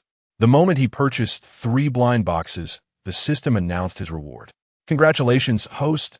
You have received fortune-telling skills 40. Cash 30 million. Lin Feng fell into silence. Was the system nudging him toward the path as a fortune-teller? As he pondered this, the sound of the door opening reached his ears. Bai Mumu had returned, and his eyes brightened, just as he intended to envelop his beloved wife in a warm embrace. Her father followed closely behind, beaming with joy. Lin Feng halted his steps. Father-in-law, you have arrived. Please come in and have a seat, he smiled, realizing he would have to wait until his father-in-law departed to hold his wife in his arms. Since entering, the smile on Bai's father's face had not faded. Once seated on the plush sofa, he spoke up. Ha ha, Lin Feng, your formula is simply remarkable. The results post-development have been astonishing, with sales unprecedented. Even the company's stock price has surged. Bai's father laughed heartily, his spirits evidently lifted compared to previous days. As Bai Mumu peeled an apple nearby, she chimed in, thanks to you, Dad's company has been revived. Witnessing the father-daughter duo's delight, Lin Feng felt genuine happiness swell within him. He humbly replied, you flatter me. This formula was merely a fortunate discovery on my part. Upon concluding his words, Bai Fu suddenly recalled an important matter and slapped his thigh in realization. How could I almost forget? I have something to convey to you in person. Tomorrow happens to be my birthday, and with the company experiencing a resurgence, it is indeed a double celebration. Therefore, I am planning to host a birthday banquet. The birthday celebration was organized by Bai Fu and Bai Mumu, primarily inviting their relatives. Bai Fu also encouraged Lin Feng to invite some friends to ensure a lively atmosphere. As the banquet approached, Lin Feng donned a tailored suit while Bai Mumu appeared in an exquisite little dress. The moment they stepped onto the scene, they became the focal point of attention, with gazes drawn to them almost instantaneously. Lin Feng presented Bai Fu with a delicately crafted heart-shaped bottle, exchanged from the system's marketplace, adorned with pastel cutouts symbolizing abundance. Bai Fu was instantly overjoyed, showering Lin Feng with compliments. However, this scene was perceived quite differently by others, who found it amusing. Is that her husband? I heard that my cousin is pregnant out of wedlock. Who knows if this man is even the biological father of her child? Remarked Bai Mumu's cousin, a young woman heavily made up. Though she was at an age that should be vibrant with youth, her makeup concealed her natural vitality. In comparison to Bai Mumu, she appeared more like a woman in her 30s. Do you not understand? Bai Mumu's second uncle leered at his niece. With her looks, my niece has a plethora of suitors. Who cares if she has born children? Several other relatives nearby chimed in agreement. Indeed, this man is purely a visual creature. Chill. Keep it down. They are coming this way. Lin Feng and Bai Mu Mu were acutely aware of the scorching stares, unable to ignore the whispers. They approached to discern the nature of the gossip. Lin Feng, this is my cousin, and this is my second uncle. Bai Mu Mu began her introductions as they drew closer. Lin Feng greeted them in turn. This must be the brother-in-law, Bai Mu Mu's cousin. He's you, remarked dismissively. Brother-in-law, you seem broad-minded. I am curious to know if my cousin's child is a result of your union or if there is no biological connection. She emphasized the latter part of her statement. Upon hearing this, the surrounding relatives eagerly engaged in hushed discussions, some stifling laughter. He wore a smug smile. Having been overshadowed by Bai Mu Mu throughout their lives, she relished the opportunity to mock her. The atmosphere shifted as Bai Mu Mu's expression darkened at the disparaging comments directed at her husband. Unable to tolerate the slander against his wife, Lin Feng interjected before Bai Mu Mu could speak. Ladies and gentlemen, do you not realize the folly of your words? If you cannot restrain your tongues, I would be more than willing to assist you. His gaze was sharp and his voice icy. Chapter 58. The alluring cousin's provocation. The relatives, who had been so vocal moments earlier, were taken aback by Lin Feng's audacity. Unaware of the Bai family's current accomplishments or Lin Feng's worth, they still viewed him as a mere pawn. Yet, even so, his words left them speechless. Beneath the surface, however, their anger simmered, ready to erupt. The youngest among them, Ziyu, was the most unable to contain her thoughts. My displeasure was unmistakably etched on my face. Lin Feng, however, paid no heed to their expressions, his focus solely on vindicating his wife. Just as the atmosphere grew increasingly tense, the grand doors of the banquet hall swung open once more. Rong Yifei and Huang Yao entered in succession, followed closely by Elder Jiang and Elder Mu. In an instant, they became the center of attention, regardless of the others present. Even the seemingly ordinary Huang Yao was a figure beyond their reach. How could these prominent individuals all appear at Bai Sanfeng's birthday celebration? Countless questions arose, leaving even Bai Fu in a state of bewilderment. Moments later, I am Jiang Qianni, a brother of Lin Feng. Musage, too, is a brother of Lin Feng's young friend, come to extend birthday wishes. The sight of these two middle-aged men proclaiming themselves as Lin Feng's brothers was indeed somewhat comical. Relatives and friends nearby were left agape. Good heavens, am I dreaming? This is the medical sage Elder Jiang and the king of gambling, Musage. I might faint. At this moment, while everyone felt a tumult within, none dared to act rashly, for they understood that these two were the pinnacle of society in this city. Yet now, they were lined up to offer birthday wishes to Bai Fu. If captured on camera and posted online, it would surely stir quite a commotion. Meanwhile, the calmest of all was Lin Feng, who approached the crowd with a composed smile. Thank you all for coming to celebrate my father-in-law's birthday. Brother, you are far too gracious. Rong Yifei was the first to speak, gesturing towards the prominently displayed pastel hollowed-out celebratory bottle on the gift table. This gift certainly stands out. It is clearly from you. With such craftsmanship and quality, it must be worth at least a modest fortune, no? Impressive. Lin Feng, your family must be quite affluent. Your taste is commendable. Rong Yifei's voice was not low, resonating distinctly in the tranquil environment. Worth 100 million. My goodness. Bai Mu Bai has truly latched onto a golden thigh. To be pregnant before marriage and still have such a husband. What luck. The whispers around them continued. In the air, countless metaphorical hands struck the faces of those relatives who had previously gossiped, echoing sharply. Had they not just mocked Lin Feng? Fortunately, he bore no grudge. Otherwise, they would all be in dire straits today. Seeing so many influential figures, this group of relatives was reluctant to leave, yet they dared not linger before Lin Feng. After considerable deliberation, they could only retreat to a corner, resembling wretched rats in a gutter. With the gossipers silenced, the banquet grew considerably quieter. Lin Feng introduced Bai Fu and Bai Mu Bai to Elder Mu and the others, and the group engaged in cheerful conversation.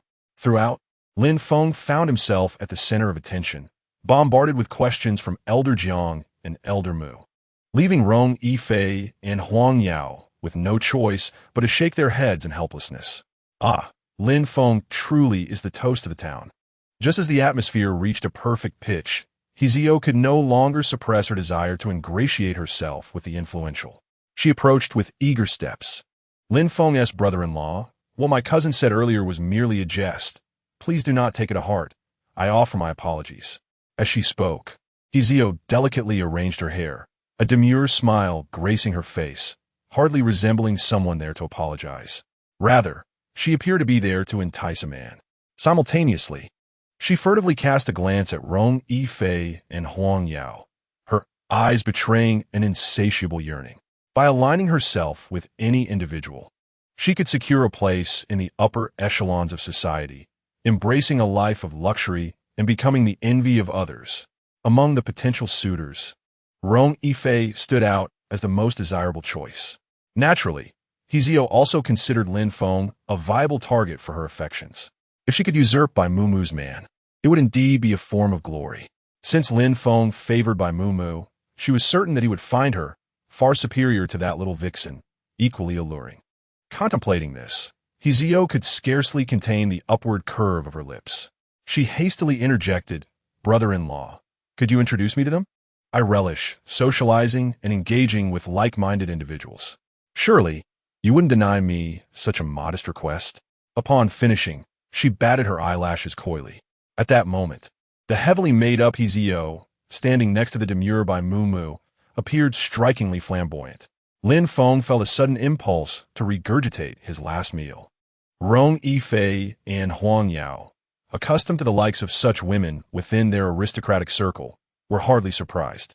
Huang Yao crossed his arms and clicked his tongue, remarking, "Lin Feng, don't you sense a rather pungent air about her?" Rong Yifei chuckled in agreement. "I concur." Lin Feng nodded in response. "Cousin, you resemble a peacock flaunting its feathers, exuding an unpleasant aroma."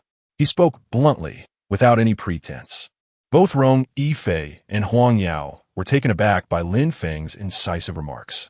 Lin Feng dismissed it as mere basic observation. Hizio, bewildered, found this entirely contrary to her expectations. However, she soon reconsidered that perhaps this was for the best. She squeezed out a couple of tears, the mascara-laden droplets tracing a dark path down her face, rendering her appearance rather peculiar.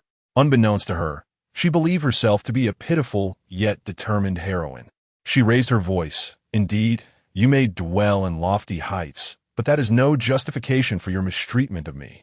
Although I am not a lady of a prestigious family, I cannot accept such treatment." She had presumed that scions of affluent families would be more genteel, only to find her hopes dashed as she shook her head in disappointment. In the next moment, she feigned strength and strode toward the exit of the banquet hall. Outwardly aggrieved, her heart, however, danced with elation. She mused, what affluent young master has ever encountered a woman as captivating as herself? Surely, they would have taken notice. All she needed to do was wait for the fish to bite. With this thought, she quickened her pace. Once Hizio's figure had completely vanished, Rong Yifei could not help but scoff. "What? Does this girl have a screw loose?" Huang Yao nodded in agreement. "It seems her mind is muddled." Lin Feng let out a cold laugh. She likely fancies herself a resilient and virtuous flower, but in reality, she is merely transformed into a mentally deficient carnivorous plant. Having exited the banquet hall, Hizio deliberately lingered at the entrance. "How cold!" she exclaimed, shivering in her delicate dress as the biting wind assaulted her. Yet, she dare not leave. She feared missing the beginning of the idol drama, and worried that Rong Yifei and the others would be unable to find her. Thus, Hizio persevered for over half an hour, transitioning from eager anticipation to utter despair. Even as she grew numb from the cold, no one came forth to seek her out. At that moment, Hizio suddenly realized a harsh truth. This time, she had garnered not a single glance of favor from anyone. On the contrary, her actions would become a source of ridicule. She, Hizio, had become a colossal joke. All of this was Lin Feng's fault. Just you wait. Chapter 59. Bai Mumu enters the entertainment industry. Hizio's inconsequential episode did not affect the overall ambience of the banquet. Lin Feng, along with Jiang Lao and others, was thoroughly engrossed in conversation. As the banquet approached its conclusion, Lin Feng noticed that Bai Mumu had been there for quite a while, and, fearing she might feel bored, took her to the small terrace of the banquet hall for some fresh air. Ah, finally some fresh air, Bai Mumu exclaimed. She had been so busy with socializing that her lips had grown parched. Lin Feng drew her into his embrace, smiling warmly. You've worked hard, my dear.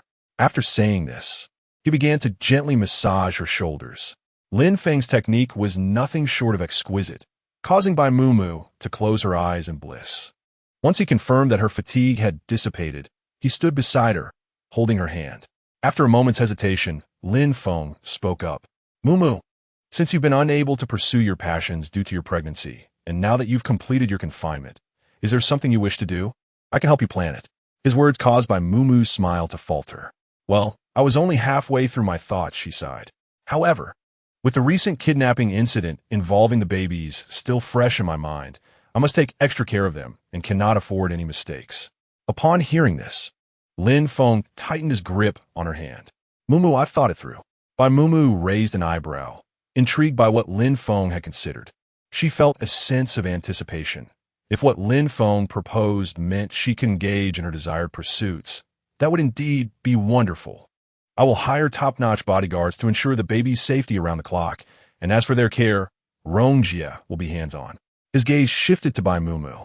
You only need to focus on what you want to do. I will handle the rest. Lin Feng's assurances acted as a soothing balm, alleviating all her concerns. A smile crept back on her lips. Yes, as for what I wish to do. Bai Mumu pondered carefully before speaking, her eyes sparkling. I want to strive in the entertainment industry. Upon confirming Bai Mumu's desire to pursue a career in entertainment, Lin Feng resolved to find her a reputable entertainment company. He needed to ensure that she would not be mistreated. After some deliberation, Lin Feng decided to discuss the matter with Rong Yifei.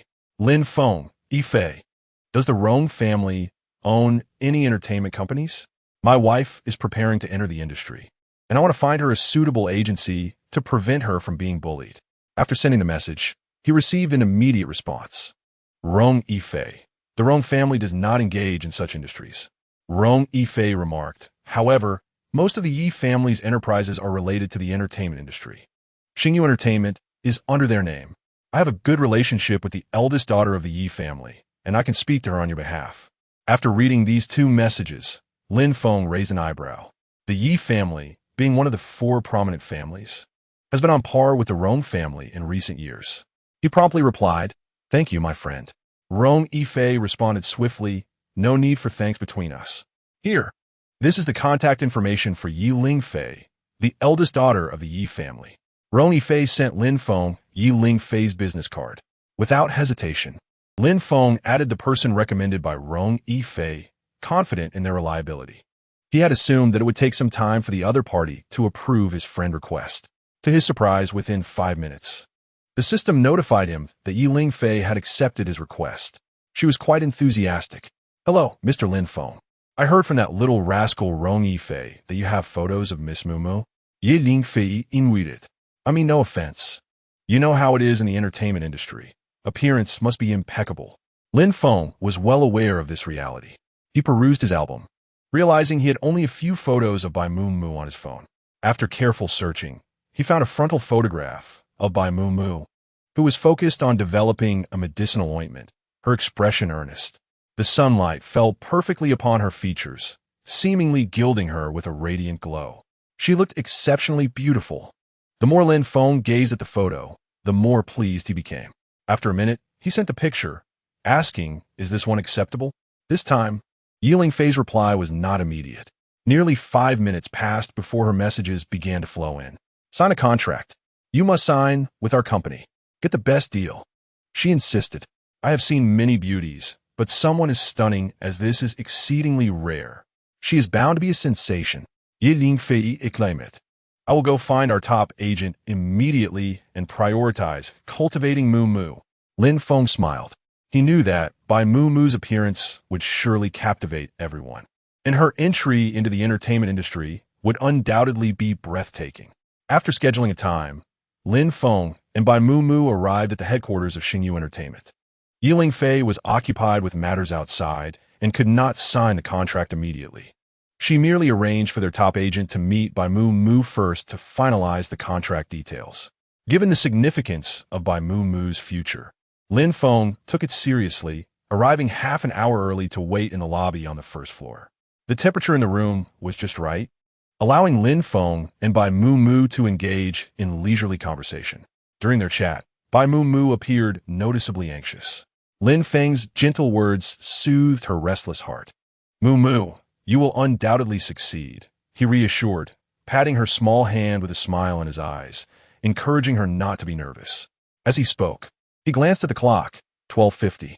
The esteemed agent was already 20 minutes late. He furrowed his brow slightly, but did not let his displeasure show too overtly. He had barely finished speaking when the door to the waiting hall was pushed open. Upon hearing the sound, Lin Feng and Bai Mu both lifted their gazes. A middle-aged woman rushed in, her designer handbag in tow, adorned in a riot of colors, sunglasses perched on her nose, and an overpowering scent of perfume that was almost suffocating. Bai Mu nearly sneezed from the intensity of it. The fragrance was simply overwhelming.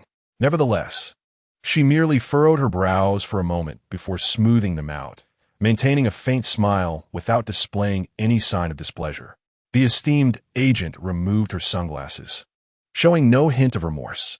Are you the newcomer recommended by the vice president? She pointed at Bai Mu, her tone rather brusque. You're passable in appearance. But what talents do you possess? The entertainment industry has no need for mere ornamental figures. Oh, and by the way, I have no idea how you managed to cozy up to the vice president. But as long as I don't relent, you can't forget about entering Xingyu Entertainment. She lifted her chin defiantly, as if she were the owner of Xingyu Entertainment, with Lin Feng merely her subordinate. Lin Feng narrowed his eyes ever so slightly. This agent was excessively arrogant, arriving late and openly asserting her dominance over them. What gave her such audacity? Chapter 60. The arrogance of a foolish agent setting aside her tardiness upon arrival.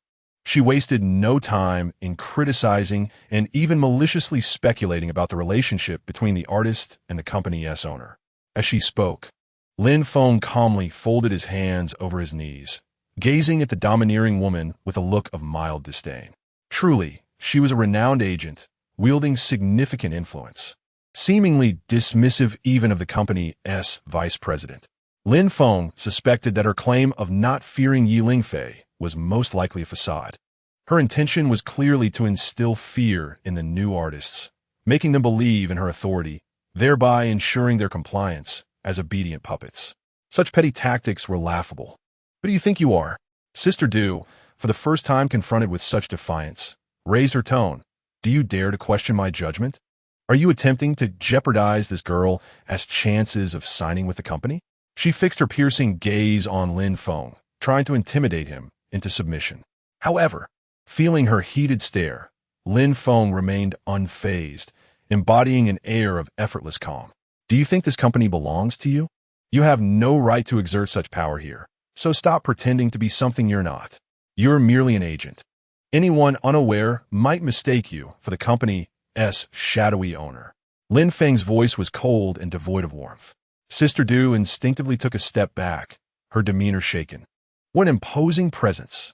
It dawned on her that she had been intimidated by an inexperienced young man. A surge of anger ignited within her, causing her chest to heave as her breath quickened. I would never sign such an artist. She shows no respect for others and lacks moral integrity. Daring to counter me will lead to consequences. With that, she coldly spat out a threat, grabbed her bag, and turned to leave. Lin Feng remained nonchalant, and Bai Mu felt indifferent to the entire situation. If she truly has such a manager, she is certainly in for a world of trouble. It would be wiser to cut her losses now, as there are other agents available. If worst comes to worst, she could always sign with another company. Sister Du moved slowly, and after a full 10 seconds, she noticed that Lin Feng and Bai Mu were still leisurely chatting, which only fueled her anger further. In that case, she would inform the vice president of Bai Mu's shortcomings, ensuring they could never enter the company again. Having made up her mind, Sister Du raised her hand, intending to grasp the doorknob, but before she could make her next move, the door swung open. I'll look at you. I heard your bluster from afar. Those in the know recognize you as the company's agent, while those who don't might mistake you for a major shareholder or even the owner. The speaker was Rong Yifei, clad in a trench coat. He entered with his hands in his pockets, exuding a relaxed demeanor. However, having been immersed in power since childhood, even if he did not consciously suppress his aura, it still sent a shiver down one's spine. Young Master Rong, it's a misunderstanding. All a misunderstanding. Sister Du was well aware of Rong Yifei. As a top-tier agent, she had once seen this scion of the Rong family, the future heir, at a banquet. Of course, she could only observe from a distance back then, not like today, engaging in close conversation. She was adept at reading the room and knew that Rong Yifei was assisting Lin Feng and Bai Mumu, though she claimed to be unafraid of the vice president or those in power. It was merely a momentary bravado in front of newcomers. Brother Yifei. Lin Feng greeted with a friendly wave. What brings you here today? His tone was familiar. Sister Du felt her heart sink further. It seemed she had provoked someone she shouldn't have. Rong Yifei paid no mind to Sister Du's emotions, bypassing her to stand beside Lin Feng. I came to see how my brother Lin Feng is faring and to check if his company is harboring any unusual characters, he remarked, effortlessly shifting his gaze to Sister Du, who felt as if the intensity of his stare could burn a hole through her. It was utterly unnerving. Your timing is impeccable. Lin Feng jested. The ease of their interaction only heightened Sister Du's tension. This esteemed agent, my wife has taken a disliking to you, so I kindly ask you to leave gracefully, Lin Feng stated coolly, as he truly did not wish to waste any more time on this talent. What should have incited anger instead brought relief to Sister Du finally. She could exit this battleground. After exchanging a few words with Rong Yifei, Lin Feng took Bai Mumu and left. Lin Feng briefly explained the situation to Yi Lingfei, who promised to help Bai Mumu find a new agent. Just a few steps outside, a figure caught Lin Feng's attention. The woman had vibrant red lips, a voluptuous figure, and was dressed to the nines. The sound of her high heels echoed down the corridor. It was the acclaimed actress, Gumimi, one of the top talents in the entertainment industry. However, Lin Feng did not notice her simply for her beauty. He noticed a dark mark between Gumimi's brows. Accumulated fortune-telling skills allowed him to discern when a person's calamity would occur merely by observing their features. In 3 days, Gumimi would face adversity. Although he was initially reluctant to interfere, given that Yi Lingfei had aided him, rescuing the company's golden goose could be seen as a way to repay that kindness. Mumu, please wait a moment. Lin Feng paused his steps, directing his gaze towards the young actress. Miss Gumimi, may I have a word? Upon hearing his voice, Ye may halted. She raised an eyebrow and appraised Lin Feng. Are you a newly signed artist from the company? Here for my autograph? Both Lin Feng and Bai Mumu were striking, and their presence in the company naturally led her to assume Lin Feng's intentions were to request a signature as a fellow artist. You misunderstand. Lin Feng replied with a smile. I merely wish to take the liberty of advising you to refrain from venturing out alone in the coming days, particularly in secluded areas. Exercise extra caution, especially 3 days from now. His words left Gumimi perplexed.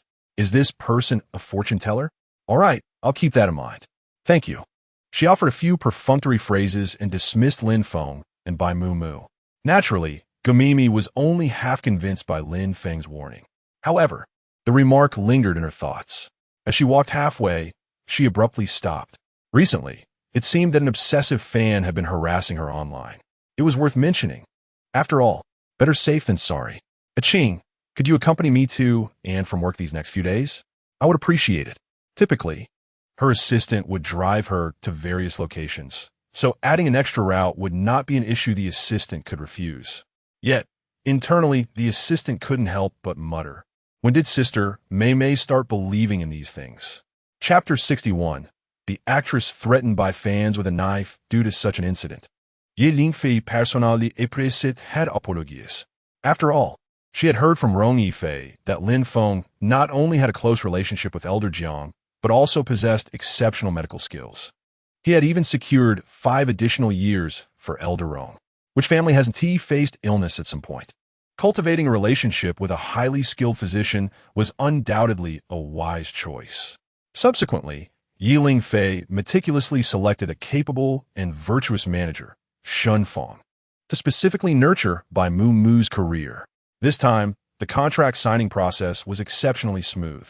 Lin Feng was a gentle and considerate older sister, attentive and good-natured, ensuring Lin Feng felt at ease knowing Bai Mu would not face any grievances under her care. With the contract finalized, Bai Mu officially became a member of Xingyu Entertainment. While accompanying Bai Mu to record songs, Lin Feng couldn't help but marvel at her talent. My wife is a gifted artist. Before Bai Mu signed a contract, she had already composed and written an original song. And Lin Feng had been utterly entranced when he first heard it. He firmly believed that Bai Mu would achieve her own glory in the entertainment industry. It's ready for release.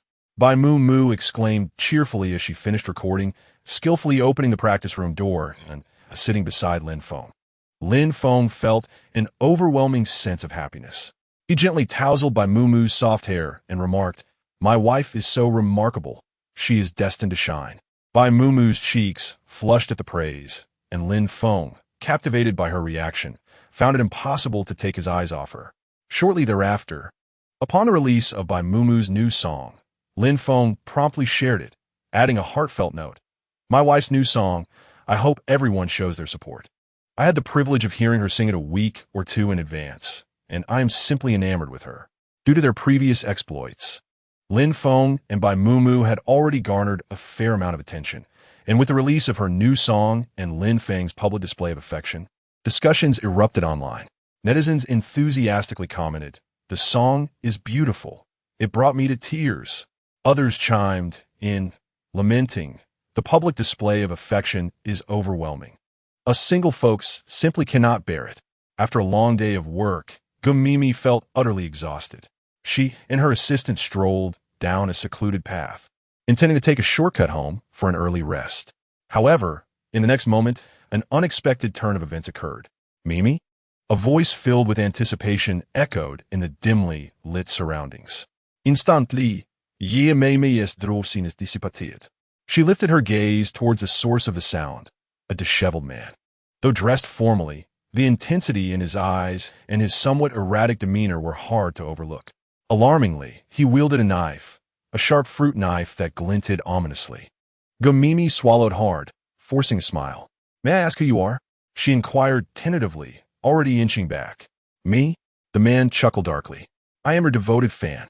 I have watched every television drama you starred in countless times. I even have a wall in my home adorned with your pictures, all a testament to my love for you." His expression abruptly soured. "But I don't want to share you with anyone else, Mimi. I want you all to myself. Will you grant me that? Please answer me." He began to spiral into madness, the knife in his hand swaying dangerously. Gumimi's eyes widened in terror. Blood? A calamity of blood? She felt an instinctual urge to flee, yet her legs betrayed her, rendering her immobile. Her assistant, a Qing, instinctively stepped in front of her, whispering, "Sister Mimi, be careful." Despite his hushed tone, the man heard him. Why don't you love me?" he exclaimed, his voice frantic. "I'll mar your face, Mimi, and then you will belong to me forever. They all adore your beauty, but only I cherish your soul." With that, he lunged forward, the fruit knife flailing in his grasp, aimed at Gumimi's face. "Sister Mimi, run," her assistant urged, quickly shielding her and confronting the man. Thankfully, he had trained in Taekwondo and managed to hold his ground. As Gumimi regained her composure, she took a deep breath, recalling the professional moves from her past martial arts scenes, and bravely approached to assist a Qing in subduing the man. The deranged fan flailed wildly with no skill, allowing Gumimi and a Qing to seize the perfect moment to restrain him. Fortunately, the man's courage was not matched by his strength. Within 5 minutes, Gumimi and a Qing had him pinned firmly to the ground to prevent any further outbursts. Yet, the frenzied fan continued to mutter possessive declarations about Mimi, showing no signs of fear, as if he believed that his mental instability absolved him of any consequences. Disregarding his ramblings, Gumimi seized the opportunity to retrieve her phone and dialed 110. "I need to report an incident. In Binyuan community, someone is wielding a knife and attacking people." After completing her statement, she tightened her clothing around her, feeling a burgeoning sense of fear that she had never encountered before. Simultaneously, she recalled Lin Feng's words from 3 days prior. Be cautious, especially in 3 days. Gumimi murmured to herself. Who exactly are you? Why did you choose to assist me? Hey, what are you thinking about? Aching asked with concern, noticing her distracted state. Aching, do you remember that couple we encountered 3 days ago? Do you know who they were? Before she could finish her sentence, she was interrupted by an urgent voice. It was Sister Du, Gumimi's esteemed manager. At that moment, Sister Du's disheveled appearance betrayed her haste. Upon seeing that Gumimi was unharmed, she breathed a sigh of relief, remarking, as long as the face of our cash cow is fine. It's nothing. I apologize for worrying you, Sister Du, Gumimi replied, forcing a faint smile. Just as long as you're fine, Sister Du said, raising a glass of water from the table and downing it in one go. I am parched. You have an engagement tomorrow, so head home early to rest. Be ready at the company by 7 in the morning. Mimi, I trust you don't need time to recover, right? If you're unhurt, a good night's sleep will suffice. Be good and don't be dramatic. Sister Du did not give Gumimi a chance to decline. Gumimi's gaze dimmed for a moment. She owed much to Sister Du and could not let her down. All right, she acquiesced reluctantly. Satisfied with her response, Sister Du nodded and departed. Once Sister Du left, Gumimi opened her phone and sent a message. 3 days ago, in the corridor on the first floor of the company, someone spoke to me for a minute. Please check the surveillance footage to identify this person. Chapter 62. Lin Feng and his wife face online harassment. Why do they enjoy such success and acclaim? In a factory dormitory, Izio fixed her gaze on her phone, consumed by jealousy as news of Mumu's new song flashed across the screen. The envy in her eyes threatened to spill over. She recalled the last banquet, where she had braved the cold outside, yet failed to attach herself to the coveted golden thigh, becoming the subject of ridicule among her relatives afterward. Frustrated, she began to bite her nails. Suddenly, her movements froze. Mumu, you're not the innocent flower you appear to be. The thought of Mumu's unwed pregnancy twisted the corners of Izio's mouth into a malicious smirk, having surfed the waves of public opinion for many years. She was acutely aware of its terrifying nature. With Mumu now enjoying a modest rise in popularity, how delightful it would be to drag her down a peg or two. Izio chuckled to herself, reveling in the thought of their bullying. She swiftly opened her social media account, where she had previously enjoyed sharing snippets of her daily life, amassing a modest following of several hundred fans. After a moment's contemplation, she crafted an eye-catching headline. The rising star Mumu has borne 3 children, the fruits of passionate encounters with a mysterious man. I exclaimed in disgust. How vulgar and sordid. Izio began to type, her fingers dancing across the keyboard, exhilaration building with each scandalous fabrication. She could hardly contain her anticipation for Mumu and Lin Feng to be vilified by the masses.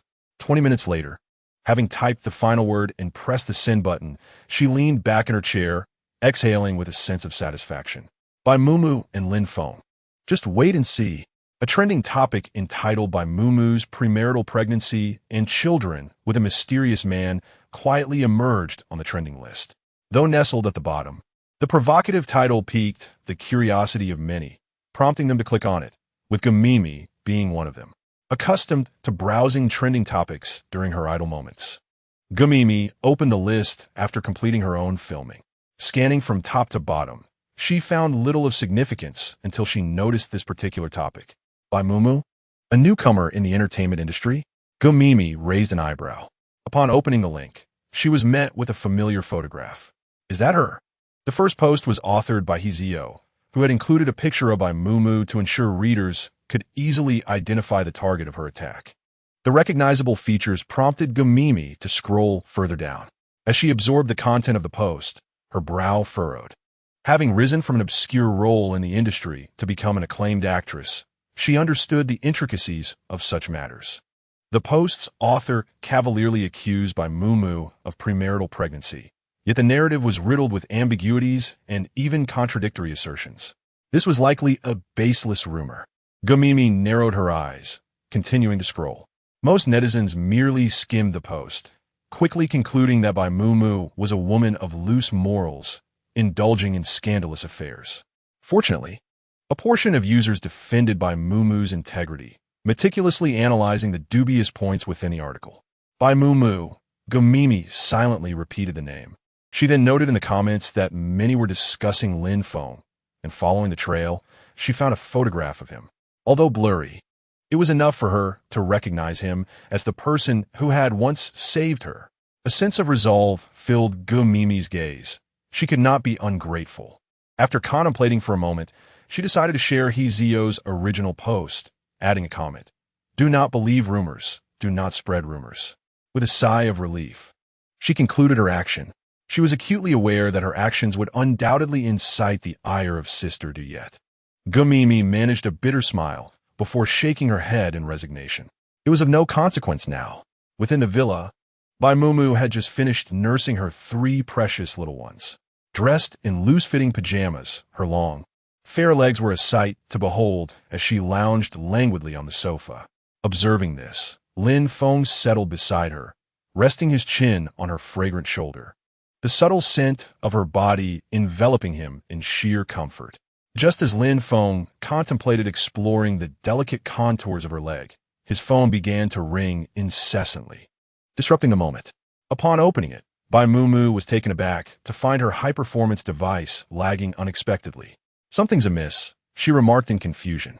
Lin Feng sensed an unusual tension as well, speculating that it might merely be a memory issue or perhaps the result of her new song's burgeoning popularity, drawing fans eager to express their admiration. Upon hearing Lin Feng's conjecture, Bai Mumu glanced at her notifications, only to discover an astonishing surge. New followers, 999.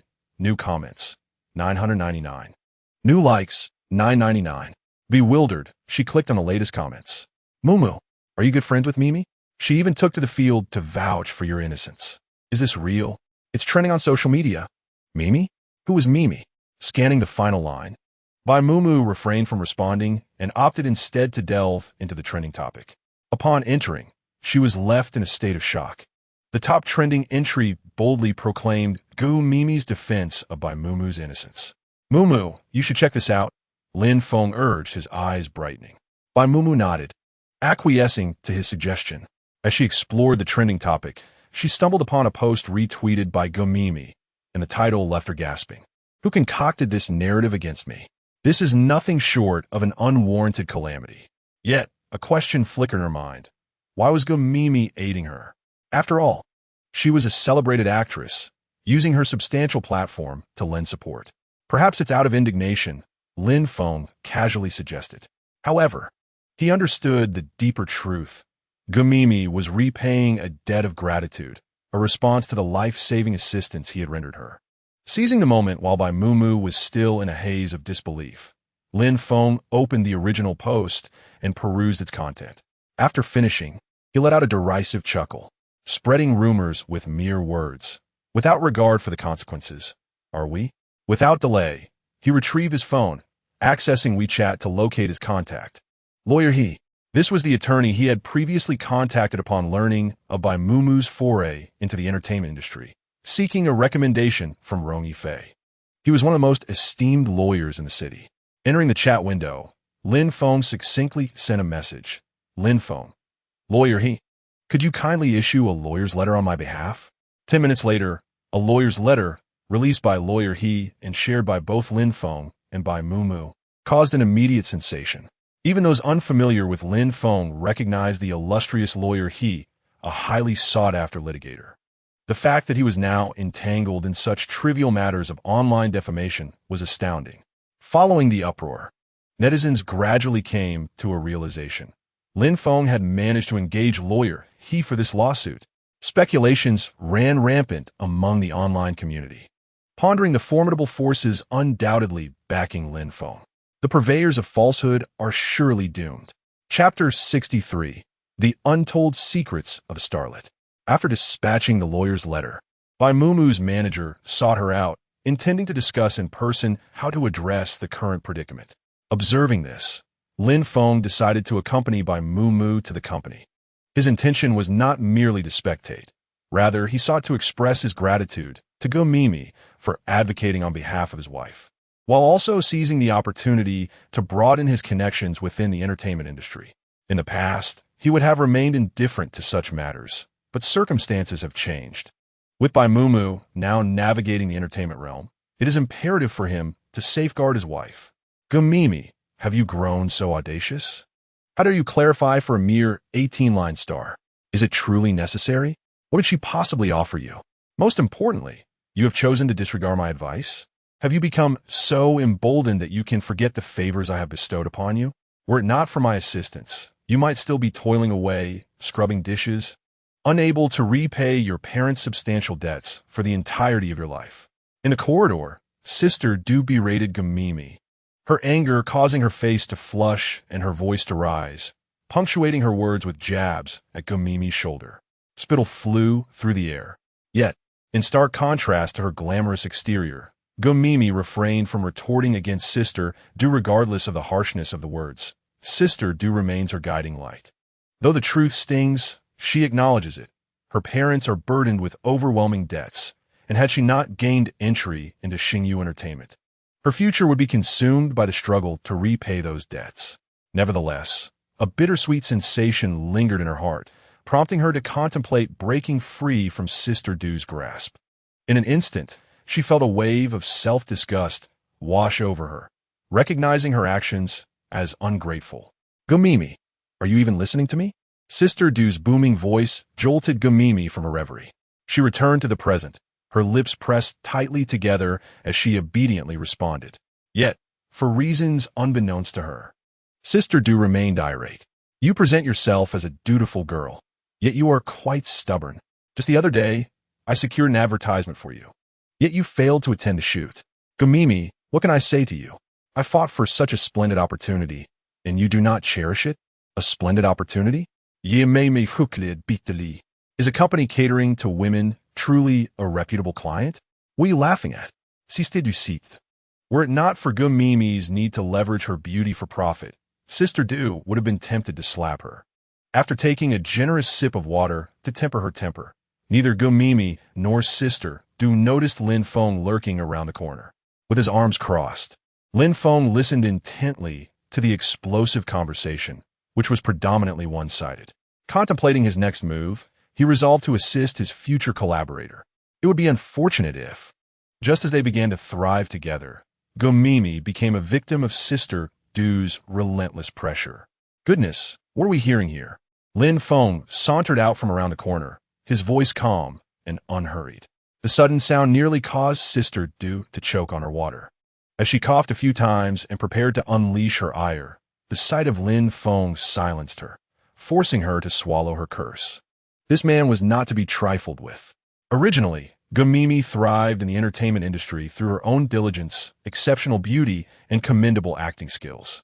However, upon hearing Lin Feng pause and direct his gaze at Sister Du's face, I couldn't help but think, aren't you the true architect of her success? One might mistakenly believe that as her esteemed manager, you had bestowed upon Gumimi such striking features and refined her acting prowess. Gumimi was momentarily taken aback. It was the first time anyone had uttered such words. She had thought she could rid herself of Sister Du's sordid influence, yet lingered in her mind. In contrast, Sister Du was visibly flustered. She dared not express anger or speak out. After all, Lin Feng was a friend of the illustrious Rong Yifei, a person she could never afford to provoke. I spoke out of desperation. Sister Du quickly offered a forced smile. Yet, it was evident that Lin Feng was not inclined to accept her apology. He remained impassive. Spoke out of desperation? Do you take me for a mere child, easily deceived?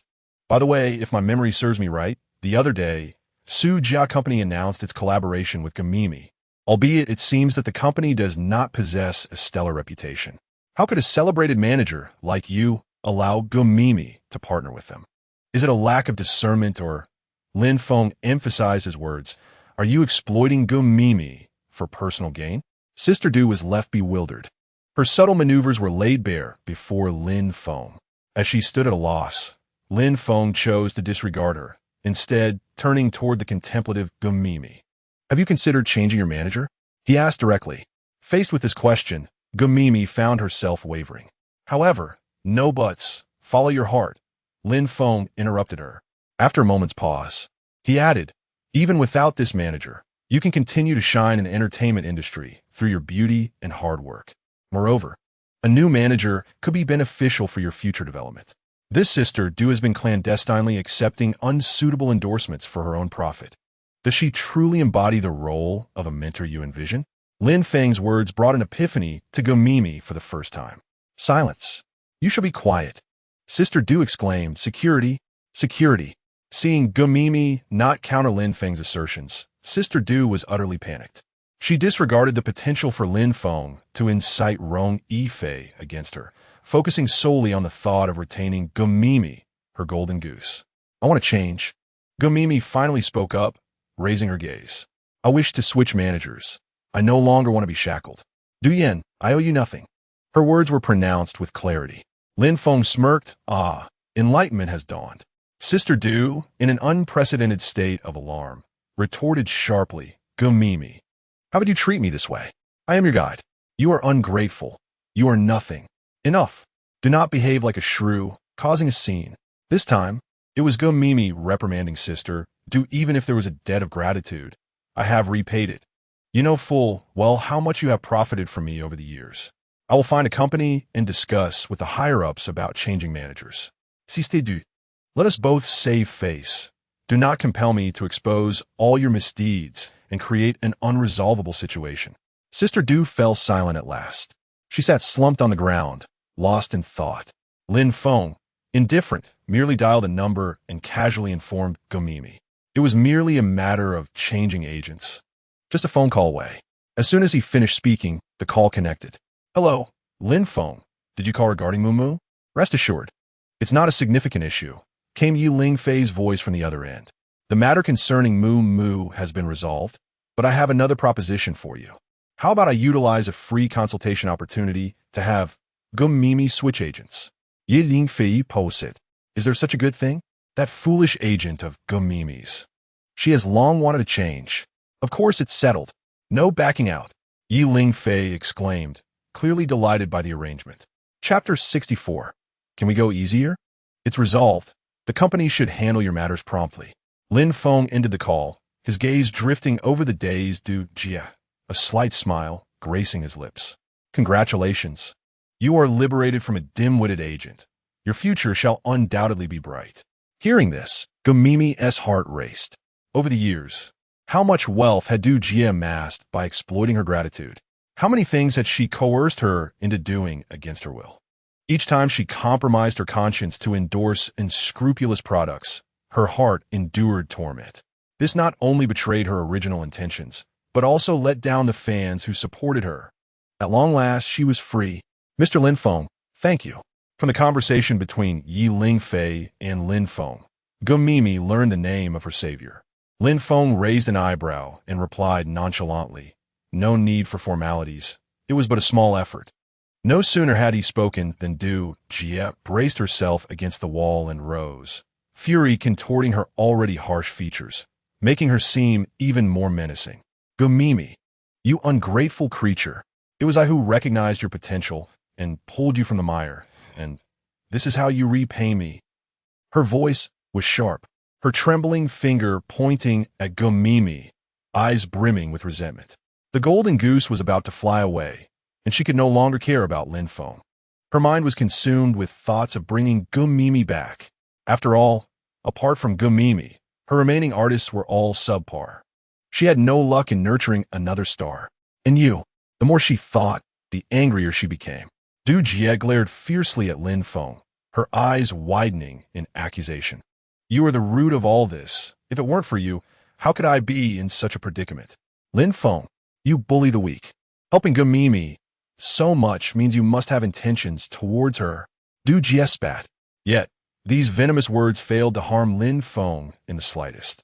He remained unbothered, even finding Du Jie's outburst amusing, like a pig rolling in the mud. Shoo, this is a public place. Please maintain decorum. If you continue this way, I want to hesitate to contact security and have you removed from the premises. Lin Feng casually cast a glance at Du Jie, their gazes locking. To his surprise, she quickly averted her eyes, cowed. Du Jie fell silent. After her outburst, clarity returned to her mind. The loss of Gamimi seems almost inevitable, and for this reason, she cannot afford to provoke the enigmatic Lin Feng any further. If she were to be dismissed from the company again, her future would be bleak indeed. The only course of action available to her is silence and adaptability. As Lin Feng sensed the time was ripe, he made his way toward the room whereby Moo was situated. Passing by Sister Du, he felt compelled to add a parting remark. Of course, this is not a compliment. I simply find your behavior akin to that of a turtle. Each word struck deeply, turning Sister Du's face a shade of green with anger. Lin Feng was precise with his timing. By the time he reached the door, Mu's manager, Xiao Qing, had already conveyed the company's stance. The company was prepared to offer substantial support in clarifying the situation. Mumu linked her arm with Lin Feng's, her smile radiant. Evil deeds beget retribution. She could not forgive Ezio for her actions. Given this, she would certainly not plead on behalf of her morally confused cousin, who bore a grudge. Though she was kind-hearted, she was no saint. She had brought this upon herself. Daring to provoke my wife? This is the consequence. Lin Feng chuckled softly, his eyes brimming with affection. After a moment's pause, he recalled something and opened the chat with the captain of his security team. Action underway, came a swift reply. The security team executed directives within 24 hours, with messages being returned almost instantaneously. After sending the message, he learned that Mumu still had work to attend to. After giving her a few instructions, he set off for Zio's residence. It was time for some foolish individuals to pay the price. Lin Feng's gaze was as sharp as a blade. At that very moment, Zio shattered a porcelain cup, her body trembling with rage. Wretched woman, Mumu is nothing but a shameless harlot, and Lin Feng deserves the same fate. This couple should be cast into the depths of hell. Her chest heaved, and her eyes brimmed with tears. On her computer screen, the comment section of Mumu Studio's clarifying statement was filled with vitriol directed at her. The incisive remarks compelled Zio to take notice. But what had she done wrong? The last time she was humiliated, it was due to Lin Feng's actions. Moreover, throughout her life, no matter how hard she tried, she could not compete with Mumu's charm. She simply refused to accept it. Why should happiness be bestowed upon others and not her? Her thoughts spiraled into chaos, and she could no longer contain her emotions, breaking down into tears as large drops cascaded down her cheeks. Suddenly, a series of knocks echoed through the room. Ezio felt a headache coming on. Was someone coming to gloat over her misfortune? Reluctantly, she wiped her tears, her gaze filled with resentment, her eyes bloodshot. Like a wraith, she moved toward the door. Upon reaching it, she didn't inquire about the visitor's identity, but swung the door open. However, upon seeing Lin Feng's face, her breath caught in her throat.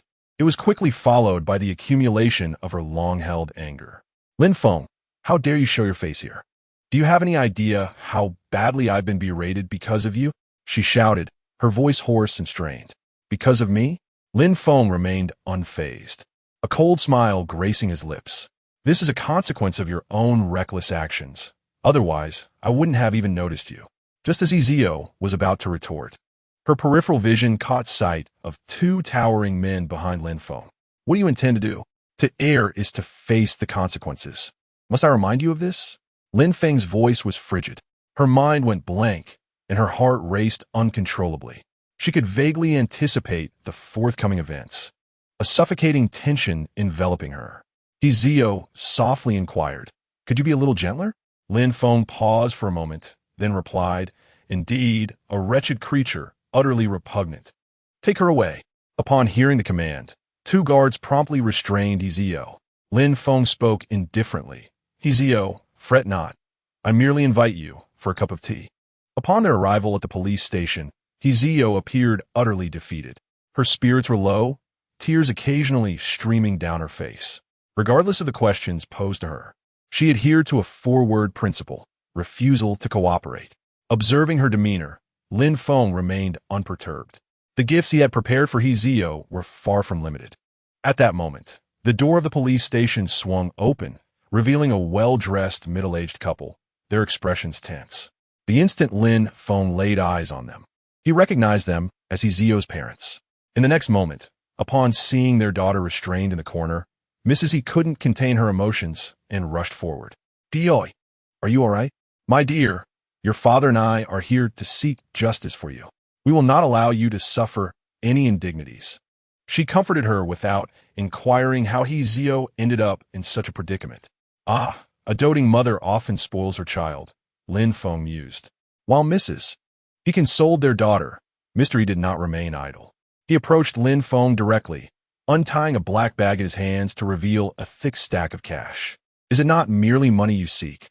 Here is 100,000. Mr. He declared, his expression serious and resolute. You are by Mumu's husband. Consider this a reward for your troubles. The He family wishes to settle this matter privately.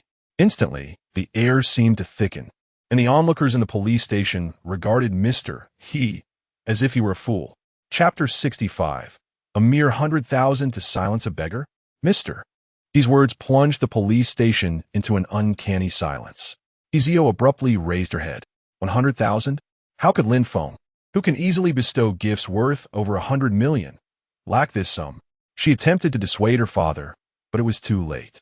Lin Feng showed no regard for the 100,000, not even glancing at it. Preposterous. The mere interest on his assets exceeded that amount. He crossed his arms, his tone inscrutable. To neglect proper discipline of one's children, only to resort to money when trouble arises. No wonder Zio has inherited such shortcomings.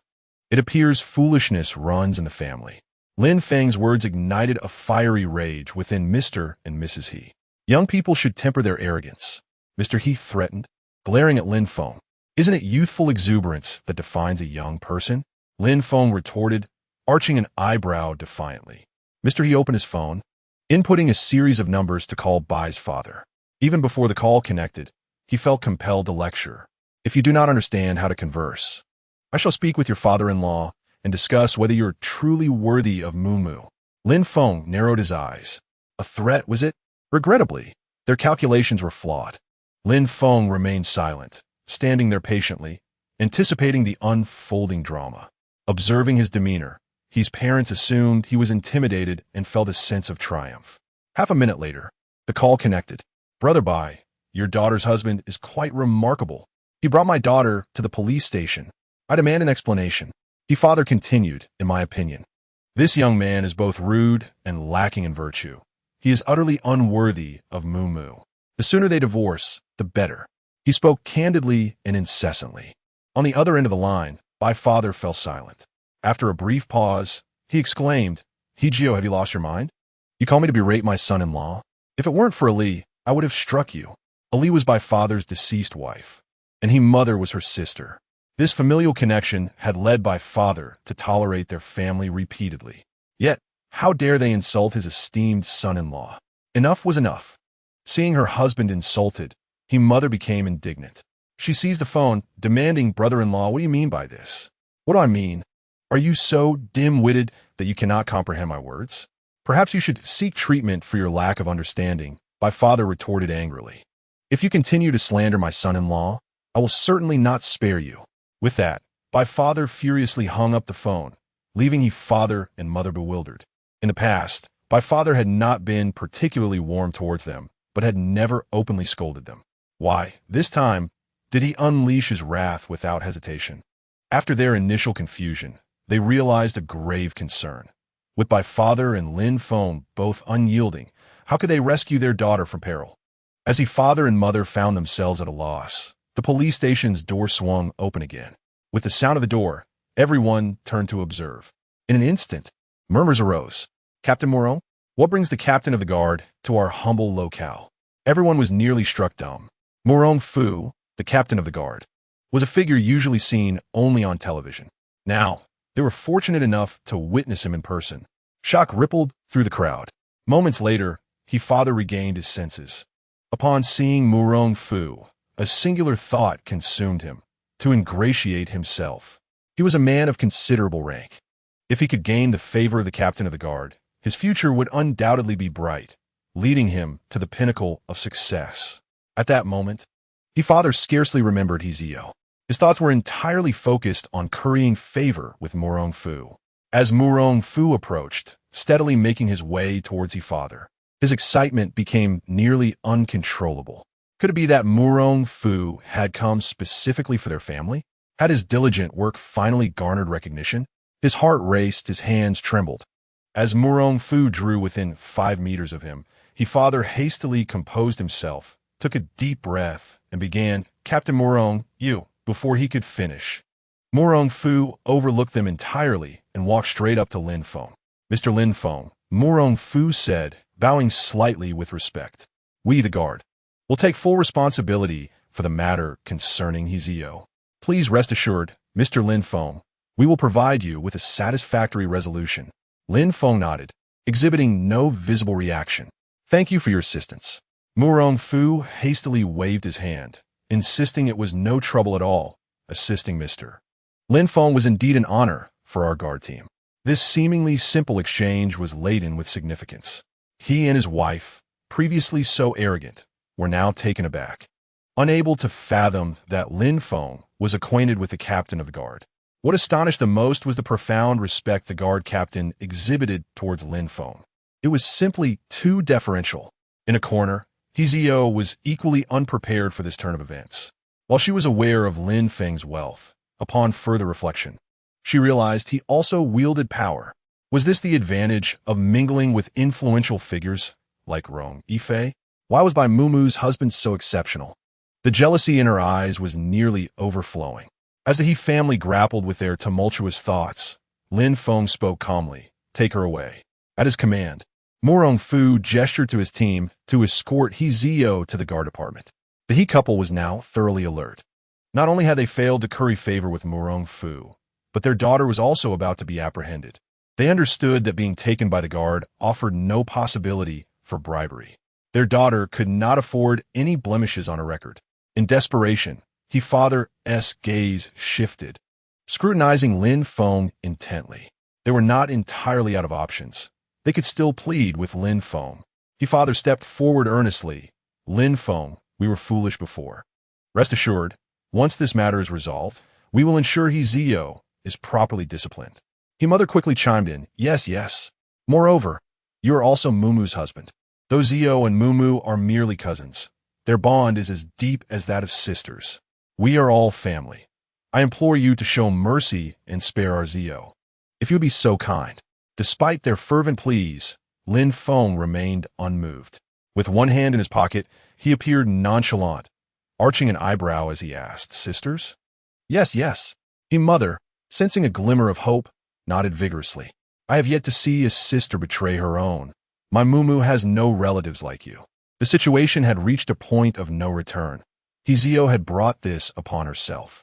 When she slandered Mumu, did she ever consider their relationship? One reaps what one sows. She deserved her punishment. Lin Feng was not one to generously forgive. Hizio rightfully faced retribution. Upon hearing this, his father and mother recognized that there was no room for negotiation. Their daughter was destined to face consequences. Chapter 66. Reward. A private jet. With expressions of despair and helplessness, his father and mother departed from the police station, fully aware that they could not sway Lin Feng. Hizio would inevitably bear the consequences of her actions. Lin Feng watched the forlorn figures of his father and mother retreat, his heart stirring not a single emotion. Ding! Main quest initiated. The system's voice echoed, prompting a slight shift in Lin Feng's expression. Quest. Have the triplets photographed for their 100-day celebration. Time limit, 48 hours. Successful completion of the quest will reward a private jet. Failure to complete the quest will result in the host losing all current assets. A private jet? Lin Feng's lips curled into a faint smile. Just as he and his wife completed their wedding ceremony, they could embark on a honeymoon aboard a private jet. The essence of sweetness was palpable. Contemplating this, Lin Feng decided to call Bai Mumu. However, considering that she might be busy at that moment, he opted instead to send a message through their chat application. Lin Feng, my dear, it's been 100 days. Mumu, have you finished your work? Let us take the little ones for a 100-day photo shoot. After sending the message, Lin Feng wasted no time. He began searching for the most renowned photography studio in the city. For the little ones, only the best would suffice. Once Bai Mumu concluded her tasks, She received Lin Feng's message. Just as she was about to reply, she noticed Lin Feng's car parked outside her office building. With a sweet smile, she greeted her manager and cheerfully made her way down the elevator, naturally opening the car door to sit in the passenger seat. Inside, Lin Feng had already picked up the little ones. The eldest and the second were amusing themselves, while the youngest slept soundly. Upon seeing Bai Mumu enter the car and fasten her seatbelt, Lin Feng joyfully tousled her soft hair. "You've worked hard, my love. I've booked the finest photography studio in the city, not far from here. If you're tired, feel free to take a nap, and I'll wake you when we arrive." Seeing Lin Feng's thoughtful nature, Bai Mumu's smile deepened. "All right," she replied.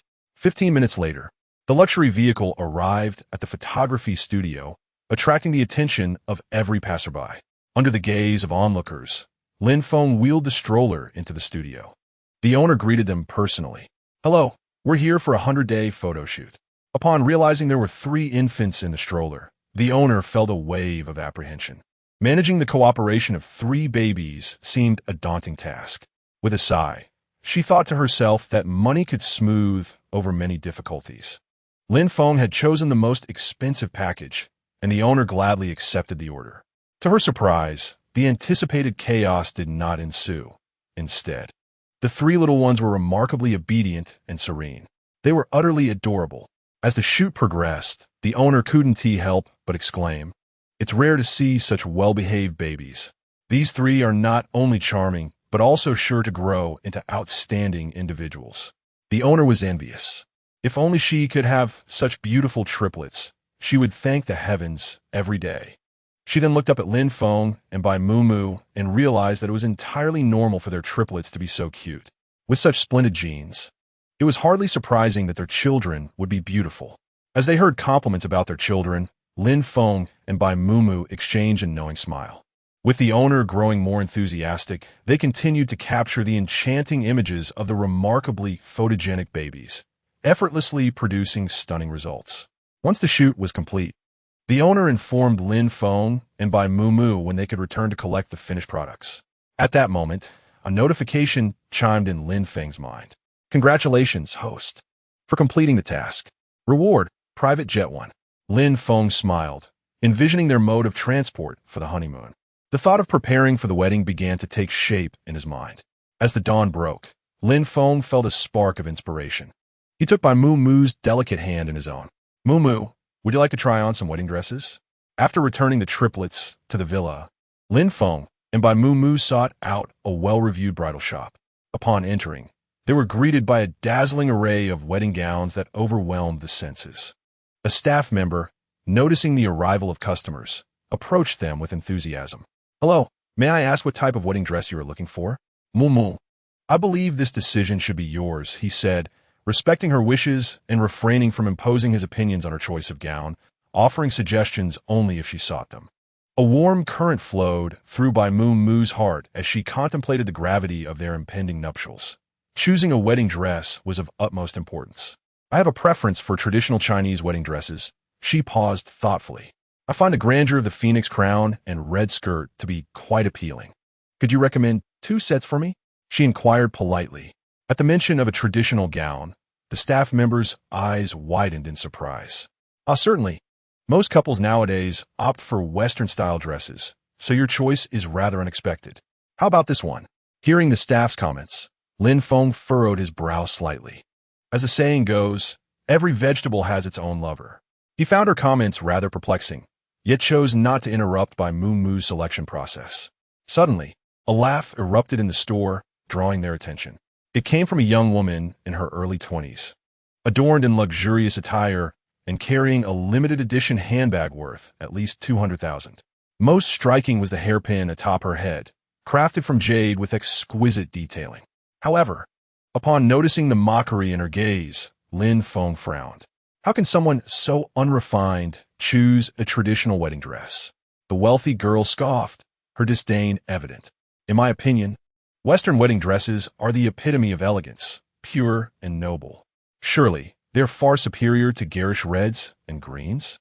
Upon hearing her words, Bai Mumu paused in her selection. The wealthy girl's followers chimed in, echoing her sentiments. "Exactly. who would still fancy traditional wedding gowns? That style is so outdated. How quaint. Lin Feng raised an eyebrow at the scene. Are you all so idle that you come here to critique others? He remarked coolly. The wealthy girl was taken aback by his retort. Do you have any idea who I am? She exclaimed. I am Ling, the sole heiress of the Ling family in the capital. I am set to marry the second young master of the Hua family, one of the 4 prominent families in the city. Do you dare insult me? Have you considered the consequences? The Ling family was of modest standing in the capital, a fact Ling took pride in. She expected Lin Feng and Bai Mu to be awestruck and apologize for their earlier rudeness. However, Lin Feng remained unfazed. Oh, and then? He replied nonchalantly. Chapter 67. Confronting the young lady of the capital. While Lin Feng was unperturbed, it was others who were taken aback. The attendant who had just served Lin Feng and Bai Mu covered her mouth in surprise and exclaimed, You are the fiancé of the second young master of the Hua family? Ling, initially puzzled by Lin Feng's indifference, felt a surge of triumph upon witnessing the attendant's reaction. This was the expected response. Naturally, I only begrudgingly agreed to this humble union because the second young master of the Hua family pursued me personally.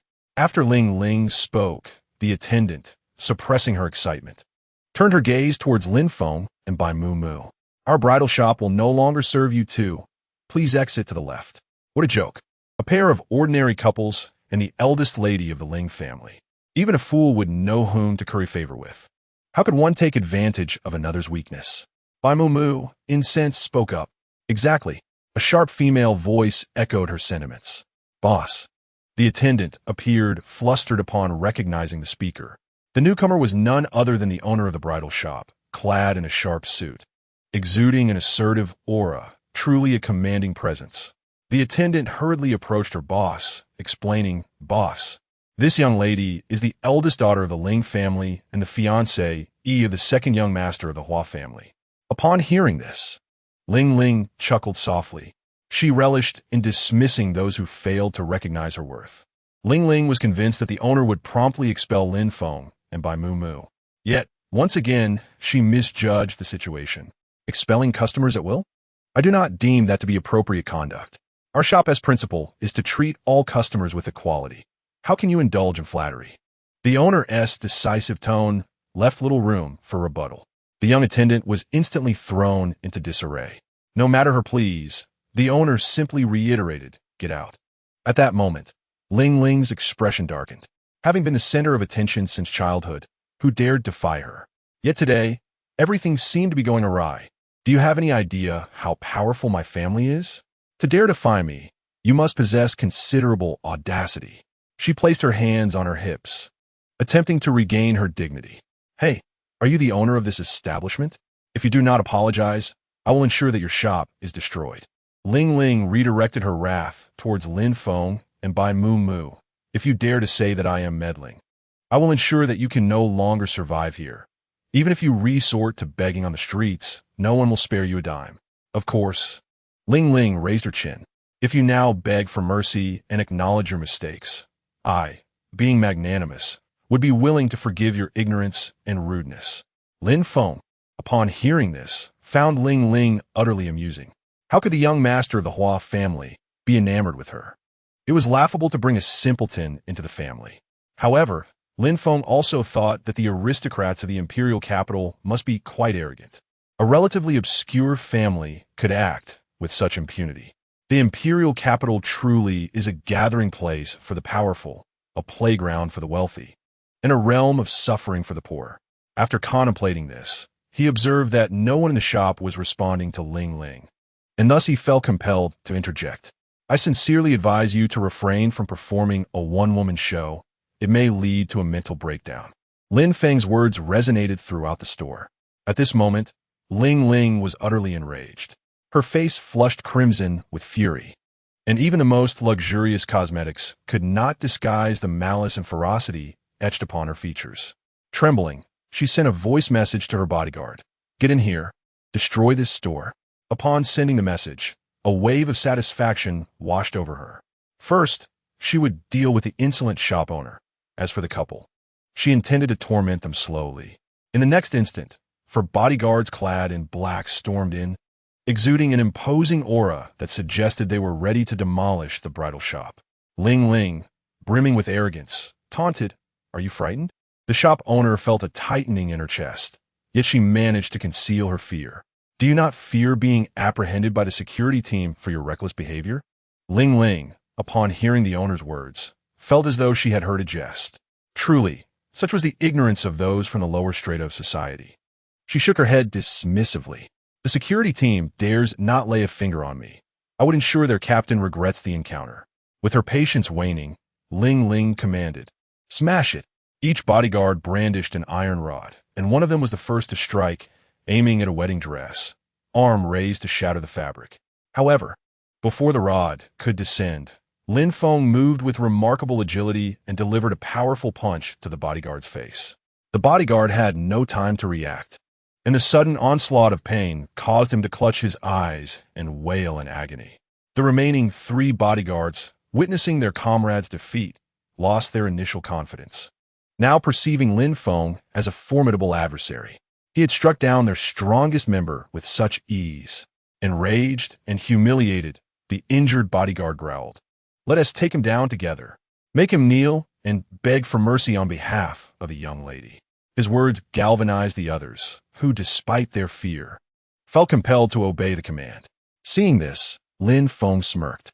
A collection of inept individuals could not pose a threat. He cracked his knuckles, thinking very well, "Let's engage."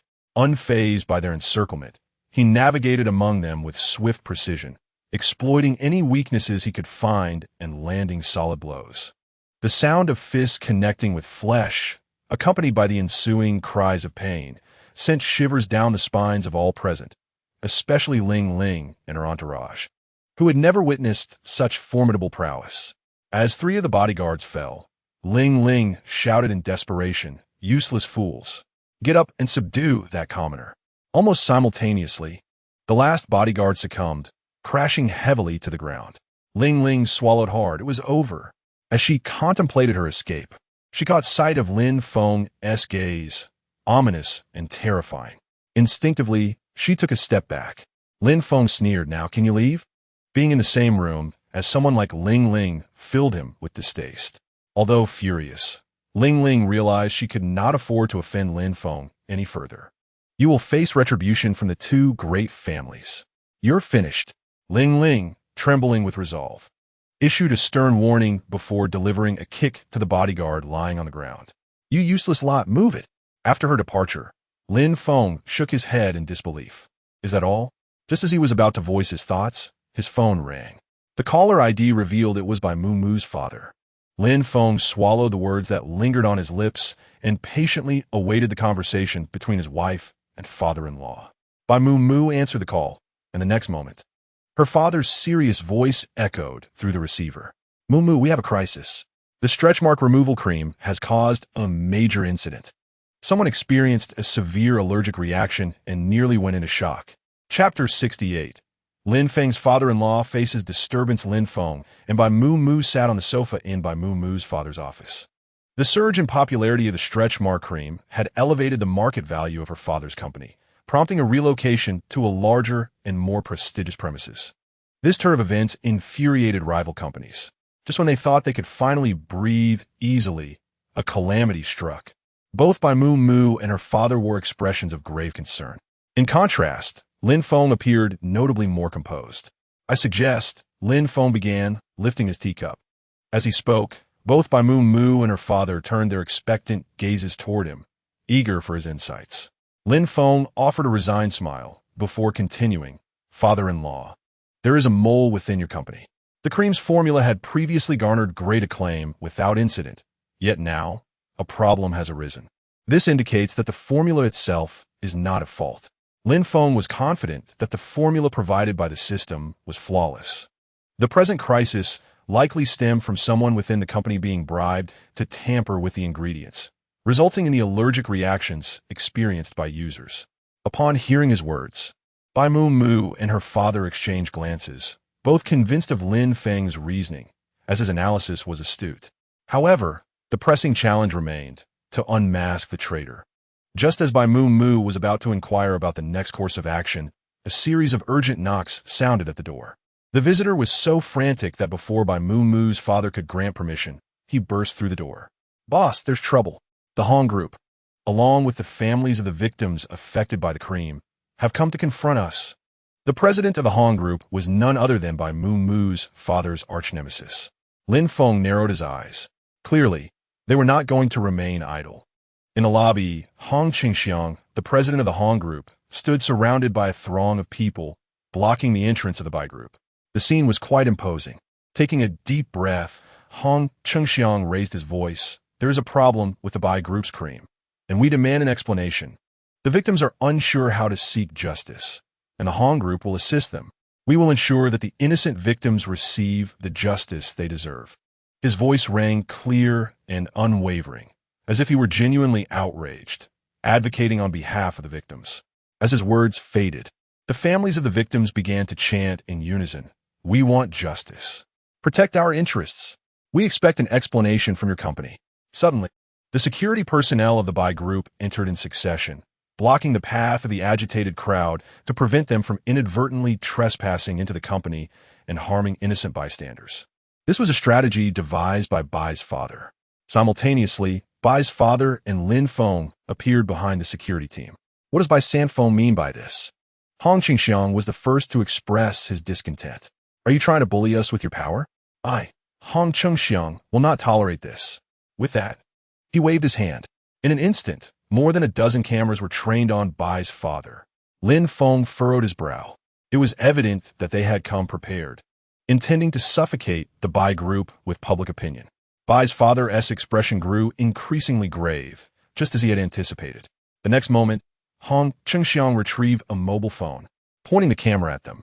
"Dear netizens, if I do not speak up for the victims today, who will we turn to for justice tomorrow if such an incident occurs to me and my family? The Bai Group has abused its power, neglecting the victims of the ointment incident. We must condemn such behavior." Hong Qingxiang's performance was nothing short of impeccable. "Boss," Bai's assistant presented the phone to Bai's father, revealing the live stream of Hong Qingxiang, which prominently featured them. The online community was overwhelmingly praising the Hong Group while disparaging their company. If this continued, the Bai Group would likely face severe repercussions. The assistant felt a surge of anxiety. Due to the machinations of the Hong Group, this incident was already trending. With public scrutiny mounting, they needed to act swiftly, either identify the saboteur behind the scenes or compensate the victims. However, either course of action would inherently validate one undeniable fact. The ointment indeed had issues. Consequently, no one would purchase the ointment in the aftermath, and the Bai Group would find itself mired in scandal, having only acted to rectify the situation due to the victims' outcry. How could they possibly identify the traitor in such a short time? It was almost a fantasy. The assistant's thoughts mirrored those of Bai's father, who wore a troubled expression and sighed in despair. After navigating the tumultuous business world for half a lifetime, surrounded by loyal companions, he had never expected betrayal to arise. Just as Bai's father contemplated a solution, Lin Feng, who had remained silent until now, stepped forward, unreservedly appearing before the camera. "Ladies and gentlemen, the Bai Group has been slandered by malicious individuals, leading to this unfortunate incident. We will thoroughly investigate the truth and restore justice for the victims." His voice resonated powerfully. Hong Qingxiang momentarily faltered, but quickly regained his composure, continuing to shout, "Why should we trust you? We cannot remain idle. Think of the suffering endured by our wives. They have suffered, and we must demand justice." The others joined in, echoing his sentiments. "Exactly. Why should we? We demand an explanation today. Do not take advantage of us." Lin Feng faced the crowd with calm composure. He then noticed a group approaching closer, a slight smile curling at the corners of his mouth. The security team had arrived. Murong Fu was the first to reach Lin Feng's side. He respectfully inquired, "Mr. Lin Feng, how may we assist you?" He exhibited a demeanor entirely devoted to following Lin Feng's commands.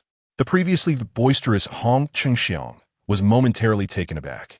The guard team, a wave of trepidation washed over him.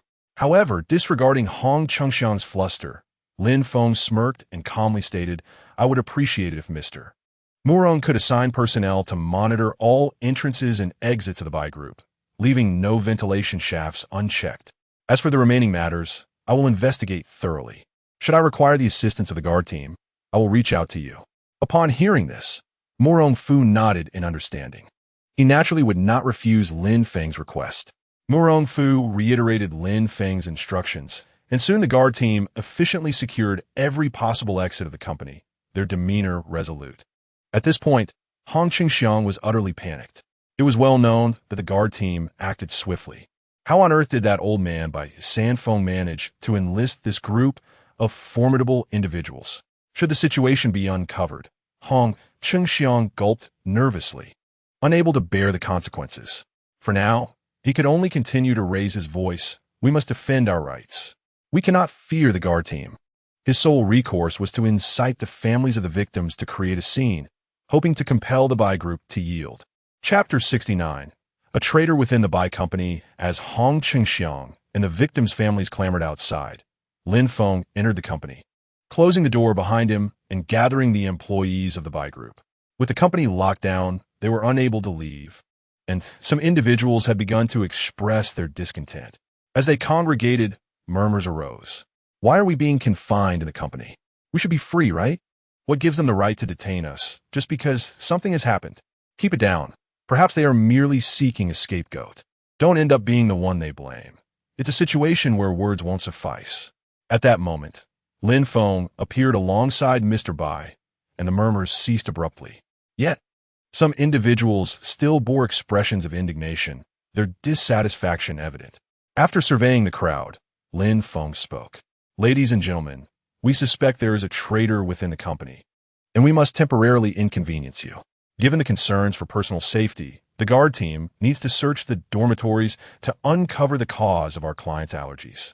Once the truth is revealed, you will be free to leave and return home to rest.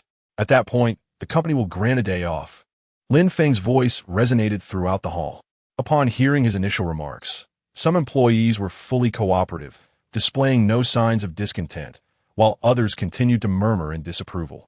However, when they heard Lin Feng's final statement, a wave of joy swept over them. A brief cooperation in the investigation would earn them a day off. What a worthwhile trade. Moreover, it required nothing of them but to patiently await the outcome. Yet, as everyone celebrated, a solitary figure in the corner turned pale. Beads of sweat formed on his brow, and his hands involuntarily clenched. He was not acting normally, believing his concealment in the corner would render him invisible to Lin Feng. However, he had gravely miscalculated. Lin Feng's mobile phone was connected to the surveillance system in the company lobby, displaying real-time statuses of everyone present. Naturally, he noticed the unusual behavior of a particular employee. After inquiring with Bai Fu, Lin Feng curled his lips into a smirk. Liu Yi, so is you, the traitor. Moments latte. Lin Feng sent a message to Murong Fu. If any member of the security team sees someone acting suspiciously in the lobby, do not intervene. Pretend you have not seen anything. Liu Hui was not one to sit idly by. Initially swayed by Hong Qingxiang, he had accepted a sum of 100,000 yuan and mixed a certain powder into an ointment. This venture was undeniably high risk with the potential for high returns. Initially, everything progressed smoothly. However, he never anticipated that before he could properly dispose of the powder, the security team would commence a thorough search of the dormitory. If the powder were discovered, it would serve as irrefutable evidence. Now he could only gamble everything, hoping to turn his single life into a motorcycle. Gritting his teeth, Liu Hui surveyed his surroundings and noticed that the members of a security team were all nonchalantly keeping watch, showing no signs of seriousness. He instantly breathed a sigh of relief. In the next moment, he stealthily made his way toward the dormitory. He remained silent along the way. However, halfway there, Liu Hui suddenly sensed something amiss. He had not encountered any security personnel searching the dormitory. Could it be a trap? As he pondered, footsteps echoed through the corridor. Liu Hui immediately held his breath and ducked aside, dismissing his earlier doubts. After a while, the footsteps gradually faded away. He then resumed his stealthy advance toward his destination. Fortunately, his dormitory was not far from the lobby, and within 5 minutes he arrived. Liu Hui let out a breath of relief. He swiftly slipped into his dormitory. Damn, that scared the life out of me. Lu Hui cursed softly, realizing that the security team was not as formidable as rumored. Just a bunch of inept individuals who couldn't even catch him. He then set aside his grievances and quickly located the powder, clutching in his hand, ready to find a place to dispose of it. Suddenly, the door was kicked open. It was you. Lu Hui, who had just been reveling in his misfortune, felt his legs weaken at the sound. Who could have discovered him so quickly? His body stiffened as he slowly turned around. At the doorway stood Lin Feng, holding a mobile phone. The camera pointed directly at him. Lu Hui hastily tossed the powder aside and feigned ignorance, exclaiming, "What do you mean, me? I don't understand. I just came to the dormitory to find something. Don't slander me. Am I not allowed to return to my dormitory? Don't think you can bully me. I have my limits.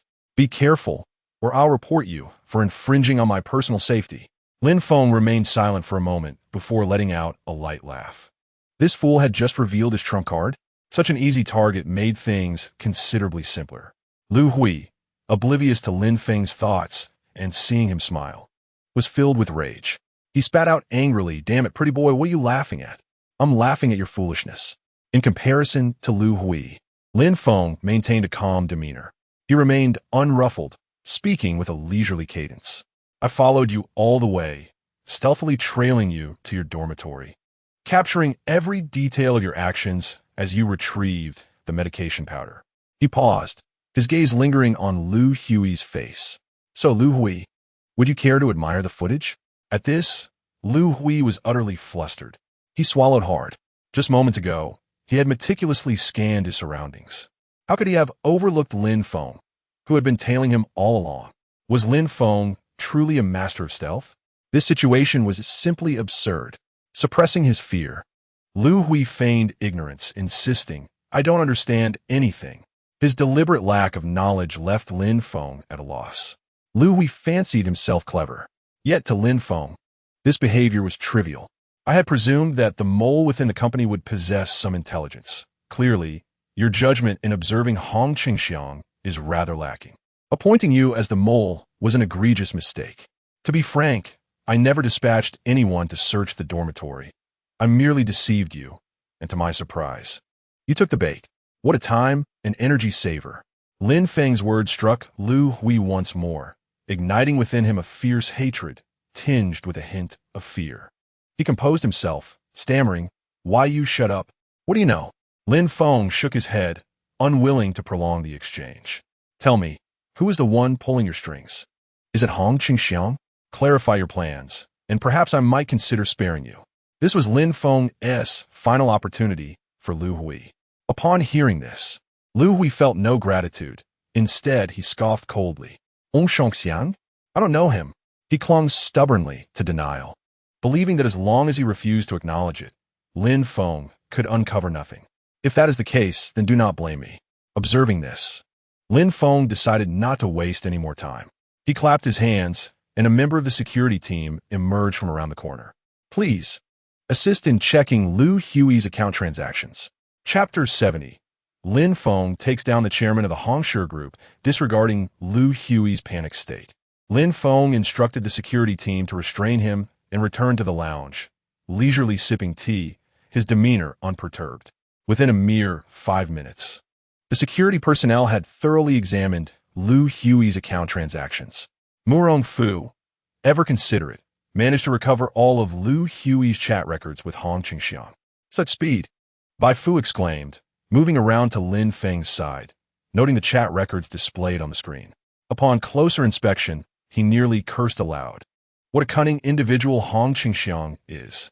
Bai Fu clenched his jaw, brow furrowed, malevolent and devoid of humanity. A woman who had just given birth was already physically weak.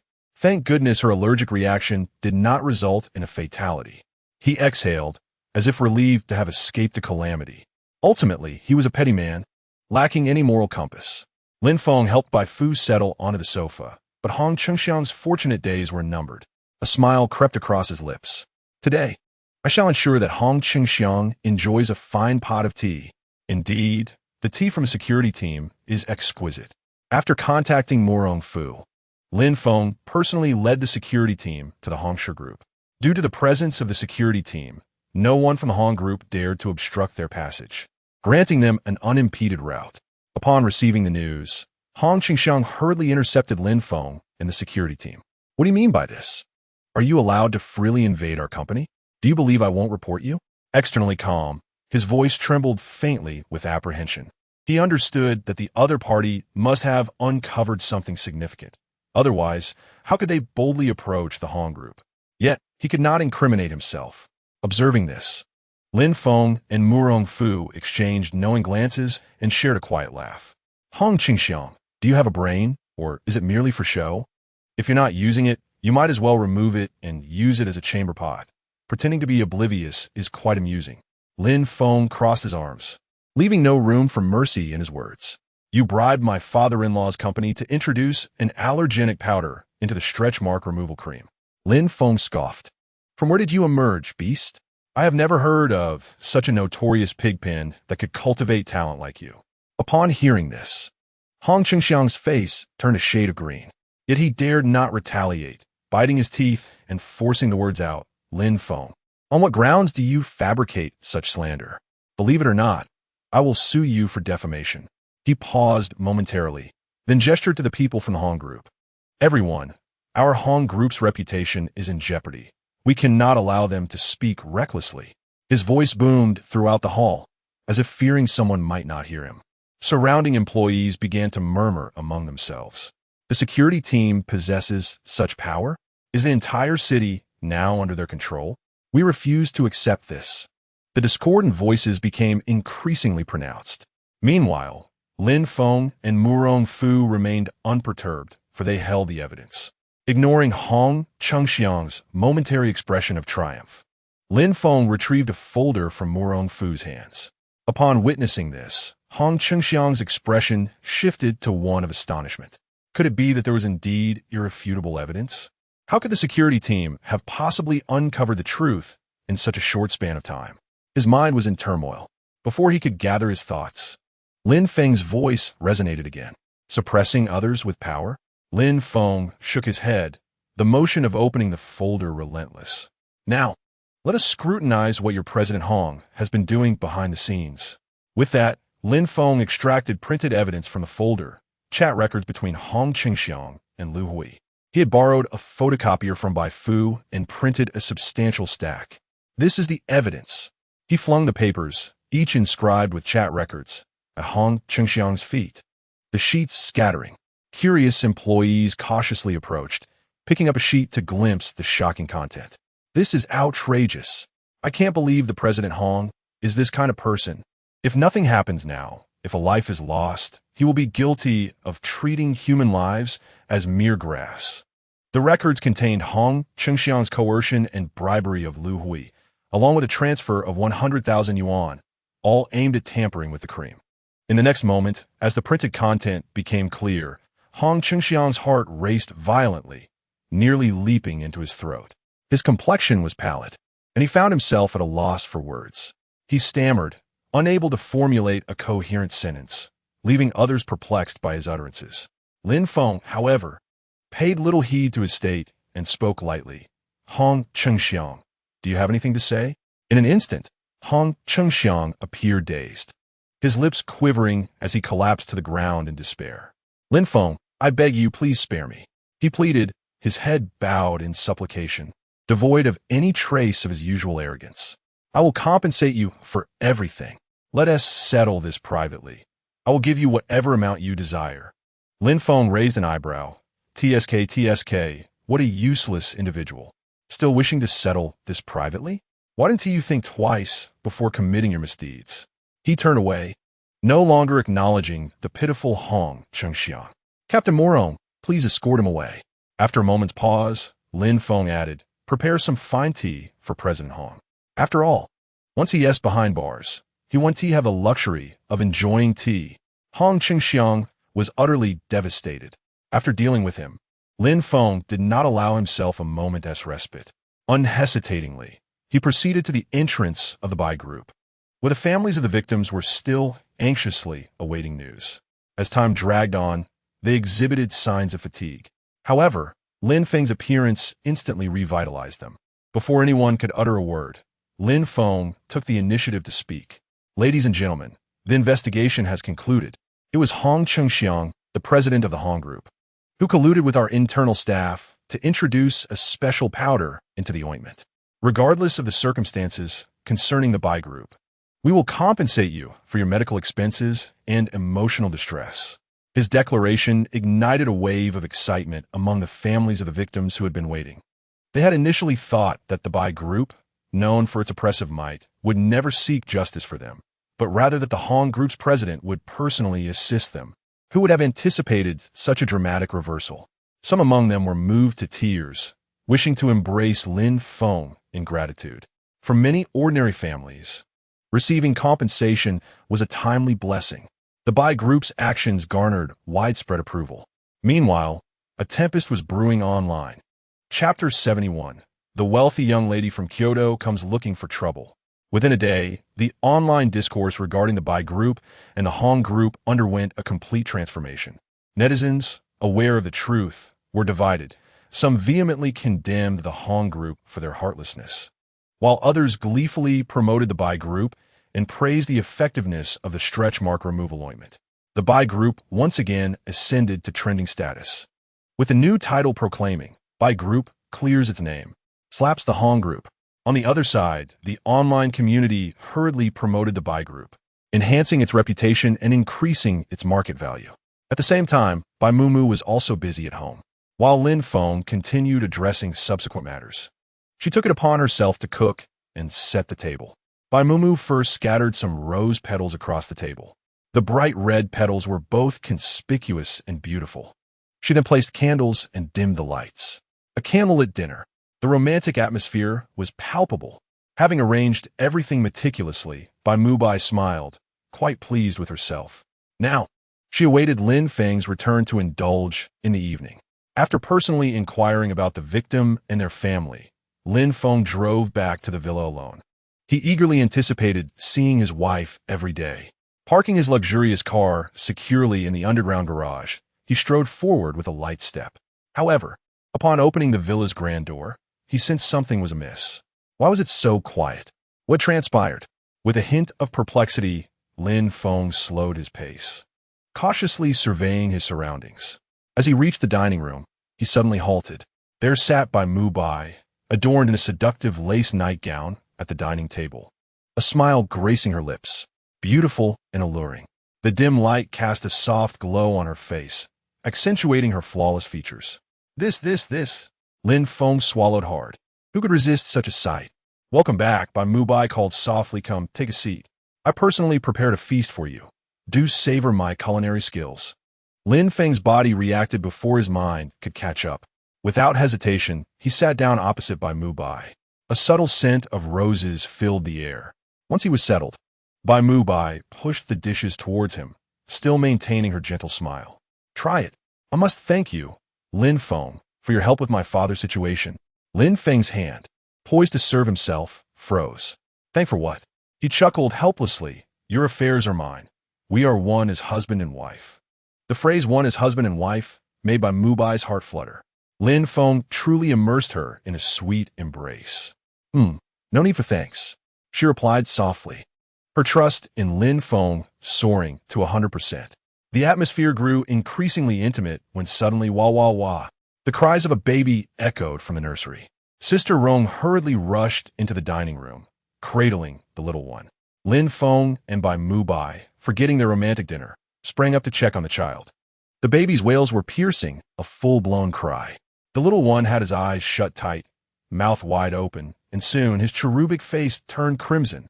What do we do now? Sister Rome exclaimed anxiously. The little master won't stop crying, and there seems to be no apparent ailment. It's as if... She paused, gathering her thoughts before continuing. It's as if he is possessed. Bai Mubai gasped, quickly cradling the baby in her arms to soothe him. In the past, simply holding him would calm the little one, but today his cries persisted, showing no signs of abating. This was quite troubling. Lin Feng furrowed his brow, observing closely. Initially bewildered by his son's inexplicable cries, he found inspiration in Sister Rong's words. His three treasures were chosen by the system, Perhaps they possessed some extraordinary abilities. As he pondered, another loud cry erupted. Lin Feng rubbed his temples. Just as one issue seemed to settle, another arose. Mubai, do not worry, I will handle this. You continue to soothe our little darling. After reassuring by Mubai a few times, Lin Feng confidently stepped into the main hall. In the main hall, Ling Ling stood at the center, commanding a group of people with great fanfare. Lin Feng raised an eyebrow. Is this yet another display of arrogance? Ling Ling scoffed as she saw Lin Feng descend. Oh, you can still afford a villa? She glanced around, clicking her tongue. You must have sold a kidney to purchase this place. The decor is so shabby, it suits you well. However, having offended me, I shall ensure you find no comfort here. It would be best if this villa were to be destroyed. Ling Ling prattled on, lifting her chin with anticipation for Lin Feng's flustered expression. Yet, contrary to her expectations, Lin Feng stood before her, calm and unperturbed. Ling Ling clenched her fists in frustration. She loathed Lin Feng's demeanor. A person like him should be kneeling before her, begging for forgiveness. Do you have a penchant for destruction? Lin Feng remarked, disregarding Ling Ling's ire. Just be careful not to injure your mind in the process, lest you remain a fool. Ling Ling nearly coughed up blood in outrage. Suppressing the urge to retch, she gritted her teeth. Have you not grasped the current situation? The current situation? Lin Feng's gaze fell upon a row of bodyguards behind Ling Ling, and he smirked. You mean these pathetic individuals? Ling Ling was momentarily taken aback. Was Lin Feng truly foolish enough to utter such words? Who granted him such confidence? Before she could reach a conclusion, Lin Feng clapped his hands, providing her with the answer. Four imposing bodyguards filed in, each adorned with the emblem of the other shoreflower. Ling Ling initially froze in disbelief, then erupted into laughter. You cannot possibly think these four miscreants can defeat my well-trained guards from the Ling family, can you? Lin Feng offered no response, merely stating, attack. Overestimating yourselves. Ling Ling waved her hand dismissively. 5 minutes and demolish this villa. 5 minutes later, her group of bodyguards lay on the ground, howling in agony. The scene was nothing short of spectacular. As for the four bodyguards, they remained unscathed, feeling as though they had yet to warm up. How is this possible? These are clearly my well-trained Ling family guards. Ling Ling's eyes widened in horror, a chilling realization creeping down her spine. Lin Feng perceived Ling Ling's recklessness. These four bodyguards, seemingly ordinary, were, in fact, exceptional talents, each earning a monthly salary of 500,000. The money had to be well spent. Isn't that right, Ling Ling? Lin Feng slowly approached her. Given your ineptitude, I begrudgingly suggest you temper your arrogance. In Ling Ling's eyes, Lin Feng now resembled a fearsome demon from the depths of hell. Sensing the dire situation, she dared not continue her bravado. Retreat, she shouted, disregarding Lin Feng as she hastily fled the ominous villa, not daring to glance back at him. Is this all you've got? Lin Feng clicked his tongue, shifting his attention to the Ling family bodyguards still writhing on the ground in agony, offering a gentle reminder, your master has fled. Shouldn't you all make haste to leave? Under Lin Feng's icy gaze, the Ling family bodyguards fled in disarray, dragging each other along, utterly devoid of dignity. A bunch of useless fools. After coldly critiquing them, Lin Feng turned his focus to assess the situation with Sanbao. Moments ago, the baby was incessantly crying, but after the troublesome individual departed, the infant peacefully succumbed to slumber. Bai Mubu gazed tenderly at the sleeping Sanbao in her arms, her expression softening, with Sanbao's condition stabilizing. A heavy weight finally lifted from her heart. Lin Feng felt a stirring within him. With Ling Ling, that madwoman, gone, it seemed that little Bao had finally relaxed and drifted into a deep sleep.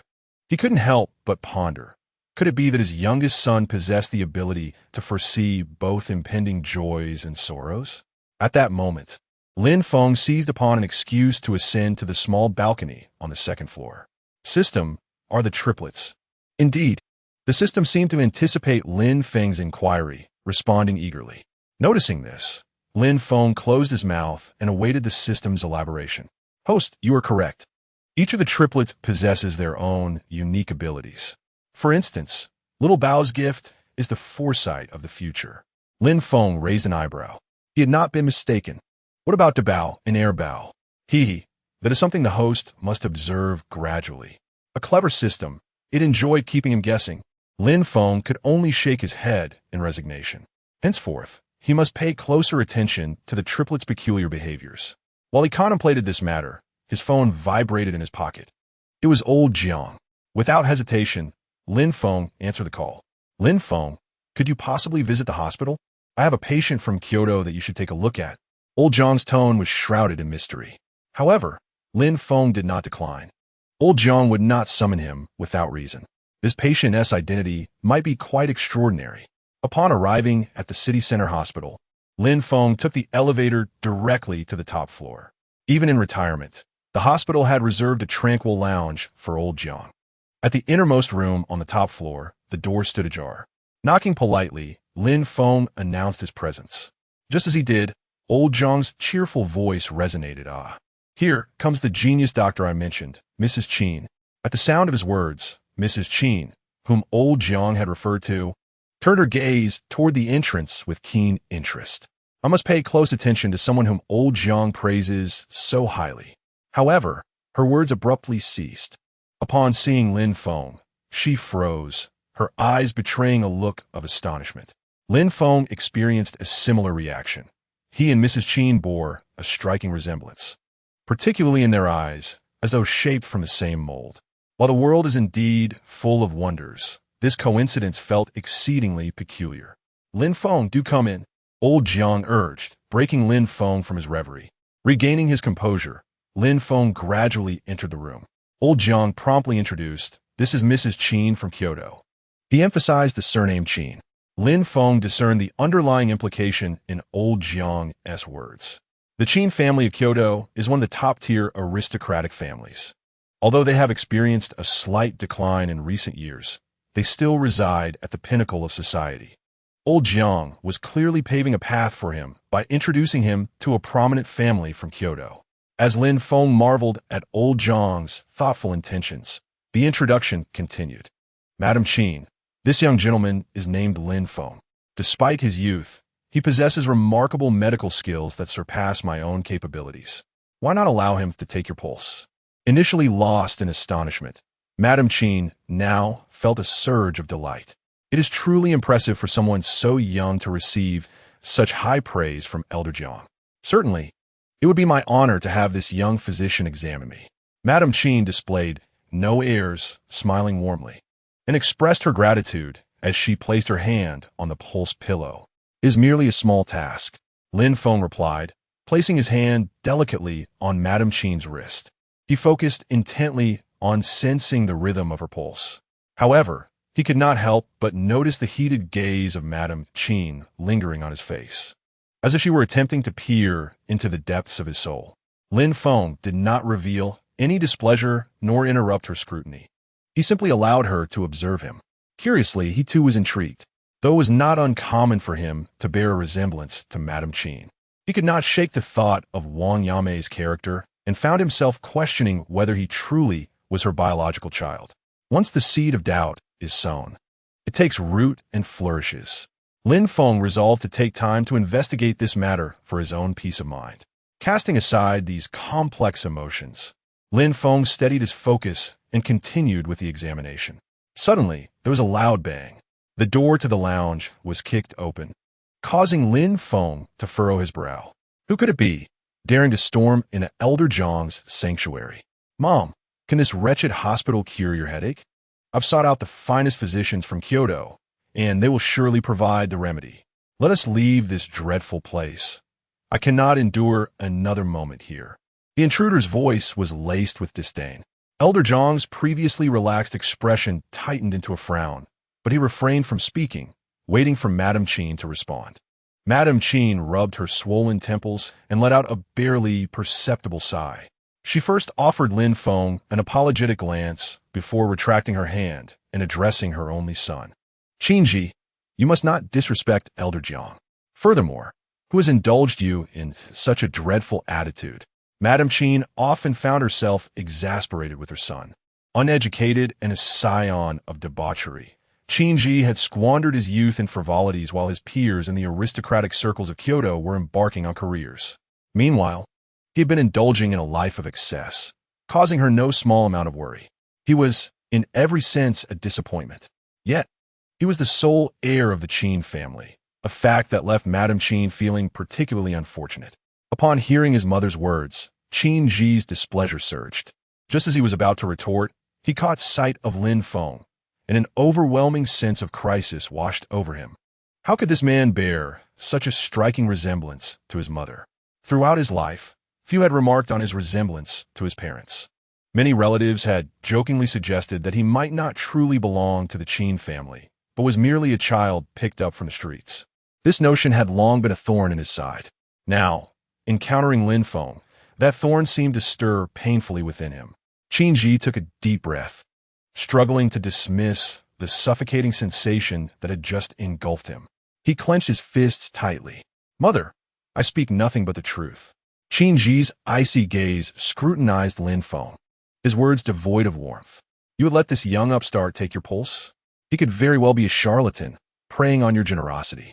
In my opinion, such societal refuse ought to be discarded. That is where he truly belongs." Qin Ji crossed his arms defiantly, glaring at Lin Feng as he posed a question. "What do you think, O mediocre physician? My reasoning seems quite sound, does it not?" Qin Ji, mind your words, admonished Madame Qin, unable to bear her son's aggressive demeanor. She never anticipated that her son would evolve into such a wayward scion. Despite her and her husband's best efforts to guide Qin Ji onto the right path, he consistently strayed into blatant rebellion, almost as if he were intentionally opposing them. Initially, they believed his behavior to be mere teenage defiance. However, over time, Madame Qin was compelled to confront an undeniable truth. Qin Ji weighed 140 pounds, with an astonishing 139 pounds of obstinacy. From childhood, he had been a source of perpetual concern. "Mother, why do you speak on behalf of a stranger?" Qin Ji's arrogance was unyielding. For her to reprimand him for the sake of a mediocre doctor was intolerable.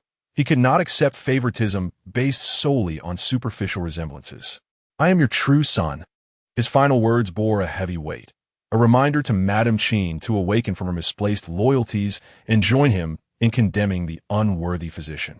Ideally, she should see to it that this doctor was sent away, as far as possible. Speaking for outsiders? Madame Qin, infuriated, grasped the armrest of her chair to steady herself.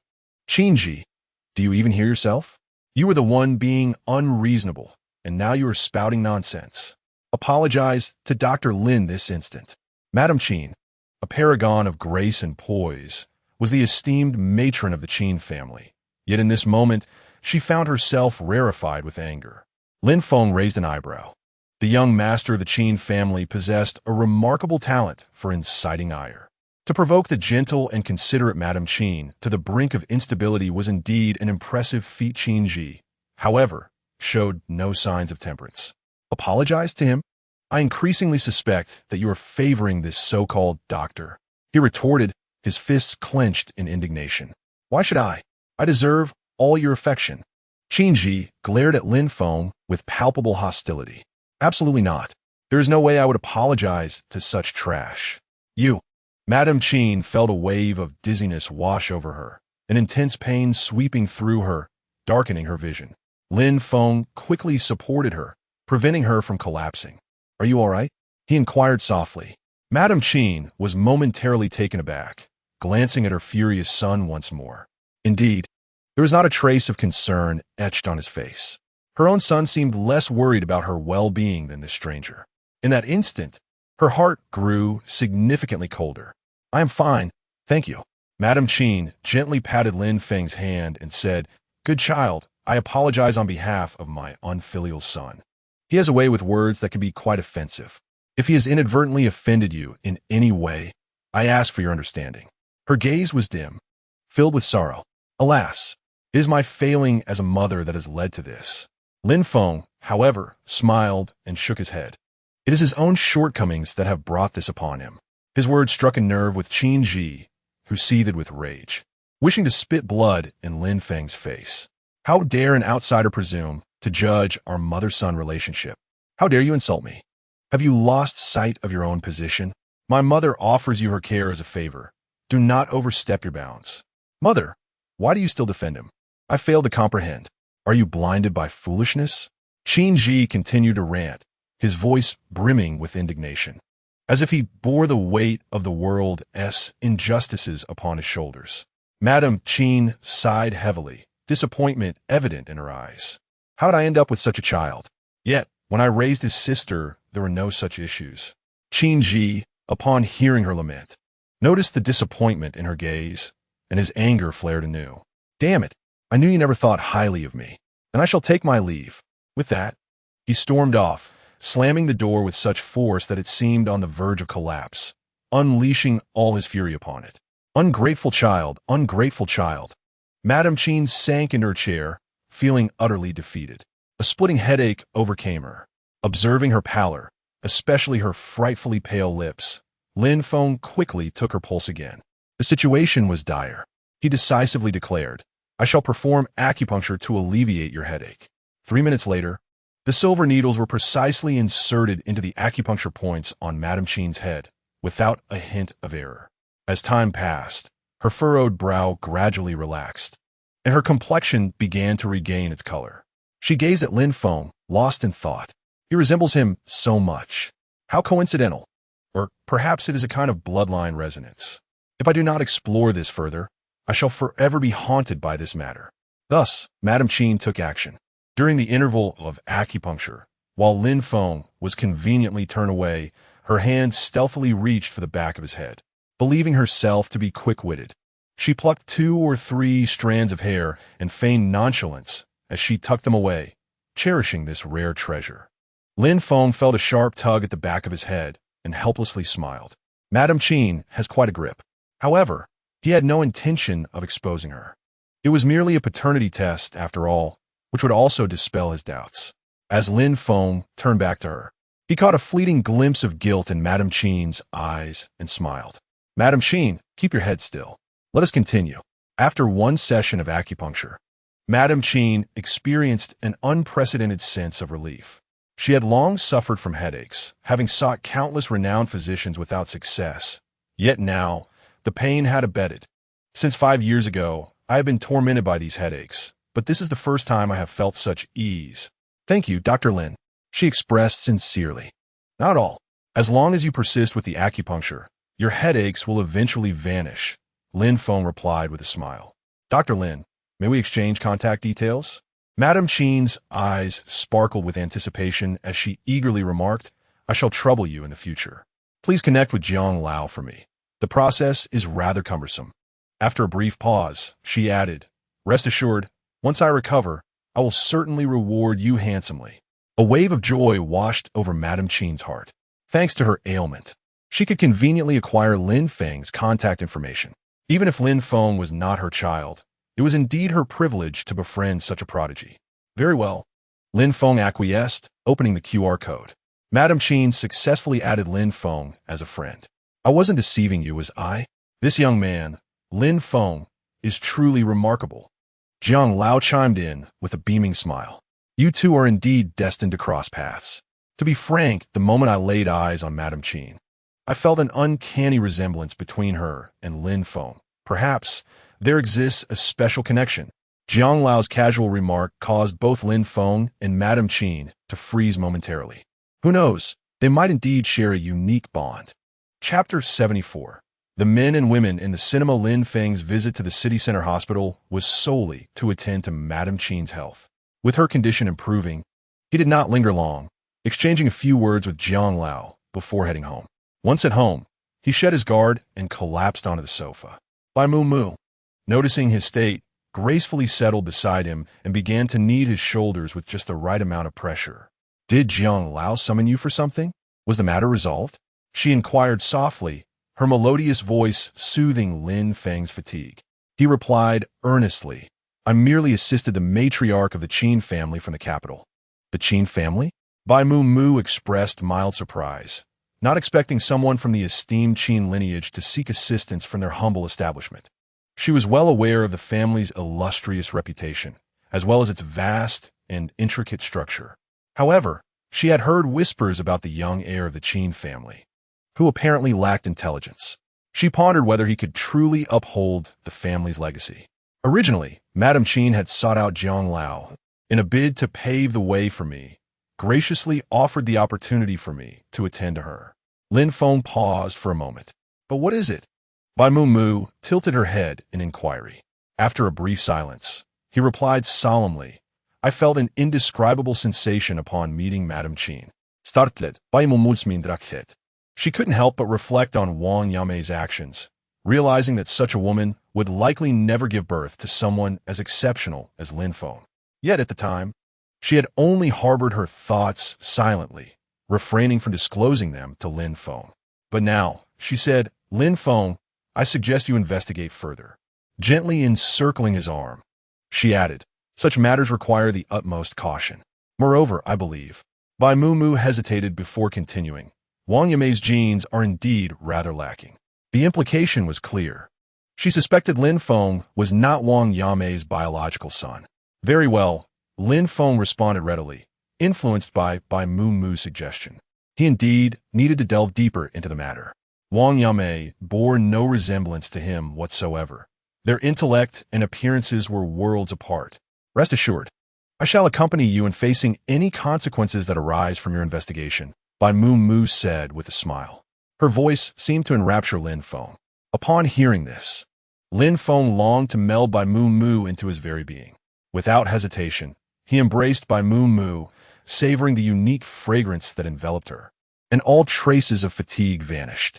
I could hardly find such a wonderful wife, but fortunately, heaven smiled upon me and allowed me to meet you. Lin Feng's words caused Bai Mu's cheeks to flush crimson. She shyly replied, How could I be that great? Why not? Lin Feng countered emphatically, My wife is the best wife in the world. In that moment, he felt as if he had become the luckiest of husbands.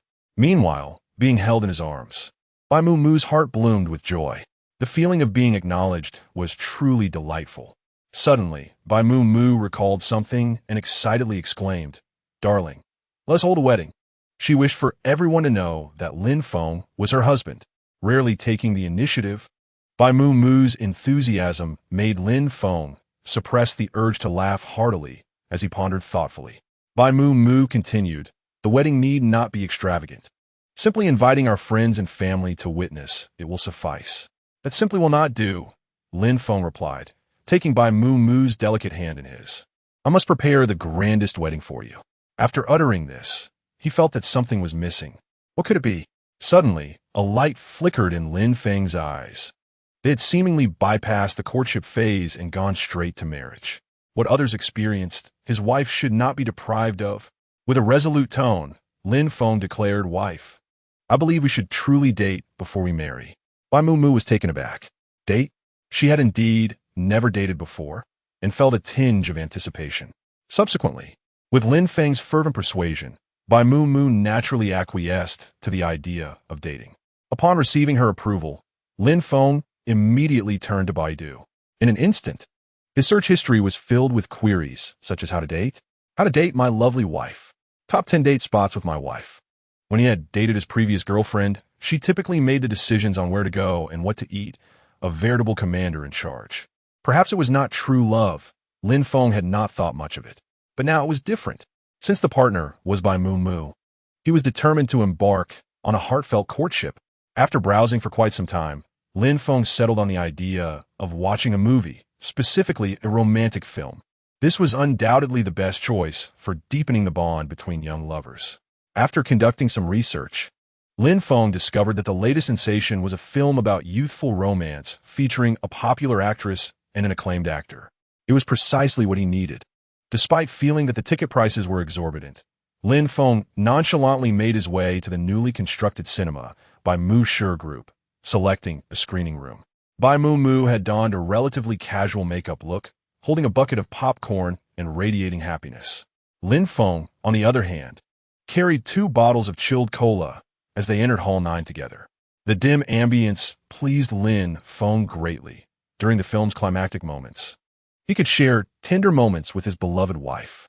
As the film began, the cacophony of chatter persisted for a few minutes. Darling, I love you. I adore you as well, Hihi, Okish, Mba. Lin Feng and Bai Mu Mu are seated in the back row, a pair of young lovers. They disregard the film's opening announcements, lost in their own sweet kisses. It is quite a sight to behold. However, their voices are decidedly unrestrained. Initially, Lin Feng had no intention of confronting them on such a fine day. He merely hoped they would exhibit a modicum of self-awareness and tone it down. Yet, 10 minutes into the film, they continued at their original volume, even growing increasingly louder, truly an intolerable display. Unable to bear it any longer, he exclaims, "Have you lost your minds? This is a cinema, not a marketplace. Could you please exercise some decorum and lower your voices?" Lin Feng deliberately lowered his own volume to avoid disturbing others' viewing experience. A typical response would be to simply hush. Yet, this fiery couple, with their unconventional mindset, were anything but ordinary. The young woman was the first to respond. "We paid to watch this movie. Why should we listen to you? Is this cinema yours?" The young man chimed in, "Exactly. Whether we choose to speak or not is entirely our decision. Who do you think you are? Are you simply bored? If you keep bothering us, be prepared to witness what a societal backlash looks like." Their synchronized retorts nearly prompted Lin Feng to laugh. Despite their lack of refinement, this couple possessed a keen eye for their surroundings. Indeed, this cinema was under Lin Feng's purview. Noticing Lin Feng's silence, the young man escalated his taunts. "Why have you gone quiet? What gave you the right to watch the same film as me? Can you even comprehend it, you country bumpkin?" Chapter 75. The True Identity of Lin Feng, You Coward. Do you think this is a moment to champion justice? Clearly, you've drawn attention to yourself. The young man, emboldened by his bravado, mistook Lin Feng's silence for fear, his confidence swelling as he unleashed further insults. The young woman gazed at her boyfriend with admiration, starry-eyed, as if he were a heroic figure valiantly defending the honor of his beloved. What a nuisance! Lin Feng clicked his tongue lightly. He ignored the couple's antics, focusing instead on sending a message to the contact labeled Manager Wei. "You little fool, why are you ignoring me?"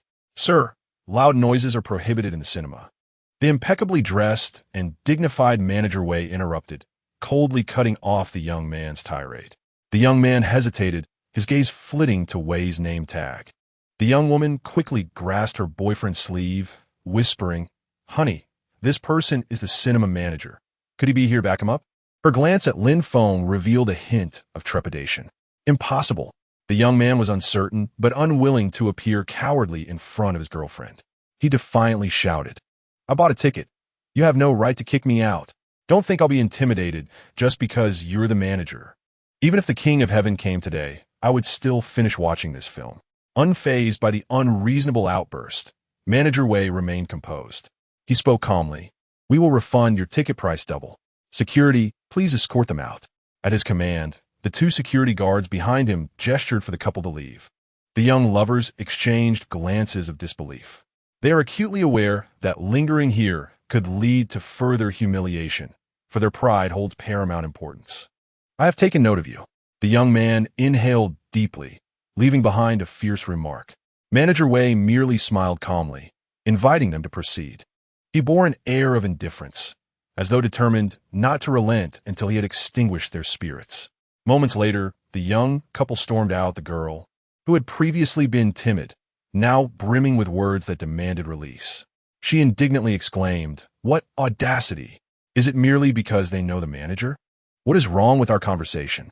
Are we to be denied our freedom of speech in a public space?" She continued her tirade, while the young man frowned in agreement. Just as they were about to exit the cinema, a staff member placed a sign at the entrance. The message was unmistakably clear. This cinema prohibits thoughtless, loquacious couples from entry. Both individuals froze, their faces suddenly flushed with embarrassment. Was this not a direct reflection of their own behavior? They had never encountered such indignity before. Meanwhile, within the screening room, the raucous atmosphere had dissipated, allowing Lin Feng and Bai Mu Mu to immerse themselves entirely in the film's narrative. Every actor's performance was captivating, drawing them into the emotional turmoil of love and conflict between the protagonists. As the film reached its climax, the screen displayed the moment the couple resolved their misunderstandings. With the male lead embracing the female lead, whispering sweet nothings in a low, soothing tone. Lin Feng instinctively glanced at Bai Mu in the dim light. The flickering glow from the screen illuminated her exquisite features, the radiance casting a delicate outline of her profile that struck him as irresistibly enchanting. His heart raced uncontrollably. Coincidentally, Bai Mu turned her head at that moment. Their gazes met, and both were momentarily taken aback. In such an atmosphere, they instinctively gravitated toward one another, their thoughts soaring and then plummeting in an instant. Lin Feng gently encircled Bai Mu's neck with one hand, their breaths drawing closer, gradually intertwining. In a heartbeat, their soft lips met in a fleeting kiss, a mere brush akin to a dragonfly skimming the water's surface. Soon after, Lin Feng felt a warmth rise to his cheeks, an undeniable fire igniting within him. He placed a hand over his heart, which raced in response.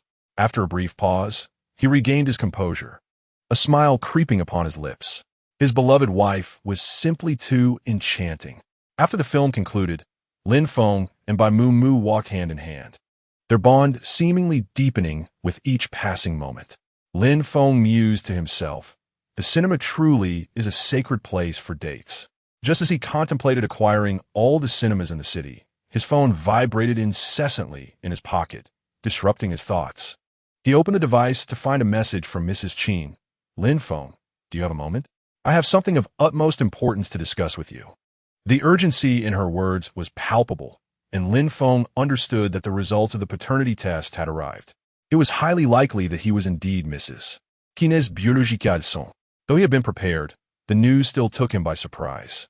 Go quickly, Bai Mu urged, grasping Lin Feng's hand in an attempt to impart some strength. Once you meet Madame Qin, all your questions will be answered. Lin Feng, I support all your choices.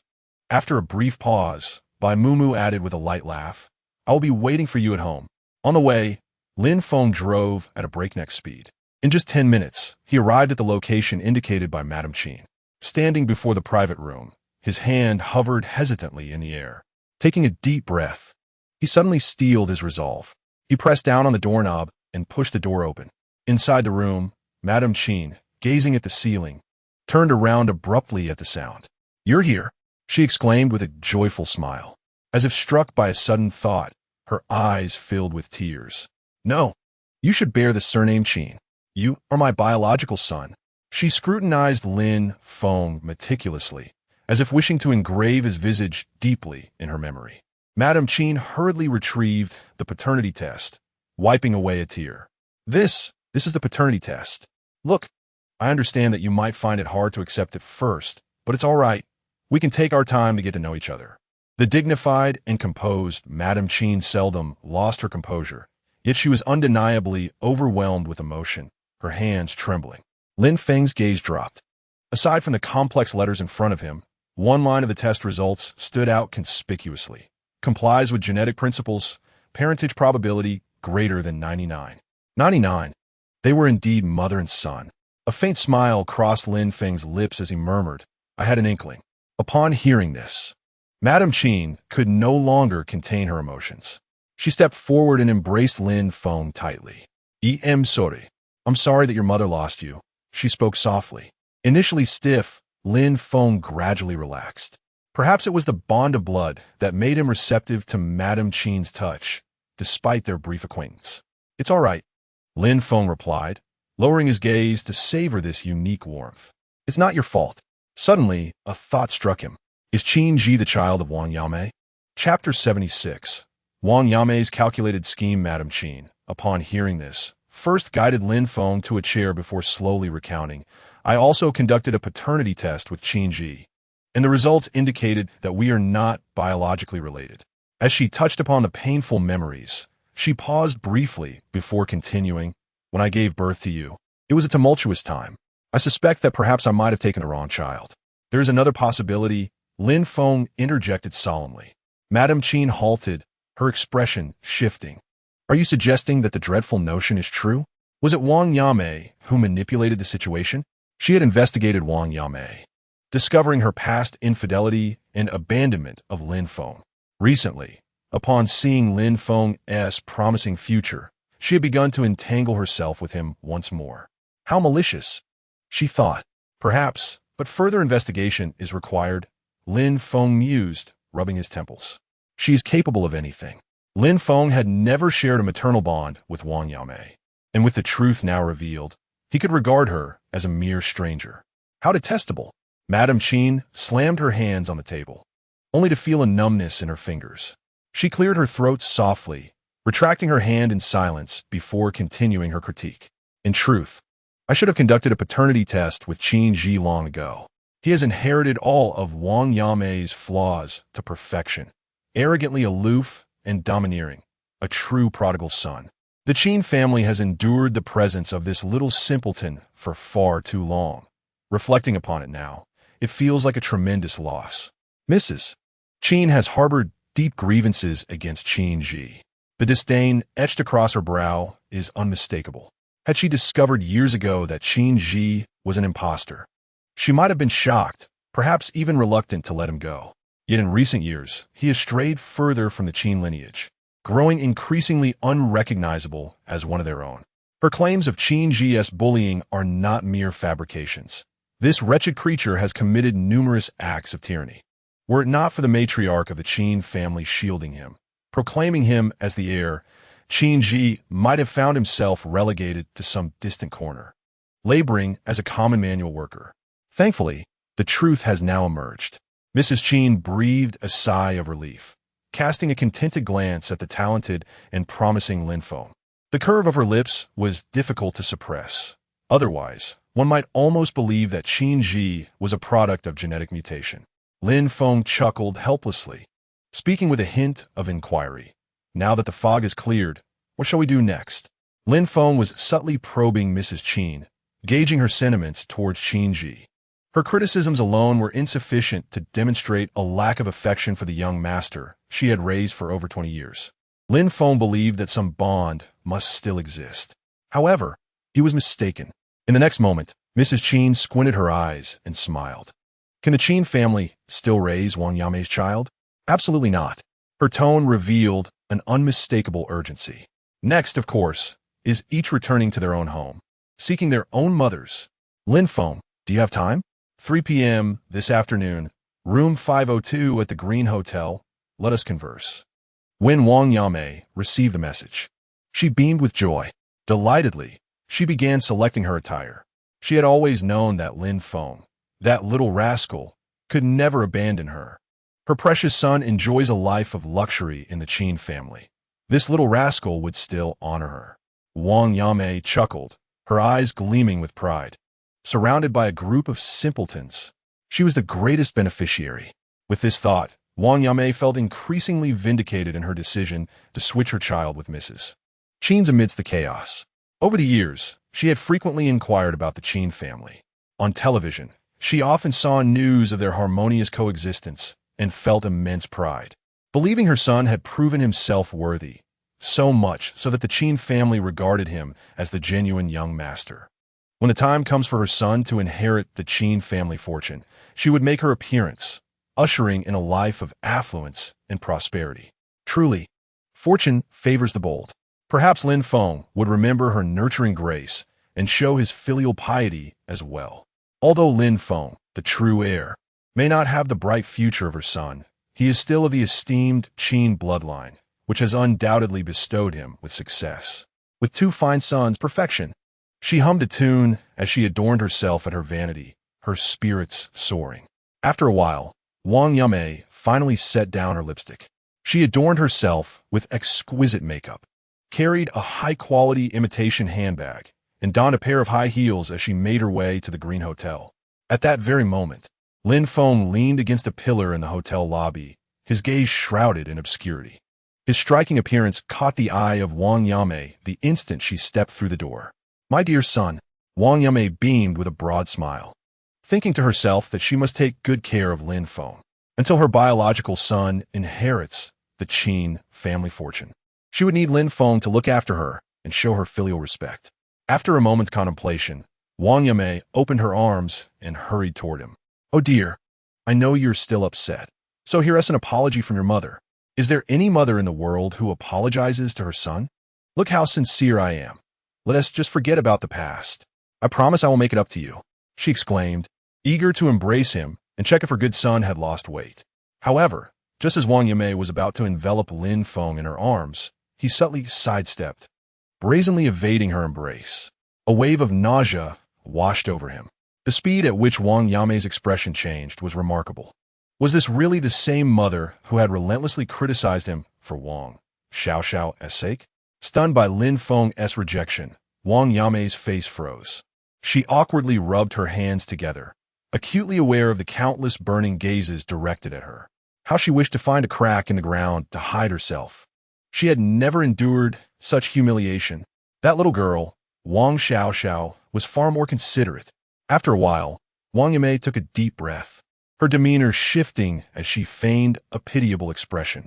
Dear, I know you still harbor resentment. Rest assured, we shall gradually bridge the gap between us. I'll indulge you a little longer. Wang Xiaoxiao clenched her teeth, resolved that once her biological son achieved great success, she would teach Lin Feng a lesson to make him aware of his rightful place. Ignoring the fleeting flash of anger in Wang Yimei's eyes, Lin Feng bluntly rejected her. If your intention is to draw closer to me, that is entirely unnecessary. Wang Yimei was momentarily rendered speechless. How could this little rascal always manage to stifle her words? Taking a deep breath, she regained her composure. By the way, son, she hesitated for a moment before continuing. What your sister did was indeed unintentional. I visited her a few days ago, and she has lost quite a bit of weight. I believe she has learned her lesson. When she returns, I will certainly educate her and guide her back on the right path. After all, we are family, don't you agree? Her intentions were unmistakable, and Wang Yimei's face radiated hope. Meanwhile, Lin Feng found her tiresome. How could she shamelessly utter such words? He did not respond immediately, but instead strode forward. I do not wish to discuss this matter right now. Ms. Wang, let us head upstairs. There are surprises awaiting us. Chapter 77. A grand reunion scene. Ultimately, Wang Yimei refrained from speaking further. She feared provoking Lin Feng. At the very least, she could not afford to antagonize him at this moment. Yet inwardly, she cursed him as an ungrateful wretch. Truly, he was one of those children from other families, impossible to nurture. Lost in her thoughts, Lin Feng had already come to a halt in front of room 502. Wang Yimei nearly collided with his back. She furrowed her brow, wondering why he had suddenly stopped. Lin Feng was indifferent to Wang Yimei's thoughts, a subtle smile curving at the corners of his mouth in a place she could not see. Wang Yimei inquired, "Son, why don't you come in? Oh, by the way, I wanted to ask, what prompted you to invite me to this hotel? Are you treating your mother to a meal? This is a 3-star restaurant, and the food here is quite expensive. You needn't go to such lengths." Though she voiced her concerns, Wang Yimei was nonetheless filled with anticipation, rubbing her hands together. With the absence of Wang Xiaoxiao, who used to provide her with a living, and her lack of financial resources in the country, she was reluctant to work outside, surviving on cheap takeout. Now it seemed she could finally indulge herself. Wang Yimei delightedly envisioned her feast. Well, since my precious son has reserved a private room, I shall not decline. With expectation written all over her face, she naturally sidestepped Lin Feng and took a step forward to push open the door to the private room. Just a moment before, her face had radiated with a brilliant smile. Next time, I'll treat you, dear.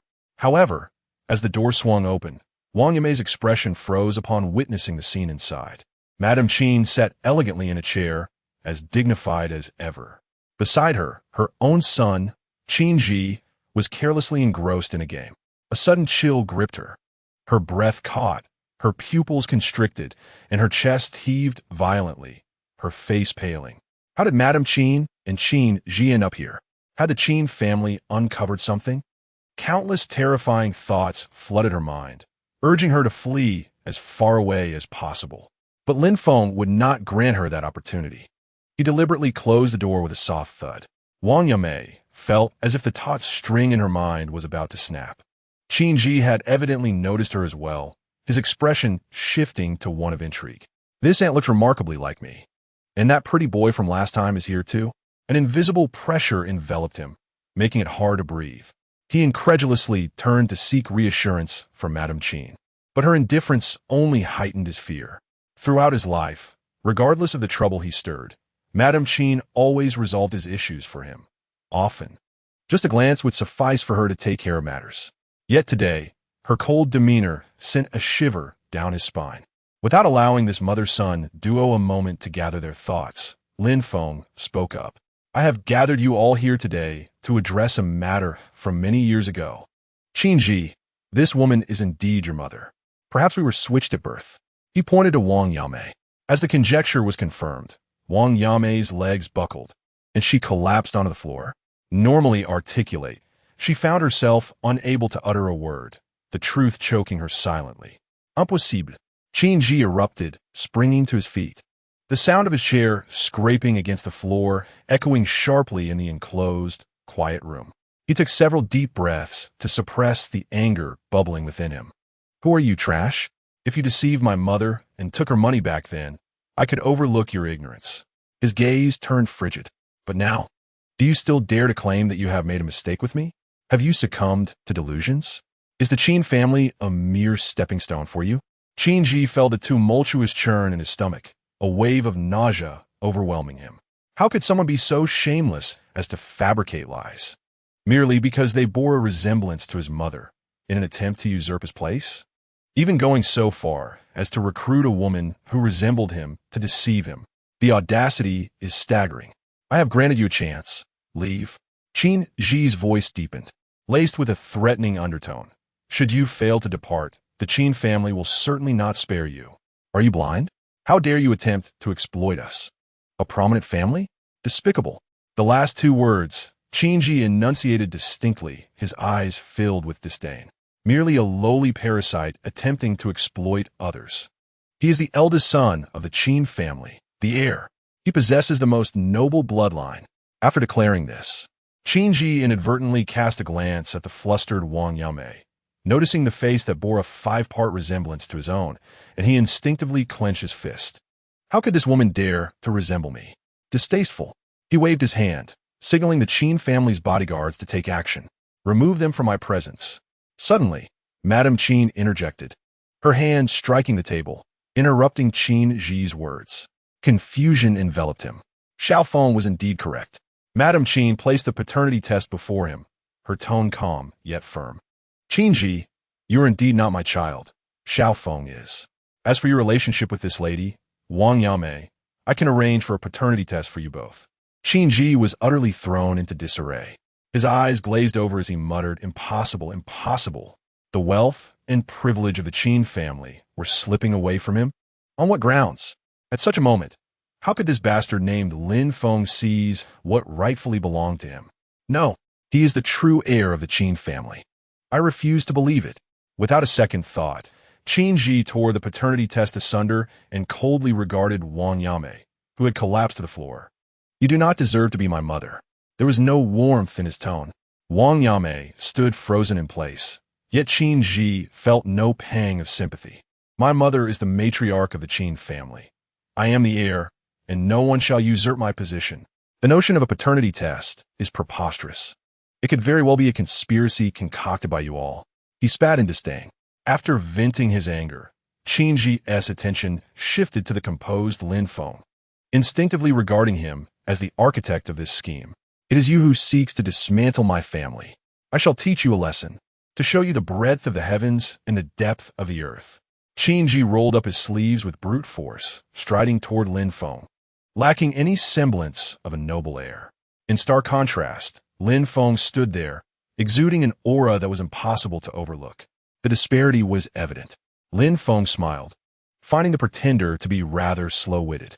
At this juncture, is he still deceiving himself? Lin Feng shook his head in resignation, entirely unfazed. In the next moment, stop. Madame Qin could not allow Qinji to spiral into madness any further. Do not harm my precious son. Qinji, we are not mother and son. We could have parted ways amicably, yet you insist on causing a scene. Do not blame me for the outcome. Madame Qin massaged her temples and stated bluntly, Qinda, expel this mother and son duo from the establishment. Chapter 78. It turns out Lin Feng is the true heir of the Qin family Wang Yame, and Qinji were cast out under the gaze of numerous onlookers. Having lived a substantial part of his life, Qin Ji was once the center of admiration, basking in the envious glances of others. But now, how starkly different was his situation. Qin Ji felt certain that he would become the focal point of conversation among those dining in the lobby below. This was the first time he had faced such humiliation. Clenching his fists, hatred surged in his eyes. He loathed Lin Feng. This was all his doing. If it weren't for Lin Feng's sudden appearance, he would still be the exalted heir of the Qin family, ruined by a mere pretty boy. Damn it, Qin Ji muttered in frustration. At that moment, Wang Yame snapped back from her state of fear. Noting her son's anger, she hastened to reassure him, "Do not despair. My son, the Qin family has raised you for so long. They cannot completely forsake you. Once this tempest passes, you may appeal to the head of the Qin family and Madame Qin. If they show mercy, you may still reclaim your status as their heir." Even now, Wang Yame clung to hope. She had come to realize that Lin Feng harbored a deep-seated hatred for her, and now that he had rightfully claimed the title of heir, he would likely disregard her entirely. Yet Qin Ji was different. At the very least, they shared the same blood. When Qin Ji rose again, she would still have the chance to ascend to the pinnacle of success. "Who the hell do you think you are, my son?" Qin Ji replied, his demeanor frosty with disdain. Wang Yame felt a sharp pang in her heart. She appeared wounded, acknowledging, "Yes, Qin Ji may not yet grasp the nature of our relationship, which has caused him to distance himself from me." Indeed, a glimmer of hope rekindled within Wang Yame. "Son, I am your mother, the one who carried you for 10 months and ultimately brought you into this world. It is remarkable that Madame Qin and I shared the same delivery room. With so few individuals around for protection, how fortuitous that we both gave birth on the same day. Our times in the delivery room were separated by merely 20 minutes. At that moment, I recognized this as a divine opportunity." Wang Yame spoke with fervor, and Qin Ji furrowed his brow, intrigued despite himself. "And then?" he inquired. Wang Yame, reminiscing about those events, couldn't help but chuckle. At that time, the Qin family seemed to be embroiled in internal strife, providing me with an opening. Seizing the moment when they were distracted, I stealthily entered the delivery room and swapped you with Lin Feng. The laughter that followed was louder, echoing her thrill. This was the most audacious act of her life, and perhaps the wisest. Originally devoid of fortune, she had now intertwined her fate with the Qin family. Wiping away the tears of excitement that had gathered at the corners of her eyes, she continued, "Son, everything I have done is for your benefit. You must honor and care for your mother in her old age. Without me, how could you have enjoyed such a long stretch of good fortune?" Upon hearing those words, Qin Ji's disdain deepened. He took a step back, evading Wang Yame's attempt to grasp his hand. "I have made my point." He inhaled deeply. "You're not my mother. My mother is Madame Qin, the matriarch of the Qin family. I am the most esteemed young master of the Qin household." He was not devoid of support. He still had a father, a grandmother, and indeed a sister. Surely not everyone would abandon him like that woman. Qin Mimi? He was determined to return to the capital. Above all, he must sever any ties with Wang Yame, this meddlesome matron. Everything would eventually fall into place. Having reached this conclusion, Qin Ji disregarded Wang Yame's cries. Shaking her off and striding away, as if fleeing from a plague, Wang Yame was left utterly bewildered, her heart chilled to the core. "Qin Ji, come back. I am your real mother." "You wretched beast." Amidst the swirling sands, her feeble screams dissipated into the wind, powerless and absurd. Inside the restaurant, Lin Feng stood before the floor-to-ceiling windows, observing the interactions between Wang Yame and Qin Ji with an impassive gaze. After Qin Ji's departure, he chuckled coldly. Wang Yame had schemed extensively, only to reap the bitter fruits of her own machinations. "My dear," Madame Qin said softly, "come, tell your mother your plans. You must return to the capital to inherit the Qin family. Although it may not hold the same power and influence as before, it remains one of the premier families in the capital. I will have your father make some moves to ensure you can soon lead a blissful, carefree life." While her words conveyed a sense of encouragement, her heart brimmed with hope. Her precious son had not been led astray by Wang Yame. Instead, he had forged strong relationships with esteemed figures such as Elder Jiang and Elder Mu, even acquiring shares in the Musher Group with remarkable success.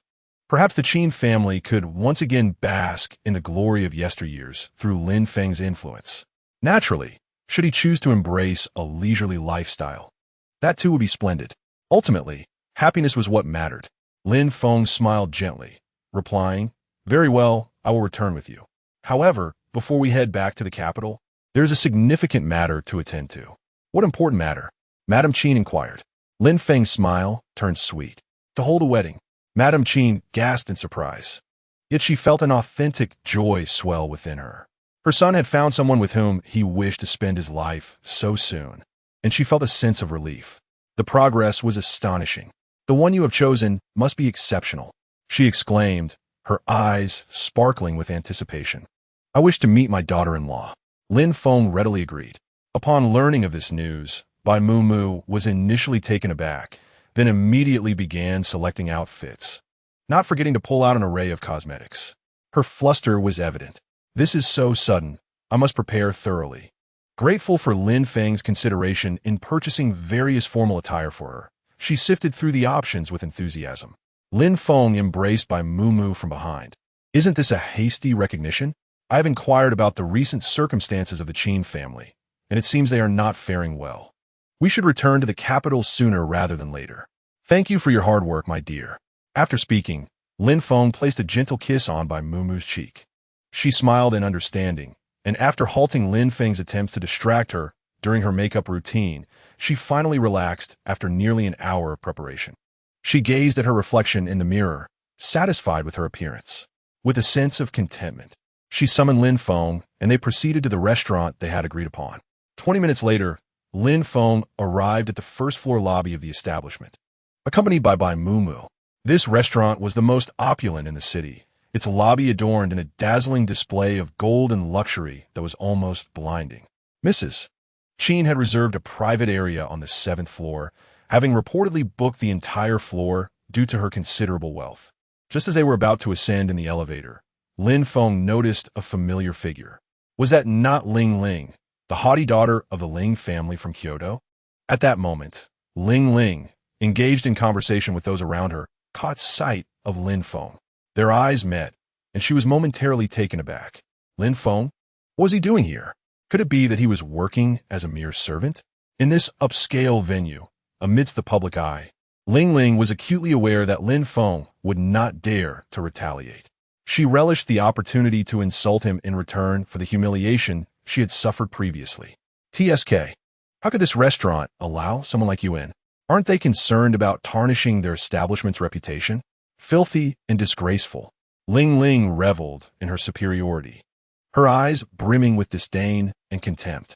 She was certain that Lin Feng would not challenge her in this setting. Apart from his brute strength, what else did he possess? In her eyes, they belonged to entirely different realms of existence. Ling smirked, savoring the feeling of being elevated above Lin Feng, delighting in the ease with which she could trample on him. He was merely trash, nothing more. As Ling contemplated this, a faint scent of sandalwood wafted through the air, and an arm draped over her shoulder. Turning around, she found herself face to face with her fiancé, Hua Wuyan, the second son of the Hua family, which only deepened her sense of pride. "Wuyan," Ling smiled, her voice sweetened considerably. Hua Wuyan affectionately tousled her soft hair and gently inquired, "Who are they? Why are you talking to someone like that? It's beneath you." Lin Feng raised an eyebrow, wondering how someone could be so brazenly rude without fear of retribution. Lin Feng remained silent, but Ling spoke up. "This is Lin Feng, the person I mentioned. He insulted and intimidated me back then." She pouted, feigning disappointment, as if she were the victim. "Wuyan, you must stand up for me," she pleaded, exuding a pitiful demeanor. Hua Wuyan maintained his composed and gentle demeanor, replying, "All right, I shall support you." Ling lifted her chin, feeling as though she were a dog with its master, imbued with confidence and arrogance. "By the way, Lin Feng, I haven't asked you how you arrived here." "Surely, you're not here to dine?" Ling exclaimed, covering her mouth in mock surprise. "Why do you have to be here?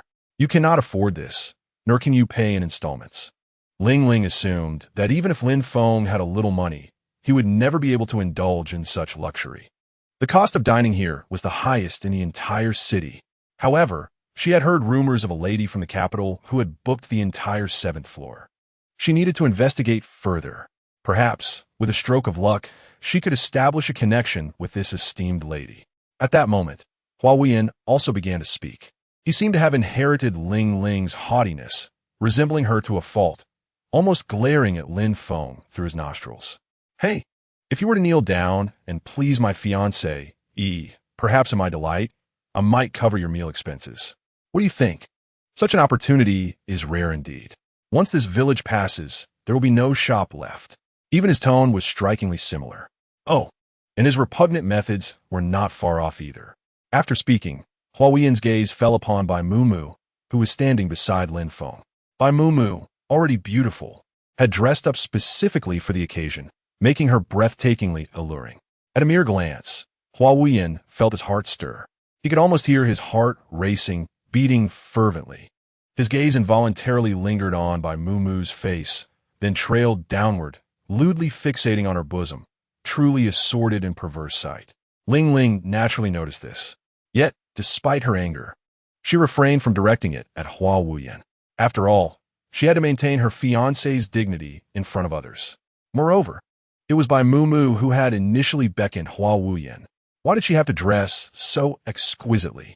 Was it not to attract outstanding men like her fiancé? What a sordid woman. Ling Ling scoffed. Lin Feng, are you truly at ease with your wife dressing like this? Her gaze was sharp as she scrutinized Bai Mumu.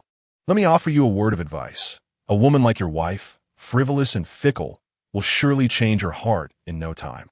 Women understand women best. In my opinion, you should consider divorce at the earliest. The slanderous words slipped from her mouth without a second thought. Lin Feng instantly perceived the extent of Ling Ling's foolishness. First, he shielded Bai Mumu from those two ignorant glares, then crossed his arms and spoke coldly. A mouth is not meant for spewing foul words. You might want to engage your brains before speaking. It seems your thoughts are merely a mix of water and sand. What a pity. Lin Feng shook his head. Ling Ling and Hua Wuyan were immediately incensed.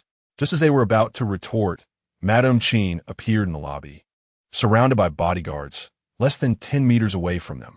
Ling Ling and Hua Wuyan exchanged glances, assuming that Madame Qin had come to seek them out. Ling Ling hurriedly adjusted her attire, attempting to leave a good impression on Madame Qin. Given Madame Qin's status in the capital, befriending her could elevate their family's standing in the future. They had to seize this opportunity.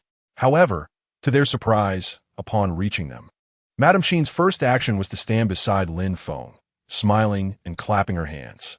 The youth of today, how thoughtless they are in their speech. Lin Feng mused. He likely inherited his mother's tongue. Ling Ling and Hua Wuyan were utterly astonished by Madame Qin's remark. The self-introduction they had prepared was abruptly lodged in their throats. Madame Qin, I am Ling Ling from the Ling family in the capital. Ling Ling finally managed to suppress her indignation and spoke first. My father once collaborated with the Qin family. Do you remember? Do not be deceived by this individual named Lin Feng. He is merely an ordinary person, devoid of any remarkable talents, and not worthy of your support, Madame Qin. Ling Ling believes that Lin Feng has garnered Madame Qin's favor solely through his silver-tongued eloquence. Once she exposes the truth, Madame Qin will swiftly discern Lin Feng's true nature. At that moment, Madame Qin dismissed Ling Ling without a trace of courtesy. After a brief pause, she added, Do I require your guidance in defending my son? Her words left Ling Ling and Hua Wuyan utterly astonished. Lin Feng is Madame Qin's son. This time, it was Hua Wuyan who reacted with remarkable speed, instantly adopting a sycophantic demeanor. So, Lin Feng is indeed the offspring of Madame Qin. What a twist of fate. It is all a misunderstanding. Ling Ling and I were merely jesting with Lin Feng.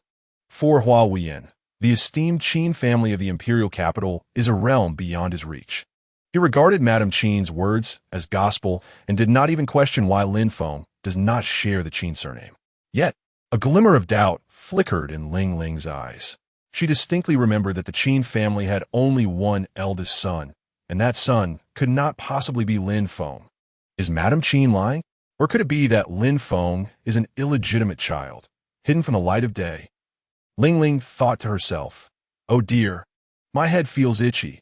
It seems I'm beginning to think. Chapter 80. The 30 million compensation fee, noticing the astonishment reflected in Ling Ling's gaze. Madame Qin found no need to elucidate further. She deemed it unnecessary to explain herself to someone so dim-witted.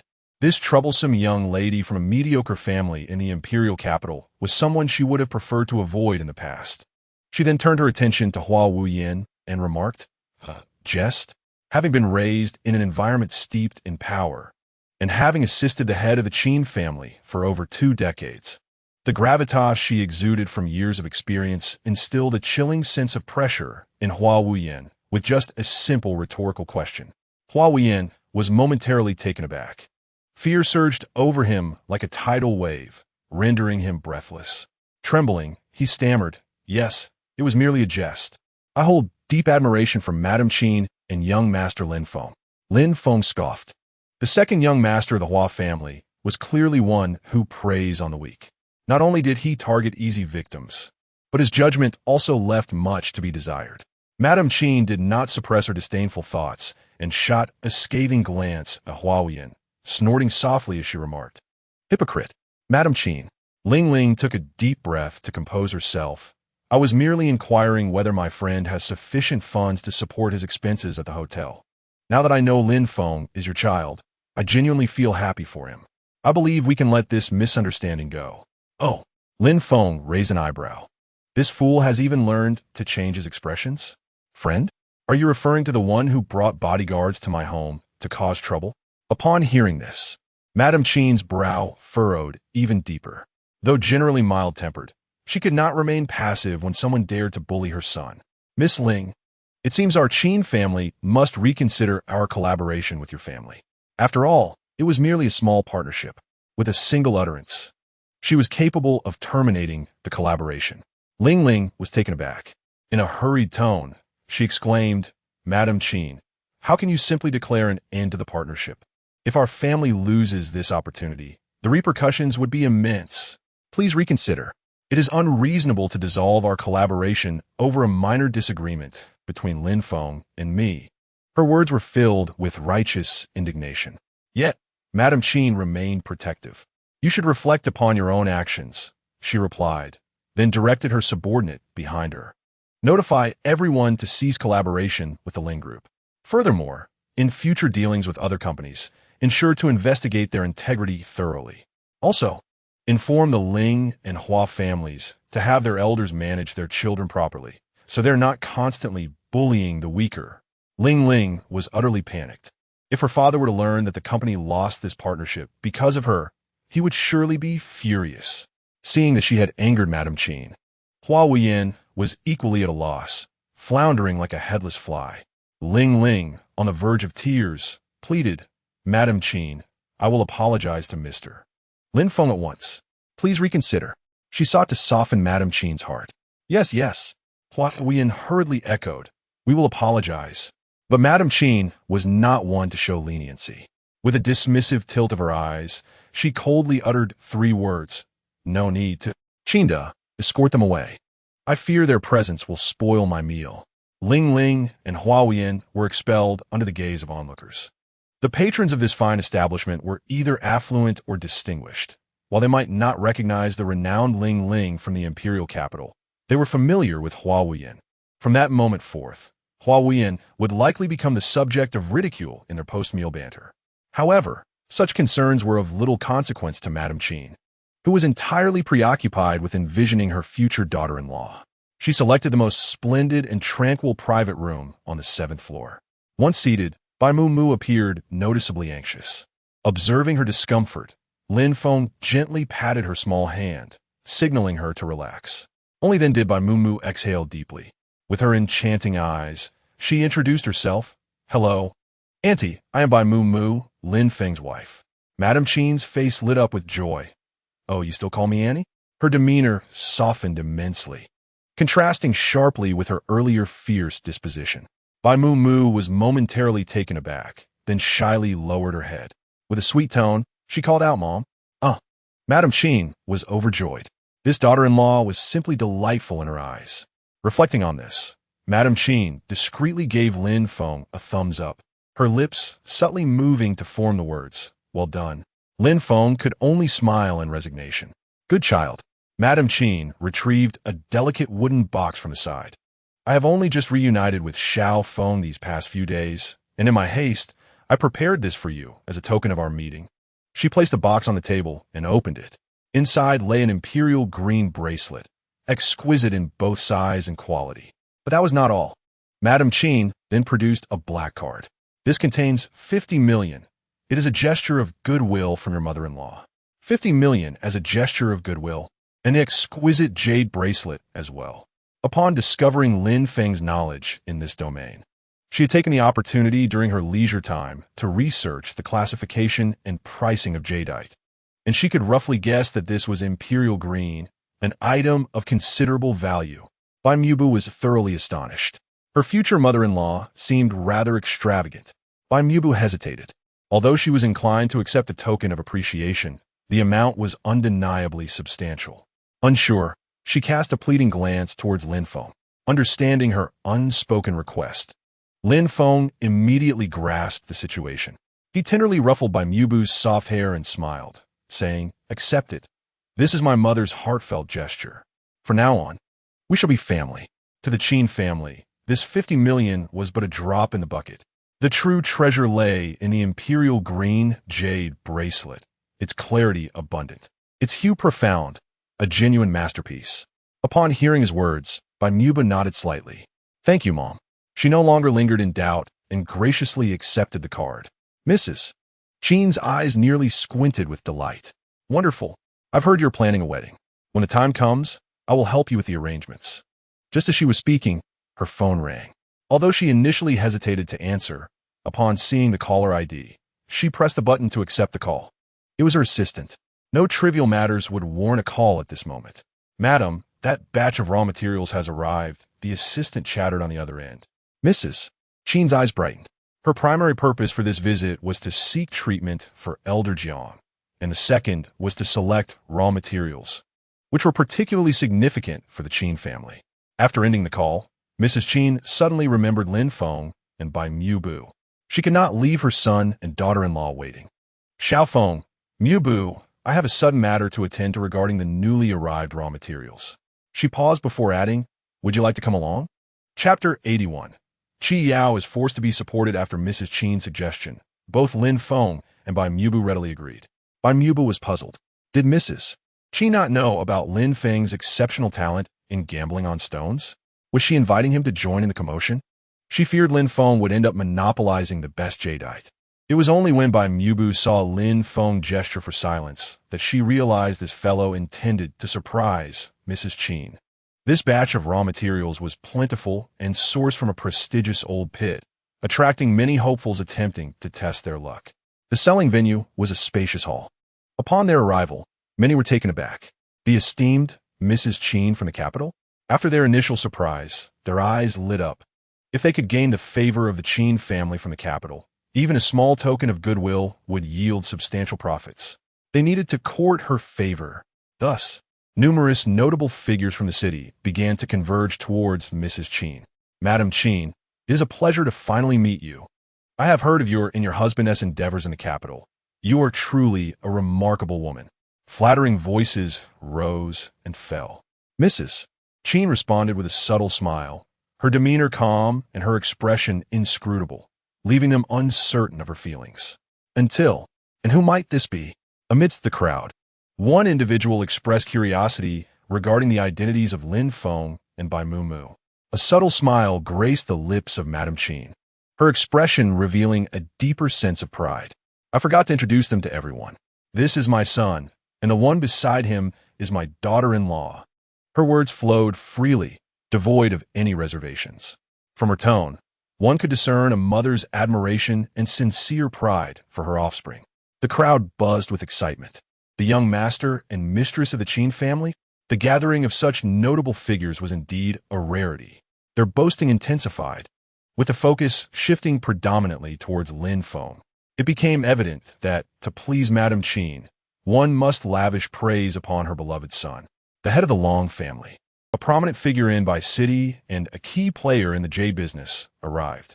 At the sound of his voice, the crowd reluctantly shifted their gaze from Madame Qin, straining to catch a glimpse of the newcomers. The Long family patriarch and his eldest son, Long Lin Feng, approached with purpose. Accompanying Long Lin Feng was a woman whose expression evoked sympathy, appearing on the verge of tears, ignoring her discontent. Many assumed it was merely Long Lin Feng's preference for such a type. Madame Qin, why did you not inform me of your arrival in by city beforehand? I would have prepared a grand banquet to welcome you. The Long patriarch spoke cheerfully. In his eyes, the Qin family represented a substantial asset to align with. By forging ties with them, his family could transcend their current standing in by city and establish themselves in the imperial capital, leading to a future of unparalleled glory. Madame Qin responded politely, yet as they conversed, Lin Feng and Bai Mu Mu followed the gazes of the crowd towards the Long father and son. What captivated them was not the patriarch or Long Lin Feng himself, but rather the reluctant woman by his side. Qiao, Yao, Bai Mu Mu Furuit Herberais. Exchanging glances with Lin Feng, he replied in a hushed tone, "She is likely compelled to be here. No wonder she has been absent in recent days. Do not worry. I will handle this." Once Bai Mu Mu composed herself, Lin Feng raised his gaze. "Yao, what brings you here?" His voice was perfectly modulated, clear enough for all present to hear. Given Lin Feng's prominence, his words instantly drew the attention of the crowd, halting the conversation between Madame Qin and the Long patriarch. Yao had not anticipated encountering Lin Feng and Bai Mu Mu here. Memories of her previous encounters flooded her mind, being pursued and harassed by the young master of the Long family. Recently, he had escalated his demands, insisting she accompany him to various events, with threats against her family looming over her. Her situation was nothing short of tormenting. Originally, Yao had contemplated seeking Lin Feng's assistance, yet she hesitated. The Long family held considerable power in Bai City, despite Lin Feng's capabilities. He was but one person and lacked the strength to contend with a century-old family like the Longs. She could not allow herself to become a burden to Lin Feng and Bai Mu Mu. Thus, Yao swallowed her plea for help and managed to force a bittersweet smile. "I am here to accompany young Master Long." Her words were succinct and to the point. She feared that speaking too much would reveal her peculiarities to others. Long Lin Feng, hearing her voice, appeared satisfied with her response. Tightening his embrace as if rewarding her, Lin Feng squinted, sensing something amiss. Just as he was about to speak, Madame Qin slowly approached him. "Greetings, Mississippi. I am a matriarch of the Qin family in the capital. If you have any concerns, please feel free to share them with me." Yao was momentarily taken aback. She was aware of the Qin family's reputation. Why would Madame Qin seek to champion her cause? There seemed to be no benefit in it. As she pondered, she caught Lin Feng's affirming gaze, as if urging her to trust her instincts. With this reassurance, Yao steadied herself. The support from the Qin family was a splendid opportunity she must seize. It was Long Lin Feng who coerced me. He harassed me, severely disrupting my normal life, and even threatened me with my family after I rejected him. Madame Qin, I implore you to take my side. As she spoke, Yao made an effort to break free from Long Lin Feng's grasp. Her eyes filled with disdain as they met his. The room erupted in commotion at her revelation. Coercion? Could it be that the domineering young Master Long had fallen for her? Yao anticipated that Long Lin Feng would be taken aback by her words. However, the unfolding events were unpredictable. It was the Long family patriarch who first spoke up. The elderly gentleman, his hair grizzled, stroked his beard and addressed Long Lin Feng gravely. "Is what she says true?" Long Lin Feng chuckled lightly. "False. This is merely a matter of mutual consent between young people. How could it be labeled as coercion?" His gaze bore down on Yao, almost as a threat. "Think carefully before you speak, Yao. Is there a misunderstanding between us? Or do you seek to gain something through this ruckus?" Upon hearing this, the demeanor of some individuals around them shifted. They had witnessed countless instances where young stars willingly engaged in dubious arrangements, only to later feign victimhood for greater gain. In the next moment, a hearty laugh erupted from the Long patriarch. "Ah, so it is merely a jest between the youth. Such a trivial matter hardly merits Madame Qin's concern." He waved his hand dismissively, indicating a desire to brush the incident aside. Qi Yao felt a surge of anxiety, yet found herself momentarily unable to counter his assertions. At that moment, Lin Feng furrowed his brow, preparing to speak. Suddenly, a steady and aged voice resonated. What a lively scene. I happen to have some free time today. May I intervene and personally adjudicate this matter? All eyes turned in unison, only to be met with astonishment. The figure at the entrance was none other than Elder Mu. Chapter 82. Elder Mu's strong support. Elder Mu possessed the authority to make such a statement. Not only had the Long family of Bai City sought to align with him, but even the Qin family in the capital had attempted to win his favor. After all, he was a prominent figure in the realm of gemstone gambling. Any family that could secure Elder Mu's assistance would undoubtedly ascend to greater heights in the world of jewelry and precious stones. Of course, Madame Qin was the first to regain her composure, her eyes shining with respect. Elder Mu, your esteemed character is invaluable. If you could preside over this matter, I am certain that no one would question the fairness of your judgment. The identity of these idle individuals is known to all present. Lady Qin, having navigated the complexities of society, quickly discerned the discord in the earlier discourse between the Dragon Patriarch and Long Lin Feng. Moreover, given that Qi Yao is a friend of her son and daughter-in-law, she naturally trusts the judgment of Lin Feng and Bai Mumu. The expressions of the Dragon Patriarch and Long Lin Feng darkened in unison. They had never anticipated that old Mu would meddle in affairs that did not concern him. Wasn't he old Mu renowned for his aversion to trouble? Observing this, Lin Feng couldn't suppress a light smile. These fools truly believed that their power could obscure the truth. Now, they must be utterly bewildered. Yao, please clarify the situation, Lin Feng encouraged, casting a reassuring glance toward Qi Yao. With old Mu and Lady Qin present, justice would surely be served. Bai Mumu echoed, Yao, trust us. Bolstered by their encouragement, Qi Yao felt a newfound sense of security. Ignoring Long Lin Feng's threatening gaze, she shrugged off his unwelcome hand from her arm, stepping back to create distance. Her eyes brimming with disdain. Long Lin Feng, we encountered each other on the set half a month ago. Since then, you have harassed me.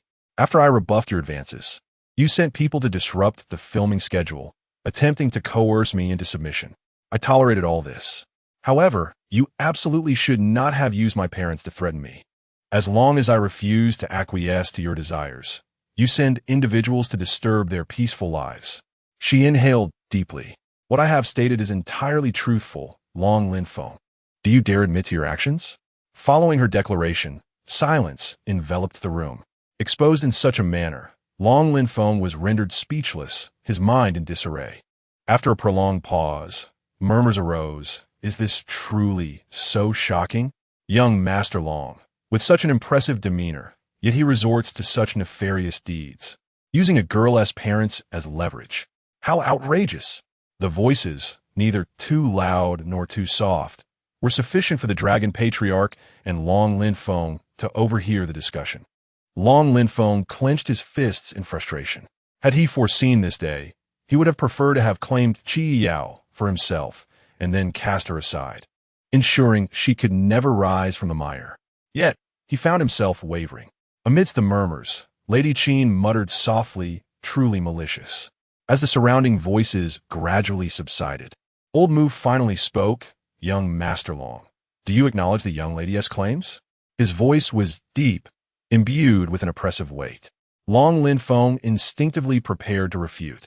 However, old Mu interjected, Young Master Long, I urge you to consider your words carefully.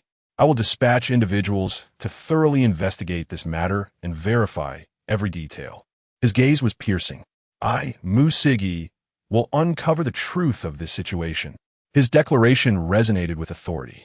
Long Lin Feng's prepared rebuttal faltered, unable to manifest. How could he dare deceive old Mu? Even if he feigned bravado now, once old Mu unraveled the truth, he would undoubtedly become a laughingstock and risk incurring old Mu's wrath. Long Lin Feng understood that if old Mu vowed to investigate, he would undoubtedly uncover the entire narrative behind this affair. He never anticipated that Qi Yao had powerful connections. After harassing her, He failed to erase the surveillance footage or provide anyone with hush money. What he had done was evident upon investigation. After a long pause, Lin Feng let out a heavy sigh. Old Mu, I acknowledge my mistake. It seemed as though he exerted all his strength to articulate those 4 words, each one pronounced with deliberation. Following this, he lowered his head. Infidèle. Before old Mu could utter a word, the head of the Long family bellowed furiously, striding forward with quickened steps. How could you act behind my back in such a manner? Not only is this morally reprehensible, but it also tarnishes the reputation of the Long family. You ungrateful wretch, I will teach you a lesson. As he spoke, the patriarch raised his hand. The sharp sound of the slap echoed through the hall. Lin Feng's head was turned askew, a few strands of hair falling messily over his eyes. He feigned grievance, his eyes reddening, yet he made no attempt to resist. An air of silence enveloped the room. Lin Feng squinted slightly. This father-son duo seems to be putting on quite the performance. For those unaware, the patriarch's slap might appear frightening, but in reality, it was loud yet lacked any real pain. Yao, come here. Bai Mumu beckoned to Qi Yao, signaling her to distance herself from such a scoundrel as Lin Feng. Upon hearing this, Qi Yao resolutely walked over to Bai Mumu without a backward glance. The patriarch, witnessing this, steeled his heart. Unfilial son, you have gone too far this time. Leave, the farther, the better. Return home and reflect on your actions. His voice was deafening. No one intervened in the scene. The Long father and son relished their theatrics, and thus, a space was created for their performance. This grand spectacle was most riveting for Lin Feng. Father, I shall return home to reflect. Lin Feng's voice was as faint as a whisper, starkly contrasting with the furious tone of a Long patriarch. He understood that his father wished for him to leave temporarily. Being expelled was merely a loss of face, far preferable to offending old Mu and Madame Qin. Lin Feng was astute enough to discern the pros and cons. This time, young Master Long had lost all face in Bai City. After Lin Feng left the hall in disgrace, the Long patriarch hurriedly donned a smile, bustling over to old Mu. Old Mu, my ungrateful son was thoughtless and disturbed your enjoyment. Come, let us carefully select the raw materials. This is the highlight of today. These materials are of excellent quality, sourced from ancient mines, certain to yield extraordinary jade. The Long patriarch was eager to cater to old Mu from every conceivable angle. Gaining old Mu's favor had always been his objective. Observing this scene, the others snapped back to reality. They exchanged words, each attempting to win over old Mu. Little did they know that the focused old Mu had his sights set on Madame Qin. He had just heard that Lin Feng was the biological son of Madame Qin. The Qin family is engaged in the jewelry industry, perfectly aligned with his expertise. This time, the old doctor, who only knows medicine, would have to find a place to weep. With this thought, old Mu smiled and addressed Madame Qin. Madame Qin, I have heard that the Qin family is a renowned family in the jewelry business. I am but a humble person. Might I be so bold as to recommend myself for a position within the Qin family? Chapter 83. A billionaire with a monthly salary of 3,000 turns to Lin Feng. The atmosphere in the room descended into an eerie silence, as if time itself had momentarily frozen. The most bewildered of all was the subject of this peculiar situation, Madame Qin. Mu Lao seeking employment? She recalled that in the past, the Qin family had dispatched numerous individuals to woo Mu Lao, only to receive a curt response of unavailability. What had prompted this sudden eagerness? Had fortune smiled upon her? Madame Qin thought to herself, I've decided I must buy a lottery ticket. Countless questions swirled in her mind, leaving her momentarily speechless. Lin Feng gently rubbed his temples and leaned closer, whispering in her ear, Mother, you should inquire about the conditions Mu Lao requires. Such fortuitous events should not be overlooked. Realization dawned upon Madame Qin. Lin Feng was indeed correct. She could no longer remain in a daze. It was imperative that she seize the opportunity. In the next moment, a smile graced her lips as she endeavored to regain her composure swiftly, addressing Mu Lao with courtesy. Mu Lao, may I inquire what sort of remuneration you seek upon joining our Qin family?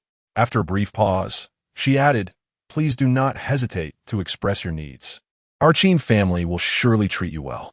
Mu Lao pondered for a moment. A monthly salary of 3,000, inclusive of provisions and accommodation. He stroked his beard, contemplating. How does that sound? Madame Qin found herself momentarily stunned once more. Was this a dream? 3,000? To recruit a figure of Mu Lao's stature. She felt that 30 million would scarcely suffice. Unable to restrain herself, she inquired, Mu Lao, are you certain? Mu Lao's expression was resolute, tinged with a hint of pride. Absolutely certain. 3,000, not a penny less. Having said this, he secretly reveled in his decision, envisioning the days ahead where he would encourage Lin Feng in the art of stone gambling, much to the envy of that old man, Jiang. A suppressed laugh almost escaped him. Meanwhile, Madame Qin struggled to maintain her composure, her voice quivering slightly. Mu Lao, it is indeed an honor for our Qin family to have you join us. Observing the entire exchange, Lin Feng felt a sense of resignation. He had certainly noticed the subtle expressions of triumph on Mu Lao's face. It was likely that upon returning, he would boast to Elder Jiang. Gong Datin, Mu Lao, Gong Datin. Madame Qin, the alliance between the Qin family and Mu Lao is indeed a formidable one. With Mu Lao's support, the Qin family is bound to ascend to greater heights. I extend my early congratulations to you, Madame Qin. Surrounding individuals echoed their well wishes to Madame Qin. With Mu Lao in the fold, it was an unspoken agreement that the Qin family would thrive within the realm of stone gambling. Madame Qin and Mu Lao reciprocated the greetings, and the atmosphere was one of harmonious celebration. Meanwhile, at that moment, the head of the Long family could only gnash his teeth in frustration.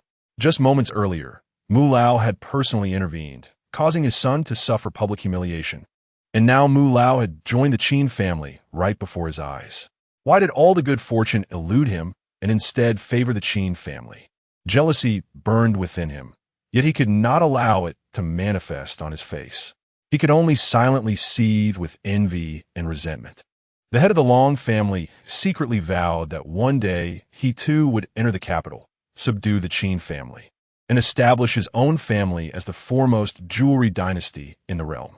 Noticing the restless glances of the Long family head, Lin Feng surmised that he was not harboring any pleasant thoughts. He raised an eyebrow and remarked, Long family head, why have you fallen silent?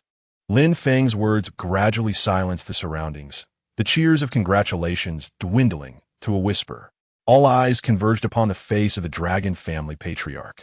Suddenly called out, he nearly faltered in his gloomy demeanor, inwardly cursing Lin Feng 180 times before he could regain his composure. In the focal point of attention, the Dragon patriarch hastily painted on a smile. I am merely delighted for Madame Qin and the Qin family. It's just that I find myself at a loss for words. His smile appeared genuine. Lin Feng let out a cold laugh. Indeed, the Dragon patriarch was adept at weaving lies, yet Lin Feng chose not to expose him. If he enjoyed the performance, let him act on. However, one must be cautious not to offend him, for otherwise, this play could very well devolve into a farce. By the way, old Mu, the Dragon patriarch clapped his thigh, exclaiming, look at me, so overjoyed that I nearly forgot the matter at hand. He gestured toward the pile of rough stones nearby. Let us hasten to select some materials. The younger generation is eagerly anticipating your expertise, old Mu. The Dragon patriarch epitomized the art of flattery, a veritable sycophant. Naturally, there were others equally adept in the art of praise. After their mutual commendations, Madame Qin made a gesture of invitation, speaking in a calm tone, old Mu, please, you go first. After this, she nodded towards the members of the Qin family standing beside her, signaling them to approach and make their selections. These three individuals were the most discerning among the new generation of the Qin family, and whether they could uncover quality jadeite depended entirely upon their judgment. However, before the trio could step forward, old Mu spoke up. Madame Qin, the Qin family has thrived on stone gambling.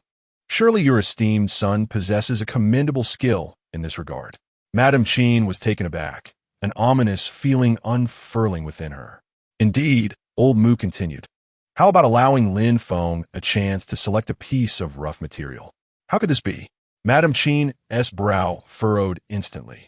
Her mind raced with thoughts. Could it be that old Mu disdained her beloved son, deliberately putting Lin Feng in an awkward position? Lin Feng had only recently arrived at the Qin family. Even if he had inherited talent, without training, he would surely lack the knowledge of stone gambling. Old Mu, you jest. Little Feng is merely here to observe and learn today, she stammered, feeling overwhelmed and unsure of how to refuse old Mu's proposition. After a lengthy pause, she managed to formulate a response to deflect the situation. The onlookers, noticing her discomfort, were inclined to give her some leeway, expressing their agreement. Subsequently, Madame Qin anxiously awaited old Mu's reply. Suddenly, a familiar voice interrupted, "Everyone, I can't choose." It was Lin Feng. Upon hearing this, the gazes of those around shifted dramatically, most filled with disdain, while a few reveled in schadenfreude. With Madame Qin's rejection, they surmised that Lin Feng lacked any gambling talent. Yet, he insisted on seeking the spotlight, certain to stumble in the end. As Madame Qin attempted to intervene, old Mu waved his hand decisively. Very well, it's settled. Old Mu had done this intentionally. He wished to showcase Lin Feng's prowess, dispelling any rumors that he was unworthy of the Qin family's esteem. The discerning eye of elder Mu must indeed be commendable, young Lin Feng. Despite Madame Qin's objections, you resolutely chose to select raw materials, indicating your formidable prowess. My own experience is limited, and perhaps today I shall be enlightened by the icy jade, imperial green, or the auspicious longevity stone. Young Lin Feng, whichever type of jade you unveil, I shall hold you in high regard. The dragon family head's tone dripped with sarcasm. Lin Feng furrowed his brow. This dragon family head was no fool. However, unbeknownst to him, the one whose face would be slapped might very well be him. A smirk played on Lin Feng's lips. The dragon family has long been revered in the realm of jewelry. Yet, after hearing the dragon family head's comments, I find myself questioning the authenticity of their reputation. Since you are so eager to witness exquisite jade, it would be impolite for me to refuse. Thus, today, I shall grant the dragon family head the opportunity to broaden his horizons. Chapter 84. Casually selecting a divine stone, the dragon family head's expression darkened instantly.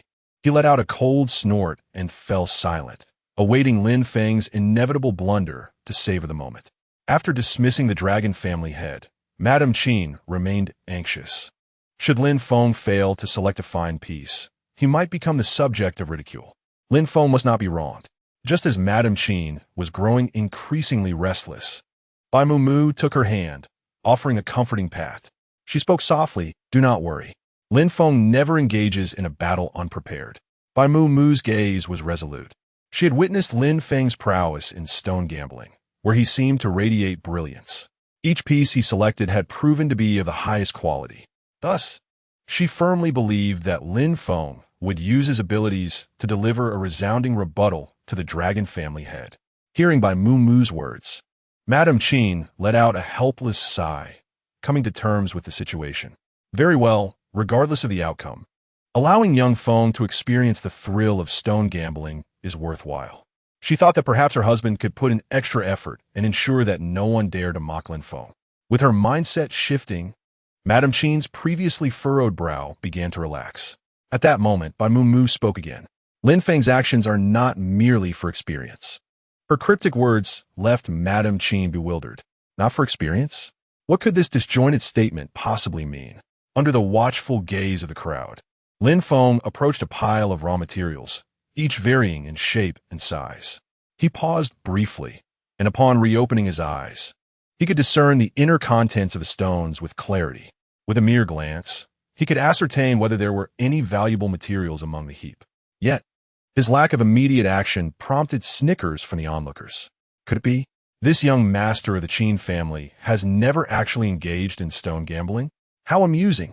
With such a lack of experience, how could he dare to agree to Elder Mu's challenge? Today's youth are indeed brash, willing to disregard everything for the sake of glory. Yet, one must possess substantial ability to back it up. The murmurs ceased as they collided with the disapproving gazes of Madame Qin and the onlookers. The dragon family head, witnessing this, became even more disdainful. Lin Feng, a mere waste without the Qin family, was nothing. He would always rely on Madame Qin for support, a true mama's boy. His own son, however, was exceptional. The dragon family head proudly lifted his chin. Just then, ignoring the cacophony surrounding him, Lin Feng's eyes sparkled with excitement. As the group had just mentioned, there indeed lay exquisite jade among this batch of raw materials from the old mine, amidst a collection of rather inconspicuous stones. One particular piece stood out remarkably. Unlike the other jades, this one was truly delightful in color. Lin Feng selected 2 fist-sized pieces of rough material, weighing them in his hands. They were not overly large, yet they were undeniably precious. With a slight smile, he addressed the crowd succinctly. Everyone, we may proceed with the cutting. During the cutting process, most individuals adhered to a singular principle. If Lin Feng's luck yielded a quality jade, they would lavish him with praise. Should he be unfortunate enough to uncover a worthless stone, they would merely inform the young master that he was not at his best that day. In essence, their approach was one of feigned adulation. Many believed that Lin Feng, relying solely on his naked eye to select raw materials, was hopelessly inept. They anticipated chaos upon his eventual inheritance of the Qin family, envisioning a spectacle for all to witness. Just as their thoughts wandered, a sudden commotion erupted ahead. Fushaluxi. No, it's Fushaluxi. The exclamations of awe filled the air. Mrs. Qin, her view obscured, hurried forward upon hearing this revelation. As she lifted her gaze, she froze. The subordinate responsible for the cutting stood in a daze, holding a jade that shimmered in red, yellow, green, and purple hues, each color harmoniously intertwined, creating a breathtaking spectacle. Indeed, this was the fabled Fushaluxi, synonymous with rarity. Beyond this, it could only be classified as the legendary Fushaluxikai. After the initial shock subsided, the crowd regained their composure, as if a sudden enlightenment had struck. They grasped why Elder Mu had chosen to affiliate with the Qin family, and why he had encouraged Lin Feng to select the raw materials. It turned out that Elder Mu was fully aware of Lin Feng's genius. The young master of the Qin family was indeed worthy of his lineage, undeniably remarkable. They realized that their earlier derision had been entirely misguided. Countless praises replaced the previous mockery. Throughout this wave of admiration, Lin Feng maintained a humble demeanor. Witnessing this scene, Mrs. Qin smiled with satisfaction, proud of her son, recognizing the brilliance he had inherited from her and Qin Xiu. Yet amidst the celebration, a discordant voice suddenly pierced the air, causing Mrs. Qin to momentarily falter. Is something amiss? Wasn't there another young master in the Qin family before Lin Feng? Her eyes narrowed slightly as she nearly overlooked this detail. Everyone, Mrs. Qin cleared her throat. I just heard someone inquire whether there was a young master in the Qin family prior to Lin Feng. Allow me to clarify.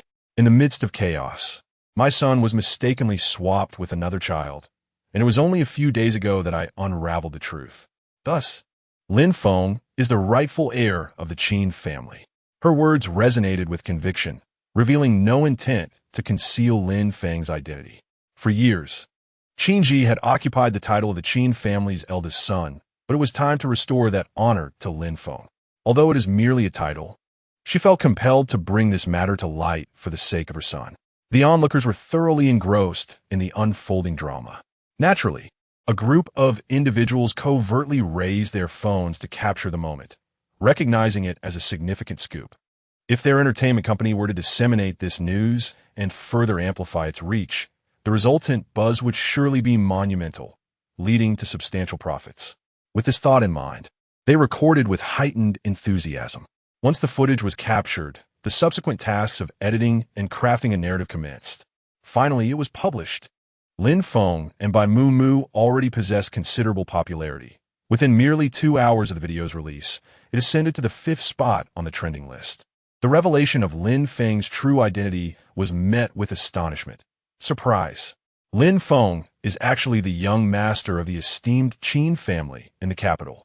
Let us delve into the enigma surrounding Lin Feng's identity.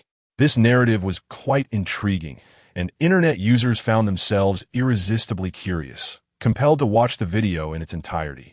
Emerging with expressions of shock, they had a vague recollection of Lin Feng, the doting husband, whose previous exploits had been astonishing, And now, this revelation struck like thunder from a clear sky, leaving them no time to react. A prominent figure indeed. Meanwhile, some netizens shifted their focus. Am I the only one who thinks Bai Moo Moo has remarkably discerning taste? I previously believed she was simply fortunate to have such an admirable husband, but now he's revealed to be a nobleman in exile. I declare Bai Moo Moo as the most discerning individual of the year. At this moment, the Qin family in the capital was thrown into a frenzy. Chapter 85. Grandmother Qin in the capital, at the Qin family's ancestral home. The trending topic regarding Lin Feng's true identity was surging. Qin Ji had come to the ancestral home seeking solace, for his grandmother had always indulged him, embodying the archetype of a doting matriarch. Moreover, she remained unaware that he was not of the Qin bloodline. In the ancestral home, he was still revered as the esteemed young master of the Qin family. Yet why? Even within this sanctuary that belonged solely to him, he discovered news of Lin Feng encroaching upon his life. Damn it! Filth! Filth! Qin Ji erupted in a fit of rage, shouting vociferously as he unleashed his pent-up emotions. Why did Lin Feng have to appear? Why must he usurp the affluence and grandeur that rightfully belonged to him? If only he could turn back time to a few days prior. He would never have allowed Madame Qin to travel to Bai City. Would it not have been better for Lin Feng to quietly perish in Bai City? Why did he have to make a spectacle? The more Qin Ji pondered, the angrier he became. Damn it! With an exasperated curse, he impatiently hurled a porcelain artifact worth over 10,000 onto the ground. The porcelain shattered, the sharp sound barely jolting Qin Ji back to reality. A throbbing pain pulsed in his head, nearly splitting it apart. Frustrated, he rubbed his temples, attempting to alleviate the discomfort. At that moment, a calm, aged voice resonated. "My dear grandson, what vexes you?" Qin Ji's eyes flew open. Grandmother Qin stood at the corner of the hall, gazing at him with evident concern. Qin Ji's heart skipped a beat. "Grandmother," he murmured, pressing his lips together. "Are you already aware?" Qin Ji offered a self-deprecating smile. His mother's public announcement regarding his false identity as the young master, while Lin Feng was the true heir, had gone viral.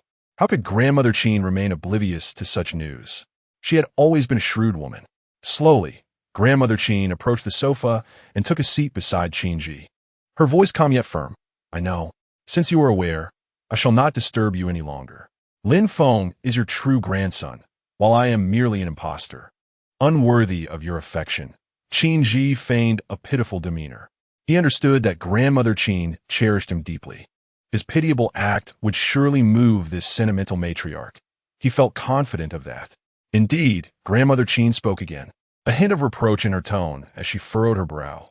"Child, what are you saying? Although you are not of the Qin bloodline, we have cared for you all these years. There is, after all, a bond between us." As she spoke, Grandmother Qin embraced Qin Ji, gently patting his shoulder in an attempt to offer him some comfort. "You must believe that your grandmother will always stand by your side, regardless of the circumstances. You belong in the Qin family. As for Lin Feng, as the saying goes, the kindness of raising is greater than that of birth. He is better off remaining in Baiqing to care for his adoptive mother." Grandmother Qin paused and continued. "Even if he returns to the capital and becomes the young master of the Qin family, he cannot shake your position." Qin Ji's heart raced. Fortunately, this matriarch remained on his side. Out of her sight, he allowed a smug smile to creep onto his face, only for it to vanish instantly. He feigned a grievance, "But everyone online knows I am not the Qin young master. Perhaps I should relinquish my position to Lin Feng. All I desire is to remain by your side, to care for you in your old age. Is that permissible?" Grandmother Qin's smile blossomed. "Good child, I know you're filial. However, what is rightfully yours cannot be taken away by anyone." A dangerous smile danced upon her lips. "I shall address the online situation. My daughter-in-law has a penchant for taking matters into her own hands, often with little regard for reason. I must certainly make her aware of this." Meanwhile, in the upscale hotel where she temporarily resided, Mrs. Qin was reviewing documents sent by the company when her phone vibrated incessantly. She glanced at the caller ID, mother-in-law. Taking a deep breath, she anticipated that Grandmother Qin had seen the video online and would undoubtedly call. Steeling herself, Mrs. Qin answered the phone. Before she could utter a word, the other party erupted in anger. So you have the audacity to assert your authority, do you? After spending so many years in the Qin family, you have forgotten how to honor your elders? Grandmother Qin launched into a tirade. Lin Feng, who had been quietly reading nearby, was taken aback. Although Mrs. Qin had not put the call on speaker, Grandmother Qin's voice was loud enough, combined with Lin Feng's keen hearing, for him to grasp every word exchanged. Was his previously unknown grandmother truly this formidable? Before he could ponder further, Grandmother Qin spoke again. I am aware that the child named Lin Feng is your biological offspring, and now that he has suddenly returned, you wish to make amends. However, irrespective of the circumstances, you cannot show favoritism, can you? Xiao Ji has grown up within our Qin family, accustomed to a life of luxury, and now that his true identity has been revealed, he must surely be heartbroken. You ought to be considerate of Qin Ji's feelings, shouldn't you? This time, her tone was considerably more conciliatory. Madame Qin rubbed her temples and inquired, My dear, is that why you called me? To comfort Qin Ji? That is not necessary, replied the matriarch swiftly. You should issue a statement announcing that you gave birth to twins and that the second child was lost, but now Lin Feng has been found. Be sure to mention that Qin Ji is also a legitimate member of the Qin family. Madame Qin fell silent. Lin Feng frowned slightly. It seemed his grandmother's judgment was somewhat clouded. Was he truly going to defend Qin Ji, a scion of debauchery, as worthy of such loyalty? Mother, Lin Feng thought to himself. At that moment, Madame Qin raised her voice. If I were to declare this, how would Xiao Feng feel? We must speak the truth. It was the chaos within the Qin family, stemming from my negligence, that allowed Lin Feng to suffer under that Wang Yamei for so long. How could I, as his biological mother, possibly cause him further distress? This was the first time Madame Qin had spoken to the matriarch in such a manner. Previously, she would acquiesce to the matriarch's demands, even at the expense of her own dignity. But now she felt it was time to stand her ground. On the other end of the line, the matriarch was evidently taken aback. In her memory, Madame Qin had always been a gentle and virtuous daughter-in-law. Before she could respond, Madame Qin felt a profound weariness. Mother, this matter is impossible. I am busy with work. Let us speak no further. Please take care of your health. Oh, wait. I still beep, beep, beep. Clearly, the matriarch had not finished her sentence when Madame Qin abruptly ended the call. Having listened to the entire conversation, Lin Feng felt that this grandmother, whom he had never met, lacked clarity. No matter how much she favored Qin Ji, she should not have made such demands. To declare Qin Ji as his twin brother?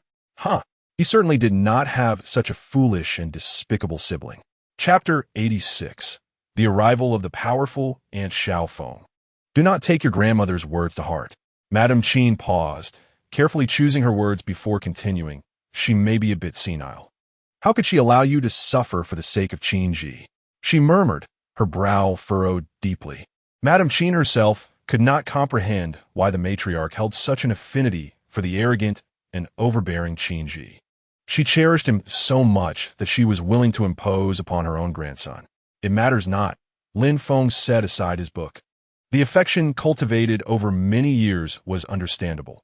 It was natural for his grandmother to struggle to release her attachment to Qin Ji. Lin Feng did not find it bothersome. As long as Qin Ji remained docile and kept to the old residents of the Qin family, what harm could it do? However, should he engage in any underhanded tactics, he should not expect mercy. Seeing Lin Feng's demeanor, Madame Qin smiled with relief. Her own feelings of gloom alleviated somewhat. She remarked that the child she shares with her husband is undoubtedly intelligent, magnanimous, and empathetic. Mother, I present you with this token of fortune, longevity, prosperity, and happiness. Lin Feng's gaze fell upon the exquisite jadeite placed casually on the table. For me? Lady Qin was taken aback.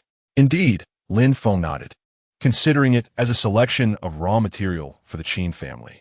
After all, he was not lacking in wealth. This piece of jadeite would conveniently alleviate the Qin family's shortage of resources. At that moment, a notification chimed. Ding. Main quest initiated. Quest details. Please host a wedding with Bai Mumu. Upon successful completion, the host will receive 10 billion in dowry, along with system upgrade rewards. Failure to complete will result in the host losing all assets. Upon hearing this, Lin Feng's eyes brightened. The 10 billion dowry held little allure for him. What truly piqued his interest was the prospect of what the system upgrade would entail. The quest issued by the system coincided perfectly with Lin Feng's desire to marry Bai Mumu promptly. From then on, Lin Feng's primary focus became accompanying his beloved wife in selecting a wedding gown, organizing all the details of the wedding, determining an auspicious date, drafting and sending invitations, and so forth. After discussions with Bai's father and Lady Qin, they settled on the wedding date in 5 days. The guest list primarily consisted of relatives and friends of Lin Feng and Bai Mumu, including the elders Jiang and Mu. After sending out the invitations, Lin Feng contacted the city's premier wedding planning company. They arranged a meeting, and he and Bai Mumu arrived punctually at the venue. "Sir, madam, we will host the wedding on this lawn, and the overall style will resemble this." The planner presented previous wedding videos for their consideration. Lin Feng scrutinized the scenes, silently marveling at the proficiency of the city's finest wedding planning company. The once bare lawn, transformed by their decorations, now resembled a splendid setting for a wedding, luxurious yet not overwhelming. "What do you think? Do you like it?"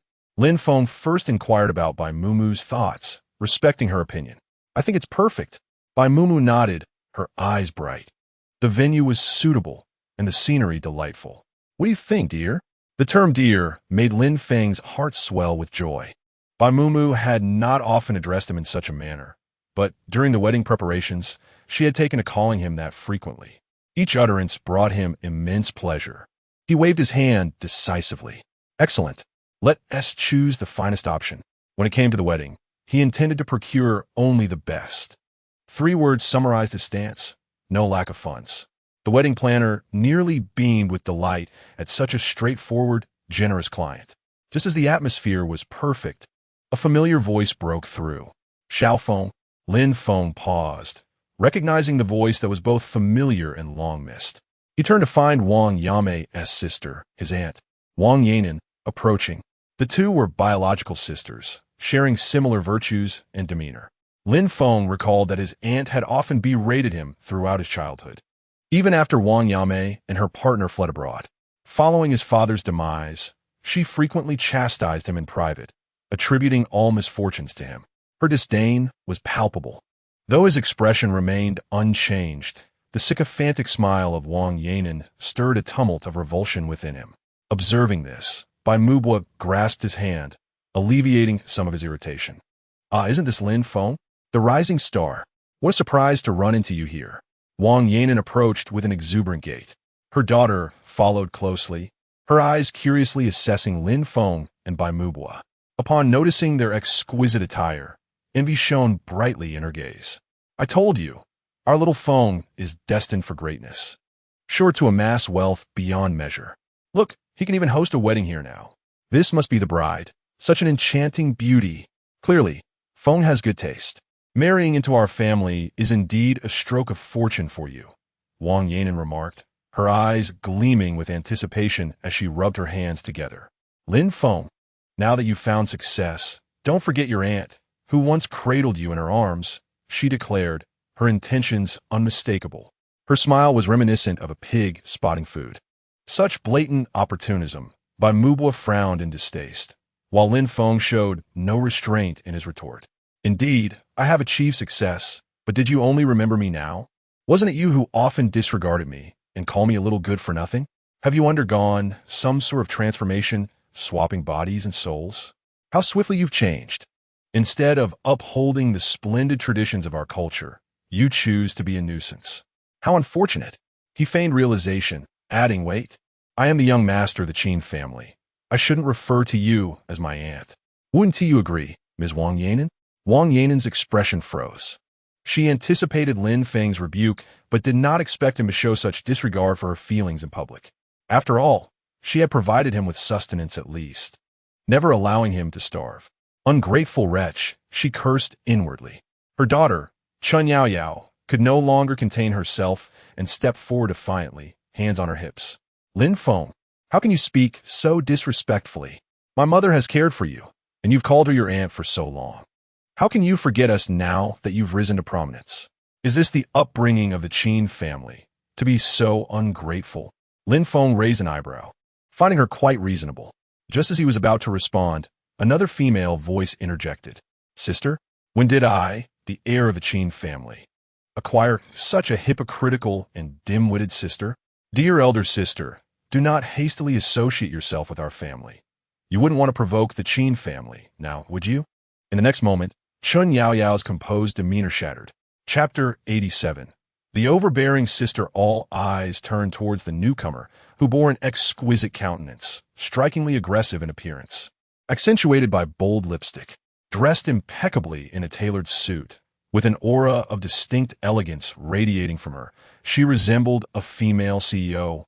Her features bore a striking resemblance to Lin Feng, with an uncanny 6 or 7 points of similarity. Wang Yanan and Chun Yaoyao instinctively recoiled, resembling turtles withdrawing into their shells, their former arrogance dissipating entirely. Lin Feng let out a cold chuckle. So, they were cowards in the face of the strong? If his conjectures were correct, the newcomer was none other than his elder sister, Qin Jiaomu. After a brief pause, Chun Yaoyao, struggling to maintain her bold demeanor, stammered, "Who are you?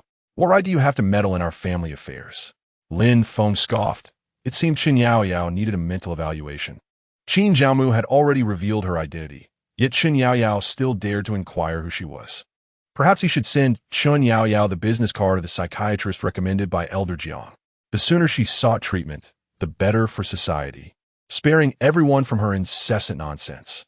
Upon hearing Lin Feng's derisive laugh, Chun Yaoyao suddenly regained her senses, realizing how foolish her words had been in her moment of panic. Her face flushed with embarrassment, and she felt utterly humiliated, wishing for a hole to hide in. Wang Yanan, noticing her distress, shot her a fierce glare and whispered, "Shut up.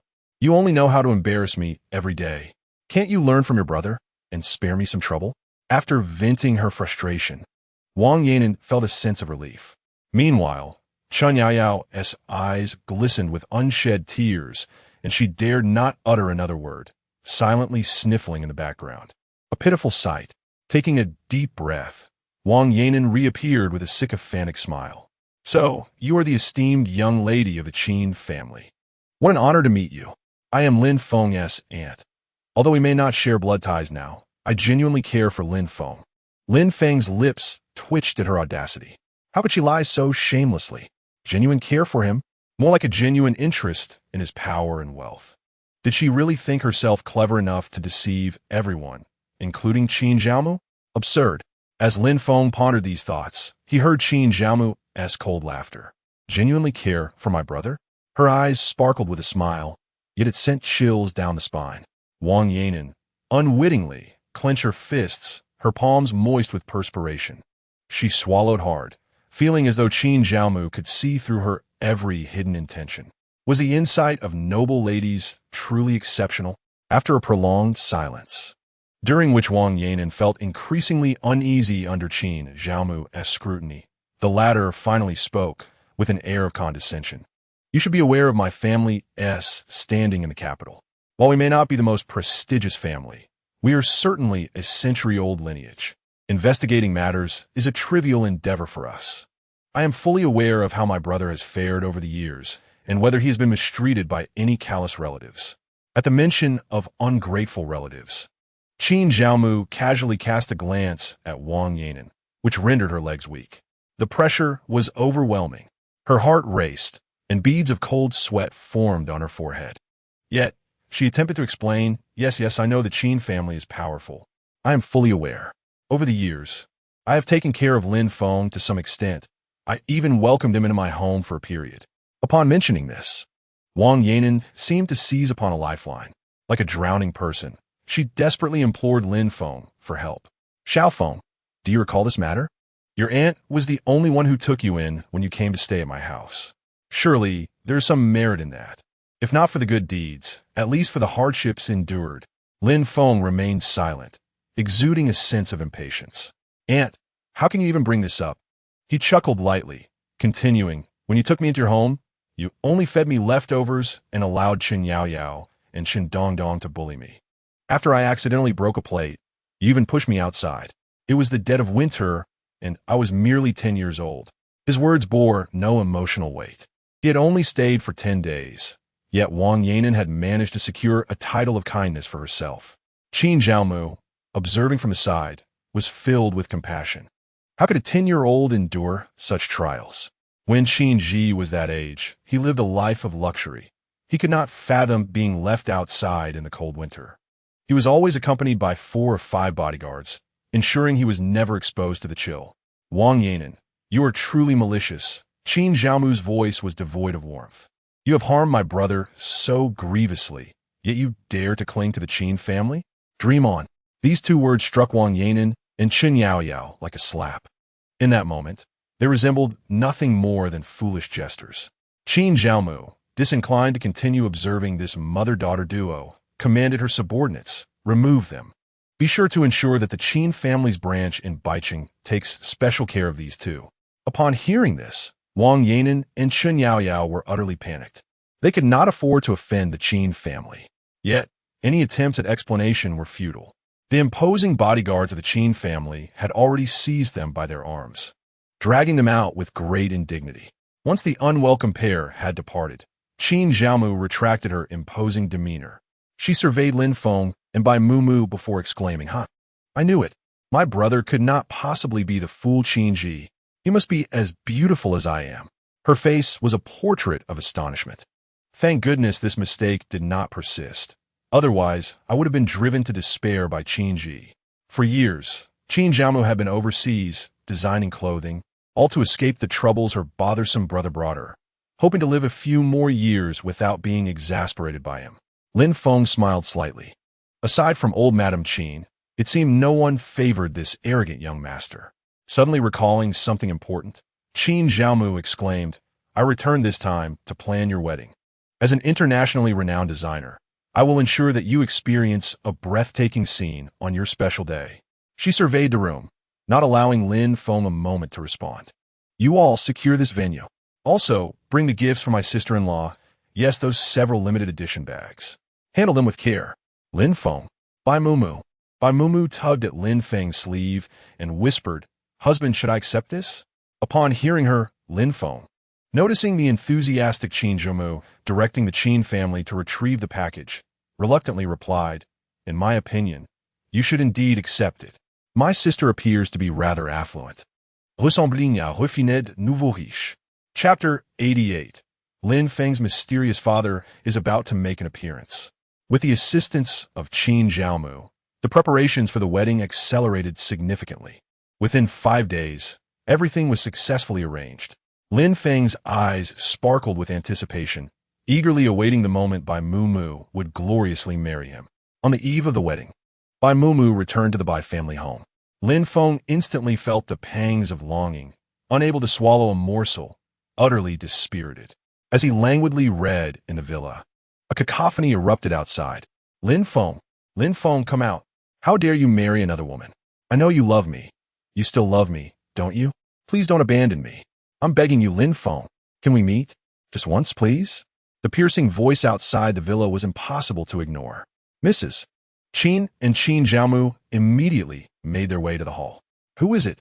Mrs. Qin inquired, her brow furrowed with displeasure. "Why are you causing a ruckus on the eve of your wedding?" Qin Zhaomu nodded in agreement, adding, "Should I help you get rid of her? Perhaps we should send someone to keep an eye on her. If she causes a scene at the wedding tomorrow, it could be quite troublesome." Upon hearing this, Lin Feng replied coolly, "She is a materialistic ex-girlfriend I encountered during a moment of weakness. I will handle this matter myself." Fortunately, he was soon heading to the capital to confront Shen Han, for if she discovered Bai Mumu's identity, she would undoubtedly cling to him like a persistent leech, driving him to exasperation. When Rong Jia opened the villa door, Shen Han's eyes lit up. She had been crying, her eyes swollen like 2 walnuts, her hair in disarray. "Lin Feng, you still wish to see me?" Shen Han's lips curled into a deep arc, as if grasping a lifeline. "Your willingness to meet proves you still care for me, right?" Shen Han desperately sought an answer, calling out loudly. Lin Feng remained silent, and she would not relent. "What delusions are you entertaining?" Lin Feng's words lacked warmth, akin to a chilling winter breeze that sent shivers down Shun Han's spine. Coming to her senses, she fervently shook her head. Impossible. You're deceiving me. Lin Feng was at a loss for words. Did this woman possess no sense? Mrs. Qin and Qin Zhaomu exchanged glances, reading disdain for Shun Han in each other's eyes. What a fine young lady, yet she chose to cling so desperately. She had clearly wronged Lin Feng. Her materialism had been one thing, but now, having brought misfortune upon herself, she continued to pursue Lin Feng relentlessly. How unfortunate. Young lady, please conduct yourself with dignity, Mrs. Qin said with authority, her voice icy. I have no patience for someone like you. My son is about to marry, and if you persist in your harassment, I shall have you removed. Shun Han was momentarily taken aback. She lifted her gaze towards the speaking Madame Qin. Initially, she was unaware of Madame Qin's identity. However, recent news of Madame Qin and Lin Feng being mother and son had spread like wildfire, making it impossible for her to remain indifferent. Had she not broken up with Lin Feng, she would now be the esteemed young mistress of the Qin family. As Lin Feng was poised to inherit the Qin estate, she would become the matriarch of the family. Why should such fortuitous circumstances befall that wretched Bai Mumu? Shun Han's resolve grew ever more steadfast. She must strive for her place. After slightly adjusting her hairstyle, Shun Han dried her tears. Madame Qin, you might not be aware of my relationship with Lin Feng. As she began to recount her tale, Lin Feng already sensed her intent. She was about to weave another story. Nevertheless, he did not intervene, merely tapping away at his phone, seemingly sending messages. Shun Han was oblivious to Lin Feng's every action, wholly absorbed in her earnest expression towards Madame Qin.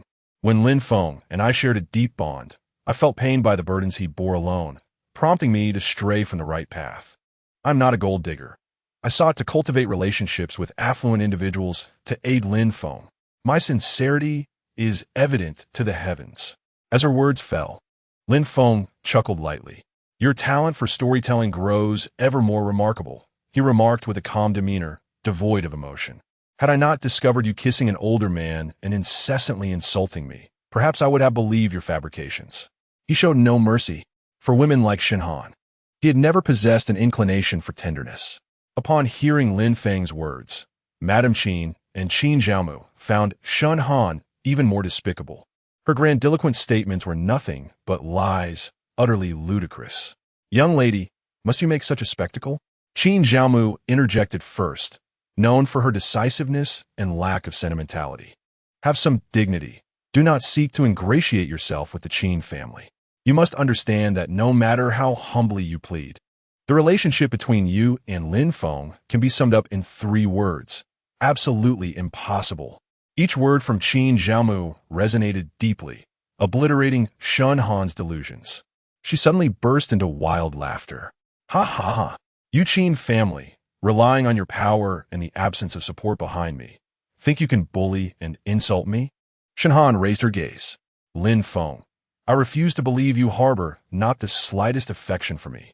Even if I were to be your hidden lover, I would willingly accept. As these words escaped her lips, a profound silence enveloped the air. Lin Feng's brow furrowed, feeling a wave of nausea. Shun Han was utterly revolting.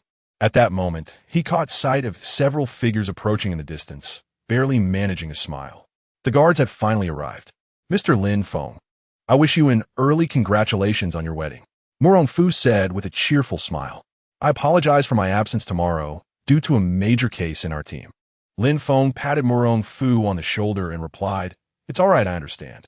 But I must trouble you to take this woman back to the guard team. Her presence here is causing unrest in my household. Once Lin Feng finished speaking, Murong Fu's expression turned serious. He glanced at Shun Han and said, Dare to disrupt Mr. Lin Feng's wedding? Come with me back to the guard team. Shun Han was taken aback, her mind swirling in confusion. How could Lin Feng have summoned the members of the guard team to apprehend her? How could he be so heartless? Meanwhile, not only Shun Han, but also Madame Qin and Qin Zhaomu were astonished. They did not perceive Lin Feng as cruel. Rather, they were taken aback by the extent of his connections. They understood that the guard team was a unit directly under the 4 prominent families of Bai City. The fact that Lin Feng could command such a force was indicative of his position at the pinnacle of the hierarchy in Bai City. While Madame Qin was still in a daze, the ringing of the phone interrupted her thoughts. Upon seeing the caller ID, a gentle expression naturally appeared on her face. "Hello, darling." She spoke in a tone reminiscent of a tender wife. The voice on the other end was equally gentle. "My dear, I will arrive in by city in an hour. I promise to be on time for our beloved son's wedding." Chapter 89. The current state of the Qin family in the imperial capital. An hour later, the head of the Qin family arrived at the villa punctually, looking refreshed. Upon arrival, the first thing he did was to embrace Madame Qin, showering her with affection. Lin Feng and Qin Zhaomu looked on. Qin Zhaomu shook his head helplessly, glancing at Lin Feng. "Brother, you must acclimate. Scenes like this will surely become commonplace." The affection between the head and matriarch of the Qin family was well known throughout the imperial capital, having been a third wheel for 26 years. Qin Zhaomu was accustomed to such occasions. But Lin Feng still had to adapt. However, Lin Feng found his father's habit quite endearing. Now that he was married, he too cherished daily affection with his wife. As he pondered this, the head of the Qin family took Madame Qin's hand and approached Lin Feng. He scrutinized Lin Feng closely, then nodded in satisfaction, tears glistening in his eyes. 1,000 words hung on his lips, yet he was at a loss for expression. Ultimately, he felt relief in knowing that matters had been clarified and that Lin Feng had established his own family, allowing him to rest easy. Though he preferred actions over words to convey his affection for Lin Feng, the head of the Qin family soon waved his hand, summoning a subordinate who promptly brought forth a wooden box. He cradled the box in his hands and opened the lid, revealing a luminous pearl quietly resting within. "This is a wedding gift for my daughter-in-law. Be sure to present it to her before the wedding night tomorrow." Lin Feng was momentarily taken aback. His astonishment was not due to a lack of familiarity with luminous pearls. Rather, he had encountered one before, just a few days prior. While preparing the betrothal gifts for Bai Mu Mu, he had deliberately exchanged experience points for a luminous pearl from the system's marketplace, which was even larger than the one before him. It must be said that the system was indeed impressive. As soon as the head of the Qin family settled in, he immediately called Lin Feng to the study. They sat side by side on the sofa in the study. "Xiao Feng," he began, his expression serious. "Although I do not wish to intrude upon your happiness, now that you have established your own family, there is something I must clarify with you." Seeing the gravity of his father's demeanor, Lin Feng nodded earnestly. "Father, please speak." The head of the Qin family, noting Lin Feng's earnestness, felt a wave of pride. Indeed, this dutiful, clever, and ambitious Lin Feng was truly his son. After the patriarch of the Qin family sighed, he began to address the pressing matters at hand. The current state of the Qin family was far from favorable. Once a prominent family within the capital, standing at the pinnacle of society, they had recently found themselves besieged by a coalition of smaller families. While this would typically be inconsequential, the patriarch felt a weighty concern. It appeared that these lesser families were being supported by external forces, intent on seizing the Qin family's assets. The situation had steadily deteriorated. The patriarch did not conceal his worries. He understood that Lin Feng, as the heir to the Qin family, would inevitably need to take charge. It was better for him to be aware of these issues in advance, allowing him to prepare accordingly. Lin Feng, upon hearing the patriarch's words, was not particularly surprised. He had previously deduced that despite his father's prominence in the business world, the Qin family was increasingly in decline. The only plausible explanation was that someone was deliberately targeting them, hindering the family's progress and forcing them into regression. The patriarch placed a reassuring hand on Lin Feng's, shaking his head with a sense of despondency. "It is my inadequacy that has burdened you with these troubles at such a young age." Although he spoke these words, he felt a tinge of uncertainty. He had previously shared his concerns with Qin Ji, who had reacted with impatience, dismissively expressing, "Dad, just handle the family's affairs. I have no interest in managing them. Just provide me with ample funds, and I wish to live a carefree life. Please refrain from discussing these matters with me again. I would rather spend my time enjoying life with friends." In the realm of the pampered youth, Qin Ji was quite audacious. At that moment, Lin Feng smiled brightly. "Father, you are already the finest entrepreneur of our generation. It is merely the treachery of others that has led to our family's plight. Rest assured, with my determination, I shall restore the Qin family to its former glory. Those who have harmed us will inevitably face retribution. As for the forces covertly instigating these smaller families, I will unearth each and every one of them, leaving no stone unturned. The patriarch was momentarily taken aback by the resolute gaze of Lin Feng. An inexplicable sense of reassurance washed over him. He felt that Lin Feng might bring about a miracle. Like a rising star, Lin Feng would one day lead the Qin family back into the light. Moved, the patriarch grasped Lin Feng's hand tightly, a broad smile illuminating his face. Well done. Truly, you are my son. I believe in you, and I know you can achieve this. As dawn broke, the wedding venue for Lin Feng and Bai Mu Mu was meticulously arranged under the guidance of Qin Zhao Mu. It exuded opulence and grandeur without overwhelming the senses. Countless luxury cars lined the parking area outside. Wang Yimei and Wang Yinan were left in awe as yet another lavish vehicle entered the premises. Wang Yinan quickly spoke up, "Sister, do you think that without an invitation, that little rascal Lin Feng will let us in?" As thoughts raced through her mind, her teeth clenched in frustration. After all, he was notoriously ungrateful. How could he forget that he had called her mother for so long? Wang Yimei scoffed, her envy ignited by the opulent decorations around her. Such a person, devoid of gratitude, had not even extended an invitation to her. No matter, they would manage on their own. Who would dare to stop them? Wang Yimei had already made up her mind. If she diligently endeavored to curry favor with Lin Feng, he would surely come around. After all, there was some affection still lingering between them. At that moment, she lifted her chin and seized Wang Yanen's arm.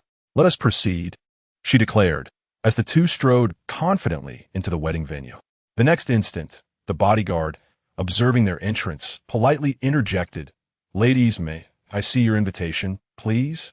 Wang Yimei's expression froze. "What invitation? Do you not realize I am the groom's mother? If you dare to obstruct me, do you not fear my son will have you dismissed?" She shouted, her voice rising above the murmurs of onlookers. Wang Yimei remained unfazed, while Wang Yanen felt a wave of embarrassment wash over her, lowering her gaze in silence.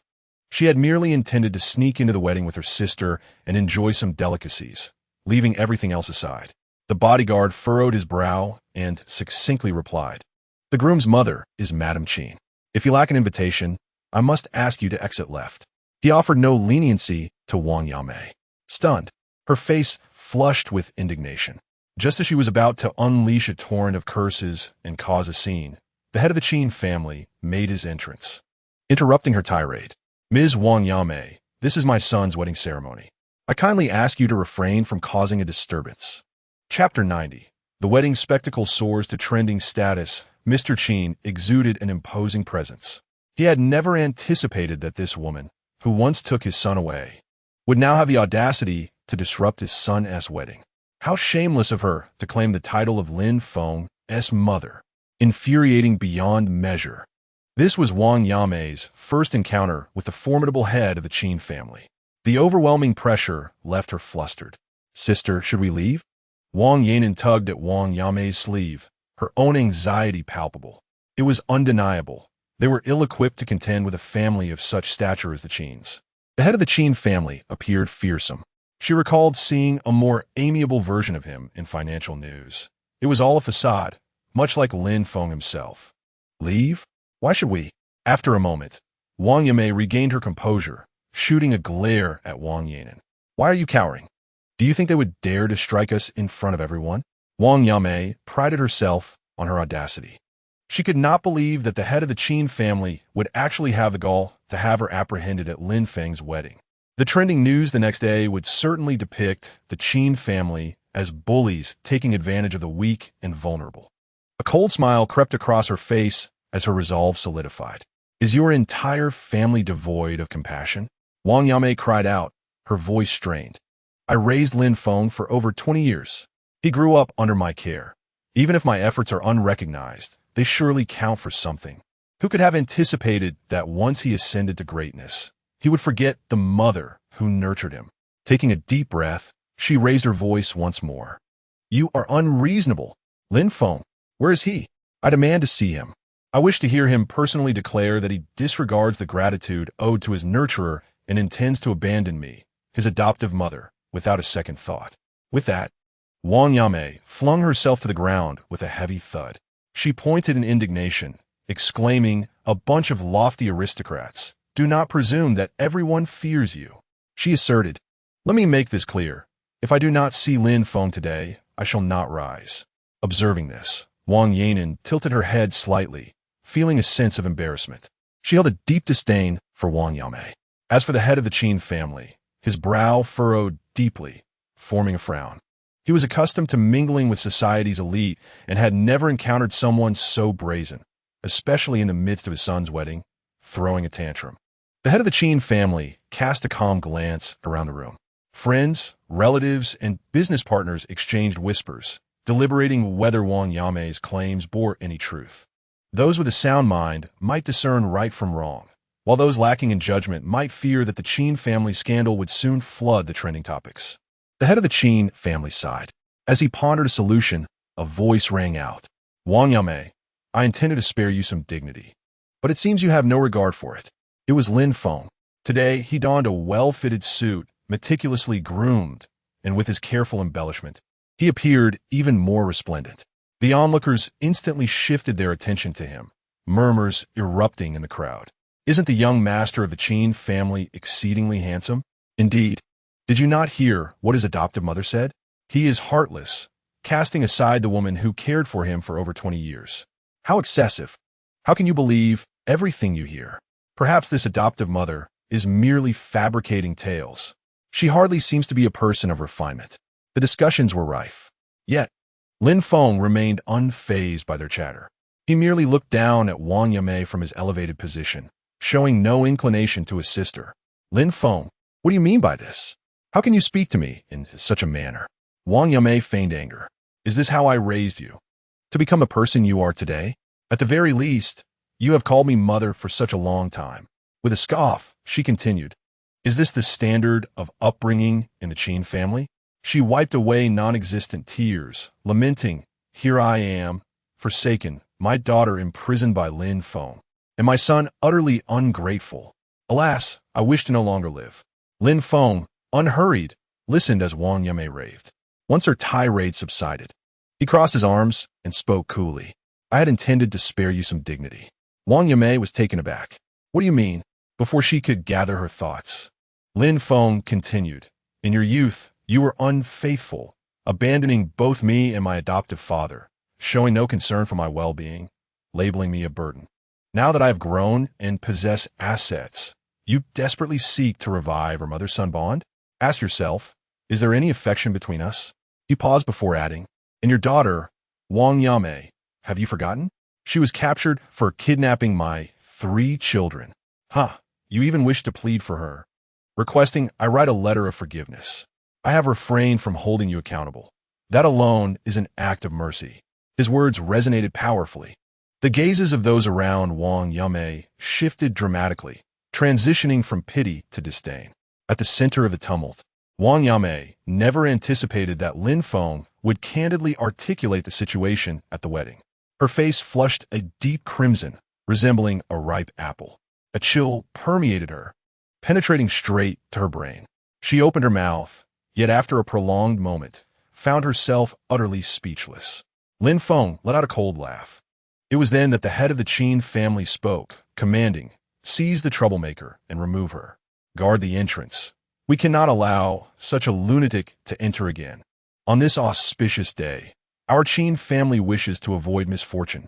Without further prompting from the Qin family, Wang Yanan could no longer bear to stay, her desire to partake in the festivities evaporating as she left in disgrace.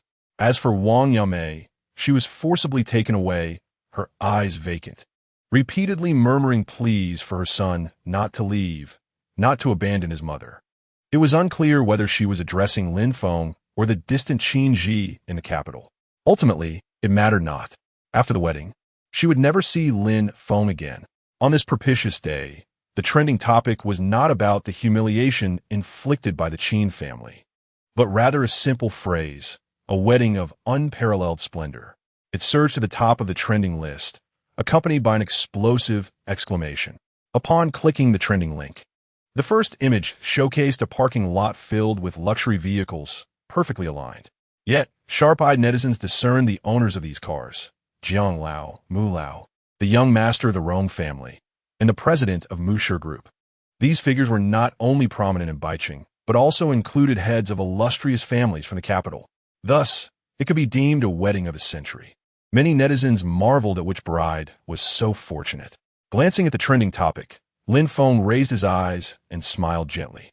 Indeed, she was his bride. He took the initiative to grasp Bai Mumu's hand.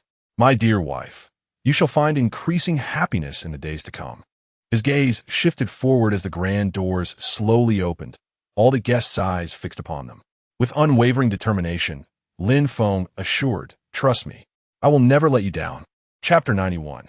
The wedding night at the wedding venue. Lin Feng and Bai Mumu were destined to be the protagonists.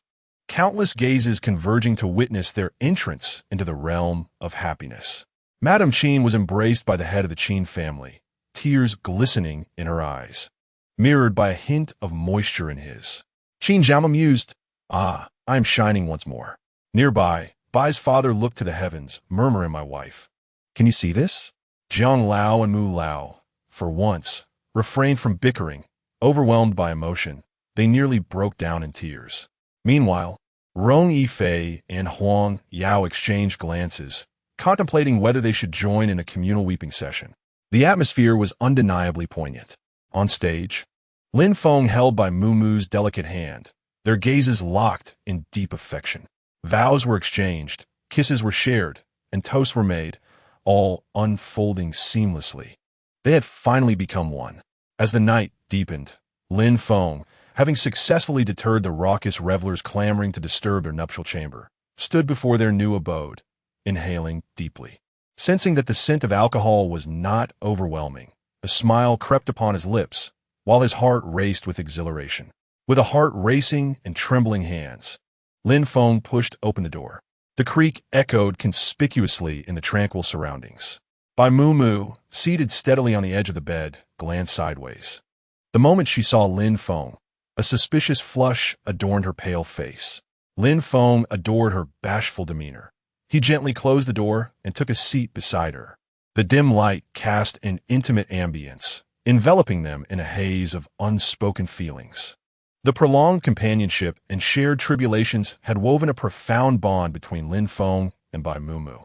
As Lin Feng extinguished the light, he clumsily explored the cool fabric of Bai Mumu's attire, planting kisses that marked every inch of her skin with his unique imprint. Bai Mumu's voice quivered slightly. Although she was now a mother, she still felt somewhat inexperienced in matters of love.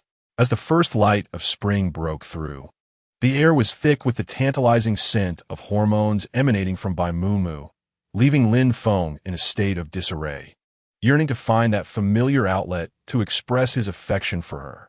Just then, the system's faint voice intruded at an opportune moment. Congratulations, host, on completing the task. Rewards obtained. Rewards were of little consequence now. It was the first time Lin Feng wished for the system to be silent. As dawn broke, Lin Feng and Bai Mumu had been entangled until the early hours. Upon awakening, he found Bai Mumu still lost in sweet slumber, and he couldn't bring himself to disturb her. He carefully tucked the covers around her before heading downstairs. Looking quite spirited, aren't we? Have you been keeping my sister-in-law up all night? Qin Zhaomu teased, radiating joy. Lin Feng felt a rare flush of embarrassment. Enough with the teasing, Mumu. Let your brother be. Qin Fu intervened, though the mirth in his eyes was unmistakable. Lin Feng took a seat, mustering his courage. Sister, I'm married with children now. Why are you still single? His words left Qin Zhaomu momentarily speechless. Qin Fu was about to delve into a serious lecture when his phone rang abruptly. The chatter from the other end was relentless, and Qin Fu's expression shifted instantly, his smile freezing as concern clouded his gaze. Your grandmother is ill. While he framed it as illness, it was merely to spare Lin Feng and Qin Zhaomu from undue worry. For what he gathered, it was likely poisoning. Lin Feng's impression of Grandma Qin was not particularly favorable, yet she was still his nominal grandmother. Saving her was imperative. I'll pack and return to the capital. You both stay in by city for now, and avoid wandering about, Qin Fu urged, fearing that Grandma Qin's ailment might be a deliberate act against the Qin family. In the next moment, Lin Feng's gaze turned resolute. Dad, I'll accompany you. Qin Fu's eyes revealed hesitation. Noticing this, Lin Feng added, I have some knowledge of medicine. Please take me back to the capital. Initially reluctant, Qin Fu was torn. After all, Lin Feng had just wed, and the newlyweds were in a blissful phase. How could they part? Yet, Lin Feng had a point, and Qin Fu found it hard to refute. Seeing his unwavering determination, Qin Fu ultimately nodded. Very well. We shall return to the capital. After Lin Feng explained the situation to Bai Mu Mu, she wholeheartedly supported him and urged him to hasten his packing of personal belongings to avoid any further mishaps. Lin Feng, filled with guilt, promised Bai Mu Mu that once his affairs were settled, they would embark on their honeymoon. Before departing, the two indulged in a tender moment for quite some time. Lin Feng playfully squeezed Bai Mu Mu's sore waist, eliciting a soft whimper from her. Satisfied with her bashful demeanor, Lin Feng boarded the plane contentedly. For hours later, they successfully arrived in the capital. With no time to appreciate the city's splendor, Lin Feng and his father rushed straight to the Qin family's ancestral residence. A pall of gloom enveloped the old house, which had lost its guiding force, leaving the servants in a state of frantic confusion. The only one with any semblance of authority, Qin Ji, was at that moment weeping uncontrollably, his face a mess of tears and snot, resembling anything but the pampered young master he had been raised to be. Father, you finally returned, Qin Ji exclaimed upon seeing his father, immediately rising to dry his tears, ready to embrace him. However, as he approached, he noticed Lin Feng standing nearby, nonchalantly with one hand in his pocket, his expression icy. Qin Ji froze, his arms hovering awkwardly in the air, caught in an embarrassing predicament. Here we meet again, Lin Feng said in a flat tone, greeting Qin Ji with the most mundane of pleasantries. He showed no concern for Qin Ji's presence in the Qin household, regarding him as an insignificant fool. If old lady Qin cared, she could certainly provide Qin Ji with a place to stay. But this remark sent Qin Ji into a rage. Lin Feng, what are you doing here? Huh, my grandmother's house does not welcome you. He spat, his teeth clenched, wishing he could devour Lin Feng whole. Qin Ji glared at Lin Feng with resentment. Why are you back again? You've already garnered the affections of the head of the Qin family and his wife, and seized all their vast wealth. What need have you to flaunt yourself before me? It's utterly disgusting. But, fortunately, if old lady Qin were pass, I would soon claim what is rightfully mine. Everything will be all right. Then I shall gradually reclaim my gold and silver, making the Qin family regret their current favoritism. Your grandmother? Lin Feng arched an eyebrow, chuckling softly. The implication of his words was clear enough for even a fool like Qin Ji to comprehend. Your grandmother? The grandmother with whom you share no blood relation? In an instant, Qin Ji's face flushed with anger. His blood surged, and he clenched his fists tightly. What do you mean, Lin Feng? What are you boasting about? You, who were born of a mother, but raised without one. Now you deceive my parents with ease. All thanks to the vile habits instilled by Wang Yamei. You're nothing but a sycophantic waste of space. He suddenly shouted, causing the surrounding servants to lower their heads in fear, trembling like quails before the imposing figure of the young Master Qin. A moment of silence enveloped the room. Qin Ji, Qin father spoke coldly, expressing his discontent with Qin Ji's abusive language towards Lin Feng. What gives you the right to shout like this? The authority of your position is fully apparent. If you continue to raise your voice, I will have you thrown out of the Qin family. Chapter 92. The matriarch of the Qin family is gravely ill. Qin Ji's expression contorted uncontrollably, becoming increasingly sinister after his father finished speaking. It was one thing for Madame Qin to favor Lin Feng, but Qin Xiong's unreserved defense of him was utterly unacceptable. Qin Ji's fury twisted his features. Father, for over 20 years, I have dutifully honored our family. Why do you show such blatant favoritism towards an outsider? Choking back tears, he lamented. Is it merely because of that ridiculous bloodline that you would forsake me? Lin Feng remained silent. Was Qin Ji truly deluded? The notion of blood ties was indeed laughable. It appeared that blood relations held immense significance, leading Qin Ji to align himself with Wang Yamei. Thankfully, he was still with his biological parents. Rubbing his temples, Lin Feng chose to disregard Qin Ji's outburst and turned to Qin father, saying, "Father, allow me to visit grandmother. Perhaps I can cure her." His medical skills were undoubtedly exceptional, although Qin father was unaware of Lin Feng's true abilities. He had heard Madame Qin mention that Lin Feng had cured her long-standing headaches with just a few acupuncture sessions. After years of seeking renowned physicians who failed to remedy her ailment, it was clear that Lin Feng possessed remarkable talent. Qin father nodded approvingly. "Very well. Give it a try. There is no harm in attempting. Do not force it. Just do your best," he advised, not wishing for Lin Feng to feel guilt should he fail to heal the matriarch. At the moment Lin Feng was about to enter the room of the elderly matriarch, Qin Ji suddenly erupted, blocking his path. The onlookers were taken aback. What was happening? Why was young Master Qin so agitated today? Did it seem like he was fearful of something? Perhaps it was merely their imagination. It would be best for us to steer clear of the family's affairs. Knowing less is often wiser. Let us keep silent. They were perplexed by Qin Ji's behavior. Taking a deep breath, he glared fiercely, declaring, "Lin Feng, I forbid you from treating my grandmother. She once nearly offended you for my sake. How can you, harboring such a vengeful spirit, truly care for her?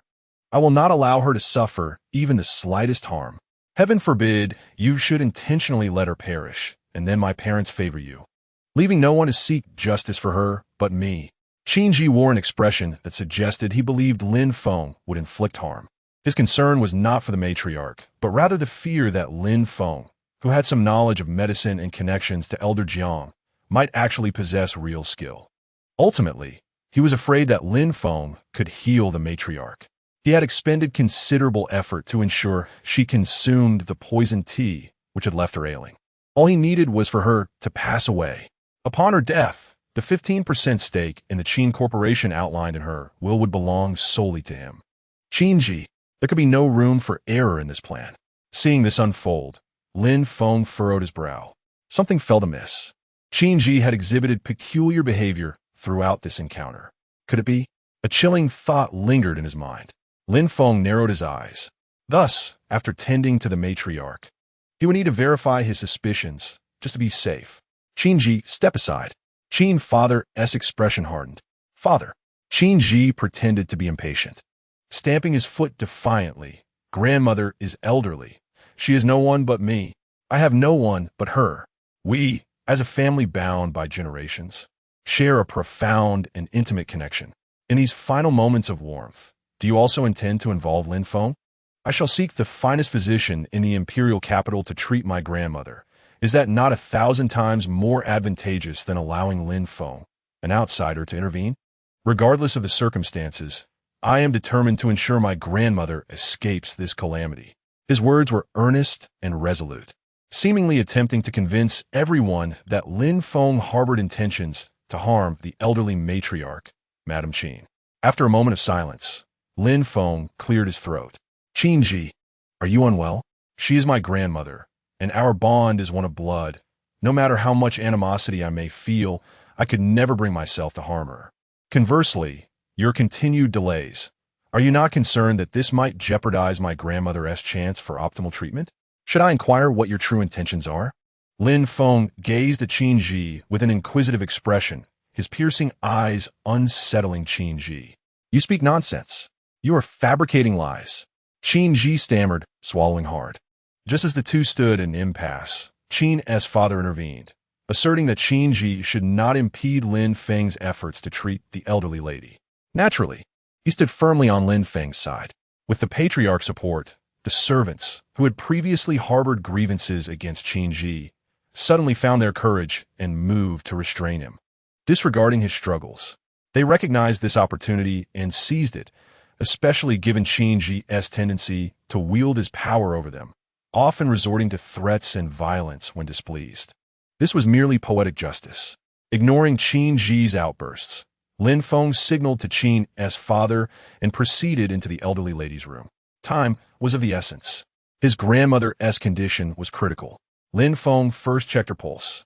The knowledge etched in his mind allowed him to swiftly deduce the nature of the poison afflicting Madame Qin, and within a short span, he formulated a prescription in an acupoint diagram. "Father, please fetch the medicine for me." As he sterilized the silver needles, he recited a series of medicinal names. Qin's father promptly dispatched a servant to prepare the concoction.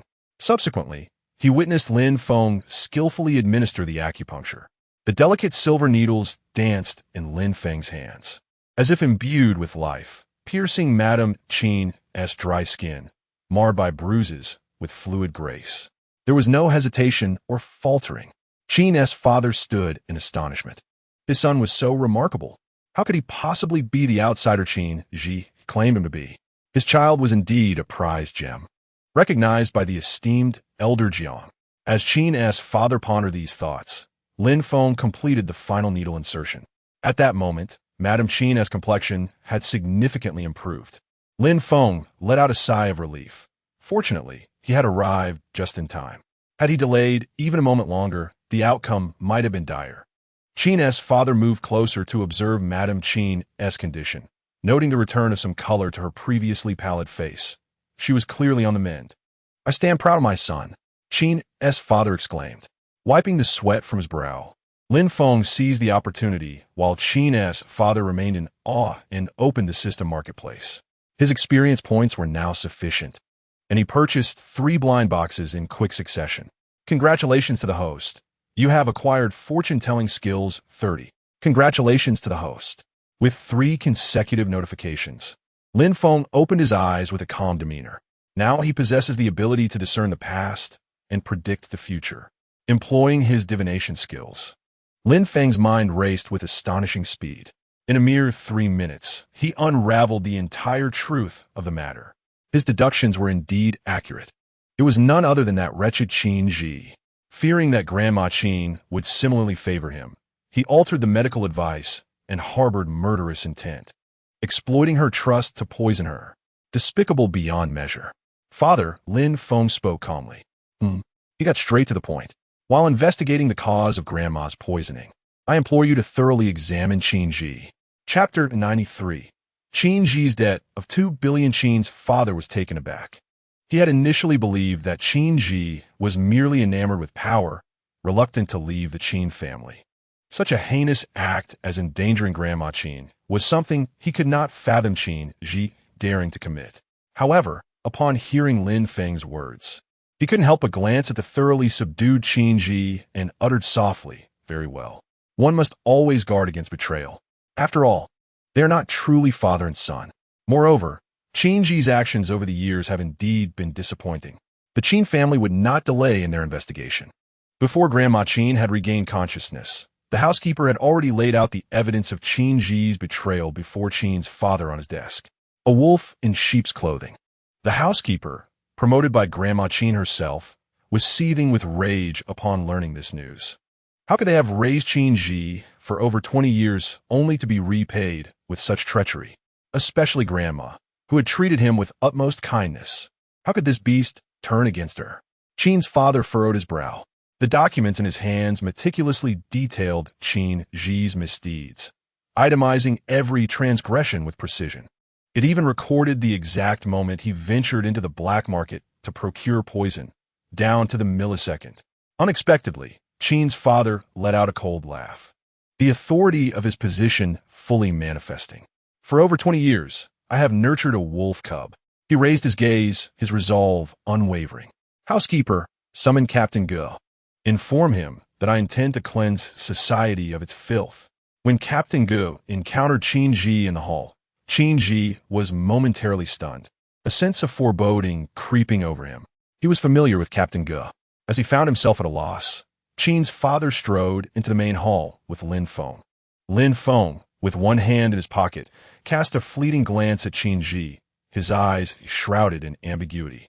An unnameable rage ignited within Qin Ji. Yet, Qin's father did not afford him the opportunity to act out. "Qin Ji, do you have anything to say regarding the poisoning of Grandma Qin?" It was Grandma Qin, not his grandmother. Qin Ji's hand clenched tightly, his heartbeat quickening. He had no time to dwell on the title Qin's father had used. His mind went blank. engulfed by a tide of fear.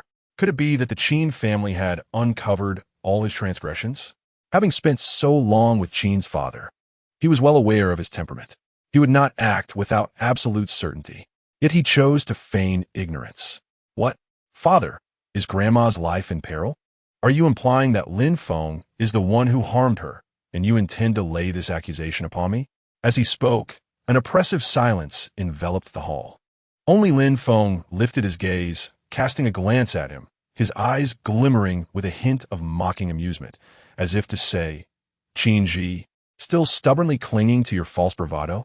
Qin Ji, incensed, opened his mouth to express his displeasure. Damn it, Lin Feng, enough is enough. Suddenly, Qin's father slammed his hand on the table. The resounding noise echoed throughout the hall, causing Qin Ji to freeze, turning his head in disbelief towards his father. You still dare to be defiant, to slander my son? Qin's father hurled evidence at Qin Ji's face. Dozens of papers detailing his methods and the timeline of his crimes scattered across the floor. Qin Ji staggered back a step. He crouched down, picking up the papers one by one. Upon reading their contents, he nearly collapsed.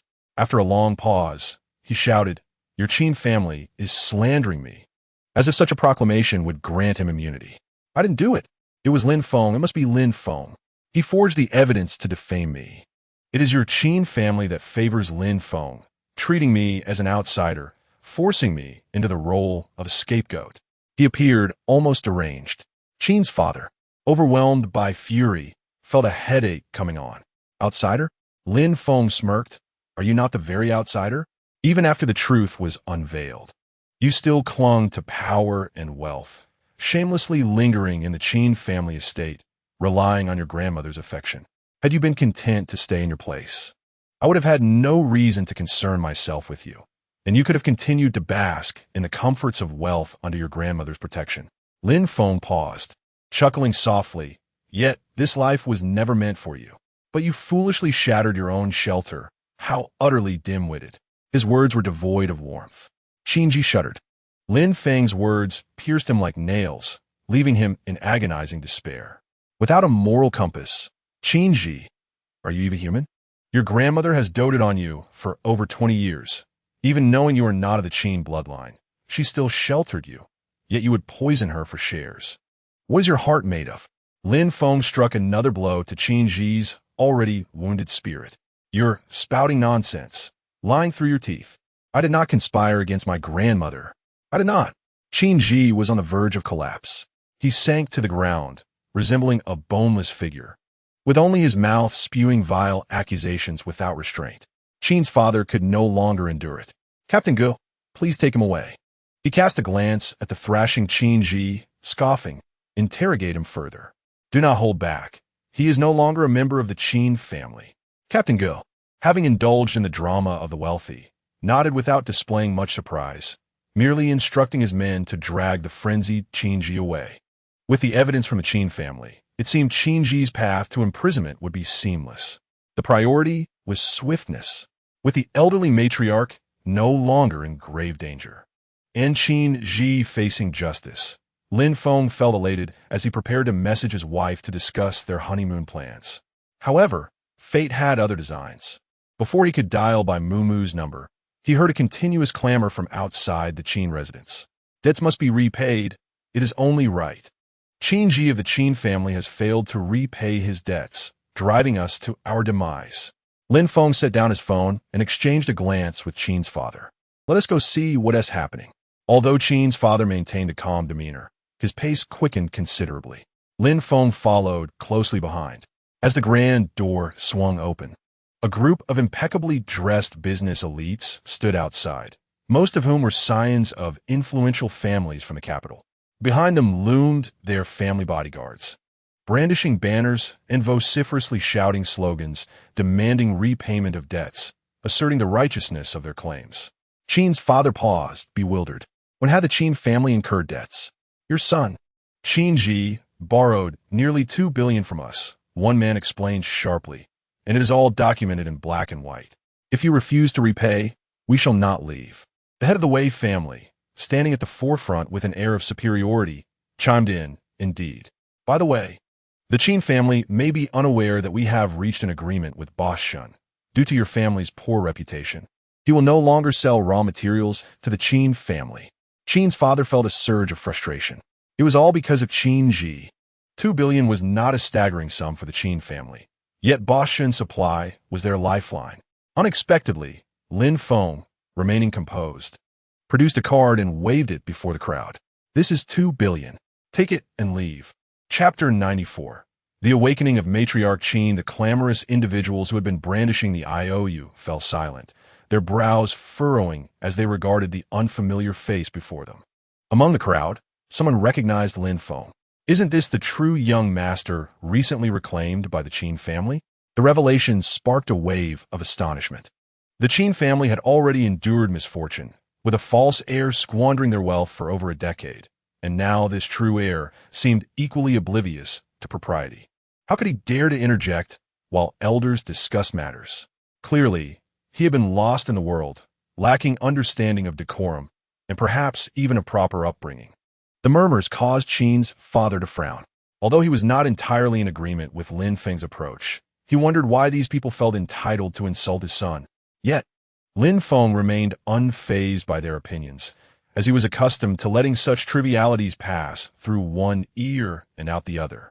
What resonated within his mind were thoughts of knowledge and endearments for his wife. He had no inclination to retain their unwholesome chatter. You speak of debts and repayments as a matter of course, Lin Feng said as he handed the card to the family steward. I kindly ask you to present this to the creditors. I have generously chosen to settle the transgressions of Qin Ji. He is not lacking in trifles. His gaze swept across the crowd, his voice low yet firm. Once the debts are settled, should any of you dare to disturb the Qin family again, I assure you, you shall come to regret it. The threat was palpable in his words.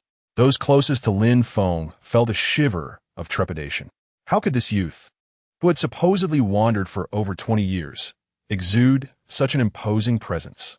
They found themselves perceiving Lin Feng as though he had been raised within the Qin family all along, his aura rivaling that of Qin Xiong, if not surpassing it. It was merely a repayment.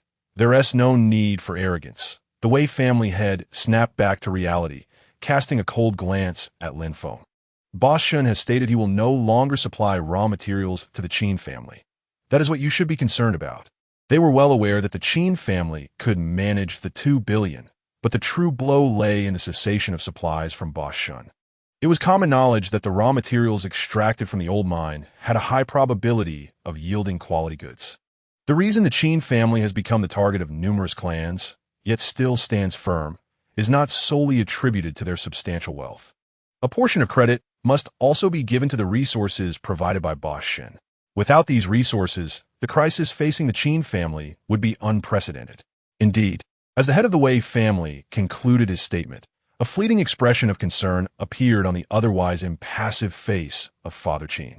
This trace of anxiety did not escape the perceptive gaze of the Wei family patriarch, whose smile deepened in satisfaction. He was determined to crush the Qin family and elevate the Wei family to the pinnacle of the imperial capital. While he was lost in this ambition, a derisive laughter echoed through the air. He lifted his gaze, displeased, in search of the source of the sound. It was Lin Feng, mocking the head of the Wei family. What do you mean by that? The Wei patriarch inquired coldly. I merely laugh at your foolishness. Lin Feng replied without a hint of fear, meeting the Wei patriarch's gaze and causing him to take a step back in astonishment. The Qin family lacks nothing in terms of inferior resources, just raw materials, of which there is an abundance. What truly matters is whether one can procure fine jade. And that is precisely my forte. He refrained from elaborating further, intentionally igniting curiosity, fear, and even sleepless nights among those who sought to exploit the Qin family, leaving them to wonder what other hidden cards the Qin family might hold. Ah, indeed, the Qin family has a trump card, himself. Just as the Wei patriarch eagerly awaited Lin Feng's next words, silence ensued, igniting his fury. How could the esteemed head of the Wei family be toyed with by a mere novice? Fine, fine, fine. He ground out through clenched teeth, his face clouded with anger. I shall see just how long your Qin family can remain arrogant. You need not worry about that, Lin Feng retorted defiantly. Father Qin opened his mouth, intending to intervene. But it was too late. He could only sigh. Indeed, if Lin Feng did not vent his frustrations, they would have to face these debt collectors with decorum. And it was certain they would not spare the Qin family. Rather than endure such humiliation, it was better to allow Lin Feng to express his grievances. As for the matter of raw materials, they would have to devise another solution. We do not welcome you here, Father Qin finally stated, having come to a realization. I kindly ask you all to leave promptly, lest we sever ties completely. The Wei Patriarch and his companions grew increasingly incensed. The Qin family is large and prosperous. They surely fear not a rupture in resources. Indeed, we shall wait for the Qin family to rise again. Let us hope that in a few months, the Qin family can still stand atop the pyramid of the imperial capital. After this cryptic exchange, the guests departed from the Qin residence, leaving in a much lighter mood. Once they had all left, Father Qin wearily pinched the bridge of his nose. There was much for him to do next. If Boss Shun refused to sell resources to the Qin family, how many suitable suppliers in the industry would still be willing to sell raw materials to them? Father, do not worry. Lin Feng's words somewhat eased Father Qin's troubled heart. I will find a way to resolve this. He had already conceived a plan, one that was undoubtedly viable. Hearing this, Father Qin felt a wave of relief. He understood that Lin Feng was merely comforting him. Such thoughtful offspring. Just as Father Qin was about to express his gratitude, an urgent voice interrupted. Patriarch. Good news. The matriarch has awakened. Though the matriarch was awake, the poison had undoubtedly inflicted harm upon her. In days gone by, the once spirited matriarch now lay frail upon her plush bed, her breaths faint. Mother, how do you feel? Qin's father inquired with concern, promptly taking a seat beside her. Lin Feng stood nearby, seemingly indifferent. Upon seeing Qin's father, a faint smile graced the old lady's lips, but as she turned to Lin Feng, that smile abruptly froze. What's he doing here? She coldly remarked. Upon entering the Qin family, one must adhere to our customs. When encountering elders, do you not know to pay your respects? You uncouth wretch. It is no surprise that you were abandoned by Qin Ji's mother. Her words flowed incessantly. Lin Feng found her incessant chatter irksome. It seemed she had regained some strength to speak so soon after awakening. Mother, what are you saying? Qin's father interjected, standing protectively in front of Lin Feng. Xiao Feng is your own grandson. Huh. I would rather my true grandson be Xiao Ji. Lin Feng thought. The old lady shows no regard for familial bonds. If Qin's grandmother were to discover that the beloved grandson she yearned for was the one who had caused her incapacity, what expression would she wear? His curiosity piqued. Meanwhile, Qin's grandmother surveyed the room. Noticing the absence of Qin Ji, she paused, displeasure evident in her voice. Where is Xiao Ji? Are you keeping him from seeing me for Lin Feng's sake? Qin's grandmother perceived Lin Feng as petty, believing that such tactics would drive a wedge between her and Qin Ji. How laughable. As Qin's father prepared to respond, Lin Feng interjected, how utterly ridiculous. Grandmother, I wish to speak with you privately, if I may, about your cherished grandson, Qin Ji. Chapter 95. Qin Ji faces justice. The matriarch learns the truth after much persuasion from Qin's father. Qin's grandmother reluctantly agreed to converse with Lin Feng. Once the door was closed, only Lin Feng and the matriarch remained. She casually remarked, Speak quickly. My time is precious. Be concise. She was fatigued. Very well, Lin Feng nodded. I did not intend to squander much breath. Qin's grandmother was taken aback. Did Lin Feng intend to drive her to madness? Yet before she could retort, Lin Feng continued without giving her a chance. Grandmother, you have been poisoned. You nearly lost your life. Qin's grandmother furrowed her brow. Having grown up within the treacherous circles of the capital's aristocracy, she was well aware of the deceptions that lurked within wealthy families. She had always been astute. This was the first time she had experienced such treachery. She chose not to interrupt Lin Feng and listened intently, eager to uncover the identity of her assailant. It was Qin Ji who conspired against you. Knowing you held no suspicion of him, he poisoned you, enticing you to drink tainted milk. Once you pass, 15% of shares will belong to him. Lin Feng seemed to intuitively address all of Qin's grandmother's questions. What? She gasped, choking on her words. She could hardly believe it. Qin Ji was her grandson, whom she had nurtured for over 20 years. How could he possibly betray her? It must be the fabrications of Lin Feng. Surely, Lin Feng remained unhurried in his explanation. He merely poured a glass of water for old Madame Qin and handed it to her, urging, "Drink up. Your health is frail. Refrain from getting too agitated. Do not bring yourself to the brink of despair." Old Madame Qin, however, was not appreciative. She turned her head away with a scornful laugh. "Lin Feng, do you think I am a fool? Do you believe I would take your words at face value? I'm not so easily deceived. Your jealousy, stemming from the fact that Xiao Ji has occupied your position for over 20 years and enjoyed the luxuries that accompany it, has led you to slander him. Such thoughts are beneath you." Shaking her head, she continued, "Lin Feng, you have truly disappointed me." She had once believed Lin Feng to possess a modicum of understanding. But now, witnessing his unfounded accusations against her grandson, she felt he was far from benevolent. How could her innocent and kind-hearted grandson ever contend with Lin Feng? Fortunately, she was there to support Xiao Ji. Her entire shareholdings in the Qin Group were sufficient to ensure that Qin Ji could indulge for a lifetime. While old Madame Qin contemplated how to secure additional rights and status for Qin Ji, Lin Feng remained silent, merely handing her a stack of papers. At the top were the results of investigations conducted by Qin's father, coupled with incriminating evidence against Qin Ji. "What does this mean?" Old Madame Qin inquired, perplexed. Lin Feng did not rush her, but calmly replied, "You will understand upon reading." Although old Madame Qin suspected Lin Feng was being cryptic, her curiosity compelled her to peruse the text. Halfway through, her hands trembled as she read. At 3:32 in the afternoon, Qin Ji had coaxed her into drinking poisoned milk. It became clear that he had long been aware of the will's contents. In pursuit of her shares, he had murdered the grandmother who cherished him. Even though old Madame Qin knew he was not of the Qin bloodline, she still held affection for him. Yet despite this, Qin Ji had ruthlessly turned against her. With the evidence laid bare before her, even the dimmest of minds would recognize that Lin Feng had not deceived her. Moreover, her keen intellect had been brutally pierced by this revelation, causing her immense anguish, rendering her breathless. Her once piercing gaze was now filled with sorrow. Qin Ji has been masquerading as someone he is not. He has been deceiving you. Lin Feng sighed. You're aware of this, are you not? After all, his acting skills are abysmal. Outwardly,